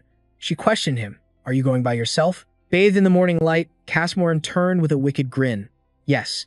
It's much more fun to hunt my prey with my own 2 hands. As he walked away, he muttered under his breath, Kang Hansu, you can't escape me. Back on the Leaf Bridge, Kang Hansu was still battling the monsters. Defeating them was taking its toll. He was gasping for air, his stamina nearly depleted. He looked down at his trembling hand. I can barely even swing my sword anymore. But just as his guard was down, a figure in a black cloak appeared behind him, drawing an arrow and taking aim. This is the last Kukun heart I need. A brilliant flash from the bow caught his attention. Kang Hansu's eyes shot wide, sensing the danger. He threw himself to the side. The arrow whizzed past, tearing through a monster's body and ripping it to pieces. The archer, Tran, clicked her tongue. Chi. I missed. Staring at the aftermath, Kang Hansu realized that was a precision-type skill. Incredibly hard to dodge. In that split second of distraction, 3 more arrows came flying at him. So be it. He swung his sword, deflecting the volley, but not without a price. Deep cuts appeared on his arm. He grimaced. Damn it, I'm wounded. Droplets of blood trickled down his arm and fell into the water below. The scent of his blood drove the monsters into a frenzy. They surged from the water's surface, swarming towards him. Clutching his bleeding arm, he dashed forward. They're frenzied by the blood. This is getting complicated. High above, Tran drew her bow again. The frenzied kukuas are making this difficult. Hey, we're supposed to be providing support.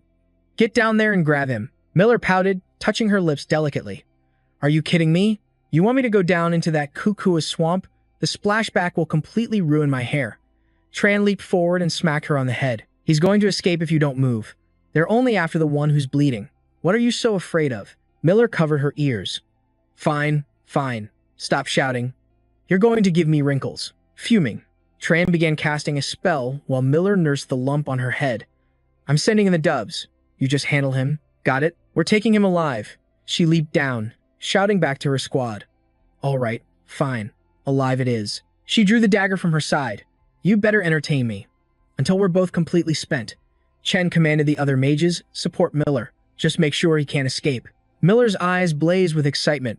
It's been too long since I had a proper fight. With a deafening roar, she lunged forward. Die. Her blade sliced through the air, leaving behind brilliant arcs of light. He moved to counter her attack. But suddenly, a monster burst from the side, striking at his blind spot. A flash of irritation crossed Kang Hansu's face as he swung his blade toward the creature. One clean, powerful strike, and the monster was dead. But in that brief moment of distraction, Miller leaped in, thrusting her sword forward. Where do you think you're looking? Hey, handsome. Her blade shot towards him. He dodged in an instant, but the razor-sharp edge still managed to sever a few strands of his hair. Kang Hansu countered with a devastating kick, sending her flying across to a neighboring leaf. She was back on her feet instantly. Heh.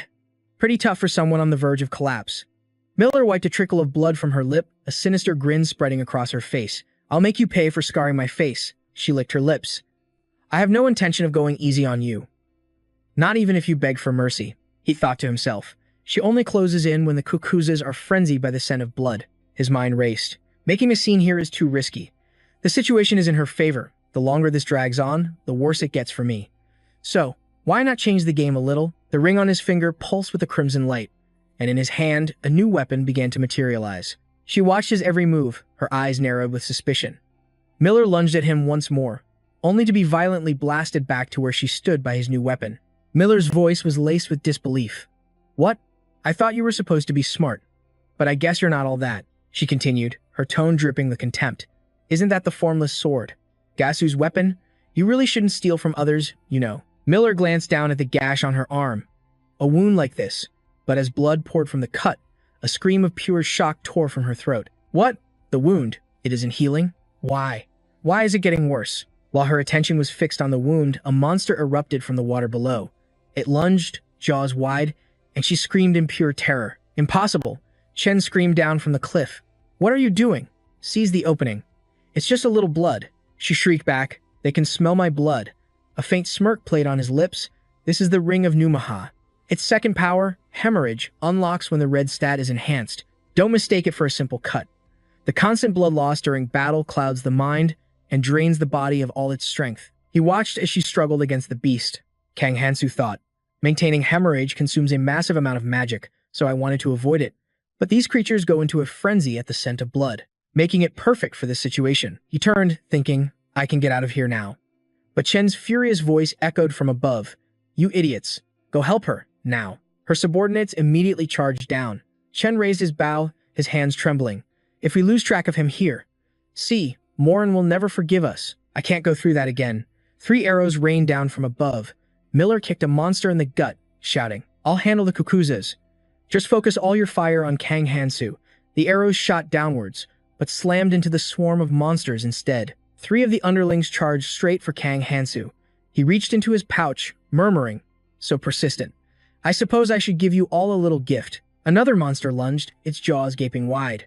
With a single slash of her blade, Miller decapitated it. Running away is useless against me. But then, she noticed something. Wait, this blood. Is this the head of a GTA? A faint smile touched his lips. Did you know? The blood of a GTA is the perfect lure to drive the cuckoos into an absolute frenzy. They won't hesitate for a second. They'll charge straight for the source. Now, imagine what happens when you're the one covered in that blood. The moment the words left his lips, the water below began to churn violently as countless cuckoos surged to the surface. Miller and her subordinates could only watch in horror. She glared up at him, her face contorted with rage. He stood calmly on the cliff's edge, his voice carrying down to them, as they were swallowed by a desperate battle against the cuckoos below. Have fun playing with your new friends. Kang Hansu's hand brushed against a coarse tree trunk. This root, it's completely withered. He continued on his way. At this rate, the entire area will be a barren wasteland by the time help arrives. This blight is spreading fast. I'll have to check the upper levels too. He frowned. I just hope it hasn't spread too far. And here I thought things were supposed to get easier after the red zone. He looked up, his coat whipping in the wind. Candian, if I run into Chin, we'll finally have to settle things. Meanwhile, In another part of the forest, a different group had gathered. Looks like some travelers got here first and decided to squat on the world tree's root. A man with long hair sneered, leaning against a tree. Hey. A few skyfallers must have gotten lost and wandered in. His purple-haired companion added with a smirk. Stupid fools. This is our territory now. Johan's group was utterly exhausted. The root they had been drawing from had no sustenance left. We can't hold on any longer. The fluid the rescue team gave us is all gone. Please, we're begging for your mercy. The purple-haired man just scoffed arrogantly. Why didn't you manage your resources better? This root belongs to our guild now. Leaning against the massive root, the long-haired thug drew his blade, as he and his purple-haired crony took their fighting stance. Hey, rookies, he sneered. You really think you can take this from us? As Johan's group seethed with helpless rage, he continued, newbies should learn their place and get used to being hungry. Gritting their teeth, they turned to leave, even after everything they'd gone through to get here. They recalled the harsh reality of this place. This was a decaying world tree, and its lower roots held no nourishment. The upper roots were rich with nutrients but infested with monsters, and every time they tried to climb, some gang would block their path. Were they just supposed to lie down and starve? Suddenly, a noise from behind snapped them to attention. It was the same thugs from before. Who the hell are you? When did you get here? The thug ordered him to scram, but before he could finish the sentence, a powerful blow slammed into his chest. Ugh. Johan's eyes widened in disbelief. The newcomer was holding the long-haired thug by his collar. Kang Hansu. The other thugs stared in pure terror. He took down their leader in a single move. A wave of relief washed over Johan's group. They're gone. We can get the nutrient fluid. One of them cheered. I can't believe I'd live to be grateful for a beatdown. Someone shouted, everyone, get your flasks. Let's get what we came for. The group eagerly scrambled onto the massive root. Johan managed a weary smile. He solved everything. In just one move. As Kang Hansu sat on the root, sipping the nutrient fluid, Johan approached him and called out, Kang Hansu, it's really you, isn't it? Long time no see. Hansu leaped down. You know me? Johan sighed in frustration. You really don't remember? We were on the same ship together. While Hansu drank from his flask, Johan asked, what have you been up to all this time? This is the first I've seen of you since that day. He introduced himself properly. It's so good to see you again. I'm Johan. And thank you. Without you, we would have starved to death. Hansu kept drinking, his cheeks slightly puffed out. I was just hungry myself. Go on and eat. After finishing, Hansu let out a satisfied burp, rubbing his stomach. Johan's expression turned serious. Can I ask you for one more favor? You must know what I'm talking about, right? His gaze was intense. The ship we were on before. We need it. All the other routes are blocked, so we need that ship. But before Johan could finish, Hansu turned his back on him. No. Johan refused to give up, pressing on. I'm not just begging. The nutrients here could run out at any moment. The calamity fish are destroying the outer roots. Let's use the ship to escape upwards, together. Instead of answering, Hansu sliced into a nearby flower with his knife. That won't be a problem for much longer. It's all about to be resolved. He held up a flower petal. You all will be safer staying here. Don't even think about going up. Johan was stunned. What are you talking about? Hansu met his gaze. I'm going to kill it. I'm going to use that ship to wipe out the swarm of calamity fish attacking the world tree, he continued. I will eliminate the calamity with my own hands, so you don't have to worry about dying. Johan was completely frozen. He asked, What do you mean? Please, explain it to me. Ignoring him, Hansu placed the petal into his pouch, thinking to himself, if the calamity is gone, the red zone will recover and everyone will be safe. So what I'm doing can't be wrong. Johan let out a long sigh. I have no idea what you're planning, but you've done the impossible before, so maybe you can do it again. But before you go, I have to ask you one thing. Why are you going to such great lengths to save everyone? The question made Kang Hansu stop in his tracks. He whispered, almost to himself, why? I have to save as many people as I can. That's the entire reason I came back. He stared down at his own hand. But, is that what I truly want? Johan hurried to catch up. Kang Hansu, why did you stop? Without warning, Hansu tossed a small stone toward him. A rock? Without turning back, Hansu kept walking. It's a mimicry stone. It'll come in handy. Just keep it. Johan tried to stop him. Hey, wait a second. Johan couldn't understand the look on his face. He gazed down at the glowing stone in his hand. This guy. He was truly unbelievable. He remembered then. It was just like that time he secured the ship for them. Back then, they thought he was talking crazy, proposing something that was completely impossible. But he was the kind of man who made the impossible happen. Maybe, just maybe, he could do it again this time. Johan looked up, a spark of hope igniting within him. Elsewhere, Kang Hansu pushed off the ground, rocketing forward. Migration is a natural part of human survival. So why does this feel so wrong? Focus on the mission, he muttered, then called out to the young woman up ahead, Sophia. He asked her, "You're early. Do you have all the materials?" Sophia Vara replied, "We're still missing 2 items, but I came just in case." "Not bad," he remarked. She studied his face. "You seem troubled. Is something wrong?" He glanced away. "It's nothing. We just have a few tails. Did you notice them?" "Yes," she confirmed. "The Quatus. They're after you, which means they're after me, too." Hansu turned to her. "Yeah, I already ran into them. Kar Morin found me." Sophia Vara's eyes widened.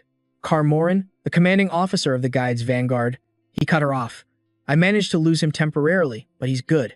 It won't be long before he tracks me down." Worry crept into her voice. "He's not just some common enemy, Hansu. No matter how strong you are, you can't take him on alone." He pointed directly at her. "So, we cooperate." His plan was simple. One person would keep gathering materials, while the other would act as bait for Casmorin. She tried to make him understand. "Don't you get it? The Guides are one of the ruling factions in the Red Zone. They aren't just massive in scale. Their ranks are filled with hardened veterans who've survived here for years. They're all strong enough to leave the Red Zone anytime they wish. And among them, the assault squad is the most savage." A masked man appeared in her mind, a wicked grin on his face. "Casmorin is their commanding officer," she said, stepping closer. "We have to fight him together," but his back remained turned. "We should gather supplies while they don't know we're here. We have to be fast."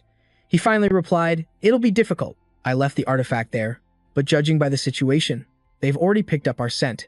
Elsewhere, a man was being choked by an unseen hand. The hand's owner tightened its grip, lifting Johan clean off his feet. The ground below was littered with fallen bodies. "I'll give you fools a choice. Do you want to burn to death in agony?" A sinister purple flame danced in Casmorin's palm.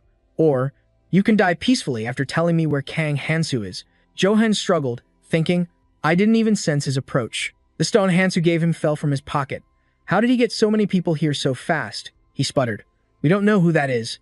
Casmorin's eyes narrowed as he pleaded, "You've got the wrong person." Releasing his throat, Casmorin crouched down. "Your name's Johan, right?" Then he slammed his palm onto the boy's head, smashing his face into the ground. "Just a rookie who doesn't get it." Casmorin yanked him up by the hair. "Such a terrible liar." He pointed at his nose. "Did you know that lies give off a stench? I know he passed through here. Aranon's trace. It's my own personal tracking skill." A tremor of fear ran down Johan's spine. He erased his tracks, but I can still smell the trail he left behind. Casmorin then produced a slip of paper. His mistake was leaving this, even while trying to lead me into a trap. He let it fall. "Now then, shall we get down to business?" As terror flooded Johan's eyes, Casmorin asked again, "Where is Kang Hansu?" He shivered. I really don't know." Casmorin took a long sniff. "You still reek of deceit. So be it." A glint flashed in his eyes as the purple flame ignited in his hand, then died. He lunged toward the boy, but stopped dead in his tracks. Casmorin lowered his head, a chuckle escaping his lips, before whipping around. "I can smell him." In the distance, Hansu stood watching. As Casmorin let out a manic shriek, the distant figure turned. Seeing Hansu's silhouette, Casmorin roared with excitement. "There you are." A smirk of pure contempt crossed Hansu's face. "Looking for me?" the man demanded. "Are you Kang Hansu?" But Hansu simply replied, "Come and find out." But before he could finish his taunt, a powerful kick tore right through his face. Watching the image dissipate under his boot, Casmorin sneered. "A cheap trick. An artifact that consumes an illusion stone to create a simple clone. That must have belonged to that fool. Goo. There it is."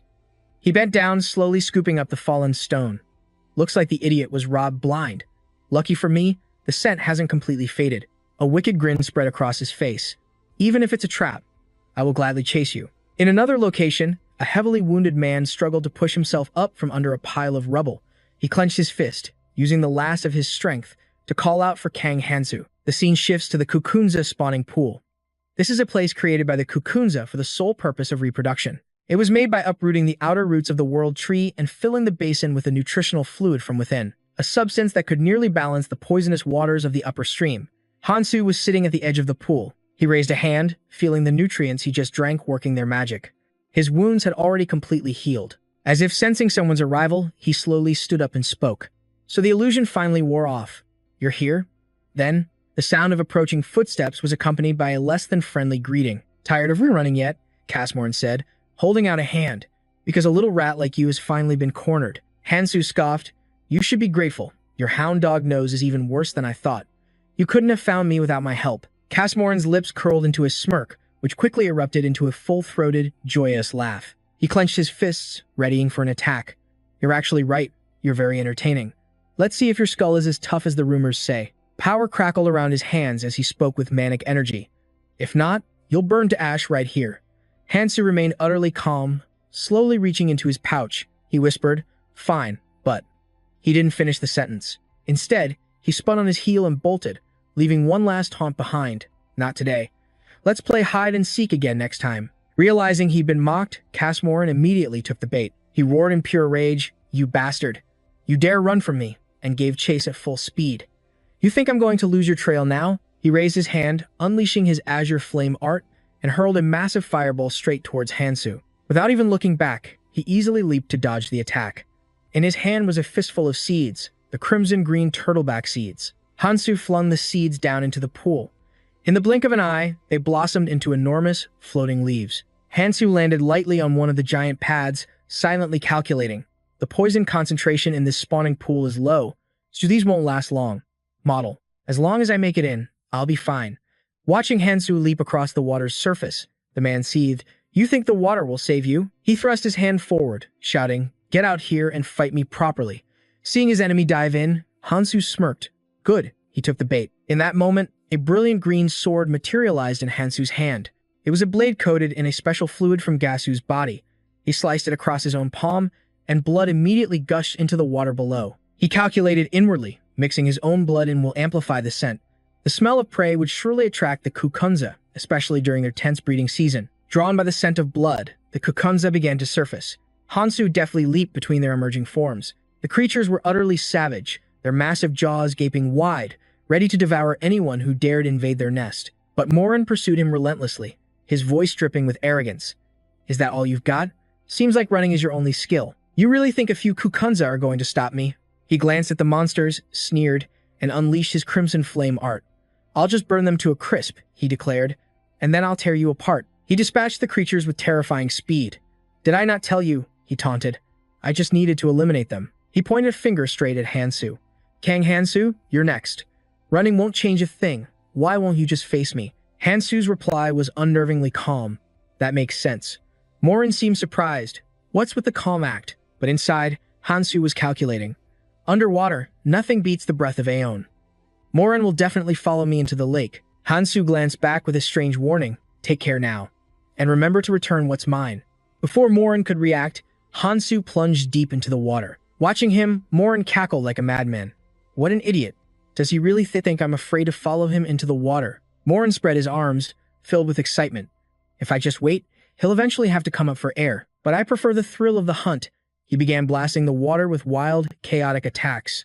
Let's see how long you can last. Below the surface, Hansu felt a surge of worry. It seems his plan is to just attack randomly until I'm forced to surface. The moment I go up, he'll incinerate me. And I can't use the dragon key art. I'm completely out of magic. But he didn't falter, ready with his contingency plan.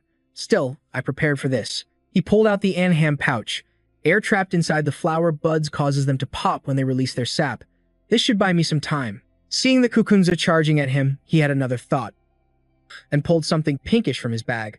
If the Exwich 5 or 1, Tau 4 day, Hansu reminded himself, the calamity fish isn't the kukunza's only natural enemy. That strange object was an anham gallbladder, a monster organ with a scent so foul that even the kukunza would avoid it. Hansu crushed it.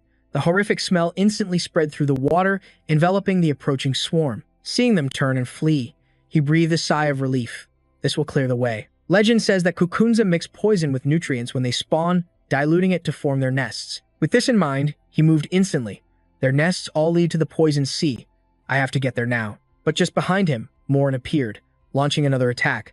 Sensing the danger, Hansu's guard went up. He's here. Even underwater, the crimson flame art was clearly visible. He dodged, but the attack still grazed his arm. Pain shot through him.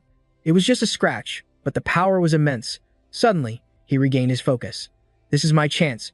He swung the green sword in a fierce counterattack. This weapon. It was the artifact once wielded by Gasu. Morin's eyes widened. So, you have the forgotten sword. He then declared, that brat couldn't handle it, but I will make it mine. Morin opened his mouth, performing some kind of technique. But nothing happened. A cold dread filled Hansu. I can't breathe.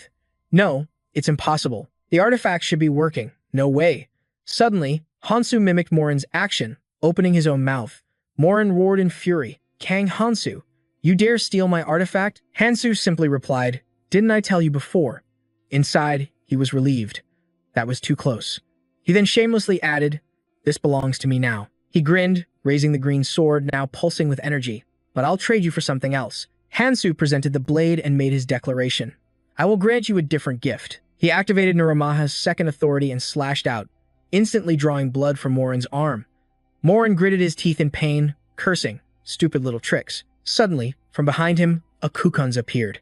Its massive jaws were wide open, ready to bite down, but he managed to dodge just in time. Morin blasted the creature with a burst of power, snarling, filthy insect. He looked up and saw countless more Kukunzes swarming. He grew frustrated. They're all coming out of their nests. This is annoying. Of the 36 stratagems, retreating is the best. It's time to go. In an instant, Morin blasted himself out of the water, his voice echoing in Hansu's mind. This isn't over. Kang Hansu. Seeing him leave, Hansu felt a wave of relief. Good thing he gave up when he did. Now, back to my objective. All right, I've got what I needed. Time to head back. It seems I've kept her waiting long enough. On the shore, Sophia was watching with growing anxiety. She scanned her surroundings and said, this must be the end of the root system. Come to think of it, this is where I first met Kang Hansu, and her thoughts began to drift to him. When is he planning to surface? I probably should have fought the guide myself. I hope he's all right. Sophia adjusted her glasses and looked around. But more importantly, where is the ship he mentioned?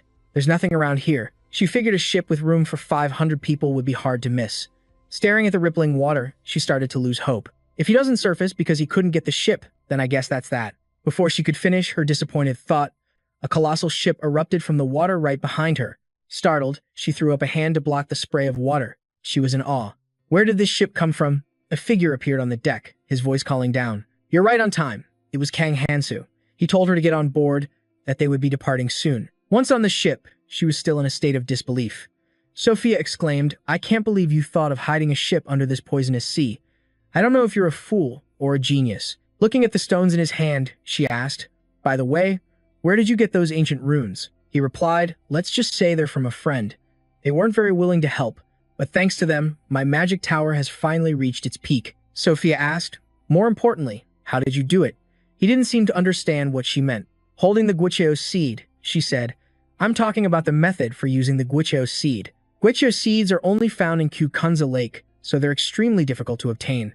At a glance, it's impossible to know it will sprout when dropped in poison water, and you only just arrived in the red zone. How do you know so much about the monsters and the ecosystem here? Her mind was filled with questions. Not only that, but the stats I saw with my librarian's eye showed 13% agility and 14% strength, which is certainly high for a first-year traveler. But it's not high enough. He has a mountain of items that a normal traveler in the red zone wouldn't even dream of using. His stats aren't high, but his knowledge. He grabbed something else as he answered. Crafting can make an item stronger or create something new, optimizing its original form. Instantly, he finished creating a vial of thick liquid. He thought to himself, the culmination of alchemy and crafting.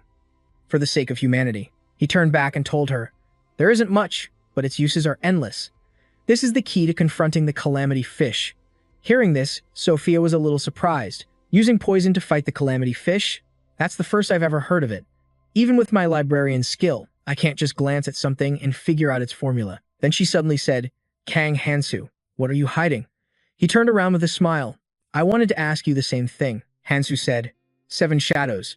The reason someone who needs to protect their position would run all the way out here is for the calamity fish. She was stunned. How did you? But he continued, we're out of time.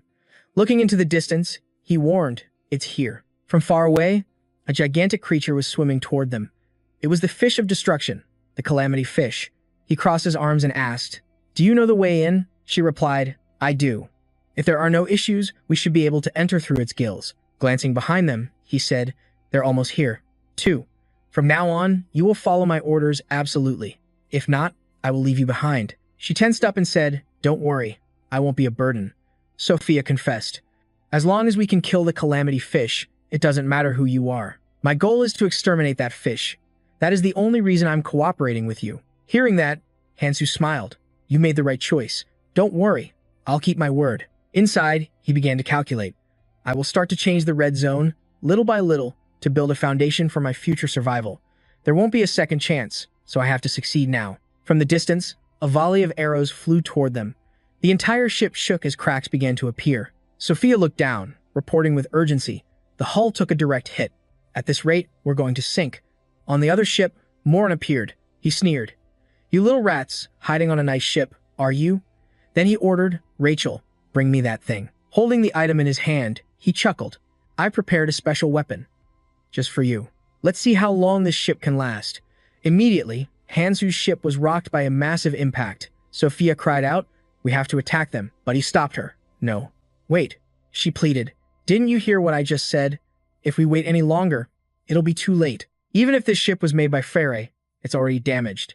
And the only thing keeping us afloat are the leaves from the Guichio seed sprout. She was tense, knowing they couldn't just keep taking hits like this. He spoke calmly. The calamity fish is extremely sensitive to magic. A blow strong enough to sink this ship is nothing to that fish, you already know. It only reacts to magic or skills. He thought to himself. It's highly likely because of the mana from the world tree. Even the slightest movement is enough to be fatal when you're near it. He said, it's true that we are at a disadvantage. She asked anxiously, then what do we do? She felt uneasy. Did I come all this way just to fail? What else can we do? He reached into his pouch again and reassured her. Don't worry. The disadvantage I was talking about is... He pulled out a stone orb and began to explain. We have no way to counter their long-range attacks. Don't use your skills. If you can't handle it, just ask for help. She watched in shock as he produced yet another powerful artifact. She then asked, should I act as the decoy? He replied, all you have to do is hold their attention for a moment. With preparations complete, he declared, all right, time to go fishing. Sophia's eyes lit up with anticipation. I've decided to put my full trust in you. On the other side, Casmorin declared with total confidence, that ship will be at the bottom of the ocean soon enough. He's nothing special after all. He commanded, bring out the rest of the harpoons. We'll force him to jump into the sea himself. But his men felt a growing unease. What was their enemy really planning? Watching them toss ropes overboard, they grew more suspicious. They keep throwing things into the sea. Is it some kind of trap? Casmorin couldn't care less, roaring like a madman. Who cares? Just blast them to pieces. Destroy everything that stands in my way. His subordinates immediately followed the order. Yes, Commander. They unleashed a relentless assault, forcing the duo to struggle desperately, just barely hanging on. Just then, one of the boxes shattered. Seeing his plan ignite, he grinned. It took the bait. The monster below instantly caught the scent, surging up with its colossal tentacles. The men screamed in pure terror. It's a Kraken. We're surrounded. It's targeting us. Tentacles erupted from the depths, encircling their vessel. The Kraken, a beast with the head of an octopus and a storm of tendrils, materialized before their ship. A sailor on the ship muttered in disbelief. A Kraken? They don't usually surface this high up. Another man looked toward the Crimson Sea. If we don't deal with it quickly, the calamity fish will dive deep again. We have to get inside its gills before that happens. The ship surged forward, pushing its speed to the absolute limit. At this rate, we're going to lose Kang Hansu. A swordsman volunteered, stepping forward. I will handle things here. Boom! A brilliant flash of light and a few masterful slashes easily severed the monster's tentacles. Casmorin's gaze remained fixed on the Red Sea. Rachel, if you're ready, let's move. We've wasted enough time here. Rachel stood at attention, responding immediately. Yes, I understand. He then strode forward and grabbed Jiang Gao by the hair. Stop getting distracted. Lead the way. The sudden appearance of a Kraken could not have been a coincidence. A sly grin spread across Casmorin's face. Kang Hansu, are you really planning to rely on these cheap tricks until the very end? The calamity fish is diving. Hold on tight. The ship unfurled its sails and charged directly into the passage within the calamity fish's gills. Casmorin looked around in awe. Incredible. Even though we're underwater, being inside its gills keeps us completely dry. Jiang Gao explained, that is because the interior of the calamity fish's gills is infused with a mysterious power. Look there. The ship that entered this passage has remained perfectly safe. They stared out from the deck as Casmorin asked him, so we just need to head straight down this path, right? The path inside the creature's gills seemed to narrow. The guide added a warning. The massive flesh that forms the entrance will shift violently before it seals shut. We just need to watch carefully to avoid it. Suddenly, Rachel stepped in. Commander Casmorin, instead of chasing Kang Hansu, we should prioritize this expedition.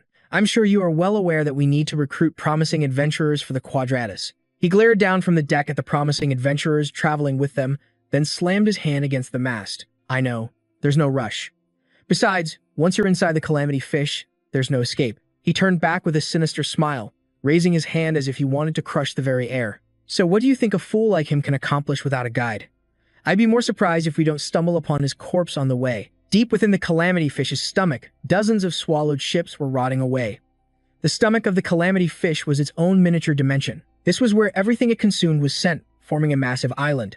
Their ship now drifted along the currents inside the beast's stomach. This is no different from a dungeon. The ship docked at a graveyard of wrecks, and the sailors disembarked one by one.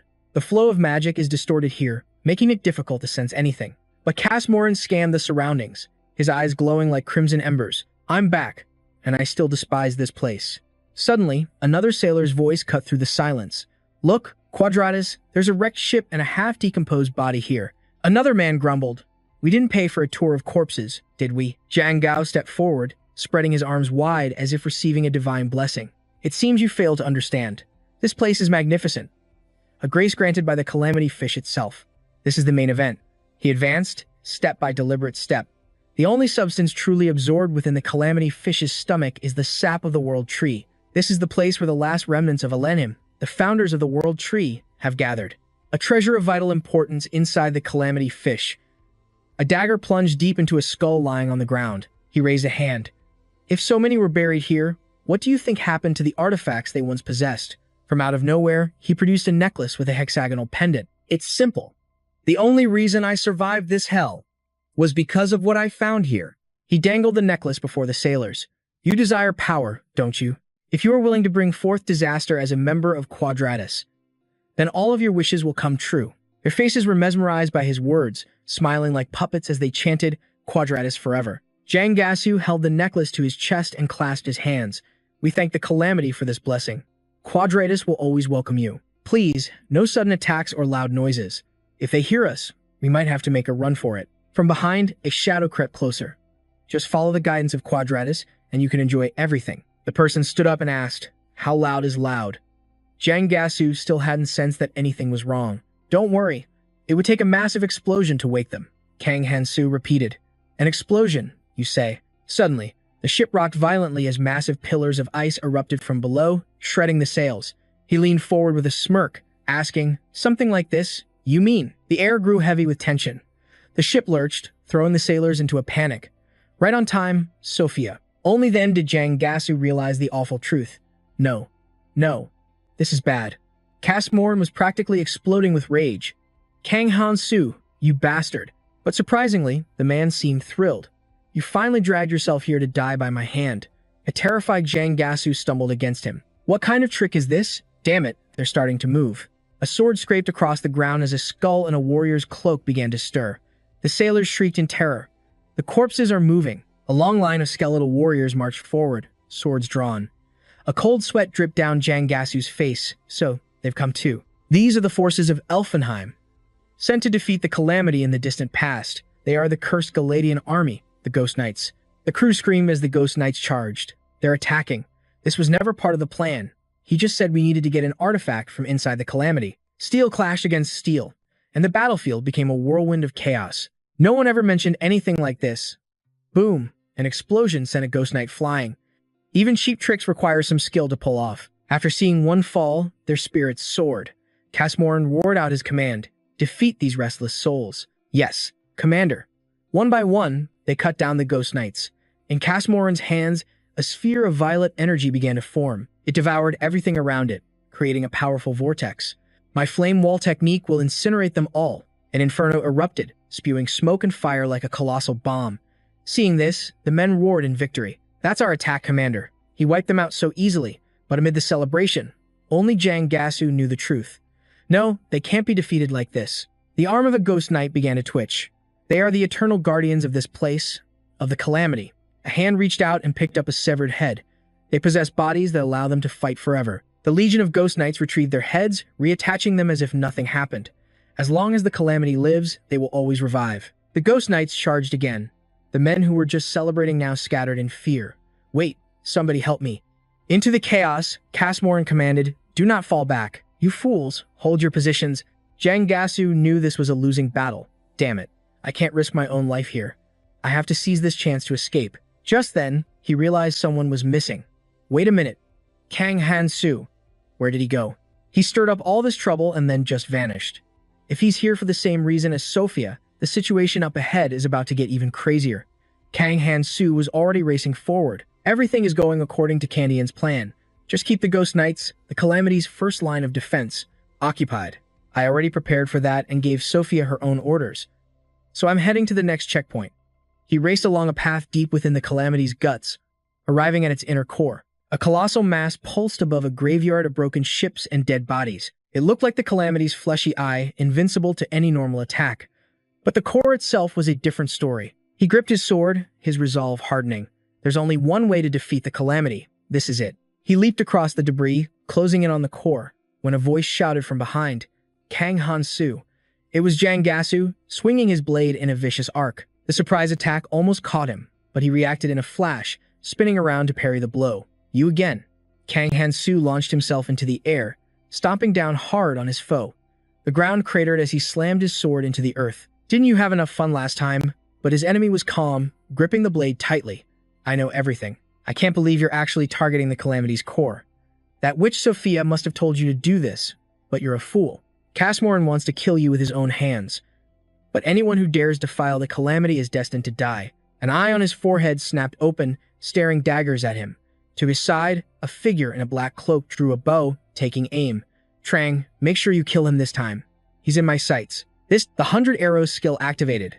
An arrow screamed through the air, heading straight for him with terrifying speed. A flash of light. A direct hit. The archer and his partner stared in disbelief. What was happening? Was he completely unharmed? Kang Han-soo's neck was shielded by an unseen force. It was the Dragon Key art, the very skill that saved him from the fatal blow. His body flickered with a brilliant light, stunning the archer. Impossible. That shot had enough power to pierce a Kuza in a single strike. Jangasu was just as shocked. That's the same energy I sensed before. But how could it have grown so strong, so quickly? It seemed Chen refused to accept this failure. He drew his bow once more. If one shot wasn't enough, he'd fire as many as it took. Kang Han-soo closed his eyes, his voice dangerously calm. Even if you were to spare me, if you won't let me leave, then you give me no other choice. Using the Dragon Key art drained my energy, but I know exactly what to do. He took his stance.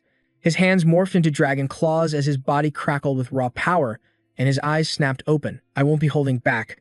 Meanwhile, on the other side of the battle, the sailors were reaching their limit. Casmoran pushed the attack forward. He stomped, crushing a skull beneath his boot. Keep attacking. Don't give them a second to regenerate. The Death Knights charged at them, their regeneration speed only increasing. We can't hold them. A terrifying scream echoed as one of the sailors was run through by a Death Knight, which charged onward as if tireless. Damn it. If this keeps up, our stamina and mana will be completely depleted. We're fighting an enemy that instantly regenerates, putting us at a severe disadvantage. Casmoran gritted his teeth in frustration. Annoying. Kang Han-soo, how in the world did you learn to use the Calamity fish like this? He raised his hand forward, issuing a new command to his men. If we die here, our fate will be the same as the others. For those who are struggling, use the feathers we brought with us. The World Tree Feather, an artifact crafted from a leaf fragment of the now unreachable World Tree. He held out his hand, and a single feather materialized above his palm. Once activated, it allows the user and everyone nearby to escape in an instant. But a panicked voice cried out, "It's no use. We've been trying to escape, but it won't activate." And amidst the chaos, a new voice echoed through the space. "It's hopeless." A purple-haired girl hovered in the air. You can't escape the Calamity Fish's stomach that easily. Just like Elenhim's Death Knights, they are immortal inside the belly of this beast. The men recognized her instantly. It was Sophia. Casmoran seethed with rage. "You wretched woman, you think I'll let you walk away after interfering with my plans?" Sophia met his threat with a sharp retort of her own. "Do you really think the people who sat back and did nothing while I dealt with this beast will lift a finger for you? Instead of whining, maybe you should find a way out of here. Your guild communications won't work in here. Whether you live or die, no one will ever know." Sophia gathered mana into a swirling orb in her hand. "I'll give you one final parting gift. I've just gathered all the intel I needed." Casmoran suddenly burst into laughter, a look of realization on his face. "It seems associating with that underling of yours has clouded your judgment. I am the assault commander of the guides, entrusted with immense power." He gathered a mass of violet energy in his palm. "I can crush you, the weakest of the 7 shadows. You wretched girl. I can take you down with ease." He shot towards her, the violet energy crackling in his hand. In the air, a stream of blue light began to gather around her. She was gathering her own power, He sneered at her. You can't even hit a target right in front of you? You are a disgrace to the name Seven Shadows. The colossal beam of violet energy surged towards her. Panicked, Sophia threw up her hands to defend, and a massive explosion rocked the space inside the Calamity Fish's stomach. After that devastating blast, Casmoran landed safely on his feet, but the true danger had yet to be revealed. As the smoke cleared, Sophia spoke. I wasn't aiming for you. It was then he realized something was wrong. A violent tremor shook the entire chamber. What was that? An earthquake. Inside the Calamity Fish. The entrance. It's closing. Commander, the way into the Calamity Fish's stomach is sealing itself shut. Surprise, she was still controlling her mana. I was planning to block your retreat using my own teleportation skill, and with that, my work here is done. Consumed by fury but powerless to stop her, he could only scream, You witch. Sophia ignored his rage and continued to fly away. I hope this is the last time we ever meet. Unwilling to accept defeat, he turned and barked an order. What are you all standing around for? Start the ship. We're getting out of here. But Rachel pointed out a critical problem. The airship we're using has been damaged. At that moment, Casmoran realized someone was missing. Where is Quadratus, and instead of guiding us, what is Jang Gasu doing? The Death Knights are attacking us again. Once we reach the mouth, it should open back up. We just need to hold out until then. Rachel, provide support. We need to create some distance. Following his command, Rachel replied, Yes, Commander. Burning with rage, he made a vow. Sophia, I swear you'll regret this the moment I get out of here. I, the assault commander of the guides, will not fall in a place like this. Mana gathered in his hands once more. Fireball. A powerful blast of energy shot toward the Death Knights. Follow me. Carving a path forward, he suddenly froze, his eyes widening in pure shock as he roared. Kang Hansu, how dare you? I was holding the unconscious Jang Gasu by the collar. I admit my timing made me look like the villain here. I let his collar go, and Jiang Gasu dropped to the ground with a thud. Well, it is what it is. If you're trying to make a deal, I'm not listening. Casmoran was completely stunned by the situation. You bastard. You're a fool who doesn't fear death. I was going to take you down without any losses, he seethed. But things have changed. I had a change of heart. He looked ferocious, beating his hand against his chest. But his monologue was getting long, so I charged straight at him. Caught off guard, he was clearly shocked by my sudden move. There was no need for any more pointless chatter. I swung my arm, aiming to smash his face in. With a devastating boom, a slash tore right through his body, sending him crashing to the ground. Rachel could only watch in shock. Someone screamed, Commander, we're being pushed back. Humph. After running this entire time, he struggled to his feet. He'd grown stronger by absorbing the ancient words of the Quadra. Is that all? Burning with rage, he clenched his fist, crushing the dirt beneath it. No. Even so, he doesn't stand a chance. Do you really think you can face me just because you absorbed their ancient words? I will grind you into dust and take back the breath of Ahan that you stole from me.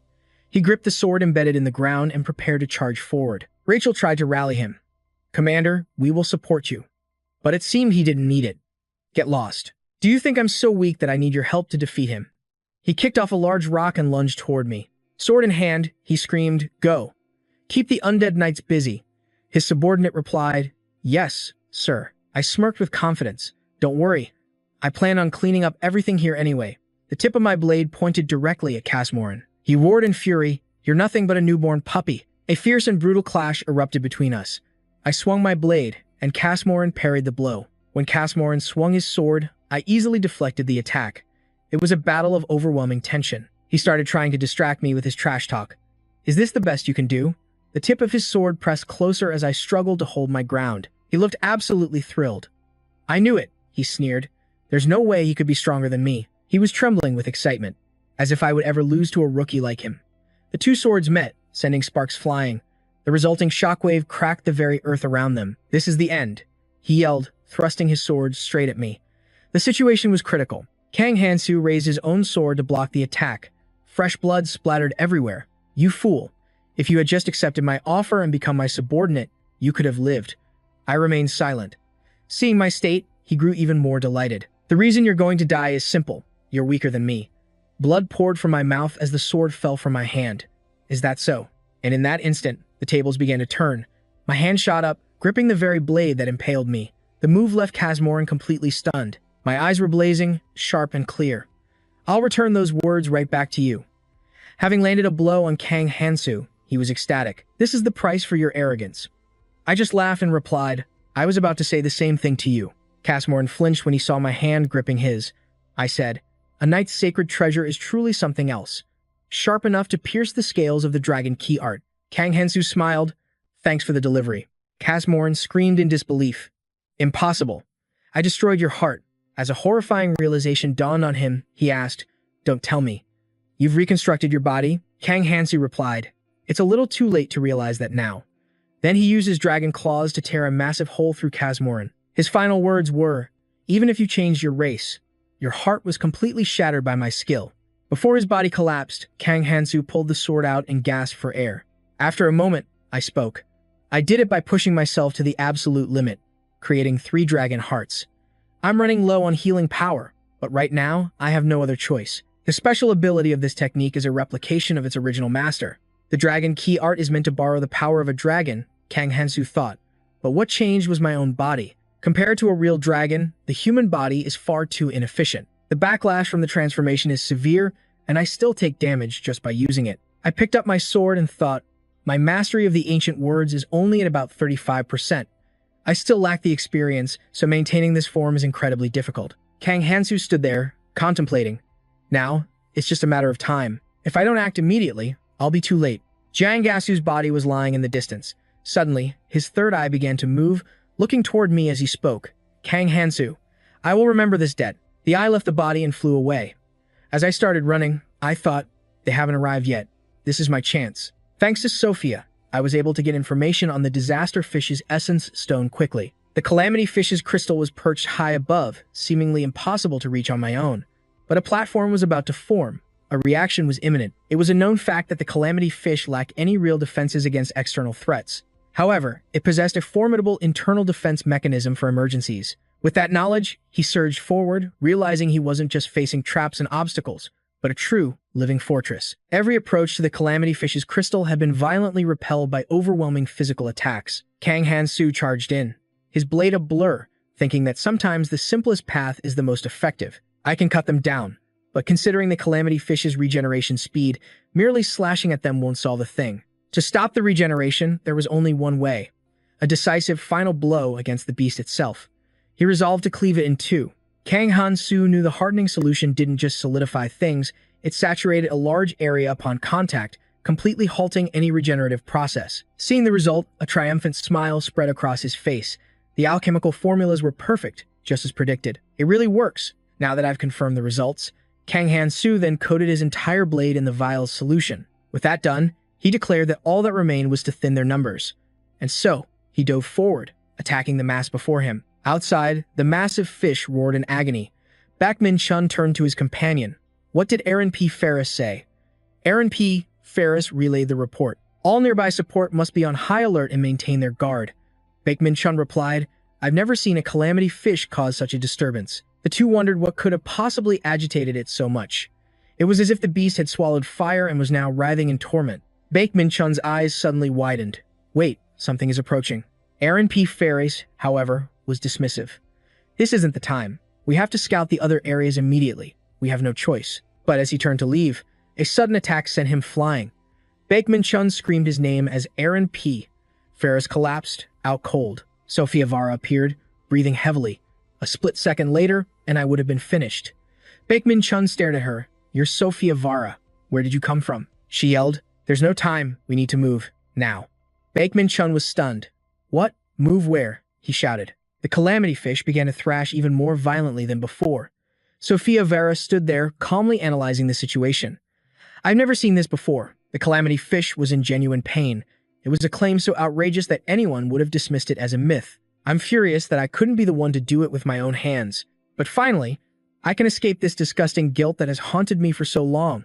He actually kept his promise. The fish suddenly let out a deafening roar, and both Aaron P. Ferris and Bakmin Chun were grabbed from behind by an unknown force. They were thrown clear just before the monster's jaw snapped shut where they'd been standing. It was Sophia Vara, who had dragged them both away with ease, leaving them utterly bewildered. What was that? Is the calamity fish vomiting up everything it ate? But why?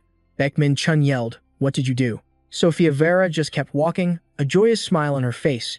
We did it. Kang Hansu succeeded. We're out of time. We'll be swept away.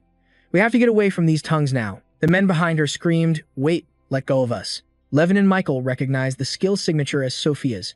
The young woman called out to him, "Michael, if the calamity fish's rage gets any worse, the damage will spread to this entire area." Levin and Michael asked grimly, "Have you sent the report?" She replied, "I just sent a messenger pigeon stating that we will monitor the calamity fish's condition." He snapped back furiously, "That's not nearly enough. Send another." Levin and Michael's voice was heavy with tension. This might just be the beginning of a total imbalance in the red zone. The stability that had been maintained until now was shattering. The massive rocks in the cave beneath the calamity fish's body began to crack and crumble. From those deep fissures, rivers of lava suddenly erupted. They flowed down slowly, thick as tar. Even as the intense heat forced him to one knee, he showed no fear. Instead, he simply sighed, just as I predicted. He planted his two familiar swords into the rocks for support and looked up to face the calamity fish's inner core. Relying on human strength alone was utterly draining. Kang Han-Su's body was at its absolute limit, forcing him to pour all his remaining power into his quake slash. The physical strain on my body is intensifying from the use of dragonification. In that moment, he saw them, long, coiling tentacles glowing with a sinister purple light. More importantly, the calamity fish's tentacles were cursed with a skill that suppressed healing. His hands tightened their grip on his silver sword, yet he quickly gathered his strength for one powerful leap. A direct assault was the only way to break through this. The tentacles sensed the danger and swarmed towards him, but he was far more powerful, effortlessly slicing the appendages in two. Kang Han-Su then used his momentum to rocket forward, cutting down every tentacle that blocked his path. In the blink of an eye, he stood before the inner core, his sword raised high. In the next instant, the silver blade plunged directly into its heart. Looking at the cracks spreading out before him, he couldn't help but sneer. "So, you can feel pain after all." Scarlet magma churned once more, surging before Kang Han-Su's eyes. The stomach-like pocket dimension was collapsing now that its core was destroyed. Through it all, he kept a death grip on his trusted sword. With the shattering of the inner core, a new wave of power surged through him. Now, for the next step. He was wading alone through the murky, yellow fluid of the calamity fish's stomach. The only certain way to kill this beast was to destroy the mana core within. Bubbles of all sizes drifted up towards Han-Su from a pulsing blood vessel. The second method was to navigate the veins connected to the mana core and strike its heart directly. After floating for a moment, he reached a massive, dark entryway. This was it. The final way to end this calamity for good. The intricate purple jewel on his chest flashed as he glanced at it. "I'll use my dragon key to purge the poison, then use my divine focus to keep breathing." With that thought, he plunged toward the abyss without a moment's hesitation, his blade leading the way. Things couldn't be going any better, but suddenly, a tentacle shot out, attacking Han-Su, who narrowly dodged. After that surprise attack, his guard was up, his grip on the sword tightening. Every powerful swing from his hand sliced through the air, quickly dicing the tentacle into pieces. But while he was focused on the obstacle before him, another tentacle struck from behind, a cowardly sneak attack. The assault was so sudden that Han-Su cried out in agony. His organs felt like they were twisting into knots, shriveling inside him. "Damn it, my heart." Another, much larger tentacle slammed into his back from behind. He could barely keep his breathing steady after that devastating blow. But with the main character's sheer will, Han-Su quickly forced his body to recover and gather his strength. A deep, burning hatred filled his eyes. "No time to recover. I have to move faster." The calamity fish's tentacles were gathering above, blocking his escape. This trap was far more elaborate than I thought. Han-Su immediately twisted his body to flee, drawing the attention of the entire swarm. "I have to fall back." They descended upon him in an instant, forcing him to block with his sword. His face was contorted in a grimace, his teeth clenched so hard they could shatter. Ridiculous. If I turn back even once, I'll be on the run forever. That very attack became the catalyst, igniting the violent storm of power within him. He showed no mercy, cleaving through every tentacle in his path. After clearing the way, he shot straight up. The only path left was forward. The urgency was clear in the way he held his sword. Just a little faster. His fluid slashes appeared in mid-air, shattering massive chunks of flesh and stone. At that moment, the space around him began to tremble violently, momentarily stunning him. But just as quickly, Han-Su's spirit soared as he saw it. A divine fragment. I did it. It was the source of life for the entire calamity fish. Once part of the world tree's foundation, it had been shattered into pieces and embedded deep within this monstrous beast. Gazing at the brilliant treasure before him, even exhausted, he couldn't help but mock it. "You're really making this more difficult than it needs to be." The divine fragment was encased by a massive cluster of tentacles, hidden deep within the calamity fish. Suddenly, the points where the tentacles connected to it began to spew streams of molten lava. Camouflaged by the magma, more tentacles finally revealed themselves. They bared their terrifyingly sharp teeth right in front of him. Han-Su didn't flinch. Instead, he challenged it directly. "So, You're going to fight to the bitter end? The silver sword in his hand flared with a blinding light. If that's your choice, then I won't go down easy either. The mindless heads charged recklessly toward him.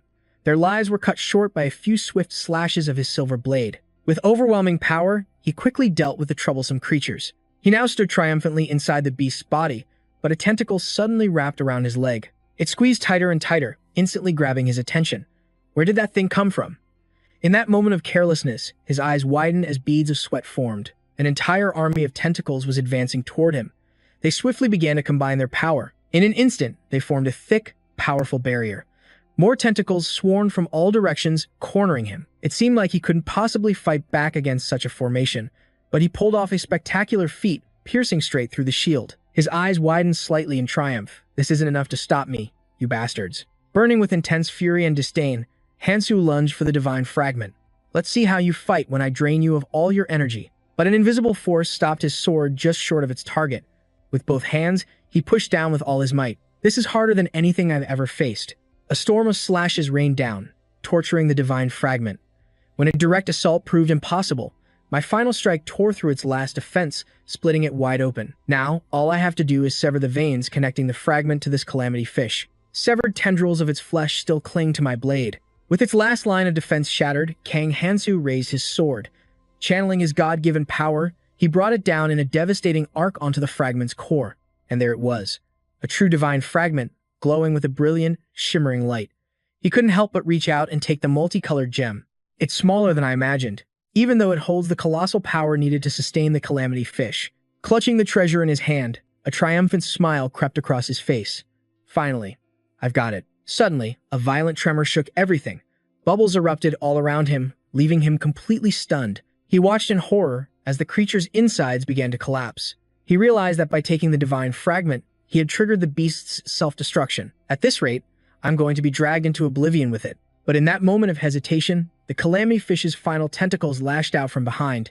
Unaware, Kang Hansu was sent flying by the devastating blow. The divine fragment was knocked from his grasp. He no longer had the strength to reach for it, left only to gasp for air in utter helplessness. He was completely suspended inside the collapsing beast. Elsewhere, a messenger pigeon glowing crimson landed on the arm of a mysterious man. It was the order he had been waiting for. Find Kang Hansu, the man who defeated the calamity fish. From afar, the creature's toxic fluids churned violently, crashing against the roots of the world tree. Someone cried out in alarm, Vice Commander Liu. It's here. The man called Vice Commander Liu was none other than Liu Hong. He had a powerful build, with a large streak of red ink across his eyes and a bronze earring, a sinister glint deep within his gaze. He stared at the massive chasm in the earth and realized, so, the rumors were true. Liu Hong picked up a nearly shattered red mask. This belonged to Casmoran, the attack commander. He gently stroked his chin, his eyes turning cold as he assessed the situation. He was tasked with managing the Quadratus. So what, exactly, happened to him? His subordinate immediately reported. We've also discovered the bodies of other Quadratus members nearby. We've confirmed they were part of Casmoran's unit. He confirmed the rumors were true. The evidence suggests they all fell victim to him. Hearing this, Liu Hong tilted his head to the sky, a wicked smirk playing on his lips. Vice Commander, what are? He tossed aside the tattered mask, instantly asserting his power and position. As you can see, the commander is gone. We should be clear about our titles now. The subordinate lowered his head, a bead of sweat tracing down his face as he stammered. Commander Liu. A look of pure pride washed over Liu Hong's face. That has a nice ring to it. As Liu Hong walked away, he mused on how different he was from Casmoran, a man who only got the commander position because he'd been there a few years longer. The boat cut swiftly through the water. Liu Hong demanded, And what of the other items you found? Are there any survivors? His men respectfully reported. We're still actively investigating, but judging from the wreckage, it's unlikely anyone survived. Additionally, we haven't found any ancient texts, but we are collecting artifacts from inside the calamity fish. Liu Hong pulled a sword from a pile of scrap on the boat. Such a massive creature died without leaving a single ancient text. The blade was shattered, leaving only the hilt. Considering the situation here, who knows how many artifacts are even still intact? Seeing it was worthless, he tossed the broken hilt aside. More importantly, I don't care if he's dead or alive. Find every trace of that man. Kang Hansu. The name reminded him of Jiang Gasu, or rather, the clairvoyant eye that the envious fool possessed. I'll have to check the clairvoyant eye that was implanted in the Quadratus. Suddenly, something up ahead caught his attention. It was a gigantic gaping hole in the calamity fish's body. This must have been where the creature's heart was located. Its corpse was withered, completely devoid of any life force. Parts of its body were already decaying. What in the world happened here? His brows furrowed together. Could Kang Hansu really be that powerful? Just then, someone rushed toward him. Vice Commander. Hearing a title he now despised, he turned slowly, shooting the man an icy glare. It's Commander Liu. What is it? The subordinate panted, trying to catch his breath. A large number of pilgrims are on their way here. Liu Hong's glare made the man break out in a cold sweat. This was supposed to be a covert operation, was it not? Weren't you guarding the outer perimeter? There are too many for us to stop them all. What should we do now? The crowd of people grew ever denser, swarming the roots of the world tree. But Liu Hong didn't see this as a problem at all. Don't sweat it. I'm sure they're just here to gawk at the dead calamity fish. Liu Hong brushed off his subordinate's panic. There was no reason to cause a scene. As long as they kept their distance, just let them be. The crowd buzzed with disbelief. What happened here? Are you telling me someone actually killed that monster? They paid no mind to a figure cloaked in black, his face hidden by a deep hood. That's right. The colossal beast was dead. From the sidelines, Choi Songjin planted a seed of chaos.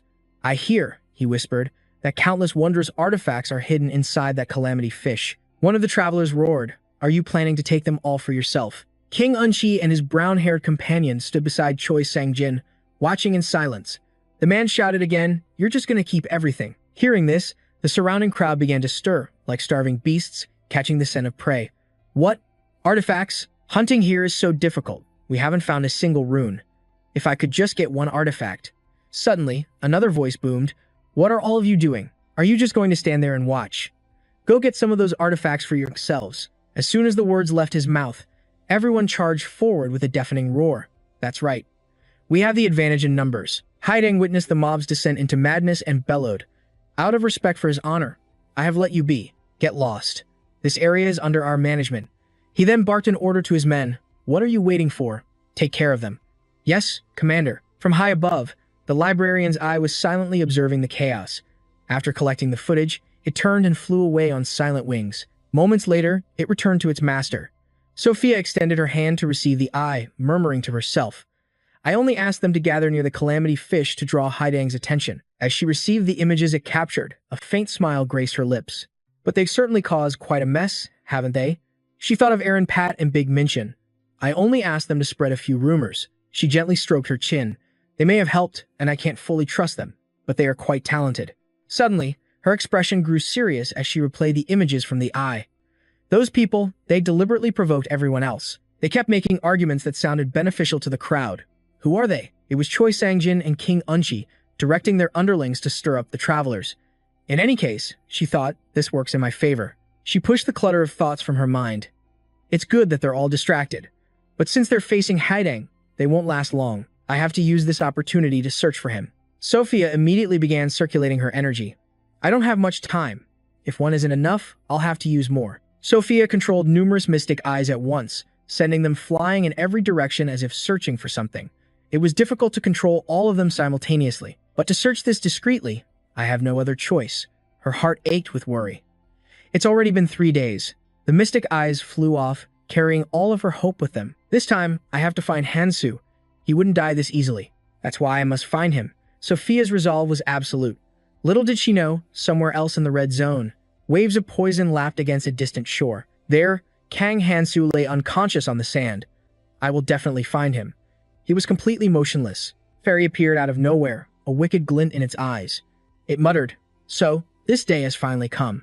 It then raised a hand and slapped Hansu right across his handsome face. It called out repeatedly, Hey, hey. When its slaps got no reaction from Kang Hansu, Fairy's face went blank. Then, it delivered a line that shocked him awake. If you don't wake up, I'm going to kiss you. With that, Hansu slowly sat up, clutching his aching head. Fairy grinned with delight. Oh, you're awake. What a shame. Fully awake now, Hansu moved his hand, testing his body's condition. He saw the divine vein fragment. Good. I managed to get everything I needed. He turned to look at the frail-looking Fairy. It's been a while. Fairy blinked. Are you talking to me? Hansu narrowed his eyes. What are you doing here in the red zone? Hearing the question, Fairy broke into a cunning grin. How perceptive of you, it chirped. So you already know. We don't show up unless something truly extraordinary happens. Fairy zipped closer, draping an arm over his shoulder. That's right, but I couldn't just sit back and watch. This situation is completely unprecedented. Fairy boasted as if the victory were its own. Do you see that? It's your masterpiece. Hansu glanced at the massive corpse of the calamity fish fairy was pointing at. You know, it said, you're the first traveler to ever kill one of those. Fairy placed its hands on its cheeks, acting sickeningly cute in a way that repulsed Hansu. And you know our rules. A great achievement deserves a great reward. A small smile touched Hansu's lips. How strange. If I were any stronger, this would all seem rather boring to you, wouldn't it? He coolly assessed the small, seemingly harmless creature. After all, you creatures are all sadists. You take pleasure in cruel and desperate situations. There's no way you came here with good intentions. Fairy adopted a thoughtful pose, looking to the sky and rubbing its chin. Exactly. That's why we had to think long and hard about it. It then flashed a devious smile. What could we possibly do? To make the great Sir Hansu risk his life, dive into hell, and truly struggle. It made no effort to hide its sinister intentions, and Hansu just watched in silence. We really put a lot of thought into it, Fairy continued. And it's not a bad offer for you, either. It held out its hand, and a stream of purple energy began to flow from its palm. If you accept the reward for destroying the calamity fish. Just then, a shimmering purple rune materialized in the air. This was the ancient rune for the rank 8 skill, Lord of Souls. Fairy introduced it with a sly grin, a skill that lets the user turn the dead into shadow spirits and summon them. Hansu's mind raced. No, that wasn't all. It also had the special effect of magical chi infusion. I can't even begin to imagine how powerful that is. He carefully considered his current situation. For someone like him, who could only possess 7 skills, this would be an incredible reward. Fairy's smile never faded as he snapped his fingers. Don't be so amazed just yet. Colorless fragments began to rise, directed by Fairy's will. This reward comes with a condition related to the other calamities. Hansu stood silently, watching the spectacle with a faint smile. He spoke up. No, it's all right. This is more than enough. Fairy's face went blank. Huh? But I haven't even explained it yet. An aura seemed to radiate from Hansu, his voice soft but absolute. I don't need to hear any more. I'll choose the second offer. Fairy's mood instantly soured. Unlike the first offer, the second one requires you to destroy all the calamities to get the reward. If even one is left, you get nothing. Fairy watched Hansu slowly close his eyes and rise, then prodded him again. He stepped forward without hesitation. It doesn't matter. With that, he dove into the crimson waters, leaving Fairy behind. Fairy looked on like a fan watching his idol. He accepted it without even needing an explanation. Impressive. You truly don't disappoint. Meanwhile, Hansu swam silently through the toxic currents. If you had taken the easy reward, I would have been very disappointed. Hansu's thoughts flowed with the water. Just identifying all the calamities in the red zone is hard enough. I hope you struggle for a long, long time. Very long. Deep within the central root of the world tree, a dark power stirred. I can no longer hear the voices of the calamities. In a rage, it commanded the roots to lash out, smashing everything around it. Back at the shore of the red zone, Hansu dragged himself onto land. The exhaustion in his eyes was gone as he slicked back his wet hair. He recalled their conversation. He might have been ready to accept Fairy's offer, but the situation was far more complicated. A grim certainty settled in his mind. His very existence was accelerating the fall of Abyss. He pressed onward. I have to end this faster than in the past. His past comrades once told him that unless they were using Kenyon's optimized time-space crystal, the more they knew about the future, the faster Hell's destruction would come. He leaped up as a voice echoed in his mind. That's why you have to run as fast as you can. This just got more annoying, Hansu seethed. Hey, you go to the past? I don't want to. Hansu's usually emotionless face was now twisted with frustration. Being thrown into the cold like that really is a pain. He looked over his body, realizing he'd literally been thrown into this cold. A hand grasped his. Kiriel took his hand, flashing a brilliant, warm smile. But just for a moment. Then she let go and turned to walk away. Hansu stared at the fading memory, his fist tightening as a new resolve hardened his gaze. Snapping out of his memories, his eyes turned cold as he scanned his surroundings. He noticed the scrap metal from the calamity fish's stomach scattered on the ground. In this situation, every single skill rune is a massive asset. And next to it, the corpse of the monster he fought so hard to kill. I never killed the calamity fish, expecting a reward in the first place. He touched a protruding fragment of its body. I had to do it to maintain balance in the red zone and find the next calamity. He broke off a piece, holding it up with a look of satisfaction. To think I can lure them out with just a single piece of this fish. He tucked the fragment into a pouch at his side. Hansu turned away, his mind a whirlwind. Unlike before, I've killed the fish, gotten what I wanted, and paid my debt to Sophia. He put a hand on his hip. I need to see Sophia. But there's another place I have to go first. Suddenly, a group of strangers descended upon him. One of them sneered, "Looks like there's still a grunt left here. What do you think you're doing here?" In an instant, he was surrounded, every single person brandishing a weapon. The corner of Hansu's mouth curved into a smirk. Perfect timing. He cracked his knuckles, getting loose. There's something I need to confirm. Without another word, he shot forward, straight into the enemy ranks. I'm glad there are so many of you to ask. The men flinched back in shock. You. Hansu's face was a mask of pure killing intent as he drew back his fist. Don't worry. I'll make sure you can at least still talk. Model. Moments later, the men around him could only lie on the ground, gasping for breath. Hansu snatched a man by the collar, lifting him into the air. He glanced at the world tree. 3 days had passed, which means the other calamities must have already started to move. Struck by the sudden awareness of time, Hansu immediately dropped the man and broke into a desperate run. This is bad. I can't believe I lost myself for that long. He ran with all his might, but couldn't stop the cold sweat from breaking out. If things keep going like this, I'll miss my chance. But suddenly, a green blur shot forward, blocking his path. Hansu stood silently, staring in the direction it came from. A voice called down softly from above. It's you, isn't it? It was a man with a sophisticated air, his chestnut hair tinged with a hint of green. Kang Hansu recognized him instantly. It was Levon Michael, an aide to the Van Guild. Seeing the man's polite smile, Hansu's brow furrowed with disinterest. What do you want? I'm busy. I have to go. Suddenly, behind Michael, a crowd began to gather, including the very guides he knew. Aopat broke into a nervous sweat. Sophia was looking for Kang Hansu. Did she not find him? And Michael got to him first. Michael glanced back over his shoulder, flashing a smile that was laced with threat. Iron Pat, I will hold you personally responsible for assisting the Seven Shadows. I am an aide of the Vankiri Guild, so don't try any tricks here. With that, he leaped down decisively, landing gracefully in front of Hansu. His objective was perfectly clear. Dealing with Kang Hansu was the top priority. He slowly drew his sword, and a green aura flared to life around him. Just then, familiar pages fluttered through the air.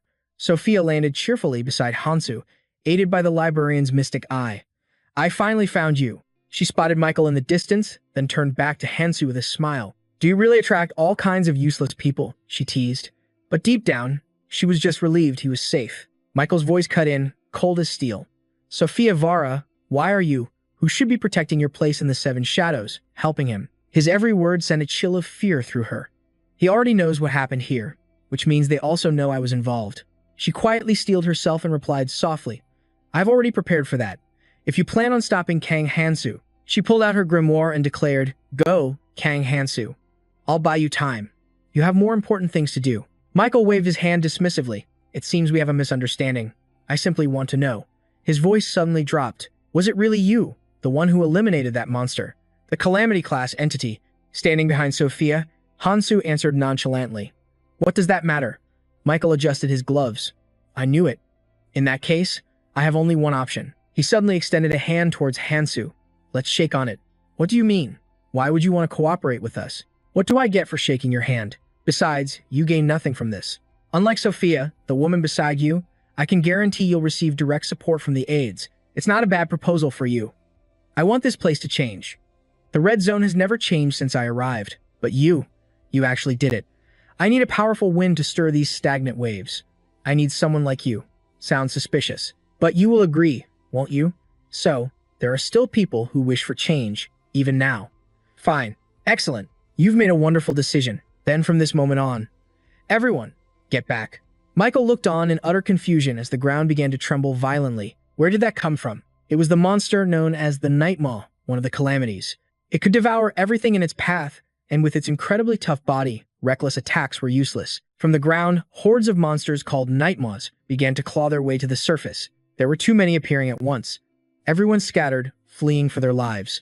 Run! But one man, running a fraction too slow, was snatched up and swallowed whole. Everyone who witnessed it froze in horror, their bodies trembling as they slowly backed away. Aren't those things supposed to stay deep below the surface? Then why are they here? The devoured man's hand reached out from the creature's maw as he cried out in despair. Commander, help me.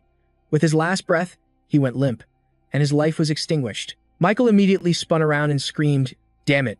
If we stay here, we're all dead. We have to run. Hanstu grabbed his arm. You said you wanted to help me, right? Then let's go together. Michael snapped back in terror. And where do you plan on going in this situation? This is no time for jokes. Hansu just drew his sword with a smirk. Don't worry, we're not going far. Hansu slammed his blade straight into the ground. His attack tore open a deep and bottomless chasm. He turned back, his voice cold as he commanded, Here. Get in. Michael was still paralyzed with fear. Cutting it down won't be that easy. Get in where? Wasting no more time, Hansu dragged him forward and leaped directly into the monster's mouth. After landing, Hansu scanned his surroundings. The inside of the night maw is hollow, just as I predicted. He saw Michael land behind him, then immediately turned away. You're pretty bad at leading, Hansu commented. Enraged by the jab, Michael roared. And whose fault do you think that is? What kind of sane person drags someone else into a situation like this? He seethed, his face dark with fury. Why did I have to be dragged in here? Hansu shot him a sidelong glance. Didn't you say you would help me? Defeated, Michael got to his feet and followed. This isn't the kind of help I was expecting. More importantly, what's your plan now? He suddenly noticed a green liquid pooling around his feet. This liquid covering the ground. It looks like some kind of nutrient solution. Hansu didn't even turn back. All calamities share one thing in common. Do you know what it is? A common trait. Suddenly, everything began to shake, and Mikhail panicked. What? Is something moving inside its mouth?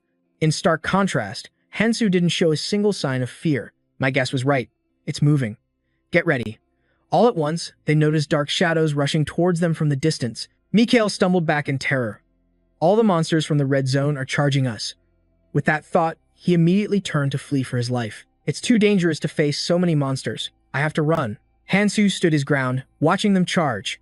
The one thing you need to remember about all calamities, he said, tightening his grip on his sword and channeling the dragon key within him. When you face them, you must always press forward. There is no turning back. With one decisive slash, he sent the swarm of monsters flying to either side.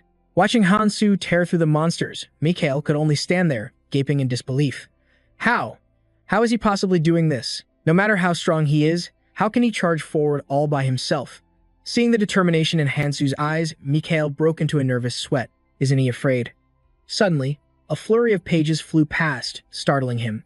Sophia had arrived to help. As she flew in, she explained, You don't understand. You've only just met Kang Hansu.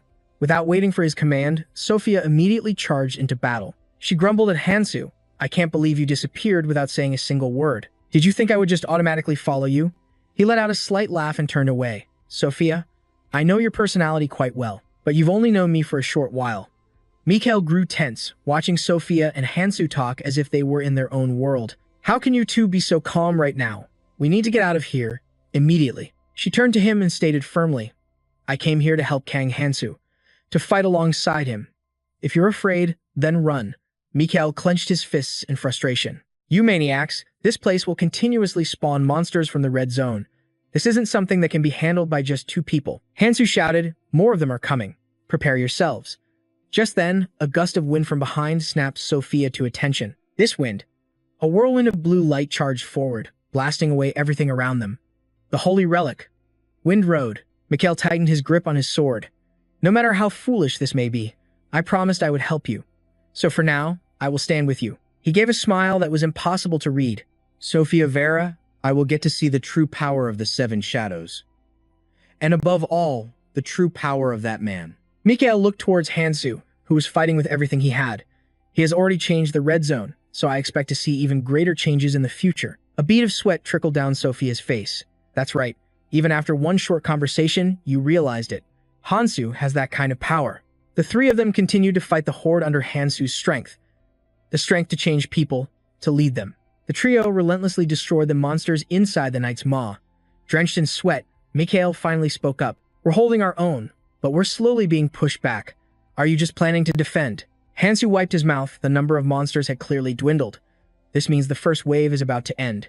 Hansu turned back and asked softly, So, Sophia, you see it, don't you? Her glasses glinted. Yes.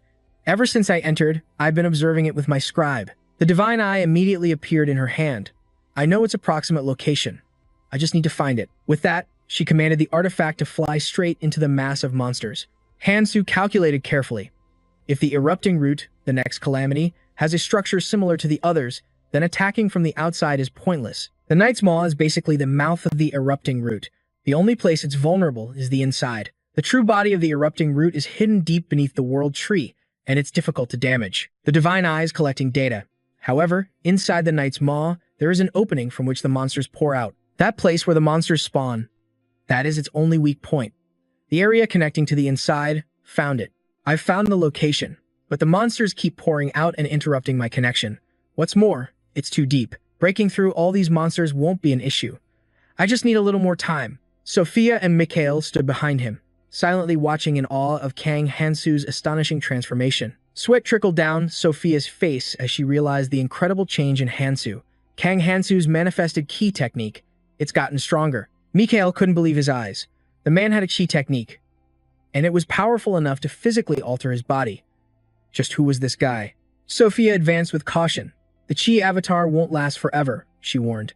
We have to finish this, and fast. Her voice now radiated with unshakable resolve. Even you can't handle them all at once. Her grimoire flared to life as she took a stand before Hansu. I will open a path for you. A faint smirk touched Mikhail's lips. He refused to be outdone, even in a supporting role. I've sent a request for aid to the Surface Guild, but there's no telling when they'll arrive. His fiery spirit did not go unnoticed by Sophia. I can't just stand by and watch you two fight anymore. He eyed the horde of monsters rushing toward them, his voice now stripped of its earlier fear. Even if I don't know if we can handle them all. Watching Mikhail and Sophia coordinate with him, Hansu froze for a moment. The feeling was a nostalgic echo of the days he fought shoulder to shoulder with his old comrades. He raised a hand, stopping them. Wait. Hansu reached into his pouch, pulling out a fragment of the divine vein. I'm going to use this thing I just acquired.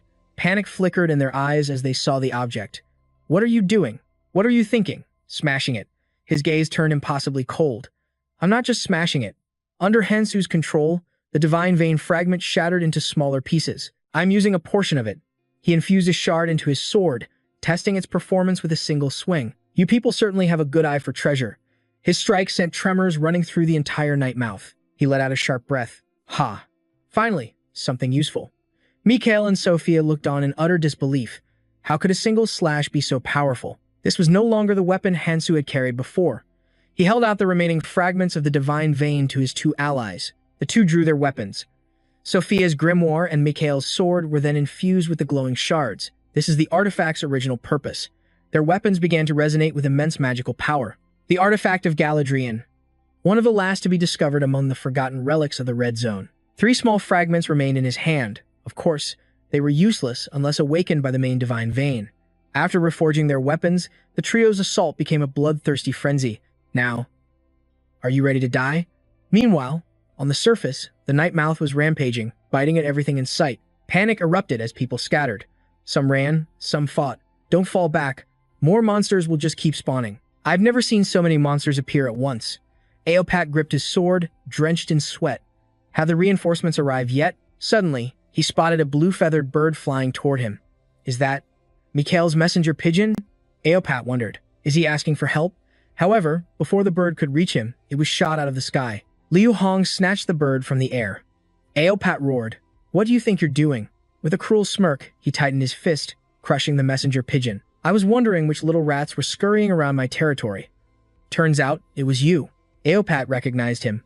It was Liu Hong of the lighthouse. He glared down at him, his voice dripping with menace. I'm quite sure I told you. We are here to find Kang Hansu. He continued his arrogant rant. This is a lighthouse matter. Resolving this disaster also falls under his jurisdiction. Your support team should withdraw. Aopat protested frantically. But we can't leave while we're surrounded by monsters. Liu Hong decisively turned his back on him. It seems you've misunderstood me. I said it's your job to deal with these flies on the surface.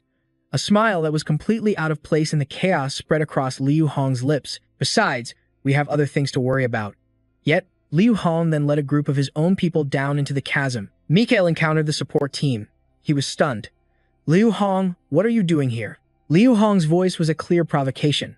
If you dare operate in my area, you must take responsibility for it. This is our territory. Stop what you're doing and return to the surface. Now, Mikhail's fists clenched in rage. You people will regret this. Even lies have their limits. Suddenly, the Nightmouth's jaws slammed shut, trapping everyone in darkness. What? The entrance is blocked. The walls are moving. Liu Hong screamed, damn it. I've never heard of a monster's mouth being able to move like this. Mikhail tilted his head, a mocking smile on his face. That's the problem, isn't it? In any case, using skills in here is much harder than outside. I never thought my messenger pigeon would summon such an important figure. If you want to get out of here alive, you'll have to cooperate with us. Liu Hong went mad with anger and lunged forward. I'll make you. But a voice from above cut him off. You, down there. His tone dropped to absolute zero. Shut your mouth. If you want to live, then get to work. Liu Hong's brow furrowed as he assessed the newcomer. He's strong. I've never seen him before. This must be the one who took down the calamity, Kang Hansu. He gritted his teeth. As long as the entrance was sealed, wasting energy fighting each other was completely meaningless. Without a second thought, he waved his hand, commanding his subordinates. We have no other choice. Move forward and take down the monsters. Liu Hong then materialized a messenger pigeon in his own hand. I have to inform him dealing with Kang Hansu could wait, even if he was just some rookie. He was a natural fighter who grew stronger at terrifying speed. But of course, with Sophia of the Seven Shadows by his side, his ascent was guaranteed. Before anyone noticed, Hansu was on the ground, closing in. Liu Hong sneered. That still wasn't enough. His eyes gleamed with a mix of avarice and malice. If I can deal with him, that person will surely promote me to commander. He then asked, what do you think you're doing? Hansu shot him an ice-cold glare. You won't survive this. It seems Hedang is even weaker than I remember. Suddenly, Hansu held something out in front of Liu Hong, who flinched back as if struck by a guilty conscience. Hansu clenched his fist, and the divine fragment shattered once more, sending shards of light flying into every weapon, resonating with their magic. What is this? Everyone sensed the strange new power, and their fighting spirits surged. Magical energy suddenly coursed through their bodies. Seeing the power transfer successfully, Hansu tightened his grip.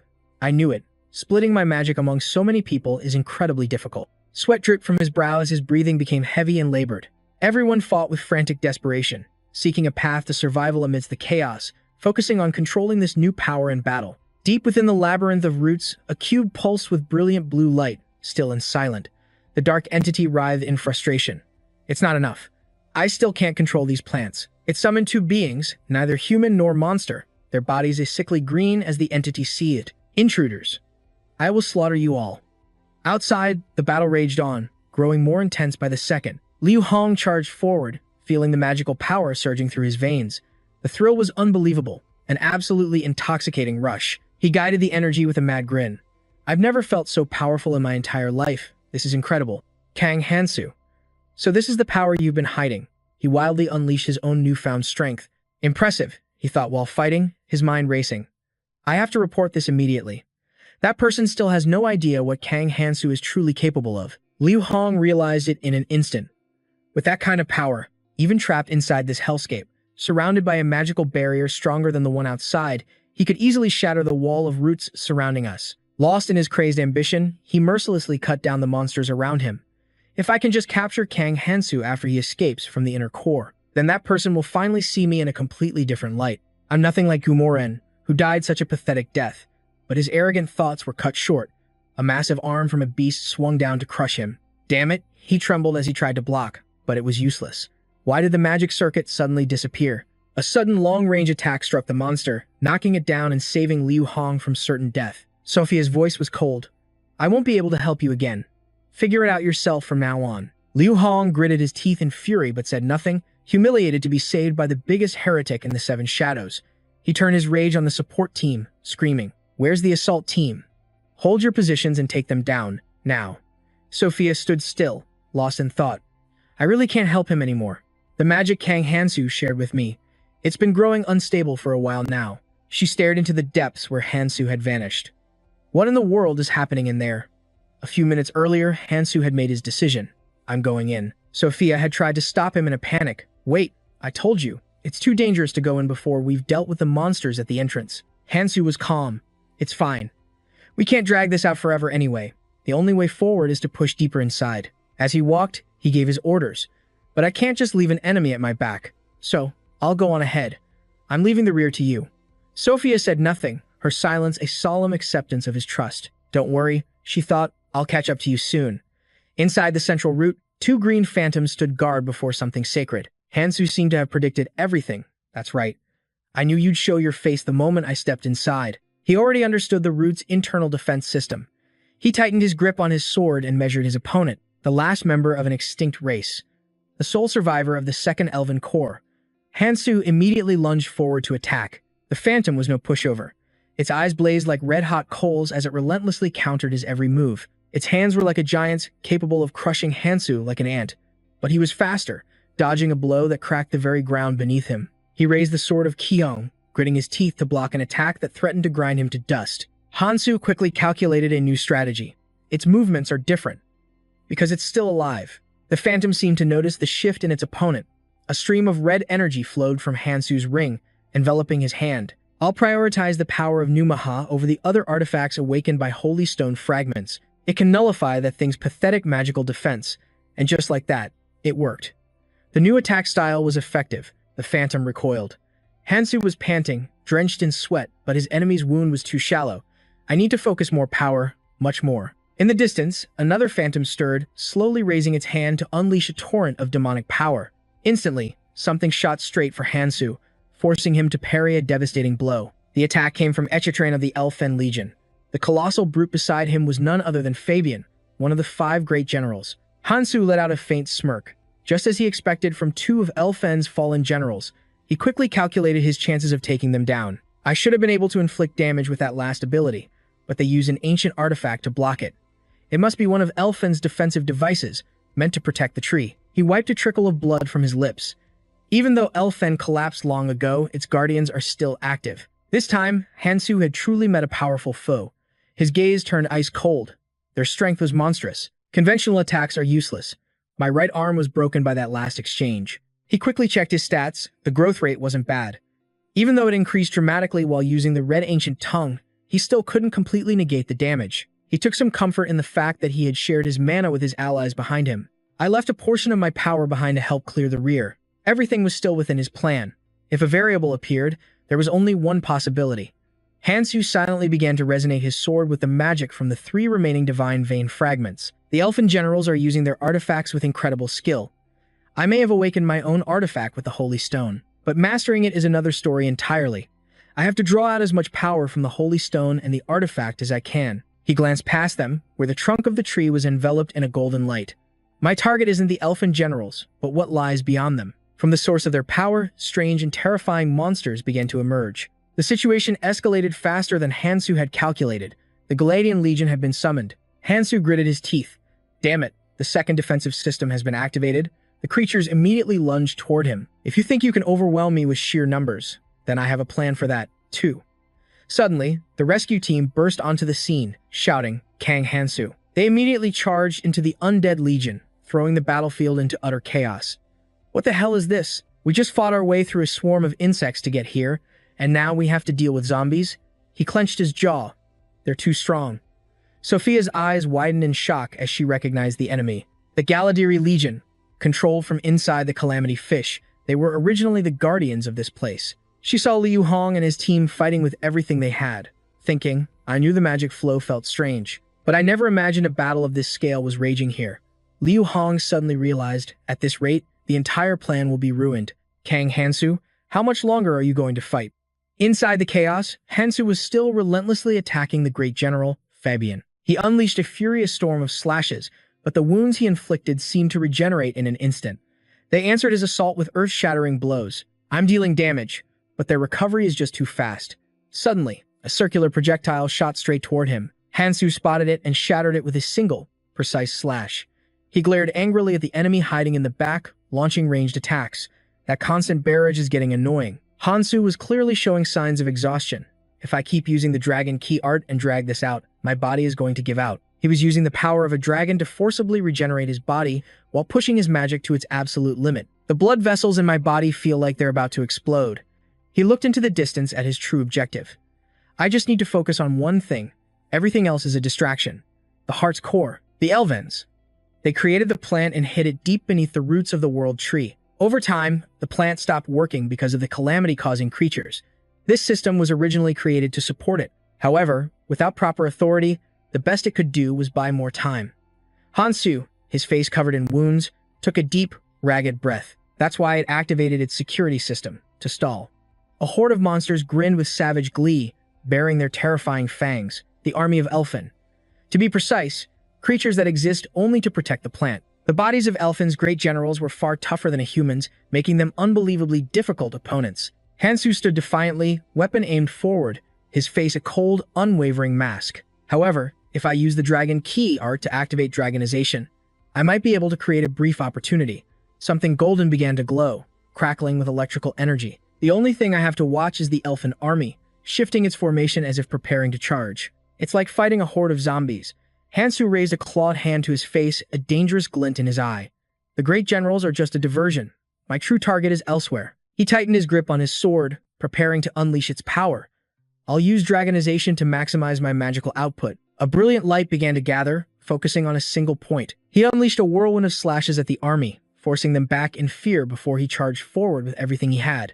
Hansu crouched low, his sword blazing with crackling electricity. Even if this is Fabian's army, created by the artifact of Galadriel, it can't completely block the destructive power of the Ring of Numaha. He vaulted forward, his voice dripping with contempt. Go on. Just sit there and regenerate. His blade carved a path straight through one of the soldiers in the enemy ranks. Hansu's eyes widened when he spotted a faint glow. His sword had struck a gleaming particle, the core of an echatran. Each core possessed durability equal to Fabian's own armor. In other words, they could be destroyed. He focused his entire being, driving his sword to split the core. If I just add more force. But he was stunned, whipping his head around. Wait. I barely even use any strength. Another soldier from the horde silently observed the cunning intruder. It deliberately unleashed its magical aura around the artifact, baiting him into an attack. It then lunged forward to strike, but Hansu parried the blow. His own strength was about to give out. This meant that even if he shattered the artifact's physical form, the power inside was completely unaffected. He looked up, feeling a wave of helplessness. Damn, this hurts. Everyone was fighting with everything they had. One of Liu Hong's men groaned. How much longer do we have to deal with this? It's been too long. The magic energy is so unstable, I can barely move, he yelled. Commander, how much longer must we fight like this? Just as he was waiting for Hansu's orders, a figure burst from behind, launching a surprise attack. We've been attacking nonstop, but their numbers aren't going down at all, someone shouted, jumping in to block the attack. Don't lower your guard. They'll all just revive. A hand crackled with golden lightning. There's no time to complain. A steady rain of aquamarine crystals fell from above, sending the second elven army into a state of panic. Sophia commanded, forget everything else and focus on Galadriel's army. Her gaze fell upon Min Chun, who was sitting quietly beside a fallen elven soldier. But now, I get it. After watching this unfold, he realized who truly knew everything and was making the real moves. He watched with a cold, sharp gaze. Hansu is far stronger than I imagined.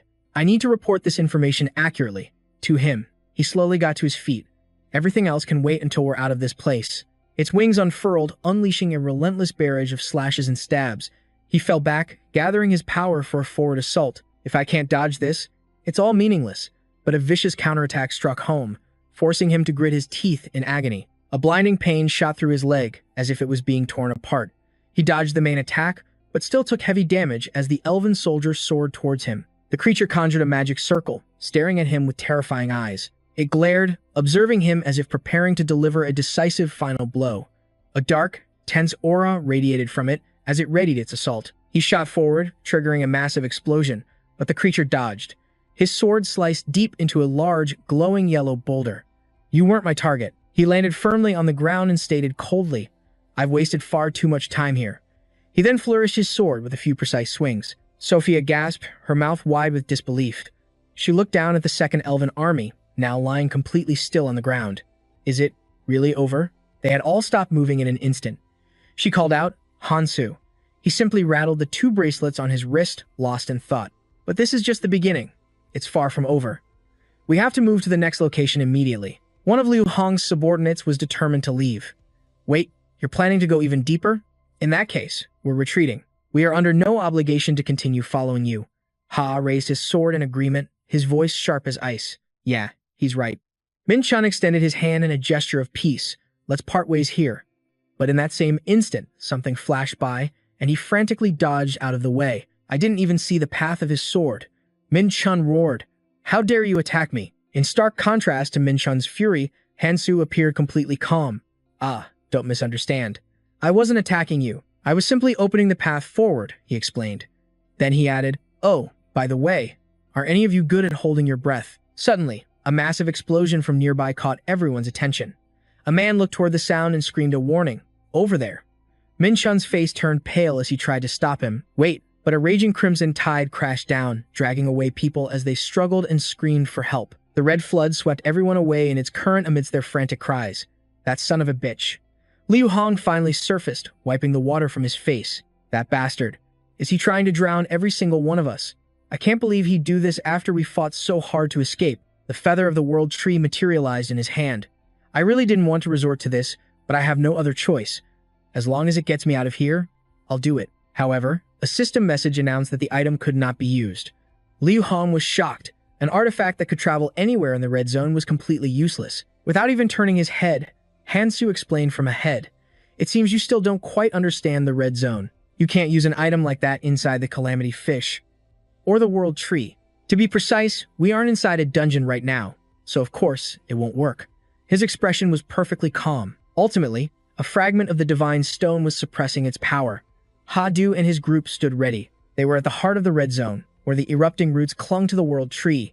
He announced, "We're getting close to the chamber with the tree. Since I carry the artifacts of the 5 great generals, my plan is to awaken them with this very fragment." A blue sphere of energy materialized in Hansu's hand. It pulsed with a brilliant light orbited by smaller, diamond-shaped crystals.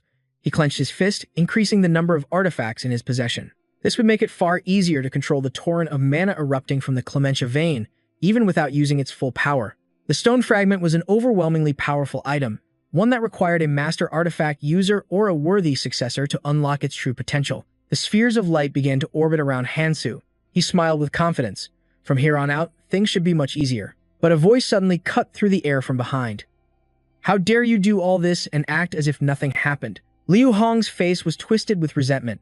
The position of first squad commander should have been mine after we escaped. As commander of the first squad of guides, I cannot let this slide. Ha-Du calmly turned to face him. "Didn't I tell you? If you want to escape, following the tree's main trunk is the fastest route. Everyone here has high resistance, so you should be able to withstand the poison." A woman standing nearby also acknowledged his point. True, it's better than being incinerated. But Liu Hong refused to back down, pointing an accusatory finger. "Don't you talk back to me. No one here has the right to give me orders." Ha-Du couldn't have cared less, turning his back on him completely. "Do whatever you want. It doesn't concern me. The danger here is lessened now, so whether you decide to follow me or not is irrelevant. But if you do follow me, you can escape this place safely. That's all I'll say." He warned them that the zone was about to change in an unprecedented way. "Don't miss your chance to follow me." Mai was now standing tall, the area shifting around them. He stared at Hansu's back. "I wish for a change to come to this place. The red zone hasn't changed a bit since the day I arrived. And yet, you've made it happen. I needed a catalyst that could change everything. Someone like you." Michael laughed in realization. "I guess this is why they always say to be careful what you wish for, huh?" He began to walk away. "The guides will act independently." Liu Hong smirked with arrogance. "Even if you beg for our help now, it's already too late. I will make you regret ever looking down on us." But Hansu simply replied, "I'm sure you will." Liu Hong's triumphant expression froze. "What?" He glanced back, thinking to himself.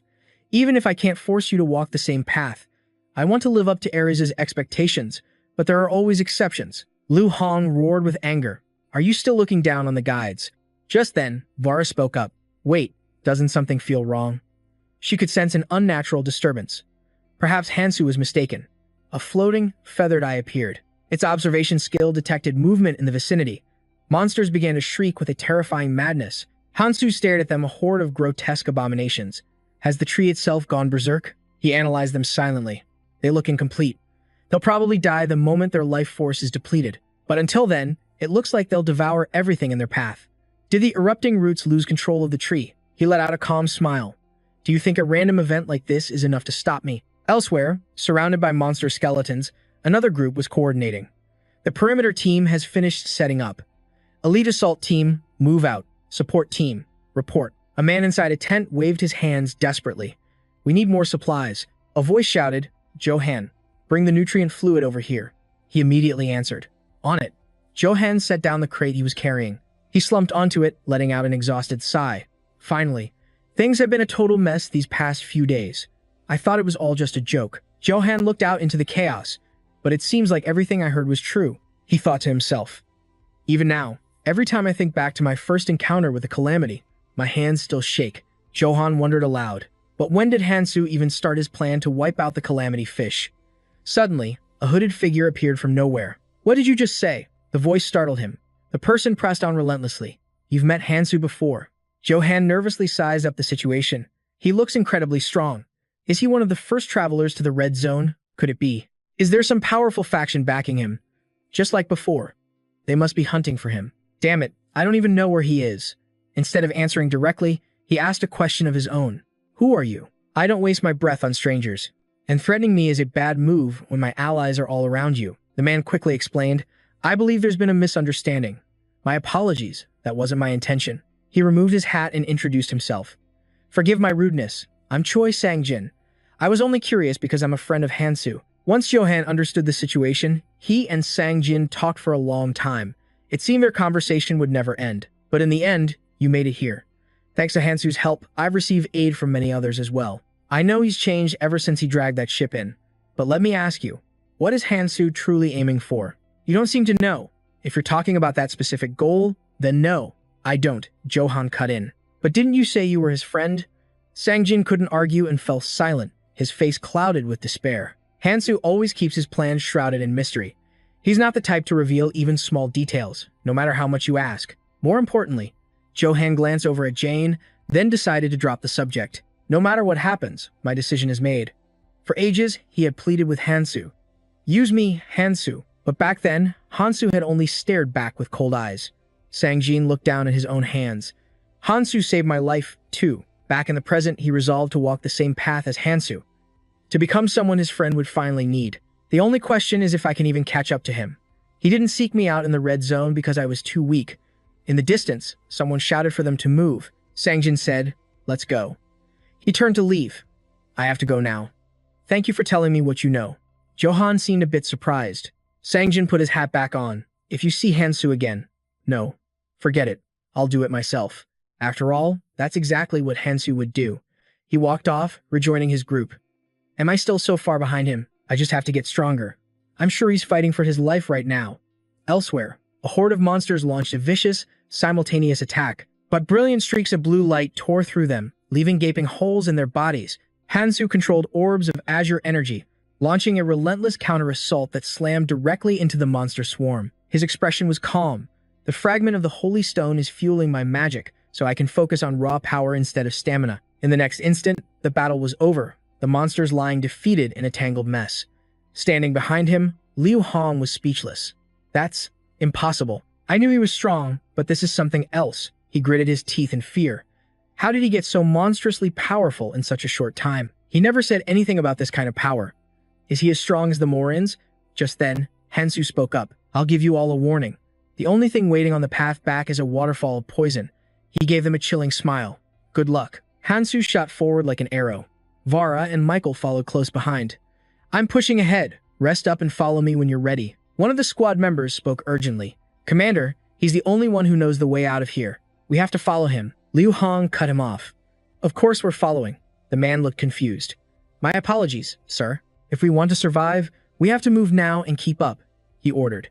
The group immediately complied. Yes, sir. Far away, a grotesque plant was taking its final shape. It was almost complete. A creation born from a part of the great tree.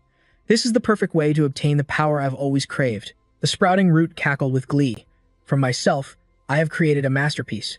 It issued a single command. Awaken. The life form that sustained the red zone, Alpha, had been born. A hand with razor-sharp claws reached out and shattered the membrane containing it. The sprouting root urged it on. Excellent. Alpha, hear my command. You must hurry. Go forth and eliminate the intruders. Alpha spoke, its voice unnervingly calm. How strange.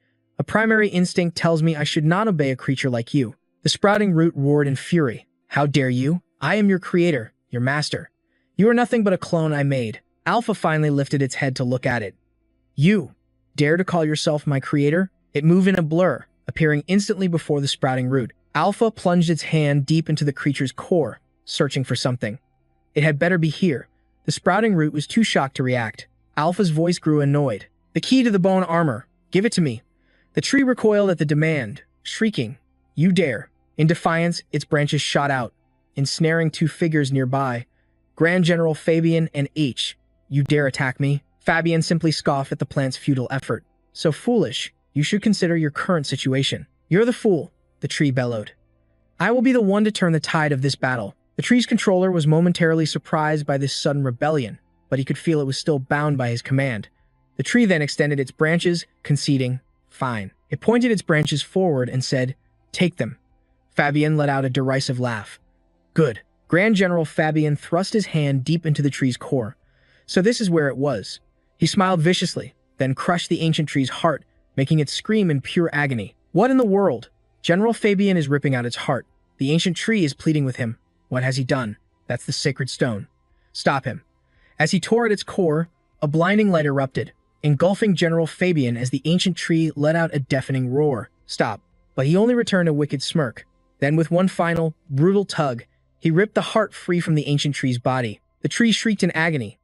General Fabian just laughed cruelly, offering false comfort to his victim. Don't be afraid. I'll keep my promise and end this nightmare. Elsewhere, the battlefield was pure chaos. Haidang was desperately fighting against the swarm. High above, Sophia Vera joined the fray. She soared through the air, unleashing magical barrages on the creatures below. Levin and Michael cut down his foes while roaring words of encouragement. Just hold on a little longer. We're almost there. These things have to have a breaking point. Suddenly, massive roots erupted from the earth and terrified screams filled the air. What is this? Gigantic roots surged upwards, attacking everyone in sight, sending the warriors into a state of utter panic. One warrior shouted a warning. Everyone, be careful. With that, he leaped into the air, preparing to draw his sword and strike the monstrous roots. And that warrior was none other than Hansu. He charged forward, his blade a blur of motion. A single, devastating slash severed countless roots. As Hansu landed, the severed vines crashed down around him. But as Hansu scanned his surroundings, he realized the horrifying truth. An entire forest of new roots had sprouted behind him, poised to strike him down. He spun around, unleashing another powerful slash, and obliterated every last one of the new threats. With the roots gone, Hansu turned his attention to the monsters. Blue orbs of energy shot from his blade, and upon impact, the creatures' bodies simply dissolved into nothing. His eyes blazing, Hansu stomped the ground, swinging his sword and firing off emerald beams of destructive light. As he fought, he realized something. The internal defense system was weaker than the Calamity monster, and these creatures were nothing in comparison. He glanced at the struggling Levinan, Michael, and thought, but still, they're definitely getting weaker. Sophia Vera continued her relentless magical assault from the skies. Haidang fought on with equal fury. Watching them, Hansu wondered, is it because the core is being pushed into a corner? If that's the case, should I just go straight for the main target? The other fighters stood there confused. Was that his doing? They stared at the smaller, now lifeless roots, which seemed to have completely stopped moving. Hansu glanced back, his eyes widening in disbelief. It can't be. Seeing him suddenly break away, Sophia Vera cried out in surprise, Hansu! He rushed towards a specific tree, where thick roots were wrapped tightly around a glowing cube. The vines encasing the cube suddenly withered and died, and the object's light faded into darkness. Hansu realized the tree had cut off its own power supply. Just then, a sinister voice echoed through the chamber, startling him. The voice gave a chilling command. Come down here. Hansu stood at the edge of an abyss. There's someone below. He leaped without hesitation, knowing it was likely the one who had stolen the holy stone fragment. Moments later, Hansu touched down. Besides our group, he thought, no one should be able to reach the core of the eruption root. Holding the very heart of the tree, Grand Marshal Fabian praised him. You're different from the other insects. You're far more clever. Hansu glared as the figure slowly approached him. It seems you know how to use the key properly, even though you're not one of our kind. He chuckled. We should have a little chat, don't you think? About that key you're holding. Hansu remained silent, his gaze cold and unyielding. The story goes that the true name of the 5 relics possessed by the Grand Marshals. The reason they were called that was simple. If one were to gather all the relics, they would gain absolute control over the power of the World Tree. The two faced off in silence as Hansu's mind raced. He just referred to the relics as keys. The pieces began to click into place. Only the elven people I met in the abyss called them that. There's only one being who could speak of such things. However, it's impossible for them to be here. Hansu reached a stunning conclusion, which means he finally spoke. So you're a clone? The being looked genuinely surprised. You figured it out? Grand Marshal Fabian replied. Not only are you wielding a key, but you even know its true origin. I've heard bits and pieces, Hansu admitted. He then cut straight to the chase. So what is it you want from me? Grand Marshal Fabian pointed a finger at Hansu. The key you possess. He commanded, hand it over and disappear. Hansu stood firm, his hand gripping his sword, while Grand Marshal Fabian continued his arrogant tirade. A mere insect like you isn't worthy of possessing it. Hansu spoke calmly. In that case, allow me to make a counteroffer. He tightened his grip on his blade, his voice turning to steel. Shut your mouth and give me the holy stone fragment. Hansu aimed his sword at Grand Marshal Fabian. A fake like you isn't worthy of possessing it. Hearing that, Fabian's eyes widened in shock, but his shock quickly twisted into a sinister grin. He roared with laughter. You don't even know your place. Does an insect like you truly believe you can kill me? Hansu's glare was his only answer. The Grand Marshal continued to look down on him with utter contempt. You leave me no other choice. Grand Marshal Fabian produced a cube assembled from various fragments. At the same time, he drew a jagged, menacing sword and gripped the hilt tightly. Hansu was stunned, because as Fabian clenched his fist, a black hole began to form at the very tip of his blade. He was stunned. An attack like that could annihilate thousands of elite warriors. The great general, Fabian, declared, "I will show you your place." Green spheres of energy began to emerge from the black void. Now, he sneered, "Struggle with all your might, you pathetic whelp." The green orbs shot toward Hansu at incredible speed, but Hansu summoned his own imitation orbs of brilliant blue. The two opposing forces collided, creating a massive explosion. Fabian watched this and remarked, "The 7 holy ice orbs." Just as I'd expect from a great general's weapon. However, he summoned even more green spheres, asking, "Hansu, what will you do?" "If I do this." With that, Great General Fabian fired the new barrage. They whistled through the air, closing in on Hansu. Hansu watched them approach and tightened his grip on his sword. With a single, fluid motion, he swung his blade, and the orbs racing toward him were cleaved in two. He noted that each ice orb felt weak, like a low-stamina version of the Etrian artifacts used by common warriors. He looked forward, but now, an endless swarm of green orbs was bearing down on him, closer than ever. Fortunately, Hansu managed to leap away just in time. Landing on a tree branch, he looked down, thinking they could still inflict damage on thousands of soldiers.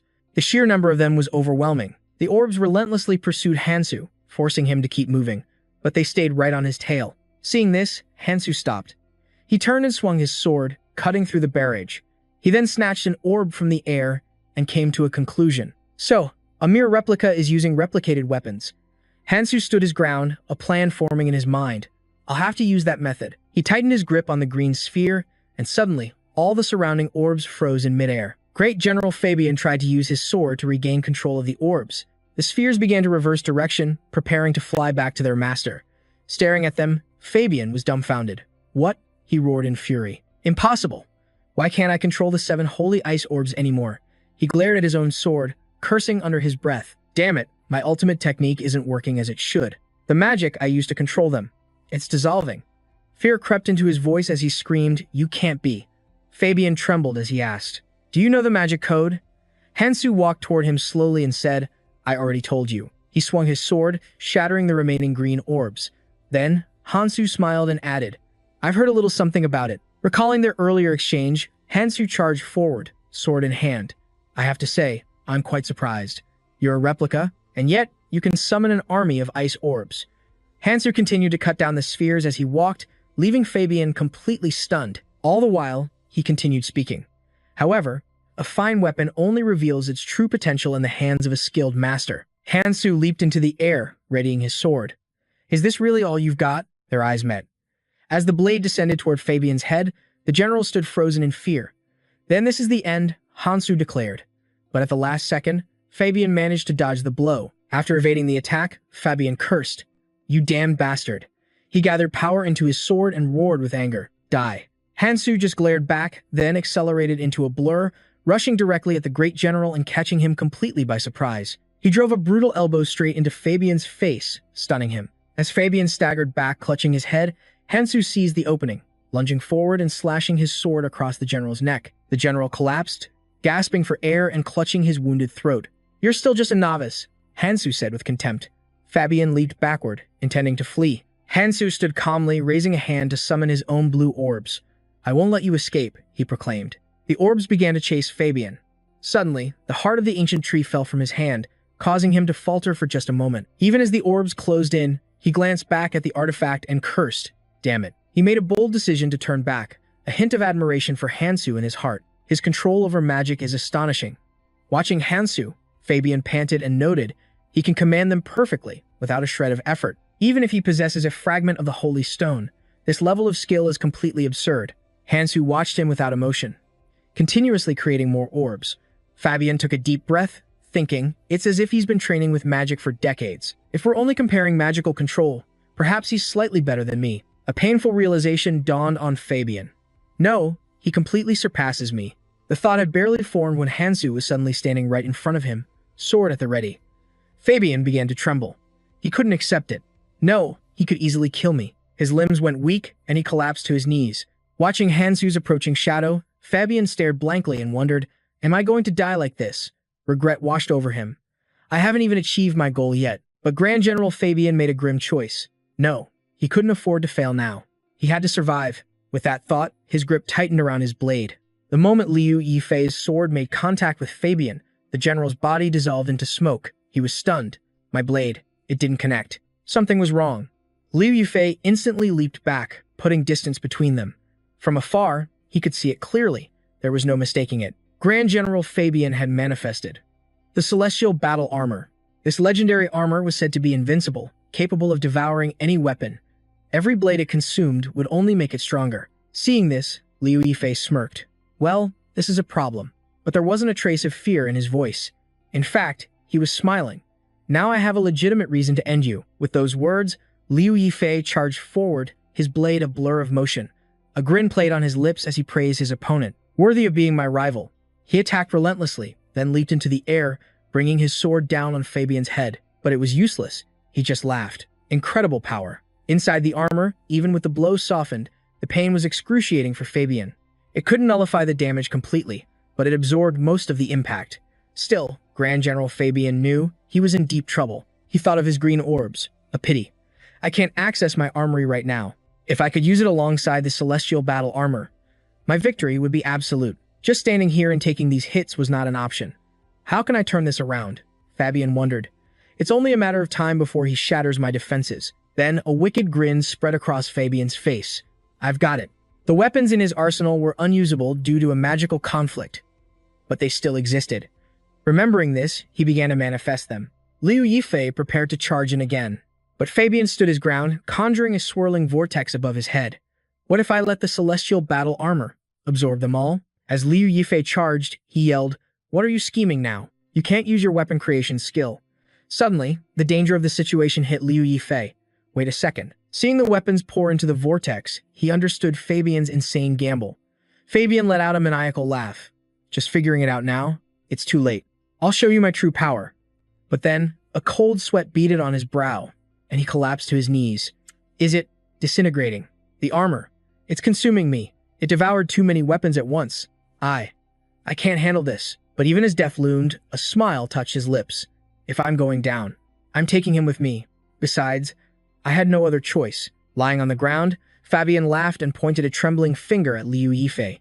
He had made his final, desperate move. You wanted this armor, didn't you? In an instant, something began to latch onto Liu Yifei's body. It was the armor itself, wrapping around him with an iron grip. Fabian's voice echoed. Let's see if you can handle it. In a flash, Liu Yifei transformed into a hulking, monstrous figure. Alpha looked on, shaking his head. How utterly meaningless. He muttered, the chance of dying while trying to master that armor is 90%. A look of pure contempt crossed Alpha's face. Taming it was nearly impossible to begin with. But now, after it was force-fed an entire armory's worth of weapons, the trial of succession was on another level entirely. Alpha thought, I expected the armor to devour him instantly. But he's holding on surprisingly well. Alpha eyed the rampaging armor. Even if he died, the armor would be unusable to him. I'll just leave him here and head to the World Tree first. Turning, Alpha shouted back at the monstrous form, I'll be back to collect that armor after you're dead. Meanwhile, Liu Yifei was in agony. The pressure was overwhelming.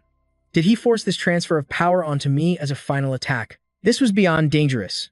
As the armor's power bore down on him, he struggled to hold it back with both hands. One wrong move, and I'm dead. He considered his options. If I push my 9 Dragons Chi art to its absolute limit, I can overcome this. But the backlash could kill me. Still, this was no time for hesitation. Liu Yifei made his choice. Seamescence, and unleashed his full power. A brilliant light erupted from the armor. The golden shell surrounding him cracked, and then shattered into pieces. He was thrown to the ground. Shaking, Liu Yifei forced himself back to his feet, hands braced on his knees. He coughed up a spray of blood. That was way too close. Staring at the crimson blood in his palm, he realized the truth. Unleashing the full 9 Dragons Chi art was too much for his current body. Just a fraction of its power had placed an immense strain on him. He knew he hadn't reached the level where he could wield it freely. I'll have to seal this power away for now. Liu Yifei then looked around, wiping his chin. Looks like he really did escape. He must have used a teleportation spell to get away. Otherwise, he wouldn't have left this behind. On the ground lay a single, glowing stone. He picked it up, inspecting it closely. He whispered its name. Celestial Battle Armor. The armor materialized and absorbed the stone. Now this. I like. It moves perfectly according to my will. The celestial battle armor had completed its crimson evolution. Liu Yifei thought back to all the weapons it had consumed. Perhaps it was because the creature had been given every weapon in the arsenal. He smirked. It probably wouldn't need to be fed ever again. It seemed like the monsters had finally stopped appearing. Elsewhere, Lebanon wondered where Hansu had gone. Sophia answered, a hint of worry in her voice. I saw him rush off just moments ago, but he was cut off. So he abandoned you? Liu Hong fanned the flames of doubt. We followed him all this way, and this is what he does? What an irresponsible man. Still, you managed to follow along just fine. Liu Hong crossed his arms. We simply had no other choice. If he hadn't thrown us into that pit of poison, we could have left on our own. Bacon was planning to pull back from the very beginning. Seeing their grim expressions, Liu Hong sneered. Did I say something wrong? If you have something to say, spit it out. So where on earth did Hansu go? Just then, Hansu appeared out of thin air. Liu Hong jumped back, screaming, When did you get back? I went to destroy the main body, Hansu answered calmly. Lebanon was stunned. So, you actually destroyed it? No, Hansu replied. It wasn't me. Lebanon pressed him. Then who was it? Follow me.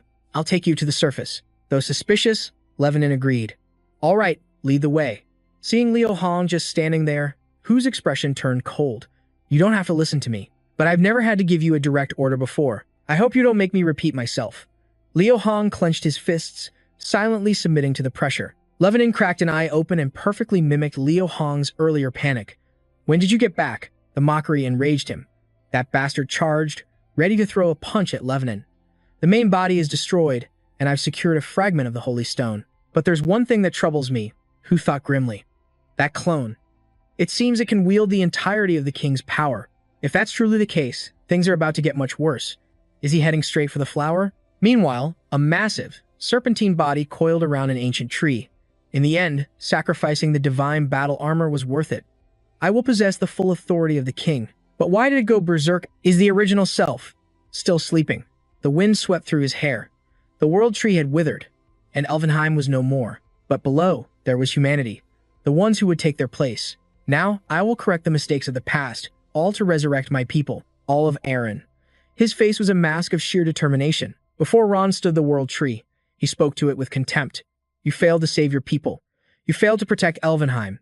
And in the end, you even lost yourself. You cowardly king. Just watch me from wherever you are. I will accomplish everything. He rested his chin in his hand, lost in thought. An image of Hansu and his forgotten blade flashed through his mind. First, I need the key that man possesses. I must reclaim the sword of Galadriel, the beads of Echitran, and the bracelet of Fabian. His thoughts drifted to Fabian. Echitran and Fabian. Two sides of the same coin, which means he must also be holding Fabian's bracelet. After I reclaim the authority from that false administrator, I must enter the flower. That will require immense, overwhelming power. Not some petty parlor tricks. He stood alone in the silence. A confident smile spread across his face. No matter how difficult the plan, it was nothing he couldn't handle. The trunk of the world tree was wrapped in the coils of a long, thin creature. I will use the Ouroboros, as he dangled from a high branch. He began to swing, building momentum, then released his grip, leaping decisively through the air. He landed perfectly on another massive branch. Below him lay a web of countless other branches. Once again, he was on the move. He vaulted effortlessly from one limb to the next. At last, he arrived at his destination. He said nothing, his gaze fixed forward. Before him lay a massive bloom, formed from thousands of giant, overlapping petals. Move, he commanded. Do you dare bare your fangs at your own creator? A swarm of parasitic locusts, their eyes glowing ominously, let out a chilling screech. As they swarmed towards him, he raised a single petal with a satisfied smirk. That's more like it. He stepped inside. The original self failed in the end. He walked proudly through the swarm of locusts. Having lost his people, the original no longer has any authority. Therefore, I am now the original. A smile bloomed on his face, his decision made. Excellent. His expression twisted with crazed ambition. From this day forward, I am Tyron. The scene shifts back to Hansu and his group. A sense of awe filled the air. We thought you were dead. Gone without a trace. Who could have imagined you'd return from that place? Sophia gazed into the distance, letting the wind wash over her. A figure approached from behind. What's on your mind, Sophia? It was Michael, coming to stand beside her. I'm sure we're all thinking the same thing. There's no point in asking. Before them stood Hansu, the man who killed the calamity fish and the erupting root. Ever since he appeared, the red zone has changed so much. He glanced at Sophia. To be honest, I had almost given up. Even he said it was impossible. I couldn't even imagine taking down one of the calamities by myself, who seemed to be observing something in the distance. But in the end, he did it. And he did it all alone. Michael crossed his arms, his voice firm. I'm certain of one thing. He will definitely take an interest in a man like that. He'll probably make it through the orange zone without a hitch, Sophia thought. From this moment on, the red zone will become a much safer place. This means more of the guided people will survive. She clenched her fist. And if that happens, her own siblings will also make it out alive in the red zone. Sophia watched Hansu's retreating figure, determined to save 1 billion lives. Sophia's mouth fell slightly open, then she suddenly burst out laughing. Mai tilted her head, confused. Why are you laughing? Sophia answered. I just feel like something totally impossible is about to become a reality. He could only shrug and say, I understand. In the sky, a single dove appeared, flying past. Everyone looked up, murmuring, what is that? It looks like a messenger pigeon. But it wasn't just one bird. It was an entire flock. They couldn't help but wonder, but why are there so many? Near the world tree, a man was running for his life. 3 men were desperately trying to escape from something. Suddenly, one of them tripped over a rock, crashing to the ground. He reached out his hand, pleading with the other 2.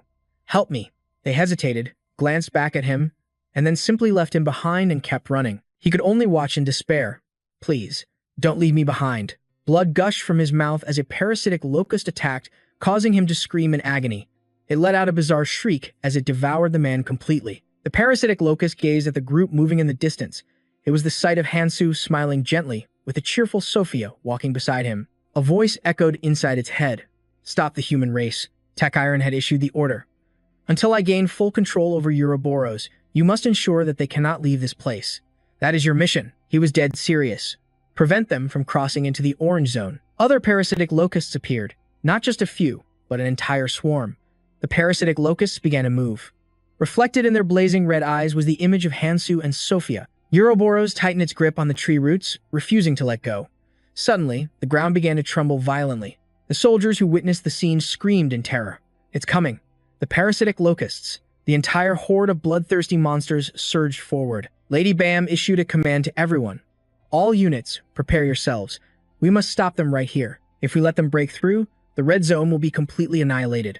At all costs, we must protect this place. Hold on until reinforcements from the other clans arrive. Aaron's arm was trembling. His face turned pale as he spoke. We have to stop them. With just this many people? Meanwhile, the locusts are massive, powerful, and there are so many of them. A swarm of monsters like that, all targeting this calamitous world tree.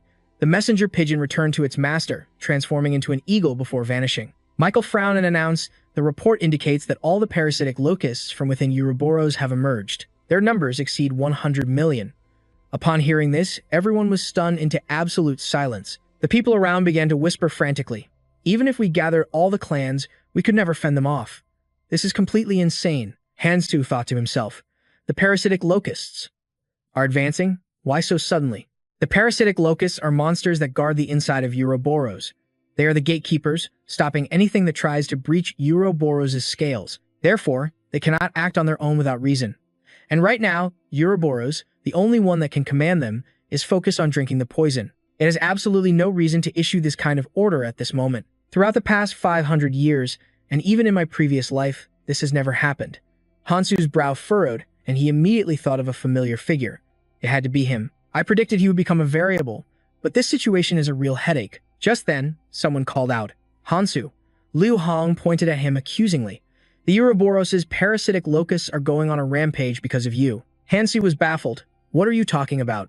Liu Hong roared, don't play dumb. If you hadn't started hunting the calamities, none of this would be happening. How do you plan to take responsibility for this? Michael stepped in to mediate. Don't speak so recklessly. There is no causal relationship between these two events. Hansu ignored Liu Hong and turned to the person beside him. Sophia, can you use your librarian skill to calculate how much longer until it descends? Liu Hong's sharp voice still echoed in his ears. Don't you dare ignore me. Sophia was confused. Do you mean the time until all the parasitic locusts descend? Hansu corrected her. Not them. Ouroboros. I'm asking how much longer until Ouroboros itself descends. Everyone followed Hansu's gaze and gasped in shock. What? Hansu's expression turned grim. This won't end with just a swarm of locusts descending. He is a clone. That means he possesses a portion of the king's power. With it, he can command the locusts to move, and he will certainly find a way to control Ouroboros. Its eyes are the proof, Hansu calculated. Of course, completely controlling Ouroboros will take a great deal of time. After all, it is one of the 4 great calamities. But once he takes hold of Ouroboros' reins, he will immediately bring it down to the ground.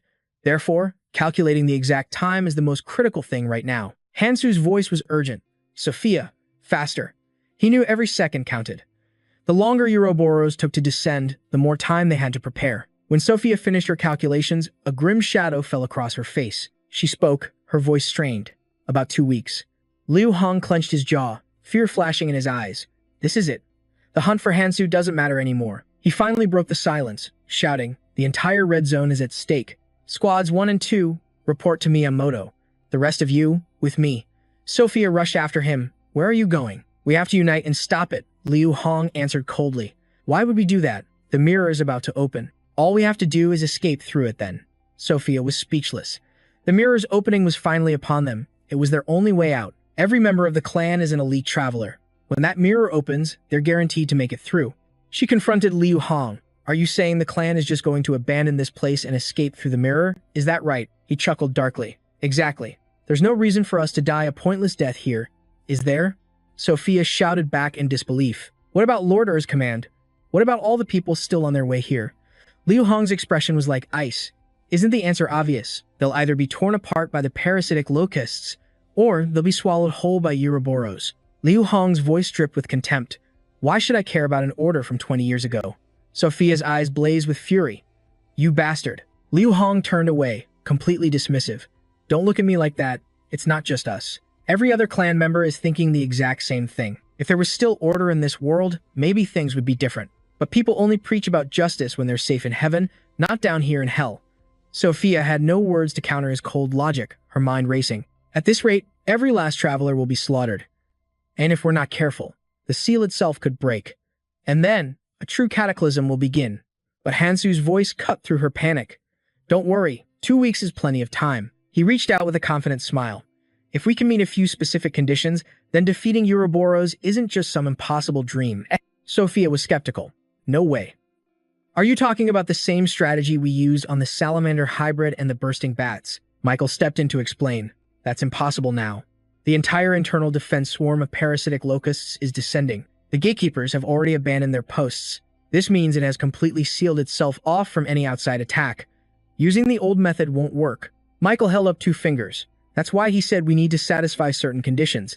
Condition 1, unite all the clans to face the tide of locusts head-on.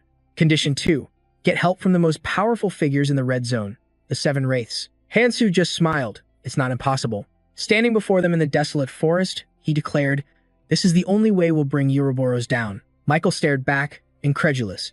Did you just say you plan to unite all the warring clans to stop that parasitic swarm? Even with Ouroboros about to descend and obliterate everything, that's an impossible task.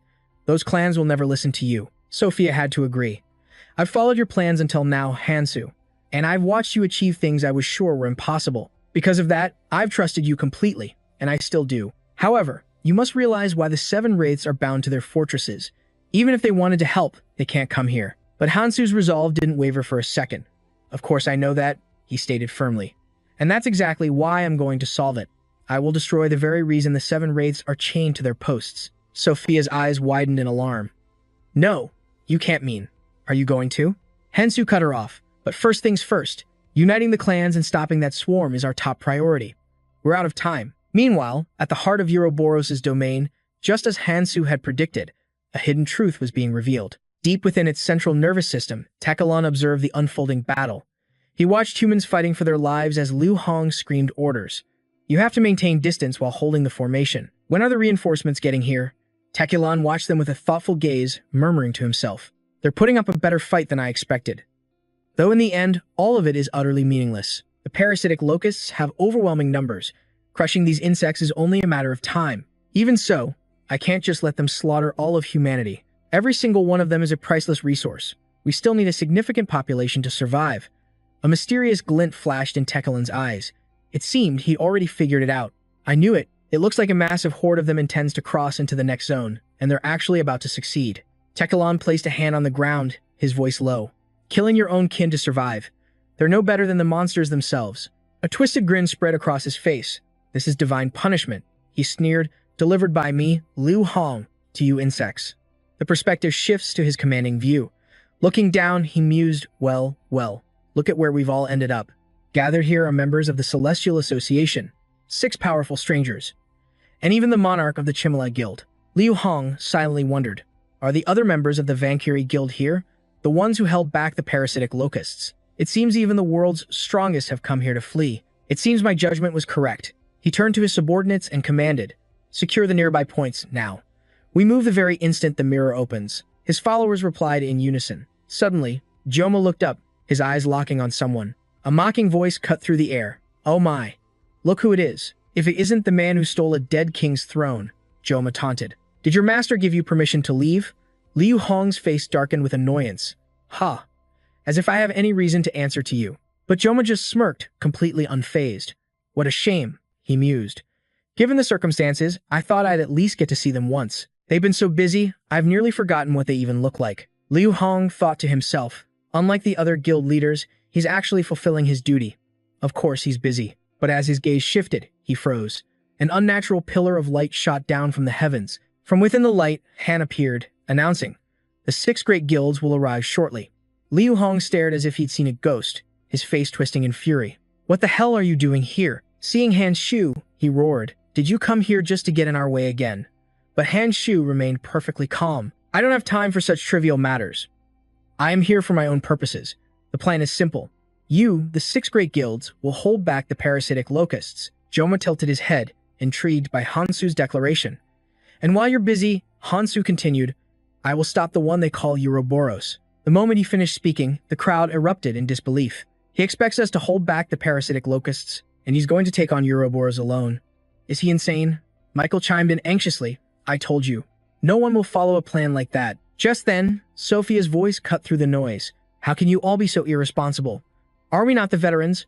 Are we not the 7 shadows? Channeling the courage of her idol, she spoke her heart. We have a duty to protect the red zone. It is the will of the great Miyamoto. Hansu's brow furrowed as he looked at Sophia. So, in the end, this is all for Miyamoto's sake, even though he fell in the abyss. His will has protected everyone here, even to this day. That is the path he always walked. Liu Hong immediately shot down Sophia's plea. Do not cross the line. Being one of the 7 shadows does not give you the right to utter his name here. Michael couldn't help but think, what a hypocrite. Didn't he flee the second he heard that name? But it was Hansu who brought this hypocrisy to light. Weren't you the one who ignored Miyamoto's will and ran away? Michael gasped a direct hit. Joma just laughed mockingly. You people are even more insane than I thought. He ignored Liu Hong completely, stepping forward to address the newcomer. You must be Kang Hansu. Allow me to offer you a piece of advice. I'll acknowledge that you defeated Calamitis. It was a disgrace. That I avoided the fight to act in my guild's best interest. Joma's expression turned deadly serious. If we hold out here for just 2 days, we can enter the orange zone. So why should any of us throw our lives away for a lost cause? This is a matter of survival. I don't think you have any right to interfere. After a moment of silence, Hansi replied, Yes, I already knew reasoning with you would be pointless. They're on their way. You might as well get a first-hand taste of the hell that's coming for you. Suddenly, a violent tremor shook the area. Panic erupted as people screamed, the ground is shaking.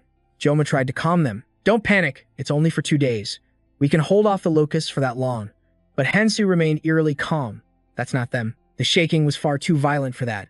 In the red zone, only one being could cause tremors of this magnitude. Ouroboros is on the move. The seismic pressure intensified until the colossal tail of Ouroboros burst from the ground. Everyone stared in horror at its impossibly massive size. Liu Hong screamed in disbelief. How can this be happening? Ouroboros wasn't supposed to descend for another 2 weeks. But Sophia, observing closely, corrected him. No, it's not descending, right now. It's just swishing its tail. A chill ran down everyone's spine. The ground is shaking this violently. From just its tail? What will happen if its whole body descends? Just as I thought, Hansu said, his voice cold as ice. It's trying to destroy the mirror. Just as he predicted, Ouroboros targeted the artifact. The forces Liu Hong had gathered were instantly obliterated. It's coming down. A wave of screams erupted as everyone scattered. Just before the colossal tail slammed into the ground, everyone scrambled to get away. As Sophia desperately erected a barrier, Hansu spoke. I have another request. All right, she agreed. A torrent of energy erupted from the mirror like a flood, but thankfully, her barrier held strong against the tide. The area around Hansu was pure chaos. Liu Hong clutched his head in despair. This is bad. Now there's no way to reach the orange zone. A subordinate rushed forward, his voice frantic. Commander Liu Hong, the giant locust swarm has appeared again from above. They're attacking. Everyone's legs trembled, completely frozen in place as they stared in horror. This is madness. There has to be a limit, right? Liu Hong was the first to react, spinning around to roar his command. Retreat, retreat, now. Get as far away as you possibly can. The group he gathered was in full agreement, urging each other on. We have to go too.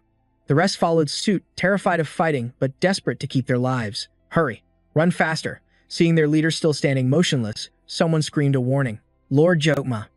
Lord Jokma, please give the order. What are we supposed to do? But at that moment, he was deep in calculation.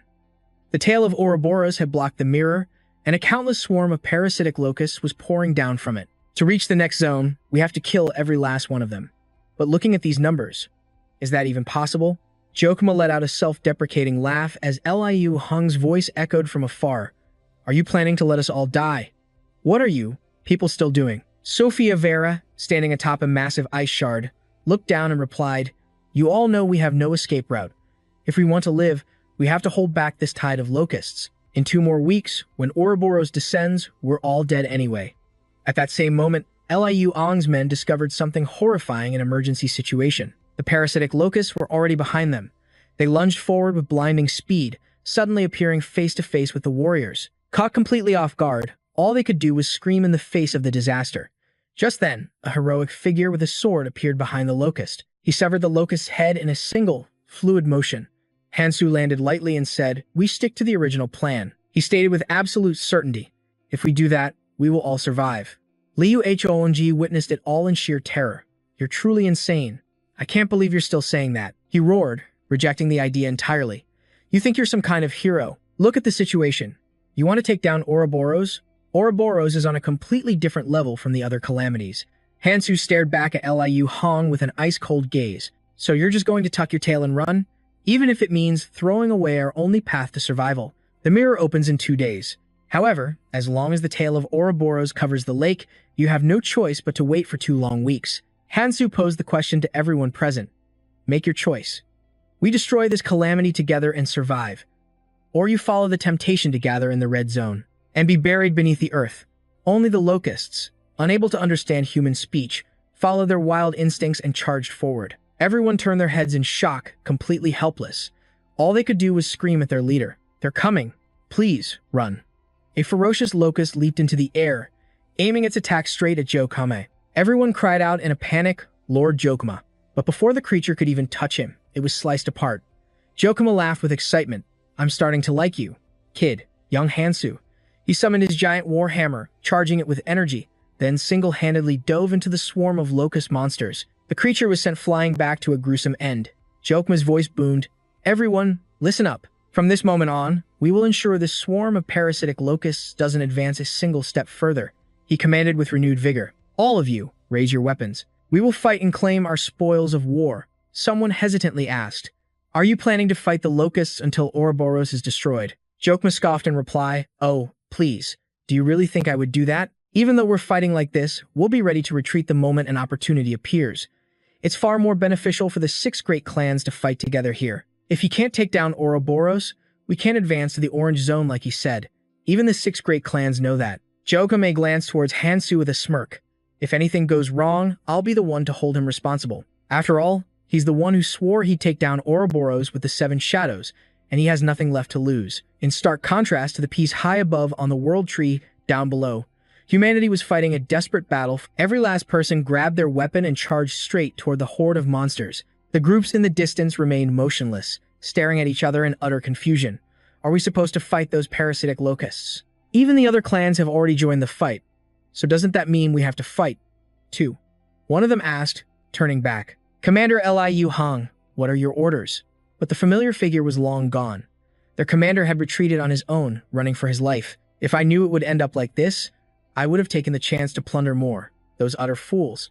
He ran, occasionally glancing back to check on the situation. They've all gone completely mad. There were people like Liu Hong, but there were also those determined to fight.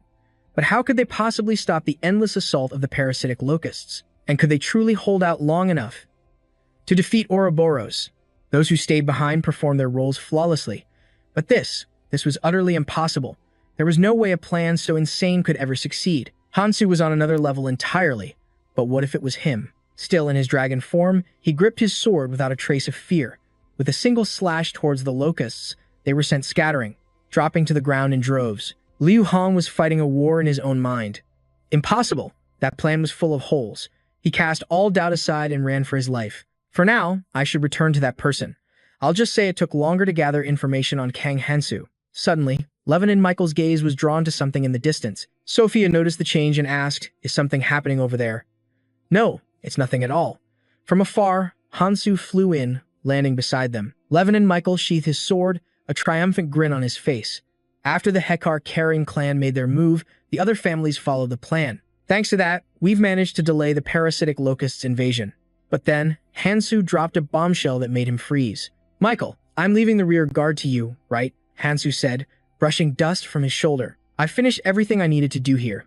Now, I have to go persuade the 7 phantoms." His words caused Sophia to frown slightly. "Miyamoto, it's time to meet him." Levin and Michael was stunned. "But leaving the rear guard to me, does that mean I have to stay behind?" "Exactly," Hansu confirmed. "Remember when you said you'd guarantee I'd have the support of the other helpers?" "Ah," and without waiting for a reply, Hansu sealed the deal. "Then I'm leaving this matter in your hands." A strange smile spread across Levin and Michael's face. All right, back at the Beacon headquarters, reports confirmed the parasitic locusts had seized the mirror. Currently, the ones holding them back were the 6 great clans, led by the head of the Hekar Karim family. A steady stream of reports came in. After the Veneri clan completely wiped out the first locust wave, they began advancing toward the mirror. "And now, we must make a decision," the 5th phantom declared. "Will we hide within the seal to avoid fighting the parasitic locusts and wait for the path to open, or will we continue to protect the seal as we are now?" The other phantoms listened in silence. After all, their duty was to protect the seal. Marion, the 4th phantom, waved her hand dismissively. "Isn't it best to just hide near the seal and wait for this to blow over? The situation isn't that dire yet." The 3rd phantom nodded. "I also agree with concealing the seal. Neither the locusts nor Ouroboros can breach it, and we have no way to stop Ouroboros when it descends in 2 weeks anyway." Tina Charles, the 6th phantom, disagreed, slamming the table as she shot to her feet. "And what about the remaining travelers? What happens to them if we choose to hide?" Kai Cooper, the 2nd phantom, objected.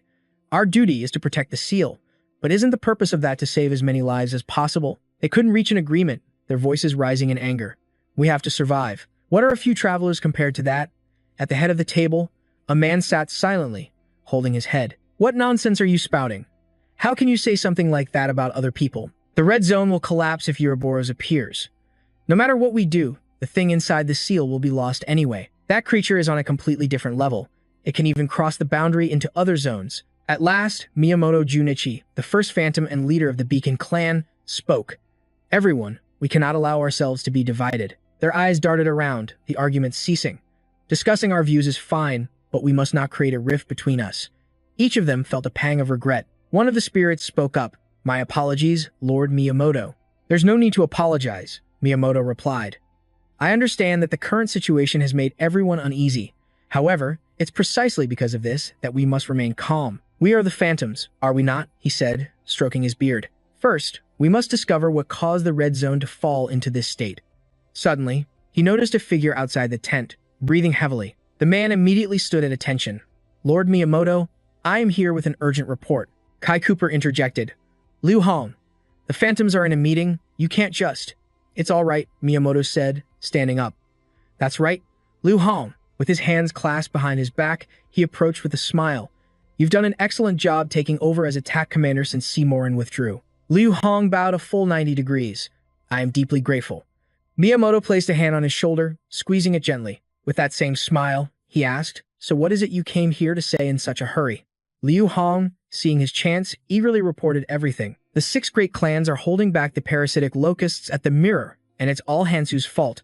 Not only that, he proposed a crazy plan to destroy Ouroboros himself. I came here to report everything to you, Lord Miyamoto." But Miyamoto's reaction was the complete opposite of what he had imagined. "So, it's true then. That really happened." His smile vanished as he asked, But how did you manage to get to the mirror? Liu Hong was terrified. What? Everyone fell silent, listening to Miyamoto. The phantoms surrounding them shot Liu Hong looks filled with contempt. I don't need your excuses. Reaching that mirror proves you tried to escape to the orange zone. But while we spirits gathered to decide the red zone's future, your actions were a betrayal of all our efforts. Liu Hong cried out, desperately trying to save himself. But I was only following your orders, Sir Miyamoto. The man's brow furrowed slightly. My orders? Liu Hong was baffled as fear washed over his sweat-drenched face. He immediately bowed his head. No. I apologize. A smile returned to the leader's face as he shook his head. We'll stop here for now. We can discuss this again later. Tina Charles gazed at Miyamoto, who was staring off into the distance. You didn't run away? How disappointing. His voice was completely void of accusation. Still, remembering the sight of that colossal Ouroboros descending, his cowardice was almost understandable. Marion T sighed, clutching her head. Let's put that aside. That man, Kang Hansu. He's really causing quite a stir. Everyone laughed. Ha ha. But I'd seriously like to meet him, just once. Miyamoto shattered the light mood. Who knows? At that moment, a dangerous glint appeared in his eyes. Perhaps he's a man of reason who could be a great asset to this red zone. Suddenly, a scout rushed in to report to the fifth spirit, calling out, Sir Miyamoto. Outside, Kang Hansu and Sophia are approaching the main headquarters. Right now, Kang Hansu is here. Miyamoto was in disbelief. Kang Hansu, you say? And that's all for this video. That was a summary of the latest in the series. If you have any opinions, be sure to leave them in the comments section below. Don't forget to leave me a like, subscribe, and hit the notification bell for more amazing videos.